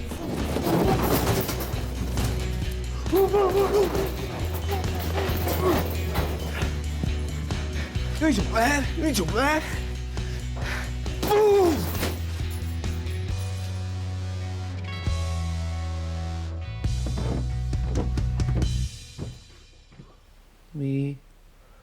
Me. World champion, world champion, world champion. How old were you there? 13, 14. I don't have two of them up the Arctic. World champion. Born to fight. Born to fight in the ring, not on the street. Never lost a fight. But being a champion kickboxer doesn't help you read and write. Steve doesn't have any qualifications. He left school at 13. What school did you go to first around here? This one, look, see ya? That's my old school. What was the best thing about being in school in there? Fuck all. I was in a special needs class because I can't read and write. And I got that fucking attention, what do you call it? Fucking attention. Oh, ADHD, I don't know what you call it, but it's called ADHD, the wreck, and I got that. Has it stopped you from doing things, having that? No. I've always been hands-on, man. You know what I mean, like? You see me working yourself.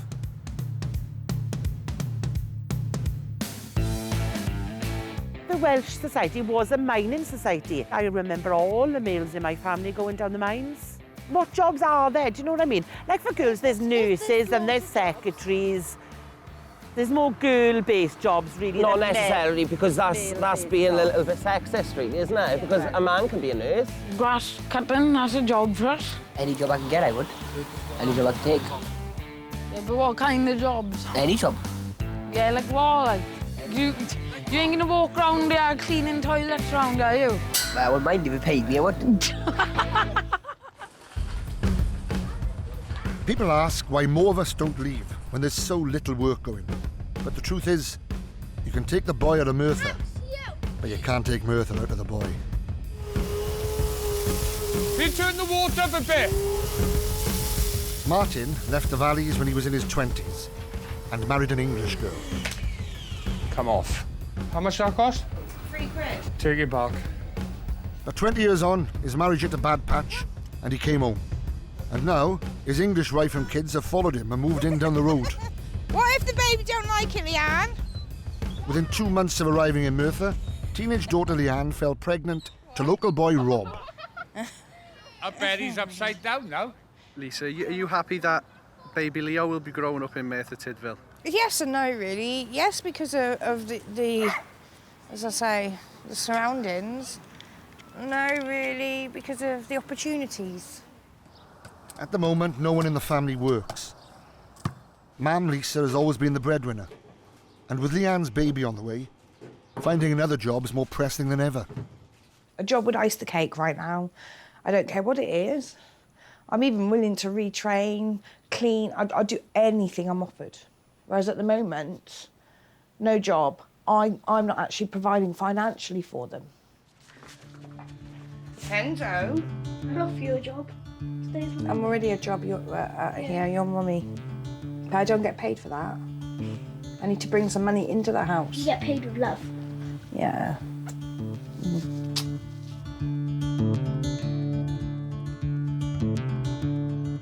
Ask around, and you'll find it's often the women bringing home the bacon nowadays. But while our men may have time on their hands, it's often still the women who are looking after the kids in the house. Stick it on.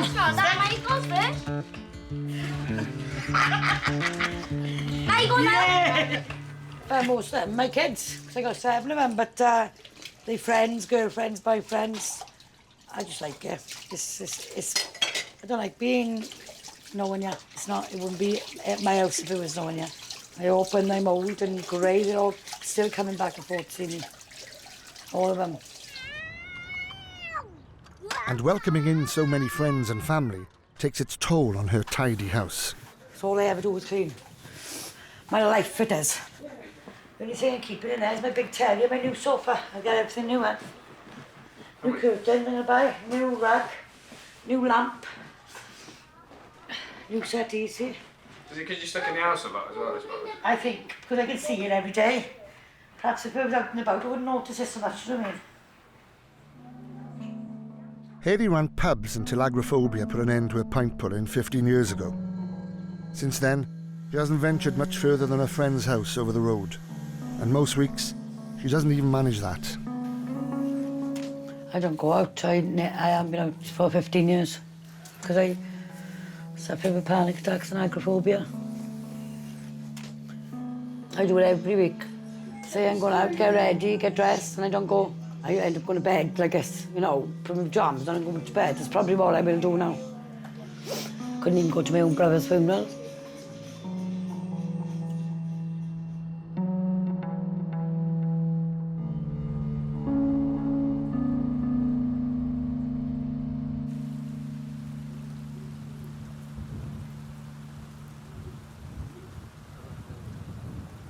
Have you heard anything from the job interview? To tell you the truth, no, I haven't. I've had my phone. Basically, I've slept with my phone in my hand.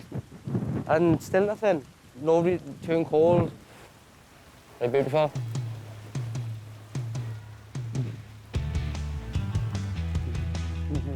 With so many of our kids unemployed, every night can seem like Friday night and Monday never comes. But there are plenty of ways to get by if you got a bit of get up and go. When was the last time you used it? Yesterday. When did you start trimming gardens? I was 12. Good old man, you knew. It's Monday morning and Steve's already out and about. He's making a few bob cutting the grass for Ash's mum, Jenny. Do you take checks? Checks, come on now, Jen. Serious? No, I only got a check. Oh. How'd you go in on Yeah, today? you had me going then. Right, man, I'm going to make a move now, man. Right, thank you, Steve. Thank you, Jen. I've known his family all my life, so yeah, he's all right. He's doing things, you know, cutting grass, trying to earn a few bob. Well, it's better than him stealing off the streets, isn't it? Like a lot of people do. And when you haven't got work, there's always other ways of making money. Copper wire fetches a tidy price. What have you got, Ken? Only a bit of copper. I mean, only a bit there. Where'd you get the copper from, Ken? Out of a work site. This is what people do, see, when they can't find a job. Just go robbing. Have you ever been for copper yourselves, lads? No. No. I got a feeling. Not Friday feeling. Saturday fever more like. Very cool, eh? Ash didn't get the job at Asda's, and he's already falling back into his party lifestyle. You do all Ash? Oh, I'm not Jimmy Talk. Sir? Oh, it? Ash? What was it? Powder. Amphetamine. Classic fucking narcotic, innit? When you're young, with time on your hands, you end up doing all sorts of things, which might explain some of our teen pregnancies. Children having children was never heard of. That was the biggest stigma of all. Because I always think that a girl will need her mother when she is expecting a baby more than she'll ever need her mother.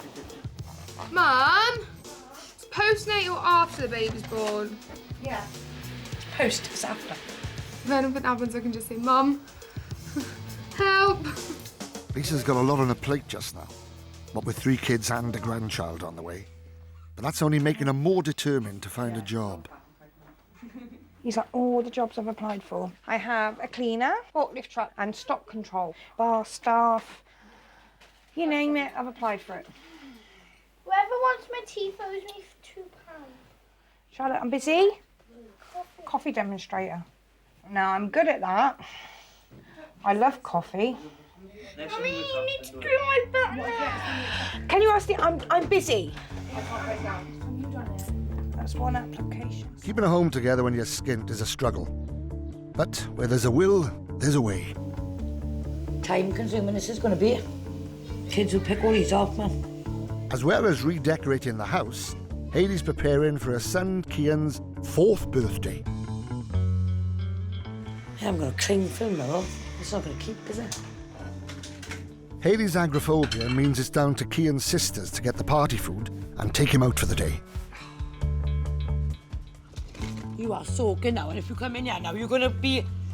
You have to lie on this rag. Come here. You're not going to be cut. Come here. Lie on the rag until you dry. Sit there, sit there. Till you dry.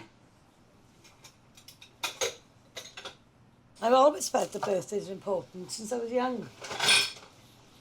You know, my mother's dead now. She made our birthdays special. You know, every birthday we had was nice. So I sort of follow in her footsteps, really. Because I can't take them out for holidays. I can't take them to parks. I can't take them to Adventureland like today. Now I can't go with them. I feel as if I got to sort of give them a life indoors. So try and give them a good life indoors. But birthdays don't come cheap. I got 36 pence on my electric. I hope electric don't go out today because we'll be able to park in the dark.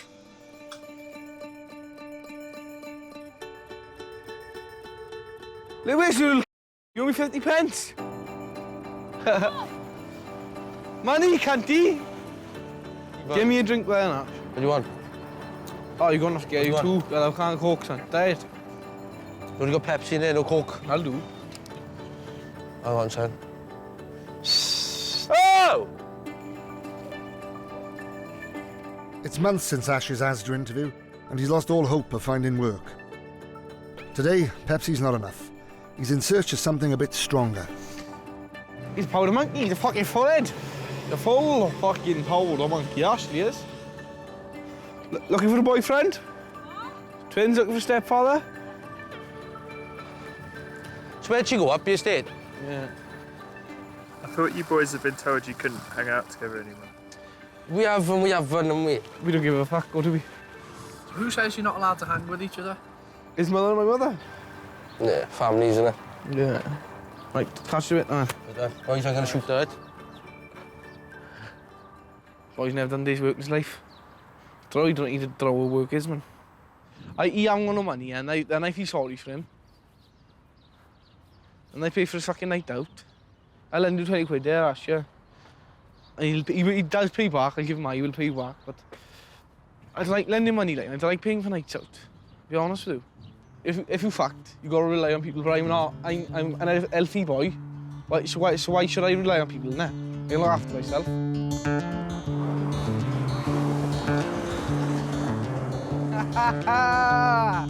Gotcha? Fine, wicked.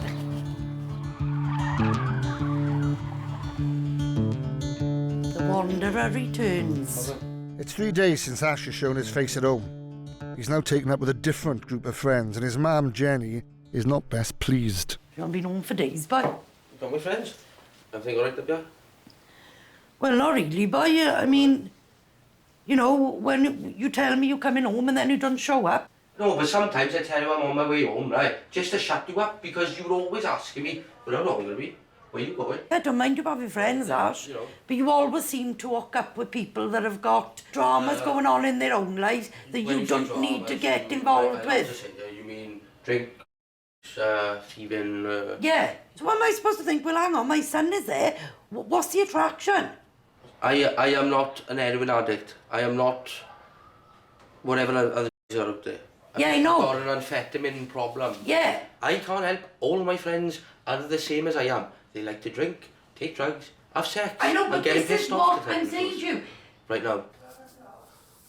You know, things are getting harder and he does need to, well, mature a bit and he got to try and look for work. I know it's hard, but if he got to branch out to Merthyr, then so be it, like. There's got to be something somewhere for him, do you know what I mean? Keep him off the street. A bit of ambition will take you a long way.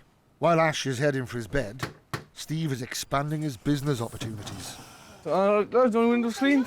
How much charge? £5, front and back. Give me 4 quid. Go on then. Yeah? All right then. Yeah, sounds My son's 17 and he's in bed now. Movies later, we'll do it all the way. You do your own stunts as well.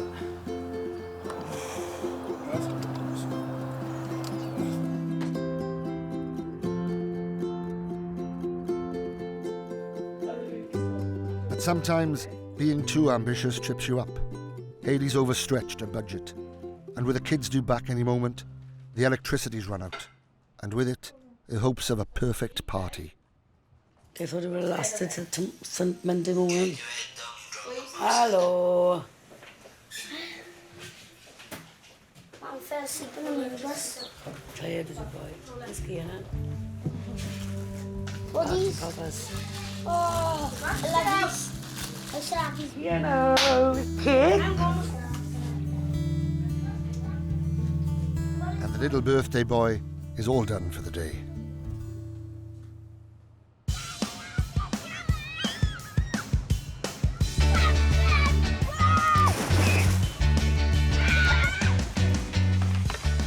New day, new worries for Hayley.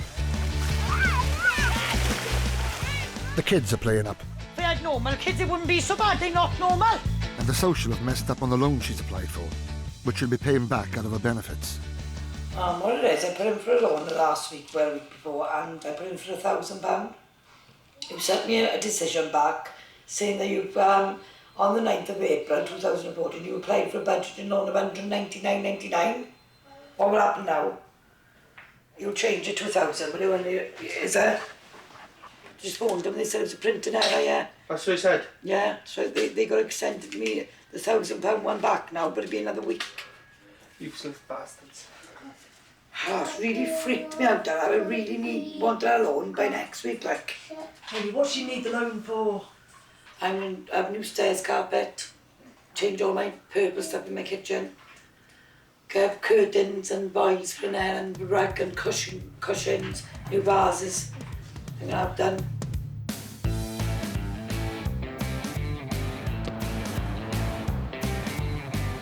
Morning, kids. It's Lisa Jones. I'm a daily signer. But I had a phone call last night. I've got an interview in Tredegar at 12. After months of searching, Lisa's finally landed an interview. It's at a care home nearly an hour away by bus. Okay, thanks. Bye. Fingers crossed. Fingers, toes, eyes. I don't see the point in getting dressed quite yet because you never know when something's going to happen and I could end up dirty and I've only got one interview outfit. My interview shoes. But as you can see, they're splitting. Go in my slippers.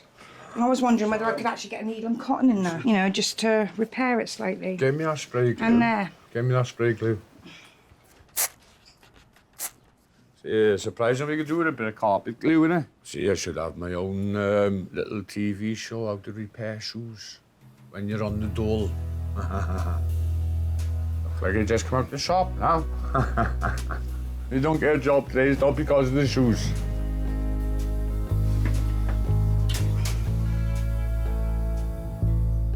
What are the challenges as a mum here? You want everything for your kids. You want your kids to have everything you didn't have. And sometimes that's not always possible, like as in money-wise or... But I think always encourage you, as long as you encourage your kids to be the best they can be. Why act like a big man? You look like a knob!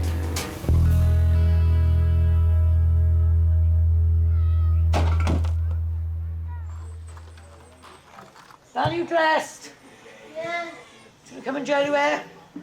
What's your face for me? Come on.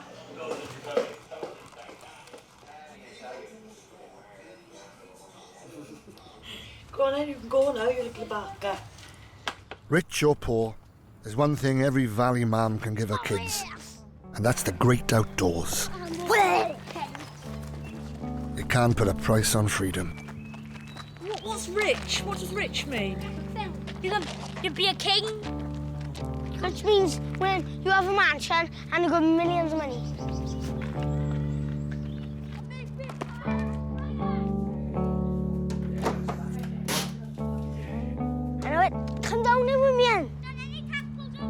Yeah.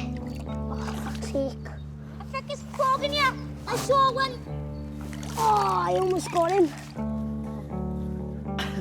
Hayley's been stuck in the house with her agoraphobia since her mum died 15 years ago. You can watch it. My mother was a good person.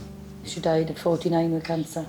My mother said when she died that she won't worry about me when she's gone because she knows. Yes. She knows I'll be a good mum.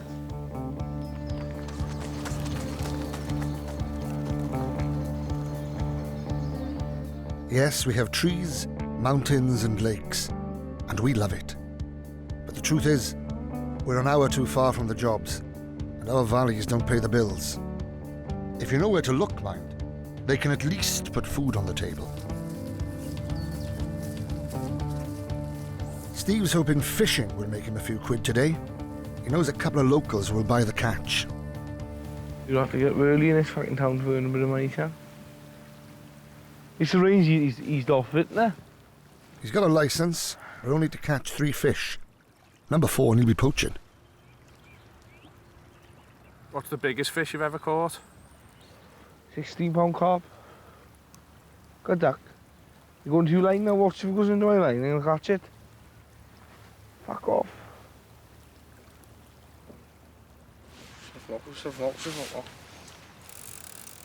Hang in, boys, hang in. Yep. Oh, you're on land now because you're in view. How much are you going to get for him? £3.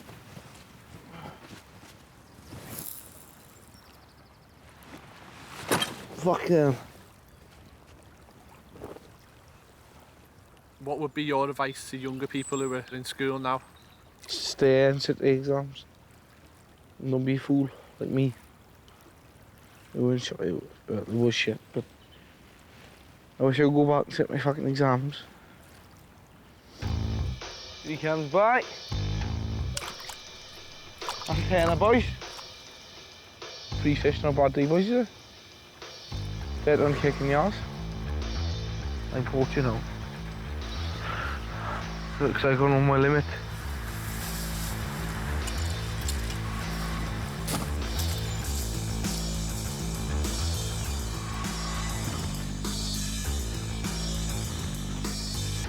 Oh, you bastard.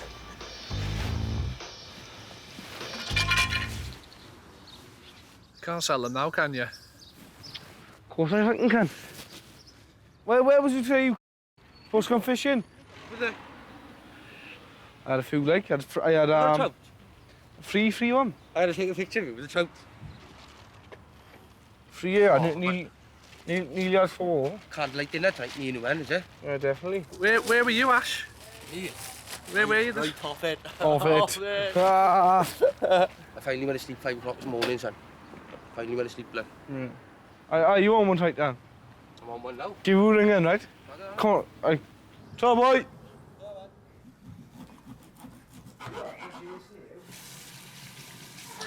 3 good dinners for my husband. Because fish and chips today are very expensive. Thank you for the fish, Steve. Cheers, man. Thank you. Ciao. Yeah. Ciao.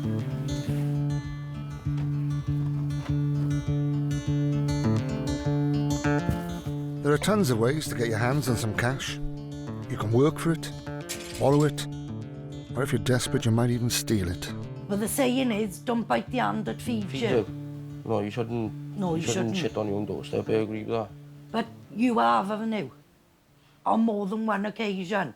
And you've been given chance and chance. I have given you everything I possibly can, and then you still turn round and rob me. And I can't understand why, like. But why do you do it to those closest to you?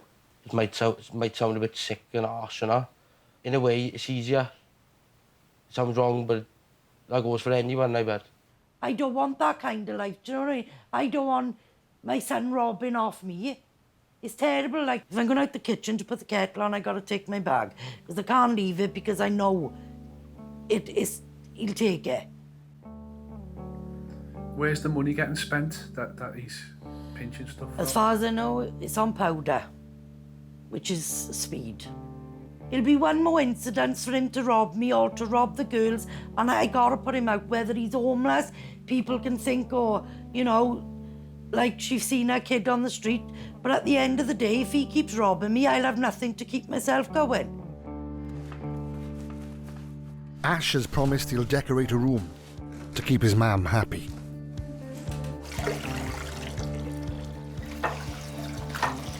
So I'll be happy to get my mother off my case now. It won't be done and I'll be happy now. I'm gonna do what I like, yeah. Even when they're not stealing from you, kids are expensive. What's the bird making there? And when you've got a house full of them, it helps to find ways to save pennies while they play.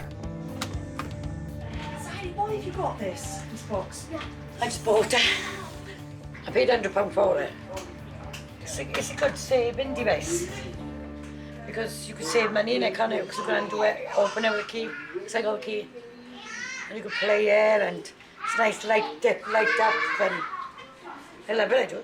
Do people put money in it when they come out? Yeah, loads. People put money in it, I empty it. We've got any money? Here, 5p.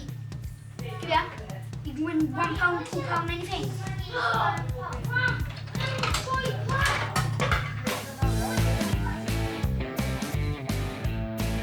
And there's always the traditional way of getting money. A job.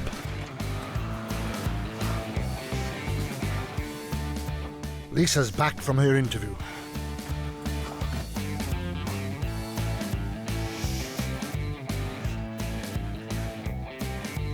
Leanne? Leanne? Leanne? Leanne, I thought you might have helped to clean the kitchen.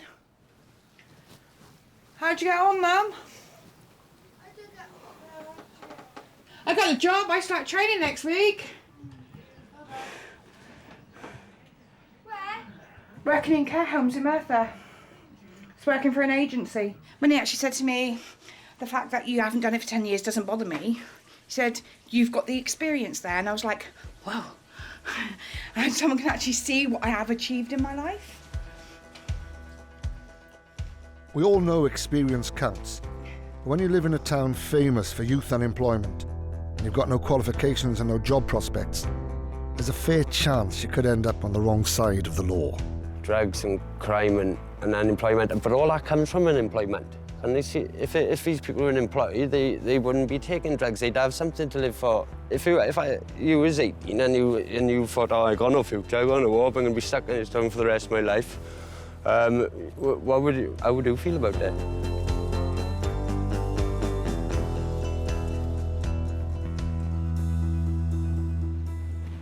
Have you been on holiday?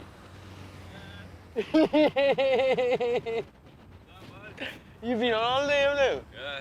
Your Majesty's pleasure. Oh, yes. Happy days. You working in Minaj? Still in the same pickle, sir, when you left? What job centre, like? No way, sir. Ash's mam still hasn't thrown him out, but it's only a matter of time. The promises he's made have come to naught. She is my mother. She is my world sort of thing, like. How can you say she's your world and then steal from her? She is my world. Until you just put me on the spot there and said there.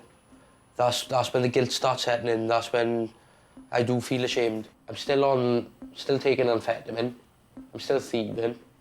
I'm still sitting on my bum day after day, doing nothing, just not living life. I'm just existing, like. I'm not enjoying it. I'm just existing, like. So why not change? I haven't got no go in me anymore.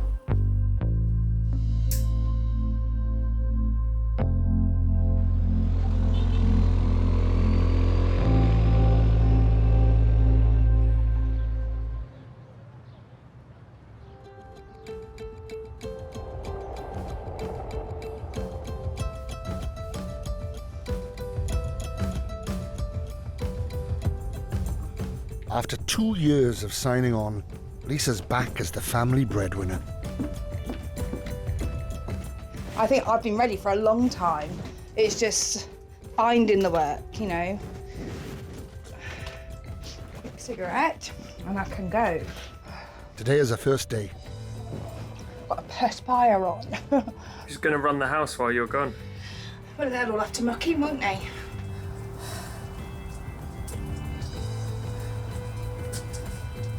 I'm gonna earn some money for some treats for you. A good girl. Right.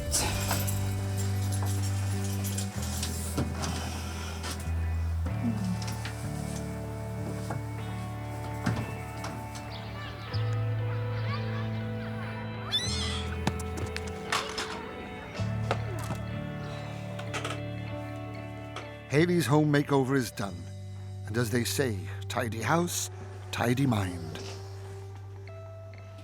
Like to sleep in it. Yeah, it's changed a lot. Much better now, because it's cleaner and tidier than it was.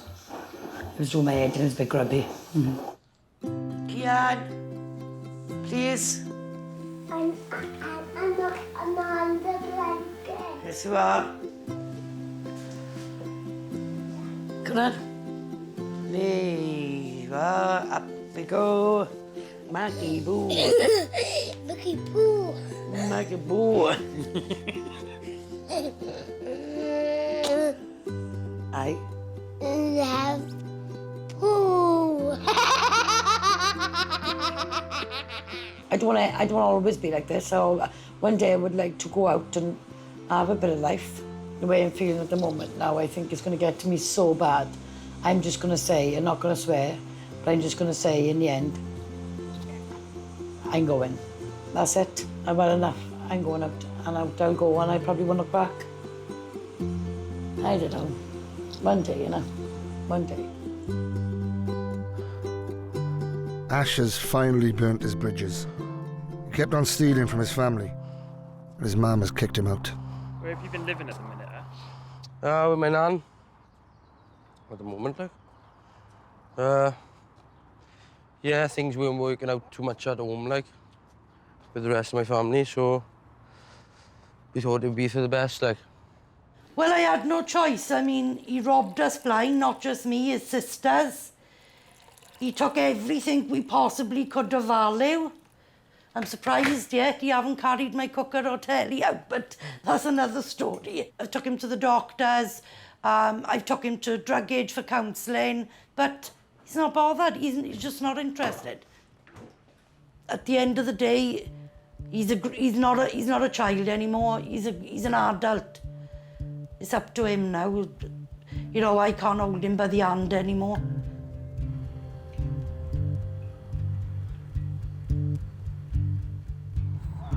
I'm starting to feel, you know, what my mother has been trying to tell me all along, don't bite the hand that feeds you. And I've learned the hard way in a matter of speaking. Don't get me wrong, I know this sounds hard to believe. I've never once pinched off my nan, and you can ask her that. At the moment, she is the only lifeline I got.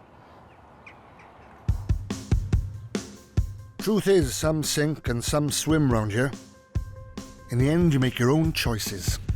Well, this is fucking Wales tuna. Merthyr. Skint. Skadoodled. I said, well, I'm going to boxes in London. Young mountains like easy view. Look at Wales, shall Look at Wales, look. We got mountains here to train on, we have. Bam, bam, bam, bam, bam.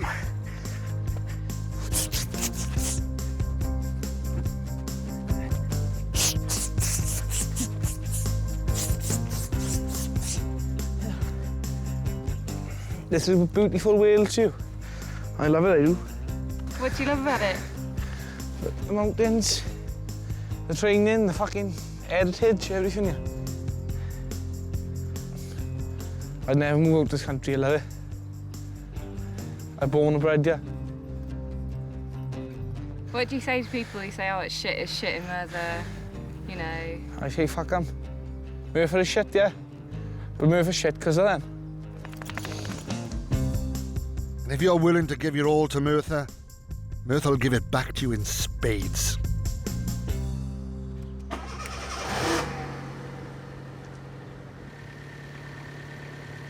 Well, this job, see, I start at 6 o'clock in the morning before the buses start. Yeah, it's not good. And 10:30 at night, so... Yeah, and it's been in. Right, we're going to get back Right, if this car blows up on the way back, I'll be there looking for you with a shotgun. Give me the money back. You ain't got a fucking ashtray, yeah? What? Ashtray. How's it feel? Good. Do you know that now? This is mine. How much did it cost, the car? £225. The cigarette lighter was worth that 'cause it's working. Off we go. Lisa's 0 hours contract with a care agency may not pay very much. That's the thing about work. It's worth so much more than just the money you earn.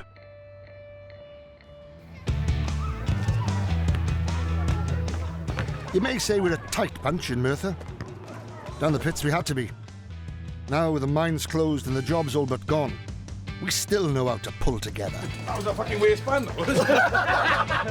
Take one of our Merthyr social clubs. Every year they hold a charity boxing event to raise money for a local cause. And the promise of a good night always draws a lively crowd. Let's get ready to rumble! You just want to see us punch each other's heads in. That's where everyone comes here. You get a phone call off, you want to fight do, and that's where it goes. Like. Everyone who comes in here has had no experience of boxing at all. So usually the first time they put gloves on is when they stand up there ready to get in the ring. And then you see all this. You see the windmills and the haymakers coming over the top. The fight's just 3 days away. Birdo! And it's the hottest topic in town. Fancy having a couple of rounds with me up the Martyrs? No. Care of who? Oh, fuck off. Hi, Josh. Do you want to have 3 rounds with me up the Martyrs? This is a good code.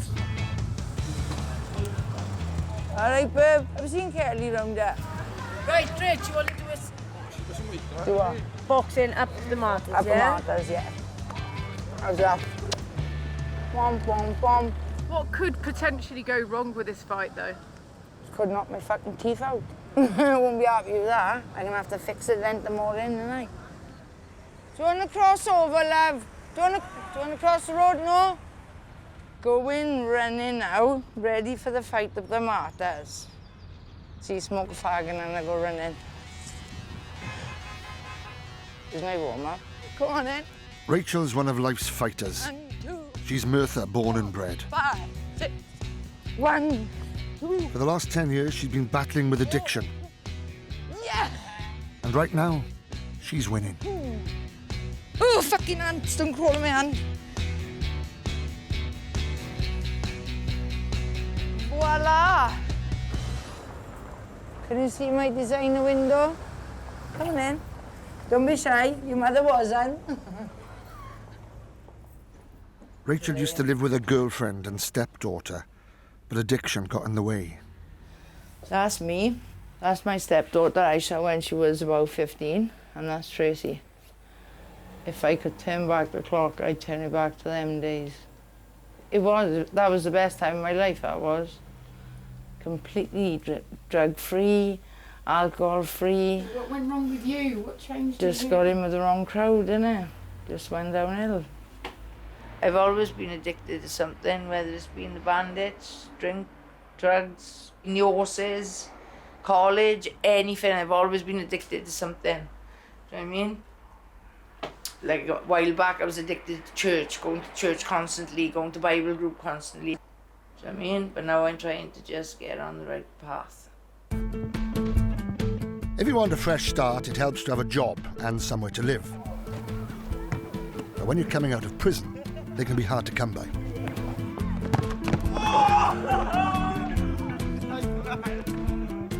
David's 21 and was released from prison 2 weeks ago after serving 9 months of an 18-month sentence for shop burglary. It's not the first time he's been inside. They calls us Brown Town. Yeah, exactly. That's so much fucking headwinds about they calls it Brown Town, like. But all that, so we've just chill out dead smoke now, we don't fucking do all that shit, and that. David and his brother Scott used to be in foster care in Cardiff because their mum was in a violent relationship.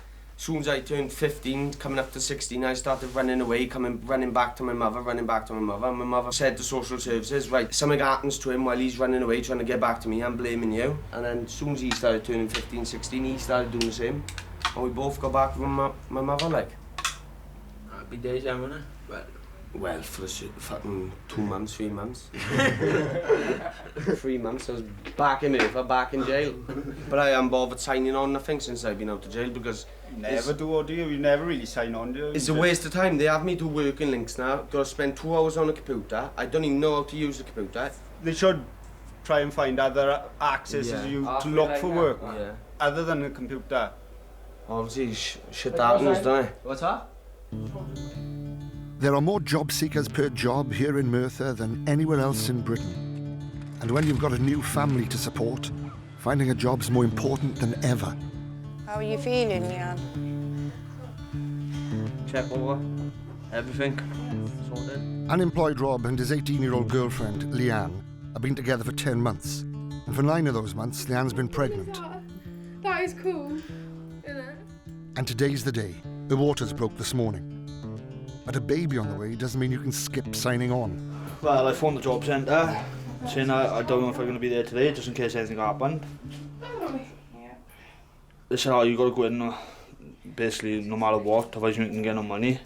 So I went up there, thinking I could have missed a chance to see my child born. She's got to go up, to be examined and then induced. And it's just a waiting game then. And then we'll come home with a baby. Fun time. My grandson. Once the baby comes, Rob and Leanne will go on living with Leanne's mum, Melissa. You nervous? This Fergie's making me sick. Come on, what do you want to do? Walk around. Come on, Fatso. Robert! Is he hiding behind there? Rob spent most of his childhood in care, and starting a family of his own means a lot. To be a dad, I think, is any man's dream, isn't it, really? Like, to have your own child, bring him up, give him a good life. Well, I am, anyway. I'll do what I can. I can't wait. It's hot, isn't it? Phew.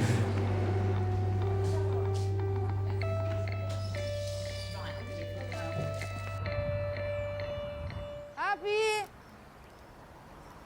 Through all Rachel's troubles, she's been friends with Happy.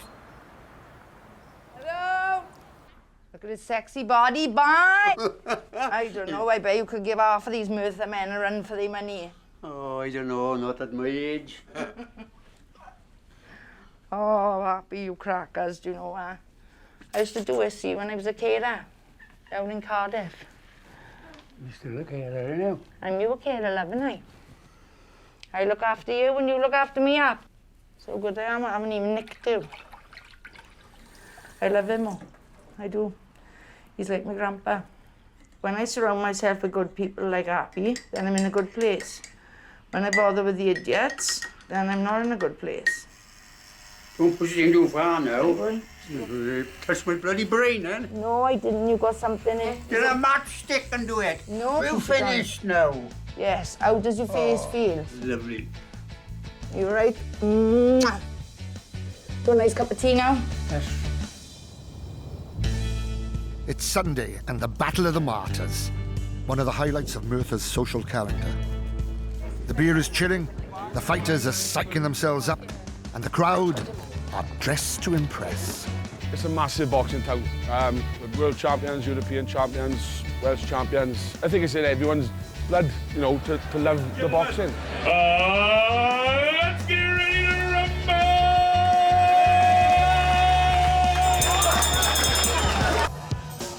It's Merthyr's annual Battle of the Martyrs. Have you been given any advice? Yeah, don't let her into my kill zone. Rachel's mum, Iris, is her wingman for the day.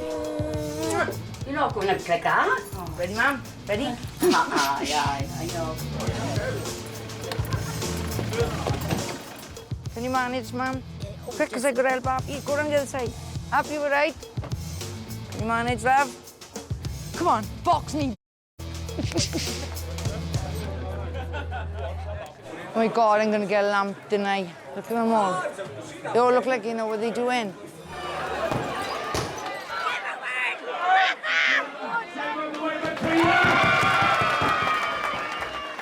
The one girl was just telling me now that the girl I'm supposed to be boxing, I'm turned up here. Well, that's how you were thought. Yeah, she's going in the ring. Yeah, going to go in the ring and have a scrap. She got a half hour to turn up now, they disqualifying her. So if she don't turn up, that means I win and I haven't got to do nothing. So I'm happy with that. Do you know what I mean? Bertha is the arsehole of the world. Oh, what a lovely arsehole. Tell me how that went in there. It's a nightmare. Not fit enough. 20 seconds if job is end off. I think what it is, it's the only way you can fight legally and get away with it. I think that's what it's all about.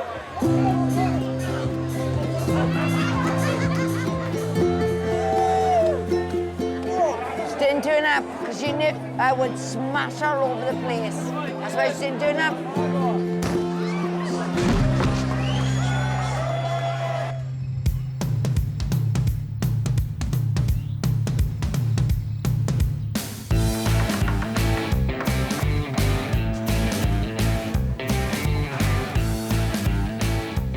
This is Leo. New addition to our family, our own family. Finally, you can come home. It's always good to have your mum close by when you have your first baby. Colour his eyes then. All babies' eyes are blue when they're first born. Are they? It'll change in a couple of weeks. Which arm's your limit? He's got hairy ears. Hairy ears. Started to cry a little bit. Saying the head was coming, but I was mainly crying for Leanne. That's what she had to go through. Son, don't do it again. Cheers. Now baby Leo's been born, Rob and Leanne have landed a home of their own. Something Rob's never had. I would never let Leo go through what I've gone through. Not a chance. If I got money and it's to do with my child, that's where it'll go. I don't care about me. I don't care. I'll starve before he does. It's making me better than the person that I was before. Rob's recently come out of prison after serving 3.5 years for robbery and is determined never to go back. 10 months I've been out. And look what's happened. Great. Look what I am now. A house, a child, partner. My life begins. Well, this is the living room so far. Getting there. My son's room and theirs, everything's everywhere at the moment, just getting it all together. This is ours. Like, it's our thicker mattresses, way. It's big wide, isn't it? What's next on Rob's list to get organised? Job. Get a job. When Leanne's dad, Martin, was young, he could leave school and walk straight into the mines. The industry in Wales is gone. Fucking everything's gone. Biggest steelworks in the world, gone. Yeah, sad really when you look at it now. My brother could take home £400 or £500 a week in the 70s. You're lucky if you take £400 or £500 a week home now. Gone. Everything's gone. But if you're lucky enough to have a job around here, you hold on to it tight. They leave their rubbish anywhere, wouldn't they? Excuse me, ladies. Thank you. Jackie's been working down the bus station for 9 years. It's like at that programme, Everybody Loves Raymond. Round here, everybody loves Jackie. Her HQ is the ladies' toilets. This is like my office, but it's like a storeroom. Well, I've got 3 lorries in a car, but you have to come in there behind the door. If you remember the fan club, it's £18 a year. You get a calendar, and you put your name forward, and it takes 3 years to put on the lorry. So I'm having Jackie Ann. Jaki Ann. I work 9 till 5, Monday to Friday, and I enjoy it. I have a laugh. They all come in here, they talk to me, and whatever they say to me, don't go no further.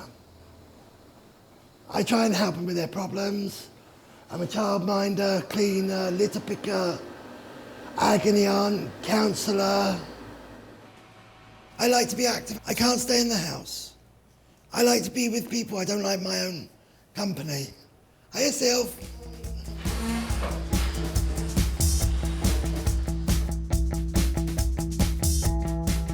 You need GCSEs to get any job. Even to work at McDonald's, you need C's, grades and all that. I was lucky to get a job. I didn't hit one of my GCSEs, I didn't. I wish I did now, because then I wouldn't be scrubbing floors for a living, do you know what I mean? When I was in school, I used to just think it'd be funny to have people laughing with you, but not realising they're not really laughing with you, they're laughing at you, aren't they? Do you know what I mean? Because all them passed their exams and this clown didn't. For the last 4 years, as part of her recovery, Rachel's been at college. Now she's in her final year of a BTEC in business management.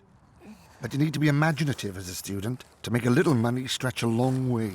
I feel like one of them people in Chicago crossing the road with all tins. There's CDs and clothes and things in that one. To make sure there's no sand bricks in them when you weigh them, loving it. Okay, it's 50 pence a kilogram on the clothing. Yep. That's 12.5. Go on then. That's £6. Tidy. Thank you very much. Brilliant. Thank you very much for your help, love.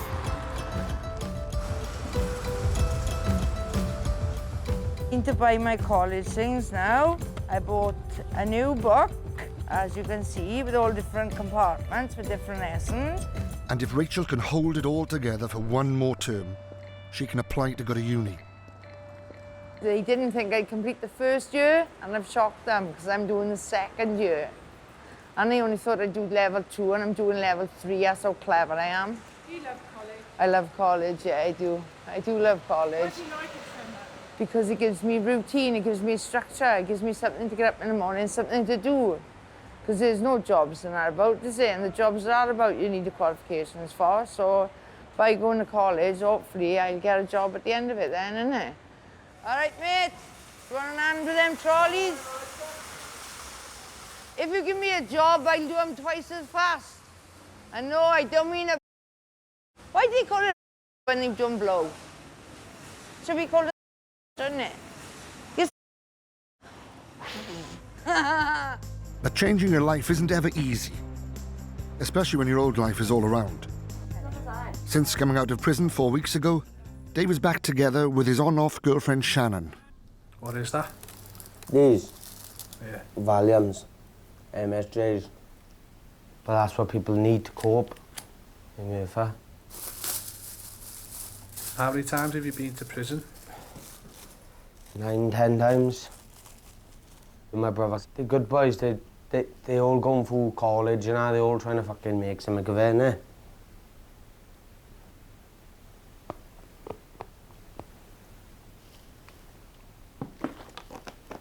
I wish I could have a job like that. No one give me a job. Why's that? Criminal records, and the only option I got for money is dole or do my own thing.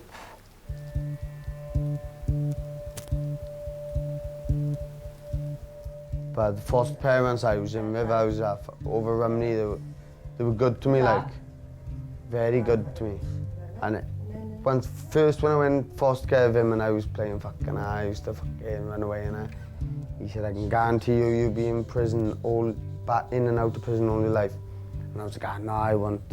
5 years later, the other day, I seen him, and I said to him, I said, what you said to me was right. Since I left, I've been in and out ever since.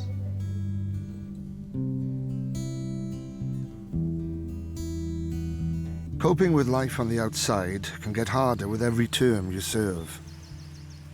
I suppose adjusting back to society, you know, because you get everything done for you, innit? And, you know, there's no worries in there, you know, you got 3 meals a day, you get a little job in there, and when you come out your end, it's like straight back to square one where you got no job, no help, and you've got a criminal record. And if you're going to leave your past behind, Rob! you've got to change your present. Today, Rob's got a job interview. On a CV. I can fold this up, can't I? It don't have to be neat, does No, it? you hold it up. Just go to my house from there, get changed. My clothes, my interview clothes. There's appearance, huh? Shows that you are willing to commit. You do anything to get a job. Nervous or no nervous.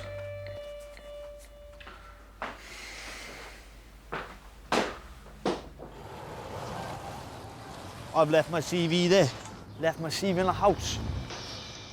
Rob's interview is in Barry, an hour and a half from Merthyr, and if you haven't got a car, the only way is on the train. How's the train coming up? Is the train already gone down? Have it? You missed it. Oh. And to add to the stress, Rob's missed his train and the next one's not for half an hour. What are we gonna do?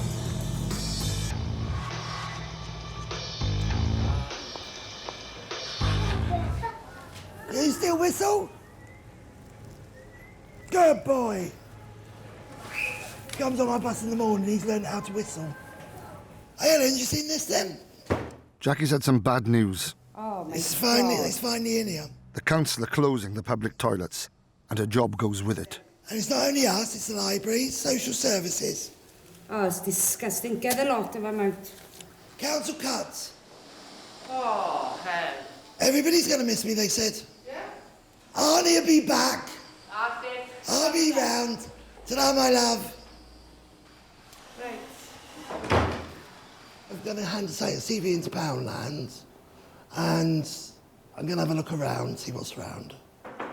My personal qualities are trustworthy, responsible, can work as a team, can work on my own, can work to a deadline, committed, work hard for what I want, good at setting targets, good at reaching my targets, good at working under pressure, can work unsupervised. Hobbies, socialising, I love reading true novels and autobiography. I love to spend time with my loved ones. I never go to the toilet, but what I had to go today is bloody spotless air in And they're shutting? Never. Yes. Are they closed on together? Yes, Saturday. Unemployed? Never. Our valleys may be beautiful, but they also stand between us and the jobs. So for our kids to get on, they got to get out. Rachel's pinning her hopes for the future on an education. I go to college. I've passed all my courses. I think half of them just think I'm just saying it.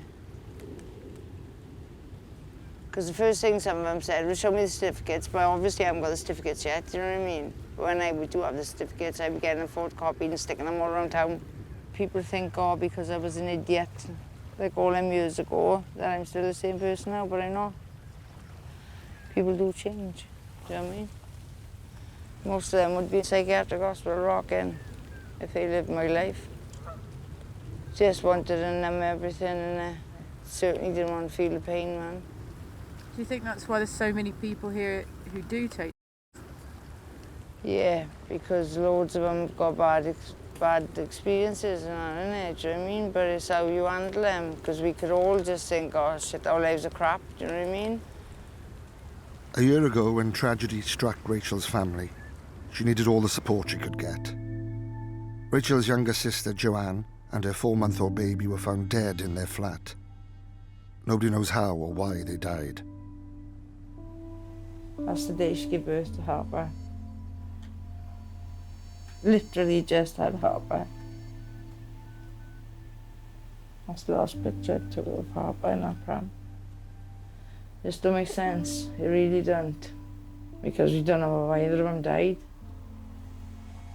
27, that's all she was, and 4 months the baby was. It makes you think worse things, then, do you know what I mean? Was that baby there for days suffering? Was my sister there for days suffering, you know? Did my sister know the baby died? Did she not know the baby died? Do you know what I mean?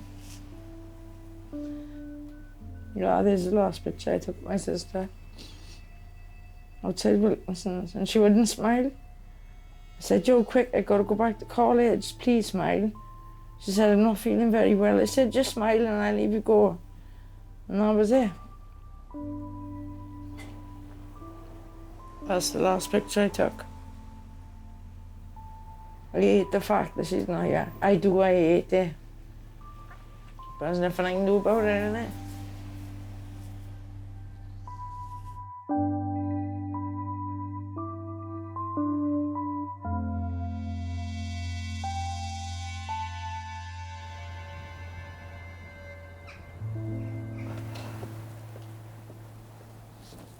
across town, Rob's back from his interview. Hello. Oh, come are you? Show you pictures a minute ago. I was talking to him. Oh, hello. I was saying, wait there. Daddy might have a job. Did you get it? Well, he's saying I got a high chance. Get a job and buy me some trainers, Daddy. I'm gonna buy you some Air Maxes, boy. Buy me some trainers. Yeah. Buy me some shoes. And Daddy get you a job. Really? Hopefully.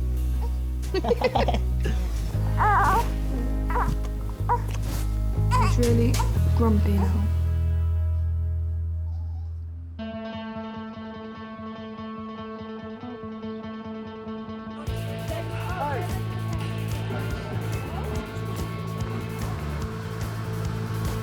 Despite being late for the interview, Rob's got a job trial at the sports shop in Barry.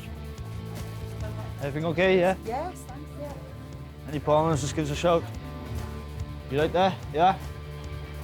I'm alright, yeah? Yeah. We're actually working for my money. It's hard, and especially when you've got a criminal record. So, someone like my manager give me a job or give me an opportunity, so I ain't gonna mess it up. I gotta go shooting there now because I think I've been longer than my dinner break. Really so, good to see you later on. Alright then, catch you again, guys, then.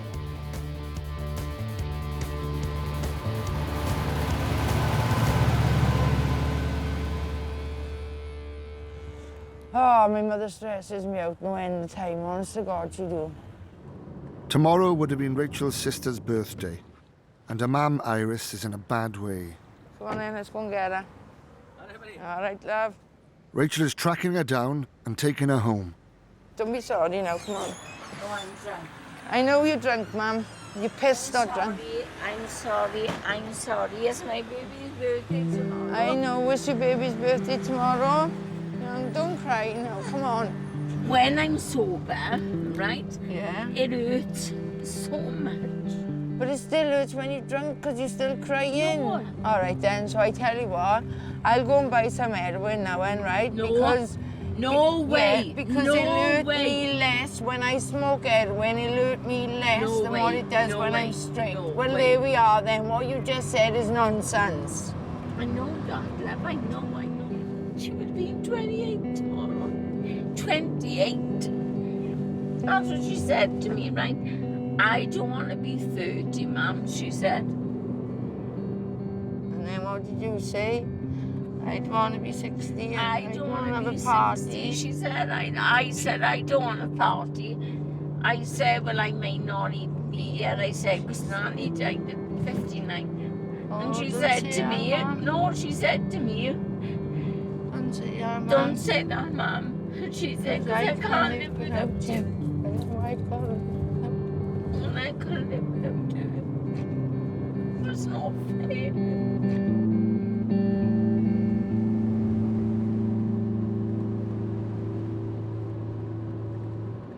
Look at this clown. Oh, mate, pull over! Pull over, it's the police. I want to check your license. Pull into the bus station, please. Thank you very much, sir. You have a nice day. Oh, Mum, I made you laugh for 5 minutes, didn't I? Well, there we are then. I said to him, pull over, there's the police. Did you hear him indicating as well?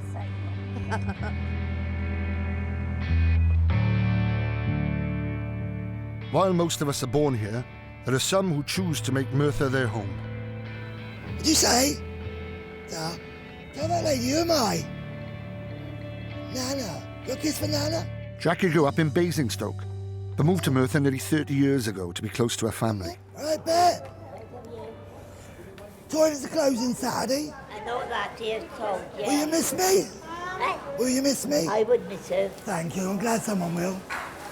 Well, we suggested 20p to use the toilets, and I suggested the taxi drivers pay £5 on their licence. They have to renew it every year, and they have a free fob, but nothing come of it. They're just not interested. They had it in their heads to close the toilets, and that's what they've done. From Monday, there'll be no public toilets in the bus station. I I'm not your friend anymore. You won't take me out. Go away, Charlie. Rob's just got his first wage packet and he's taking Leanne out for the night.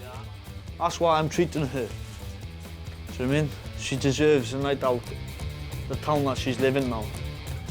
That's why Nanny McPhee, right? Doing best for us. Am I right? We didn't really have much of a chance together, have we? As soon as we met, look what happened, Lisa. Bob, you might as well go and get ready for bed now, man. It didn't take no fucking half hours. You haven't got the eyeliner in on yet. I know, innit? Women these days, innit? Terrible. So look. She's not finished, man. Go So away. look. Go away. I didn't realise you lot would take this long. You should know I'm female. Well, so you gotta look better than anybody else. Oh, will you shut up? The girls.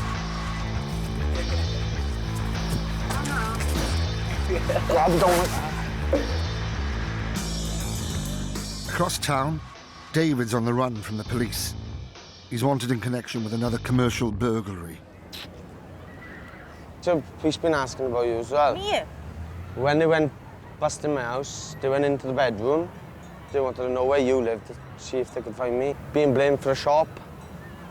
They've took a trainer. They're just waiting on fucking forensic. They've been to my house to look for the other trainer. They could pick me up any time and lock me up for if I got a warrant out for me, like. David's main concern is getting a commitment from Shannon before he goes. Would you visit me? Would I visit you? In prison? Of course I would. I'd write you letters. Well, you'd have to ring me. But once you're in jail and you've got a missus, constant thinking. Right. Get into your head now, right? I'm not going to go behind your back when you were in jail. I told you I was committed to the relationship first of all. And I'm going to stick to it. Try and sort things out with her. So when I'm in there, I know I'm sorted. I know I'm looked after. Because I've got no one else to rely on out there. We all need someone to stick by us, whether it's a partner or family. Sharing ups and downs makes it a whole lot easier. You're not going taller than me. Fuck that. Put the Foster's can next to that heel. Go on. Put the Foster's can next to that heel. Your heel would be the same size. Well, no, you're all in high heels. You look fucking pretty and fucking... You're just showing off. I'll text my mother number now if she needs to get hold of me. I'm thinking about going to college, to be honest. Everything goes all right now in court and all that. I'm going to go to college, Sometimes you don't know what you've got until it's nearly gone. But David has no choice but to hope that Shannon will still be there when he gets out.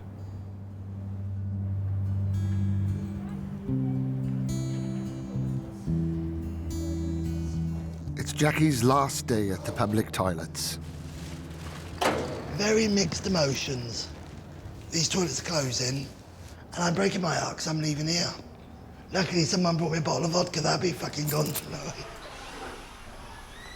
Silly cow I am.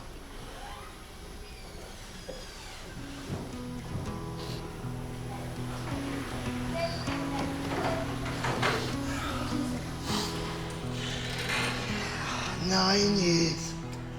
Well, it ain't worth checking the toilet rolls, because nobody's coming in here in the morning. I don't know why I'm mopping the floor, but I don't want them talking about me when I go. Oh, that dirty bitch never washed the floor when she left. I gotta find a jam jar now, because I don't think I got another bloody vase. Can't wait to get home and get my fucking boots off.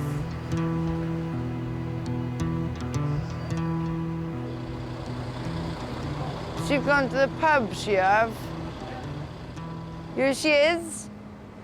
I love you. You're gonna love you too. Oh, you've already been to get the balloons and everything Yeah, about? and I bought you something else. Come on, then. Hold on tight. Oh, Mum, that's stunning. Rachel and her mum are going to Joanne's grave. They've got some family news to share with her. Where do you want to put your flowers by? I don't mind putting by the side, but there is the best, I think.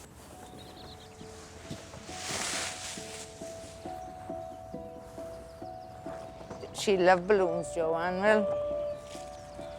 You're doing well.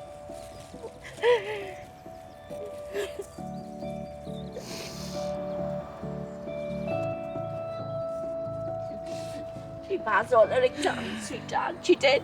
I did too. Hey, cap and gown, babes, cap and gown. She'd be so chuffed. She'd be the one that be shouting in your corner. I'm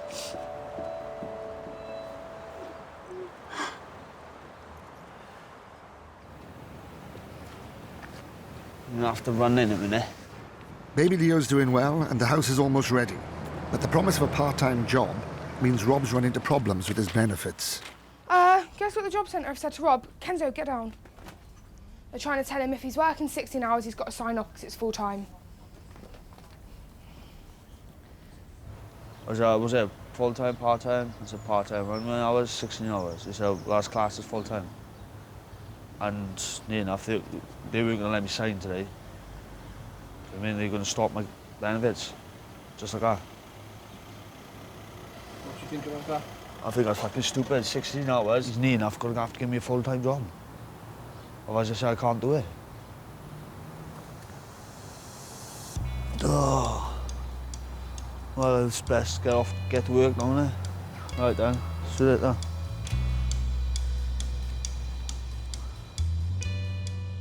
When you go on the job centre, most jobs are part-time.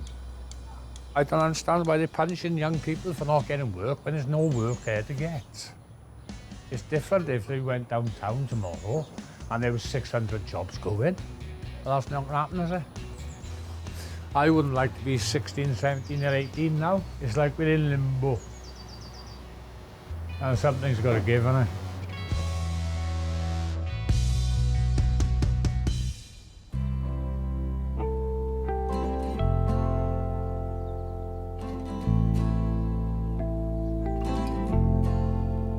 David's back in prison. He pleaded guilty to robbing a shop and was sentenced to 18 months. Prison boy got out one day to find his true love had gone away. When he asked the reason why, in her words she did reply,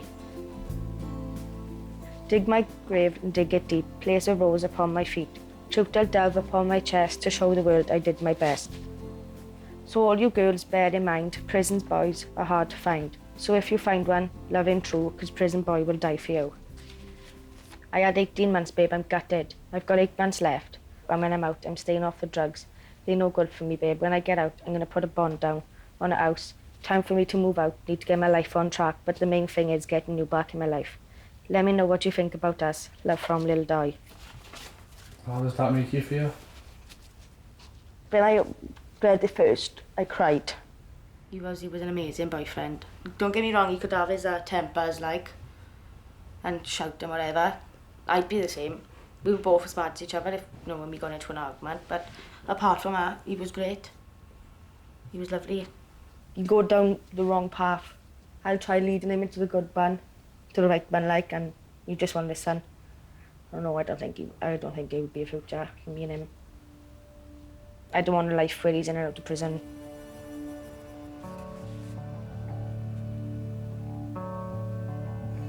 I need to tell him something, so he needs to ring me or book me a visit.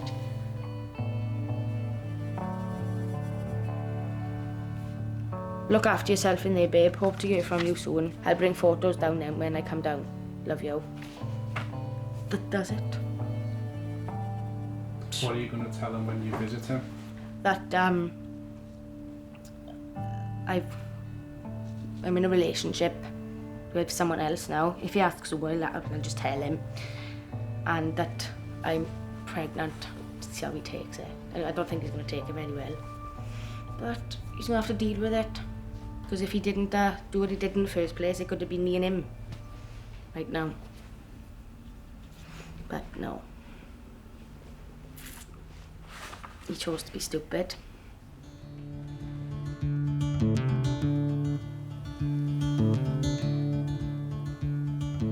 Give me the keys to the house. I'll go down now and do a bit of parking. And then come back. With Rob's job not working out, he and Leanne have decided to give up the house. They're worried about the bills. If everything was sorted when we had the house, probably be still in, you know. They wouldn't give him a full-time contract. He needs at least 24 hours, because with them being a couple and the baby to claim working tax credit, and they couldn't offer him a regular 24 hours. What have you decided to do then, Rob? Save money up for deposit in a house closer to home. I'll go in the car as it is. I'll go in the car as it is. For the time being, they'll be staying at Lisa's, and with space tight, some of the furniture's got to go too.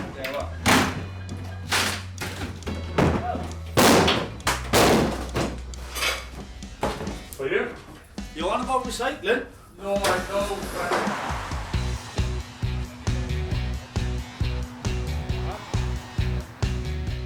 It's not easy starting over in Merthyr, especially when you're 52. But whatever happens, we find new ways to survive. What are they giving you in the food bank? I don't know, it's cereals, tins, chocolate biscuits, cheese biscuits, tea bags, milk, hot dogs.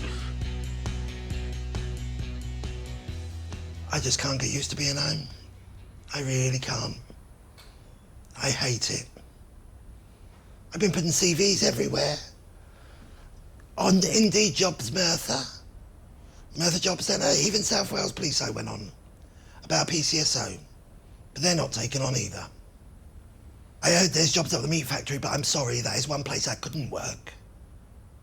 Because I love animals. But you can't keep a good woman down. That, a pair of jeans and a pair of shoes. I'm going on a date, first time in 11.5 years. Well, I don't know if it is a date or a friend date, because he's into Eddie Stobart as well. So this, date is going to be fun tomorrow, I hope. And these, good night, God bless. I won't see you again. We are fighters round here, always have been, and our greatest strength, knowing how to look out for one another. Where is she now? Is she on her way? She has got no idea that I'm here today. Iris is celebrating because Rachel's got into university. In here, Ray.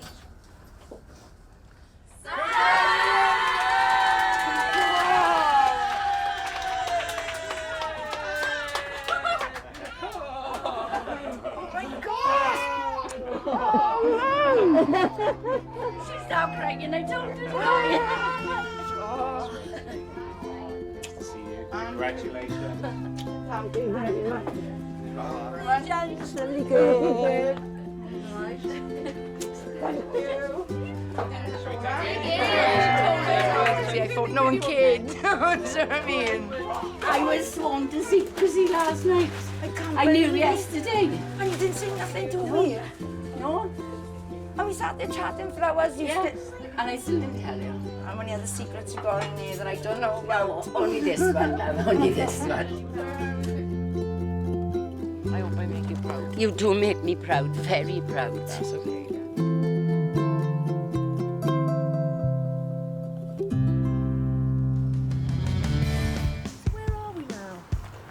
It's the buggy road. I'll look what's up at the top now. It's just all at the mountains. It's like a little pond thing. Yeah, it's a good place to grow up, but it's not good, but it's quite good. We don't choose where we're born, but there's no question it makes a big difference to our start in life. Doesn't mean we don't love it, mind. Just that here in Merthyr, we have more mountains to climb. It's where you were from and where you belong, innit? And this is where I'm from and where I belong, and I'm proud to be part of it. It's not bad people here. You're just down on your luck. And if you grow up in a place where industry is gone and opportunities are hard to come by, you don't have to look far to see what's happening to some of our kids. Breathe a bird, boy. Local girl Kelly has lived in Merthyr all her life. You're right, but She's just back from serving 18 months for robbery in Cardiff prison. Her third time inside. I'm engaged. I met her in jail. Yeah. How did she propose, Kelly? in the cell. Romantic, innit? On one knee in the cell. I was dead against lesbians at first, didn't like them at all. We were close friends at first, and then we ended up having a relationship. Been 17 months I've been with her now. But obviously now I want to settle down in there, I want to be with her, get out, get a job, you know. But if you want the nice stuff in life, you got to, haven't you? She's got my jumper on, look. Not happy with that. Kelly has been bailed to her mum's for now, but she's got plans to get her life back on track. I'm trying to, not trying to. If I can't get an house round here, then obviously I'm open to going out to Merthyr, you know, but I don't know how long it'll last. Imagine me in London? No. Why not? They're supposed to be crazy bastards up there. You don't always need a home and a job to settle down. Bananas, some cherry bakewells and everything's in date, more yogurts. Nicola and Si, a local Merthyr couple, have been together for 2 years. We're natural survivors, the people from the hills. Since losing their flat 3 months ago and becoming homeless, Si and Nicola have been pitching a tent wherever they can. We're going to move it. Too many fishermen pass here, so I've lived in Scotland, Kent, London, everywhere. You can't take Merthyr from yourself, you always come back. Si's done a total of 20 years in prison for crimes including armed robbery, shoplifting and fraud. He's used to living rough, and now he's in his 40s, he's a proper Ray Mears. There's cushions everywhere. That's why then I can use to play games, charge your phone, who's solar power. You got to improvise with what you got.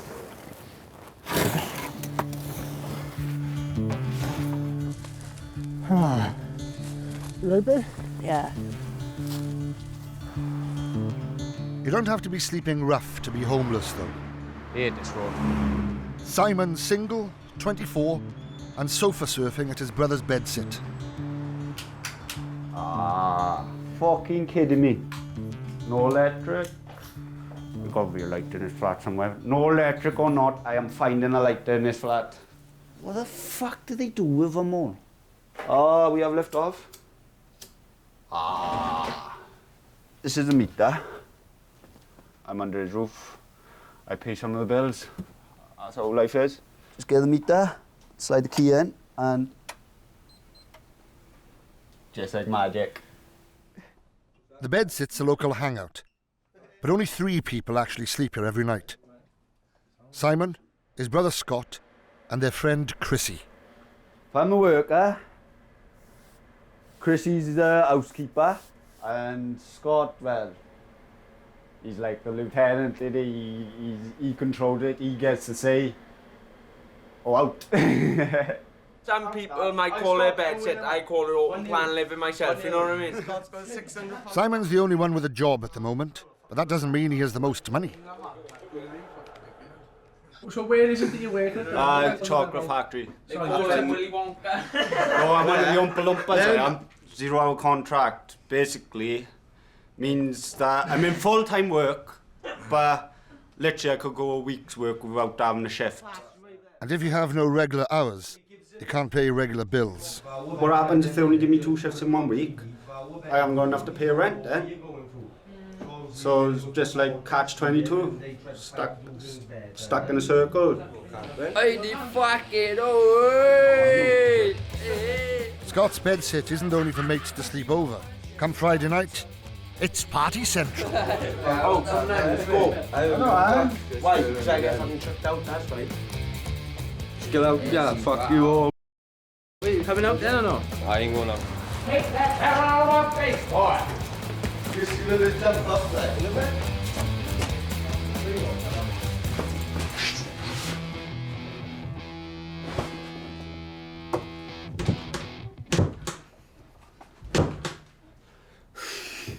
Where's everyone gone? Out of town. Best place for them when they like that. I haven't got no money. You don't have to be on benefits to be poor. These days, having a job doesn't guarantee you enough money to have a home or a future. I'm going to have 6 jobs when I'm older, maybe more. I just don't want to like stay in the house and just sit around. I just want to have a job, at least I got a living. I want to like live my life.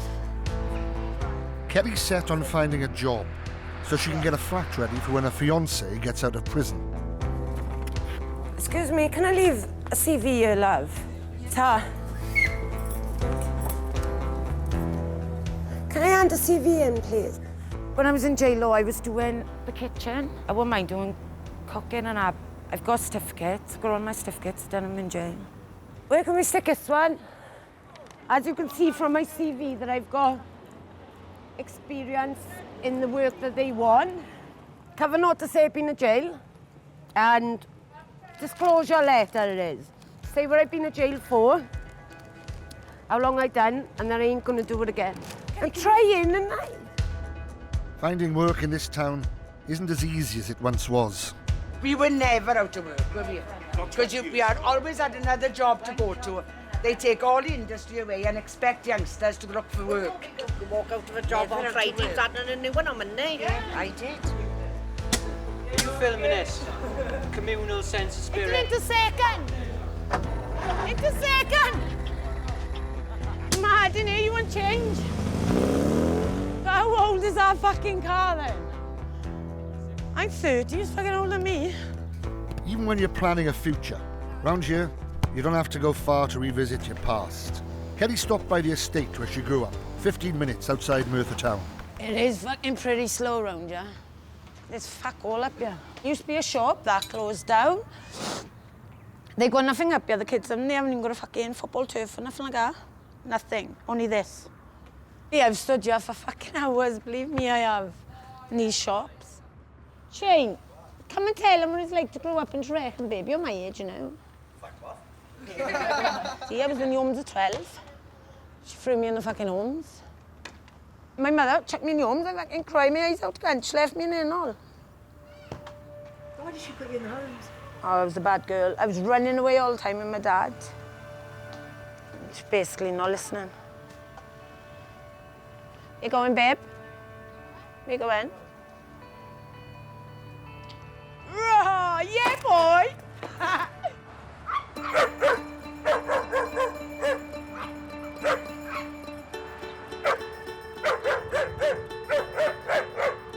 The difference between a house and home is love. Love and affection, warmth, comfort, and somewhere where you can sleep. Safe. Safe.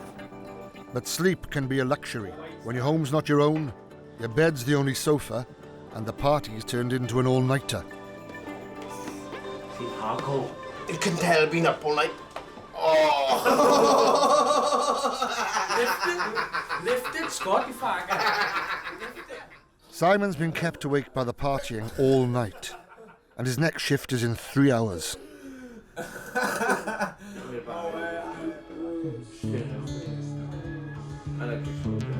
a bit. Side.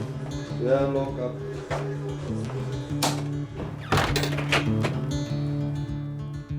Big age difference between me and Scott. I'm about 5 years older than him. Living with my youngest baby brother. You don't feel much of a man when you can't provide for yourself. You know what I mean? You should be able to provide for yourself. Horrible when you can't. Do feel like I'm, you know what I mean? Just like in this space, like round each other too often. That's why I like it when I do have a full week's work. Do you know what I mean? You got his space, I got my space. We do our different things, and or if I haven't got work, I'm stuck there. To make things worse, Simon's afternoon shift has been cancelled. Lovely Welsh weather to set us off. But he's still got to trek into town to pay back a loan. Yeah, your 2 p.m. shift has been cancelled today. Sorry. I just think the sorry is enough. I just think it's wrong. And if you know how, there's always a way to save a bit of money. Why don't you have to pay? Because the conductor ain't coming round. Too lazy to collect them. I need them more than them anyway. They got a stable job. Can't have a house because I'm not guaranteed 5 shifts a week. Only young at the end of the day. You're trying to get moving on with our lives, right? But moving on and making changes is never straightforward. With nobody to love. Kelly's been out of prison for 6 weeks. Without a job or a place of her own, the call of the valleys and the chance to hang out with her mates is stronger than ever, especially when the sun's shining. Do you know what my mum said to me this morning? You've got to settle down, Kelly. You're 30 now. But I just can't. I have tried, don't get me wrong, I have tried. I just can't fucking do it. I just like my partying and you know?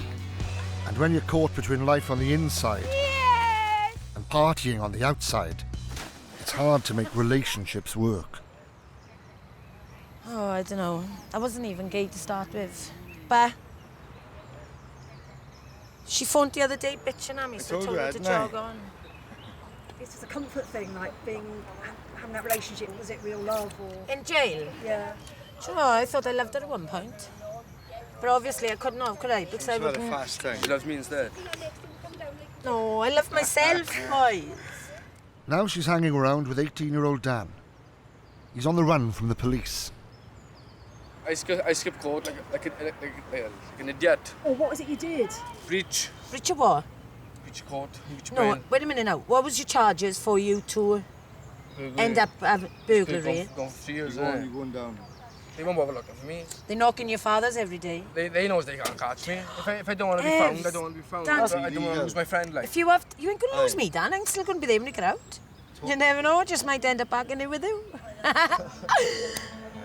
Oh, I'd love to go to a man's jail. No. I'd love it. Huh? Ah, get in yourself, you prick.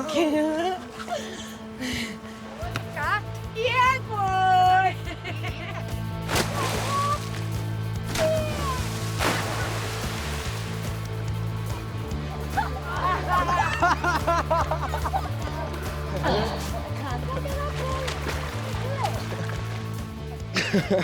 I think I'm right, prick.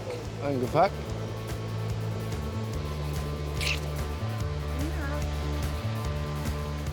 I'm solo, I don't do relationships, and I can't. I do try. They just don't work. And if you're young, free and single and don't have a job, there's worse places to be than Merthyr. Yes. Living the life. Scott, you told me you were sugar, yeah? Well, I fucking was. Like Simon, Chrissy's been bedding down at Scott's flat for the past few weeks. I sleep there, I do on the floor there. Right where the carpet is. Rest, cut pillows on it and put my head down there. Oh, comfiest bed in fucking the South Wales district, that is.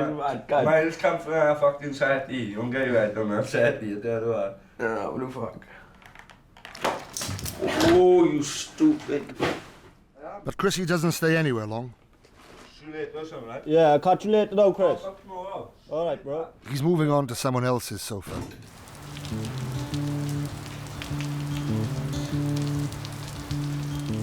I am homeless, so it's just been basically shifting from girls' house to girls' house to girls' house. It's like guys, sort of back and forth, back and forth.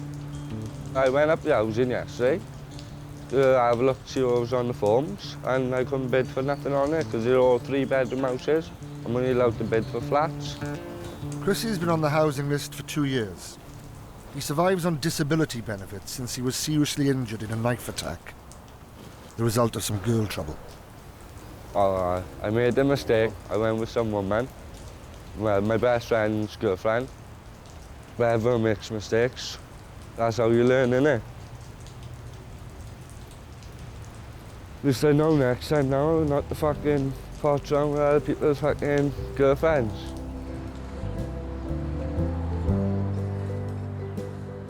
But 4 walls are not for everyone. And you'd have to go far to find a better place in the valleys for living wild. You take you to places that would blow your mind. This is nothing to me. Nothing. This is just outside my back door. As soon as you come to the end of this tunnel, there's a step up to your left. I lived here for about 5 months, I did. The 3rd arch in from the end. I used to sleep over there, one over there. That side and that side. And I've slept in there a few times, because there's a dead-end cove, and if you build a fire out there, the heat just comes in there. There's no draft coming out way at all. Above the arch now, have a look at that hall. I know the way to that, and the other side there's a big secret room. bigger than any flat you've ever had. And why did you live here, Si? Because I was homeless. I came out of prison, I was homeless. I wasn't going with Nicola then. I was on my own. I just come out of a 21-year relationship. I wanted time on my own. I didn't think I'd fall in love again, ever, after the last one, like. But I even tried not to. I couldn't help it, because she's such a nice person. I think she's changed me a bit. Because I've been in prison for 2 years now, and that's shocking. Shocking for me.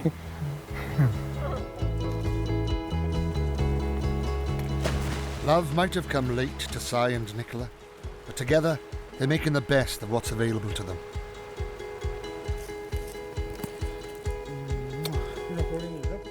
But living wild and free isn't for everyone. With no set hours for the coming week, Simon's agency has suggested he sign on. It says nationality. Am I a UK citizen or am I just British? Wonder if I go Welsh. No. Since you last came job seekers allowance, has your address changed? Nope, I'm still homeless. Do not want to sign on the door. I hate signing on the door, but I gotta do it because basically I gotta work 2 days. 2 days is not enough. Basically, I want to be made permanent up the factory, and it to me is just saying, no, be patient, be patient. I think I've been patient long enough up the factory, to be honest. Off to see little Chrissy, see how he is. Poor bastard, sleeping in the shed. Cheer him up, take him for a little bit of break, you know. Chrissy's had to move on again. He split from the girl he was with and can't go back to the bedsit as he's fallen out with one of the boys over another girl. So I normally sleep, son? Fuck sleeping on that. Yeah, but... Have a look what this man kid's doing, how he's been sleeping. Get in bed and watch the spiders on fucking fucking creepy crawlies. But I'd be too tall for this. Fucking 6 foot. Just like Alec? Yeah, to get comfy, but... Well, fuck that, son. How the fuck you keeping in this, son? I know what you got fucking no one else, like, but fucking that, son. Yeah. Always be new problems, I can't get enough of the fucking women. Everybody knows your business. Everyone's into it. It's fucking hard work. Happy days. Miss breakfast over the week. Going to fucking search now. What's he going in? Well, I'll never end up like I'm outside. Truth is, whatever your circumstances, you can't predict the future. That doesn't mean you shouldn't make plans. Show me your engagement ring again. We got engaged 3 weeks ago. She's worth it. Love can be the most painful thing in the world or the most joyful thing in the world. And it's the most joyful for me. I've been for a long time. We do everything together. Everything. Si and Nicola are popping into Garth Villas, Merthyr's homeless hostel. There's a long waiting list for beds, but they'll help you out even when you're camping in the woods. I phoned her on with the washing. What I can do for now, I can take it off you, I can do the wash and give you a collection time to pick it up. That'd be magic, thanks. I'll leave it there, right? Thanks very much again. Well, you gotta have your laundry done, haven't you? You get depressed when you're dirty. Yeah. It's all right being on the street as long as you're clean and people don't know you're on the street then. And after the washing, it's time to go shopping. This is the way you have to do it. You all go dun dun dun dun dun dun dun dun dun dun dun dun. How many times a week? Depends how much food we eat. We done it twice last week.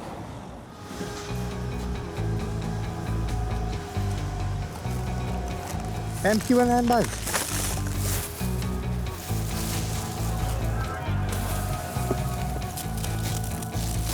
Si and Nicola aren't the only ones living hand-to-mouth around here. Yeah, do you want some tins of meat? Loads of them. Oh my God.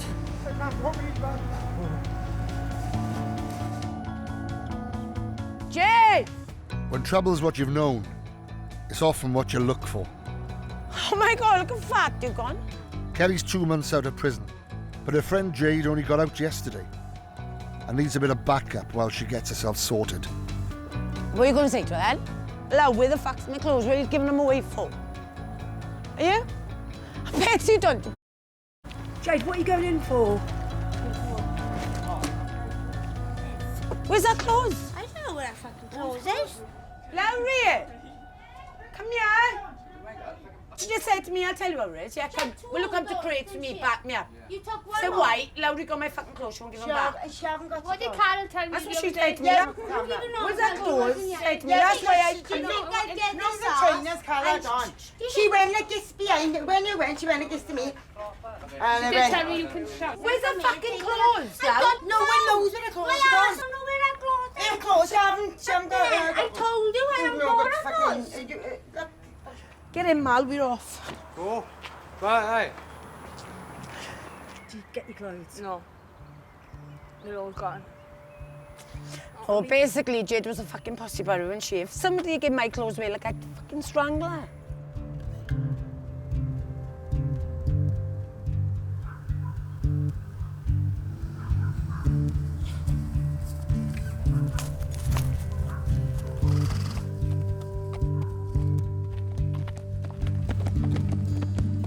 When you've spent a lot of time on the inside, it takes just one wrong move on the outside to land you straight back in prison. Despite Nicola's good influence, Si's been charged with handling stolen goods, and because of his past record, he's being held on remand instead of being bailed. He's up in court this morning. If you haven't know yet already, you'd be coming out to one of those, like. So my plan was to offer about beer. But I don't know if he's in or not, like, so. So if he's not in this one, that means he's arrived in either them pair over there, like. Hey! Hey, who? Slow down, what are you saying? Yeah. Okay. Come on. Oh, it's good to see you, like, yeah.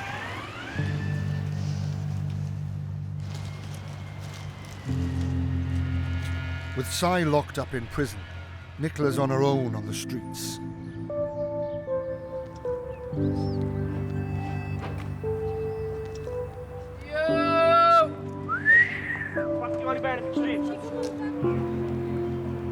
Does it scare you? If I let it.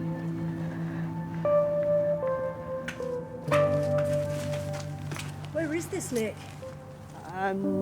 St Idvil's Hospital.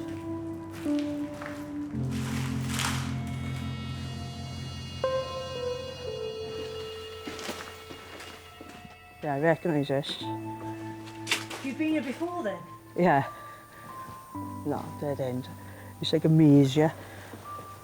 Ah, no, hang on. Here we are.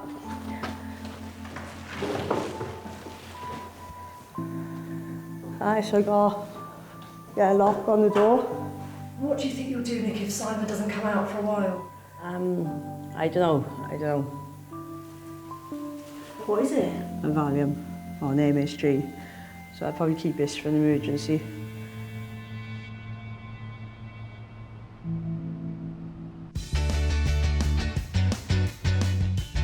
Some may say we've been forgotten about in Merthyr, but there's no doubt our prince remembers us. He's on his way for a visit. Look at Prince Charles giggling in his photo. Won't be giggling when he visits again, let me tell you. Prince Charles is the prince, and he. Yes, he's the Prince of Wales, yes. Yeah.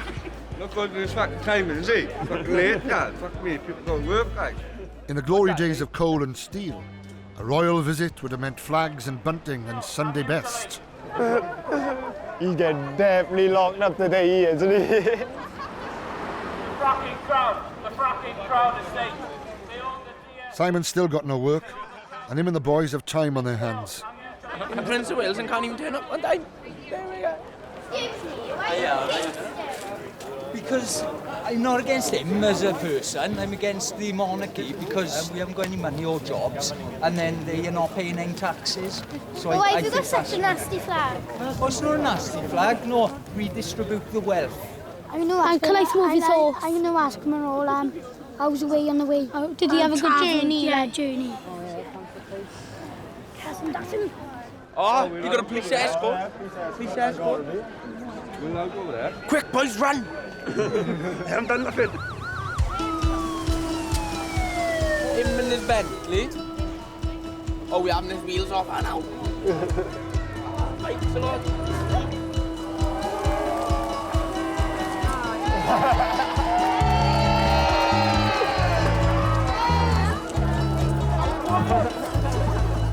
You're all trying to get into the building. Is it half term? Is it? Can we have a selfie? All right, that's Let me in the box, Chad. Shake. Shake my hand, brother. Gotta say hello to the prince of now.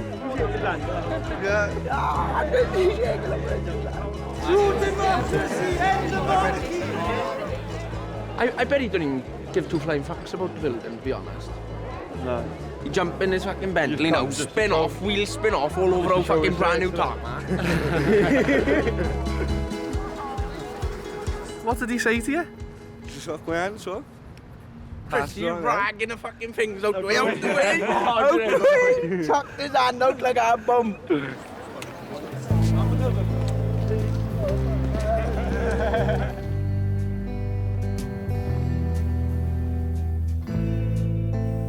Nicola didn't make it to see the prince and his Bentley. She'd got more pressing things to think about.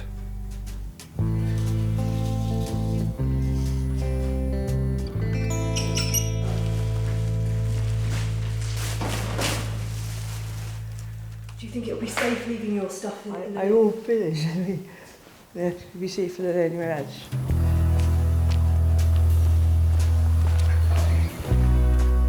It's like very nice around here. Yeah. And it's like beautiful. And like, it's just the only thing that spoils this place is the drugs and the. They should have banded smoke, drink. The world would have been a lovely place. With butterflies in there. And however many butterflies we have, there's no denying drink messed things up. Just a few months ago, Nicola had to secure a roof over her head. Nicola, you heard of Simon? What jail's he in? He'd be all right, Simon. Well, he's hardcore. He's like fucking Ray Mears. Yeah. How are you like your homeless now? Oh, bedroom tax. Bedroom tax? What do you mean bedroom tax? So you had your own place? Yeah. And because you wouldn't pay bedroom tax?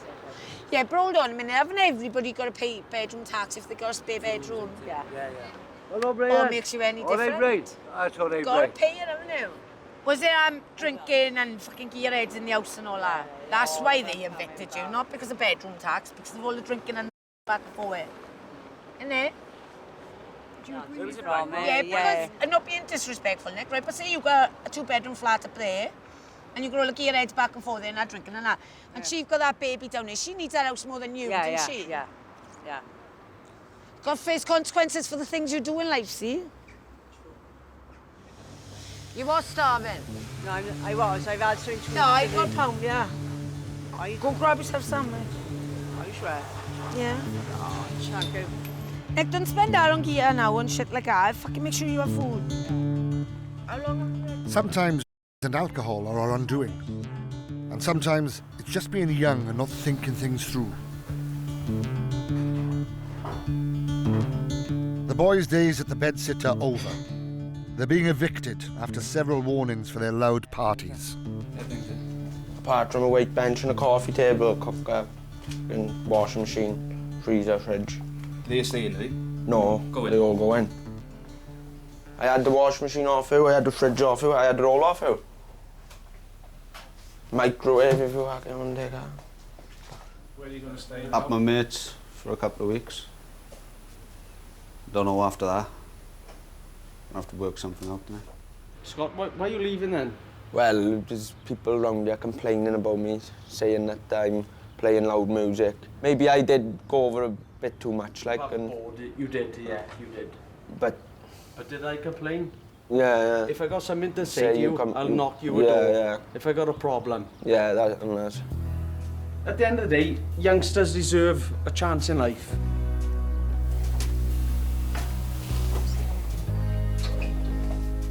Lend me 20 then, Scott. Yeah, you key? Yeah. You phone? Yeah.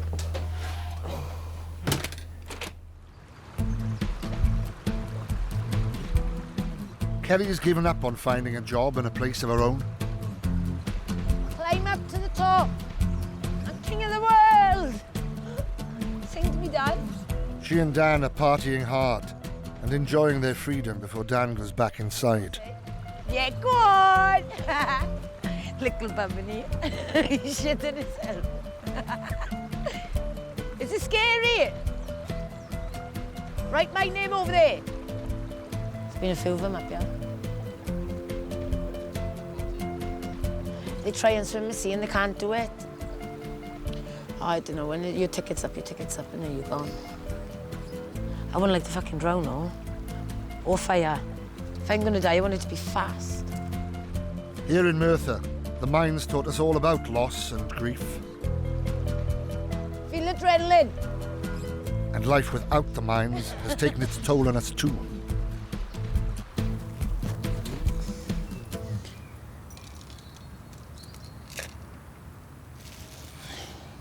Yeah, I was close with Luke as well. I'm close to all my brothers. Depression I was, first degree depression. Died the 22nd of July, a week before his birthday, his 20th. No, listen, I used to come up here and I'd sit here for hours and just cry.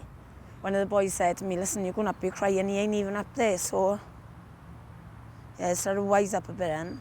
Well, I went to jail then, that's how I stopped coming up here. It was fucked with my head big time, did.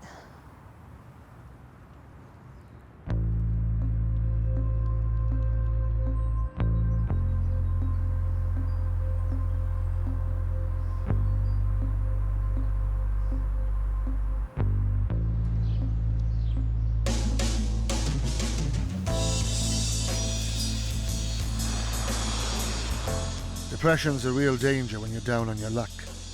And having nowhere to stay isn't a good start. That's my clothes, I'm gonna get changed into now.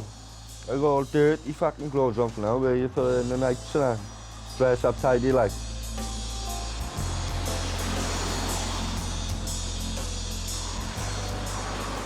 Never worry over anything, as long as we fuck you up. So we just fucking come here, I just go down with whatever I gotta fucking do. Be grateful to see another day.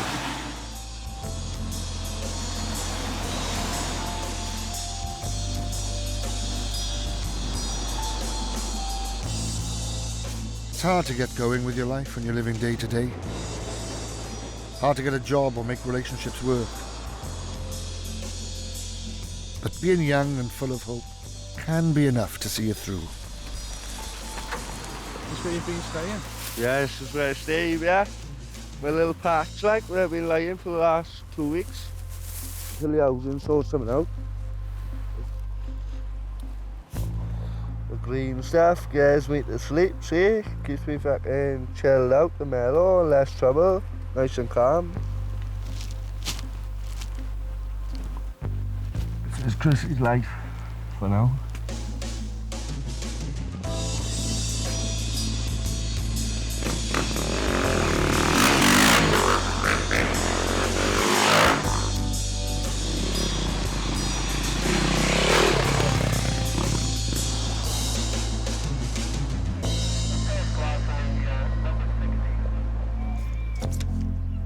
The police finally caught up with Kelly's friend Dan. He's back in prison, sentenced to 9 weeks for breaching his parole. He's a good boy, Dan, he is. And play, fuck, love, kill.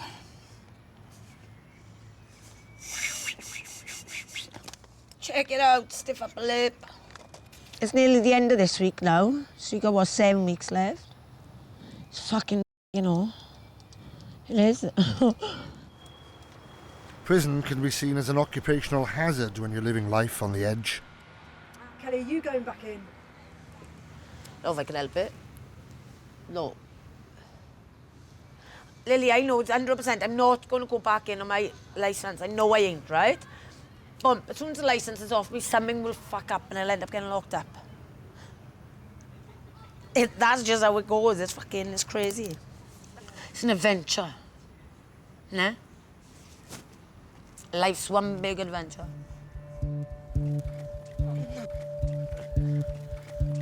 If your life is going round in circles and your dreams have faded, you learn to enjoy the present. Yeah, boy! Because sometimes that's all you've got. You're going to jump in here, John. Can you swim? Why are you getting up our way for, Dave? Why didn't you fucking pull yourself round? Whoa, be a bad boy, fuck it. Yeah, boy! John, that's your bath for the fucking week now.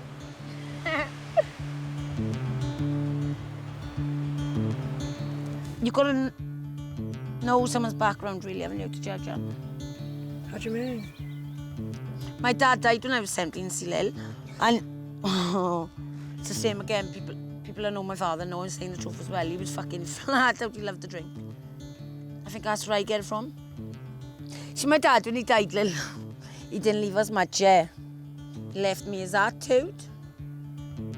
All right, maybe I'm a bit more of a bitch because I'm a girl, yeah. He let me stand on my own 2 feet.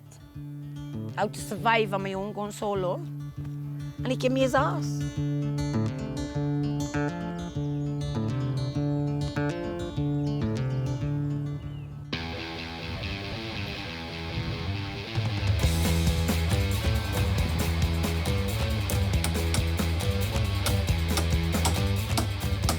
Chrissy's had enough. He's sick of waiting for a house, so he's decided to go and build one himself. How long does it take you to do this, Chrissy? 6 hours most. Took us hour to do it and about 5 hours to do this. Have you not tried any homeless charities? No, I fucking can't be asked to go here, like. Too many smart kids are in places like that, like, I don't want to be fucking around them, them I need them. So I'd rather fucking sleep, yeah, for... Don't want to be around people that I don't want to be with, like, no fucking chance. My dad was an alcoholic, gambled a lot. I hate gambling, full stop. I've never gambled in my life. I didn't start drinking till I was 22, but I don't like drinking. I only have like 1 or 2 when I'm out drinking, clubbing. 1 or 2's enough. But I won't drink no more than that.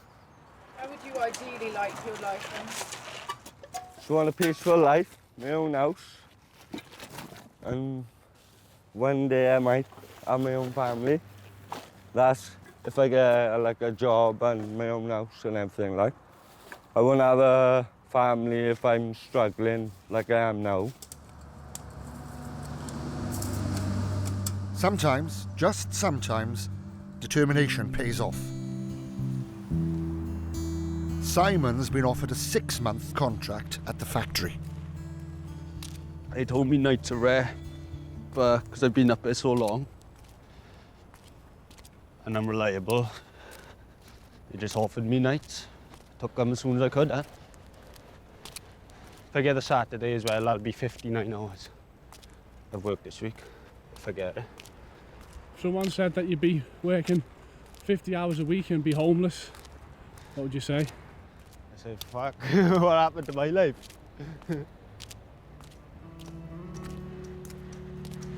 Nah, a lot more people worse off than me. I know that.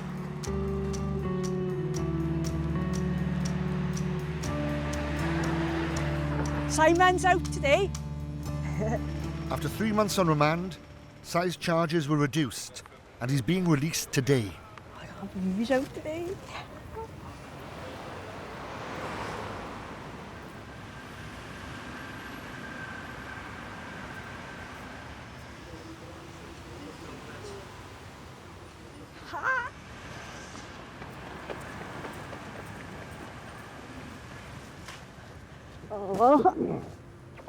We've got to calm down, Fuser.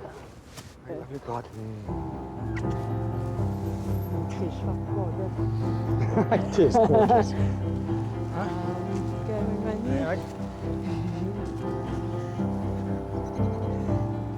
What's it like being out? Great. Longest 3 months of my life, and I've done much more now in my life. It's just without working. Got my head right in it. I wouldn't have minded if we could have been locked up together.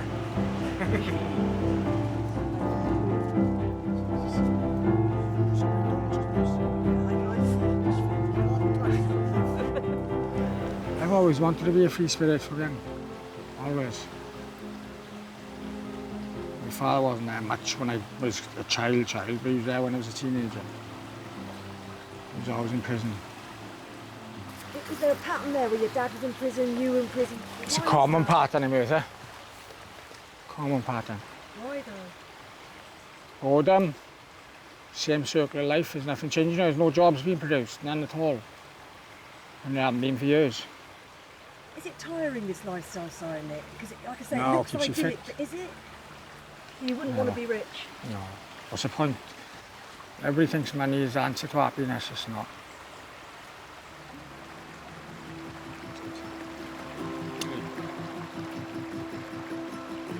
Who would you invite here if you wanted to show them, say, you should come and live here? Who would it be? I'd pick 2 people, 3 people, the Prime Minister, the Queen, and you. They'd have like a lovely posh house like this one here. Is that a posh house there? I think so. Not quite sure that, but Where would the Queen go then? that one.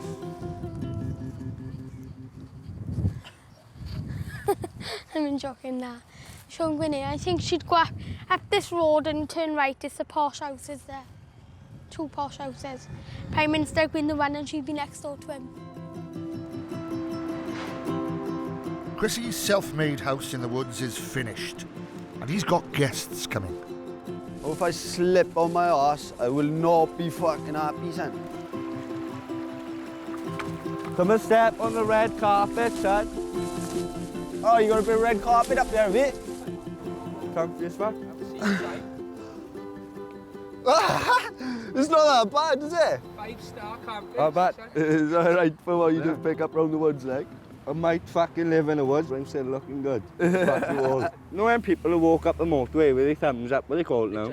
Hitchhikers. 2 of them walk through my land. I got up like I said, what the fuck are you doing? So you're not walking through my fucking house. There's no fucking chance. I got my fucking dinner on, man. I won't go down the fucking steps. I don't even trust them myself. I fucking cleaned all this before you come up, man. Fucking leaves keep falling on my deck here, man.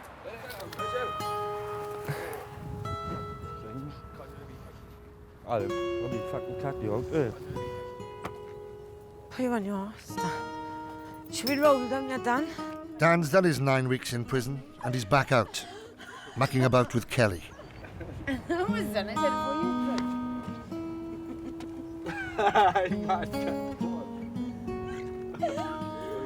Is that a proposal, Dan? Is that a proposal? You want the right? So the ring. This one.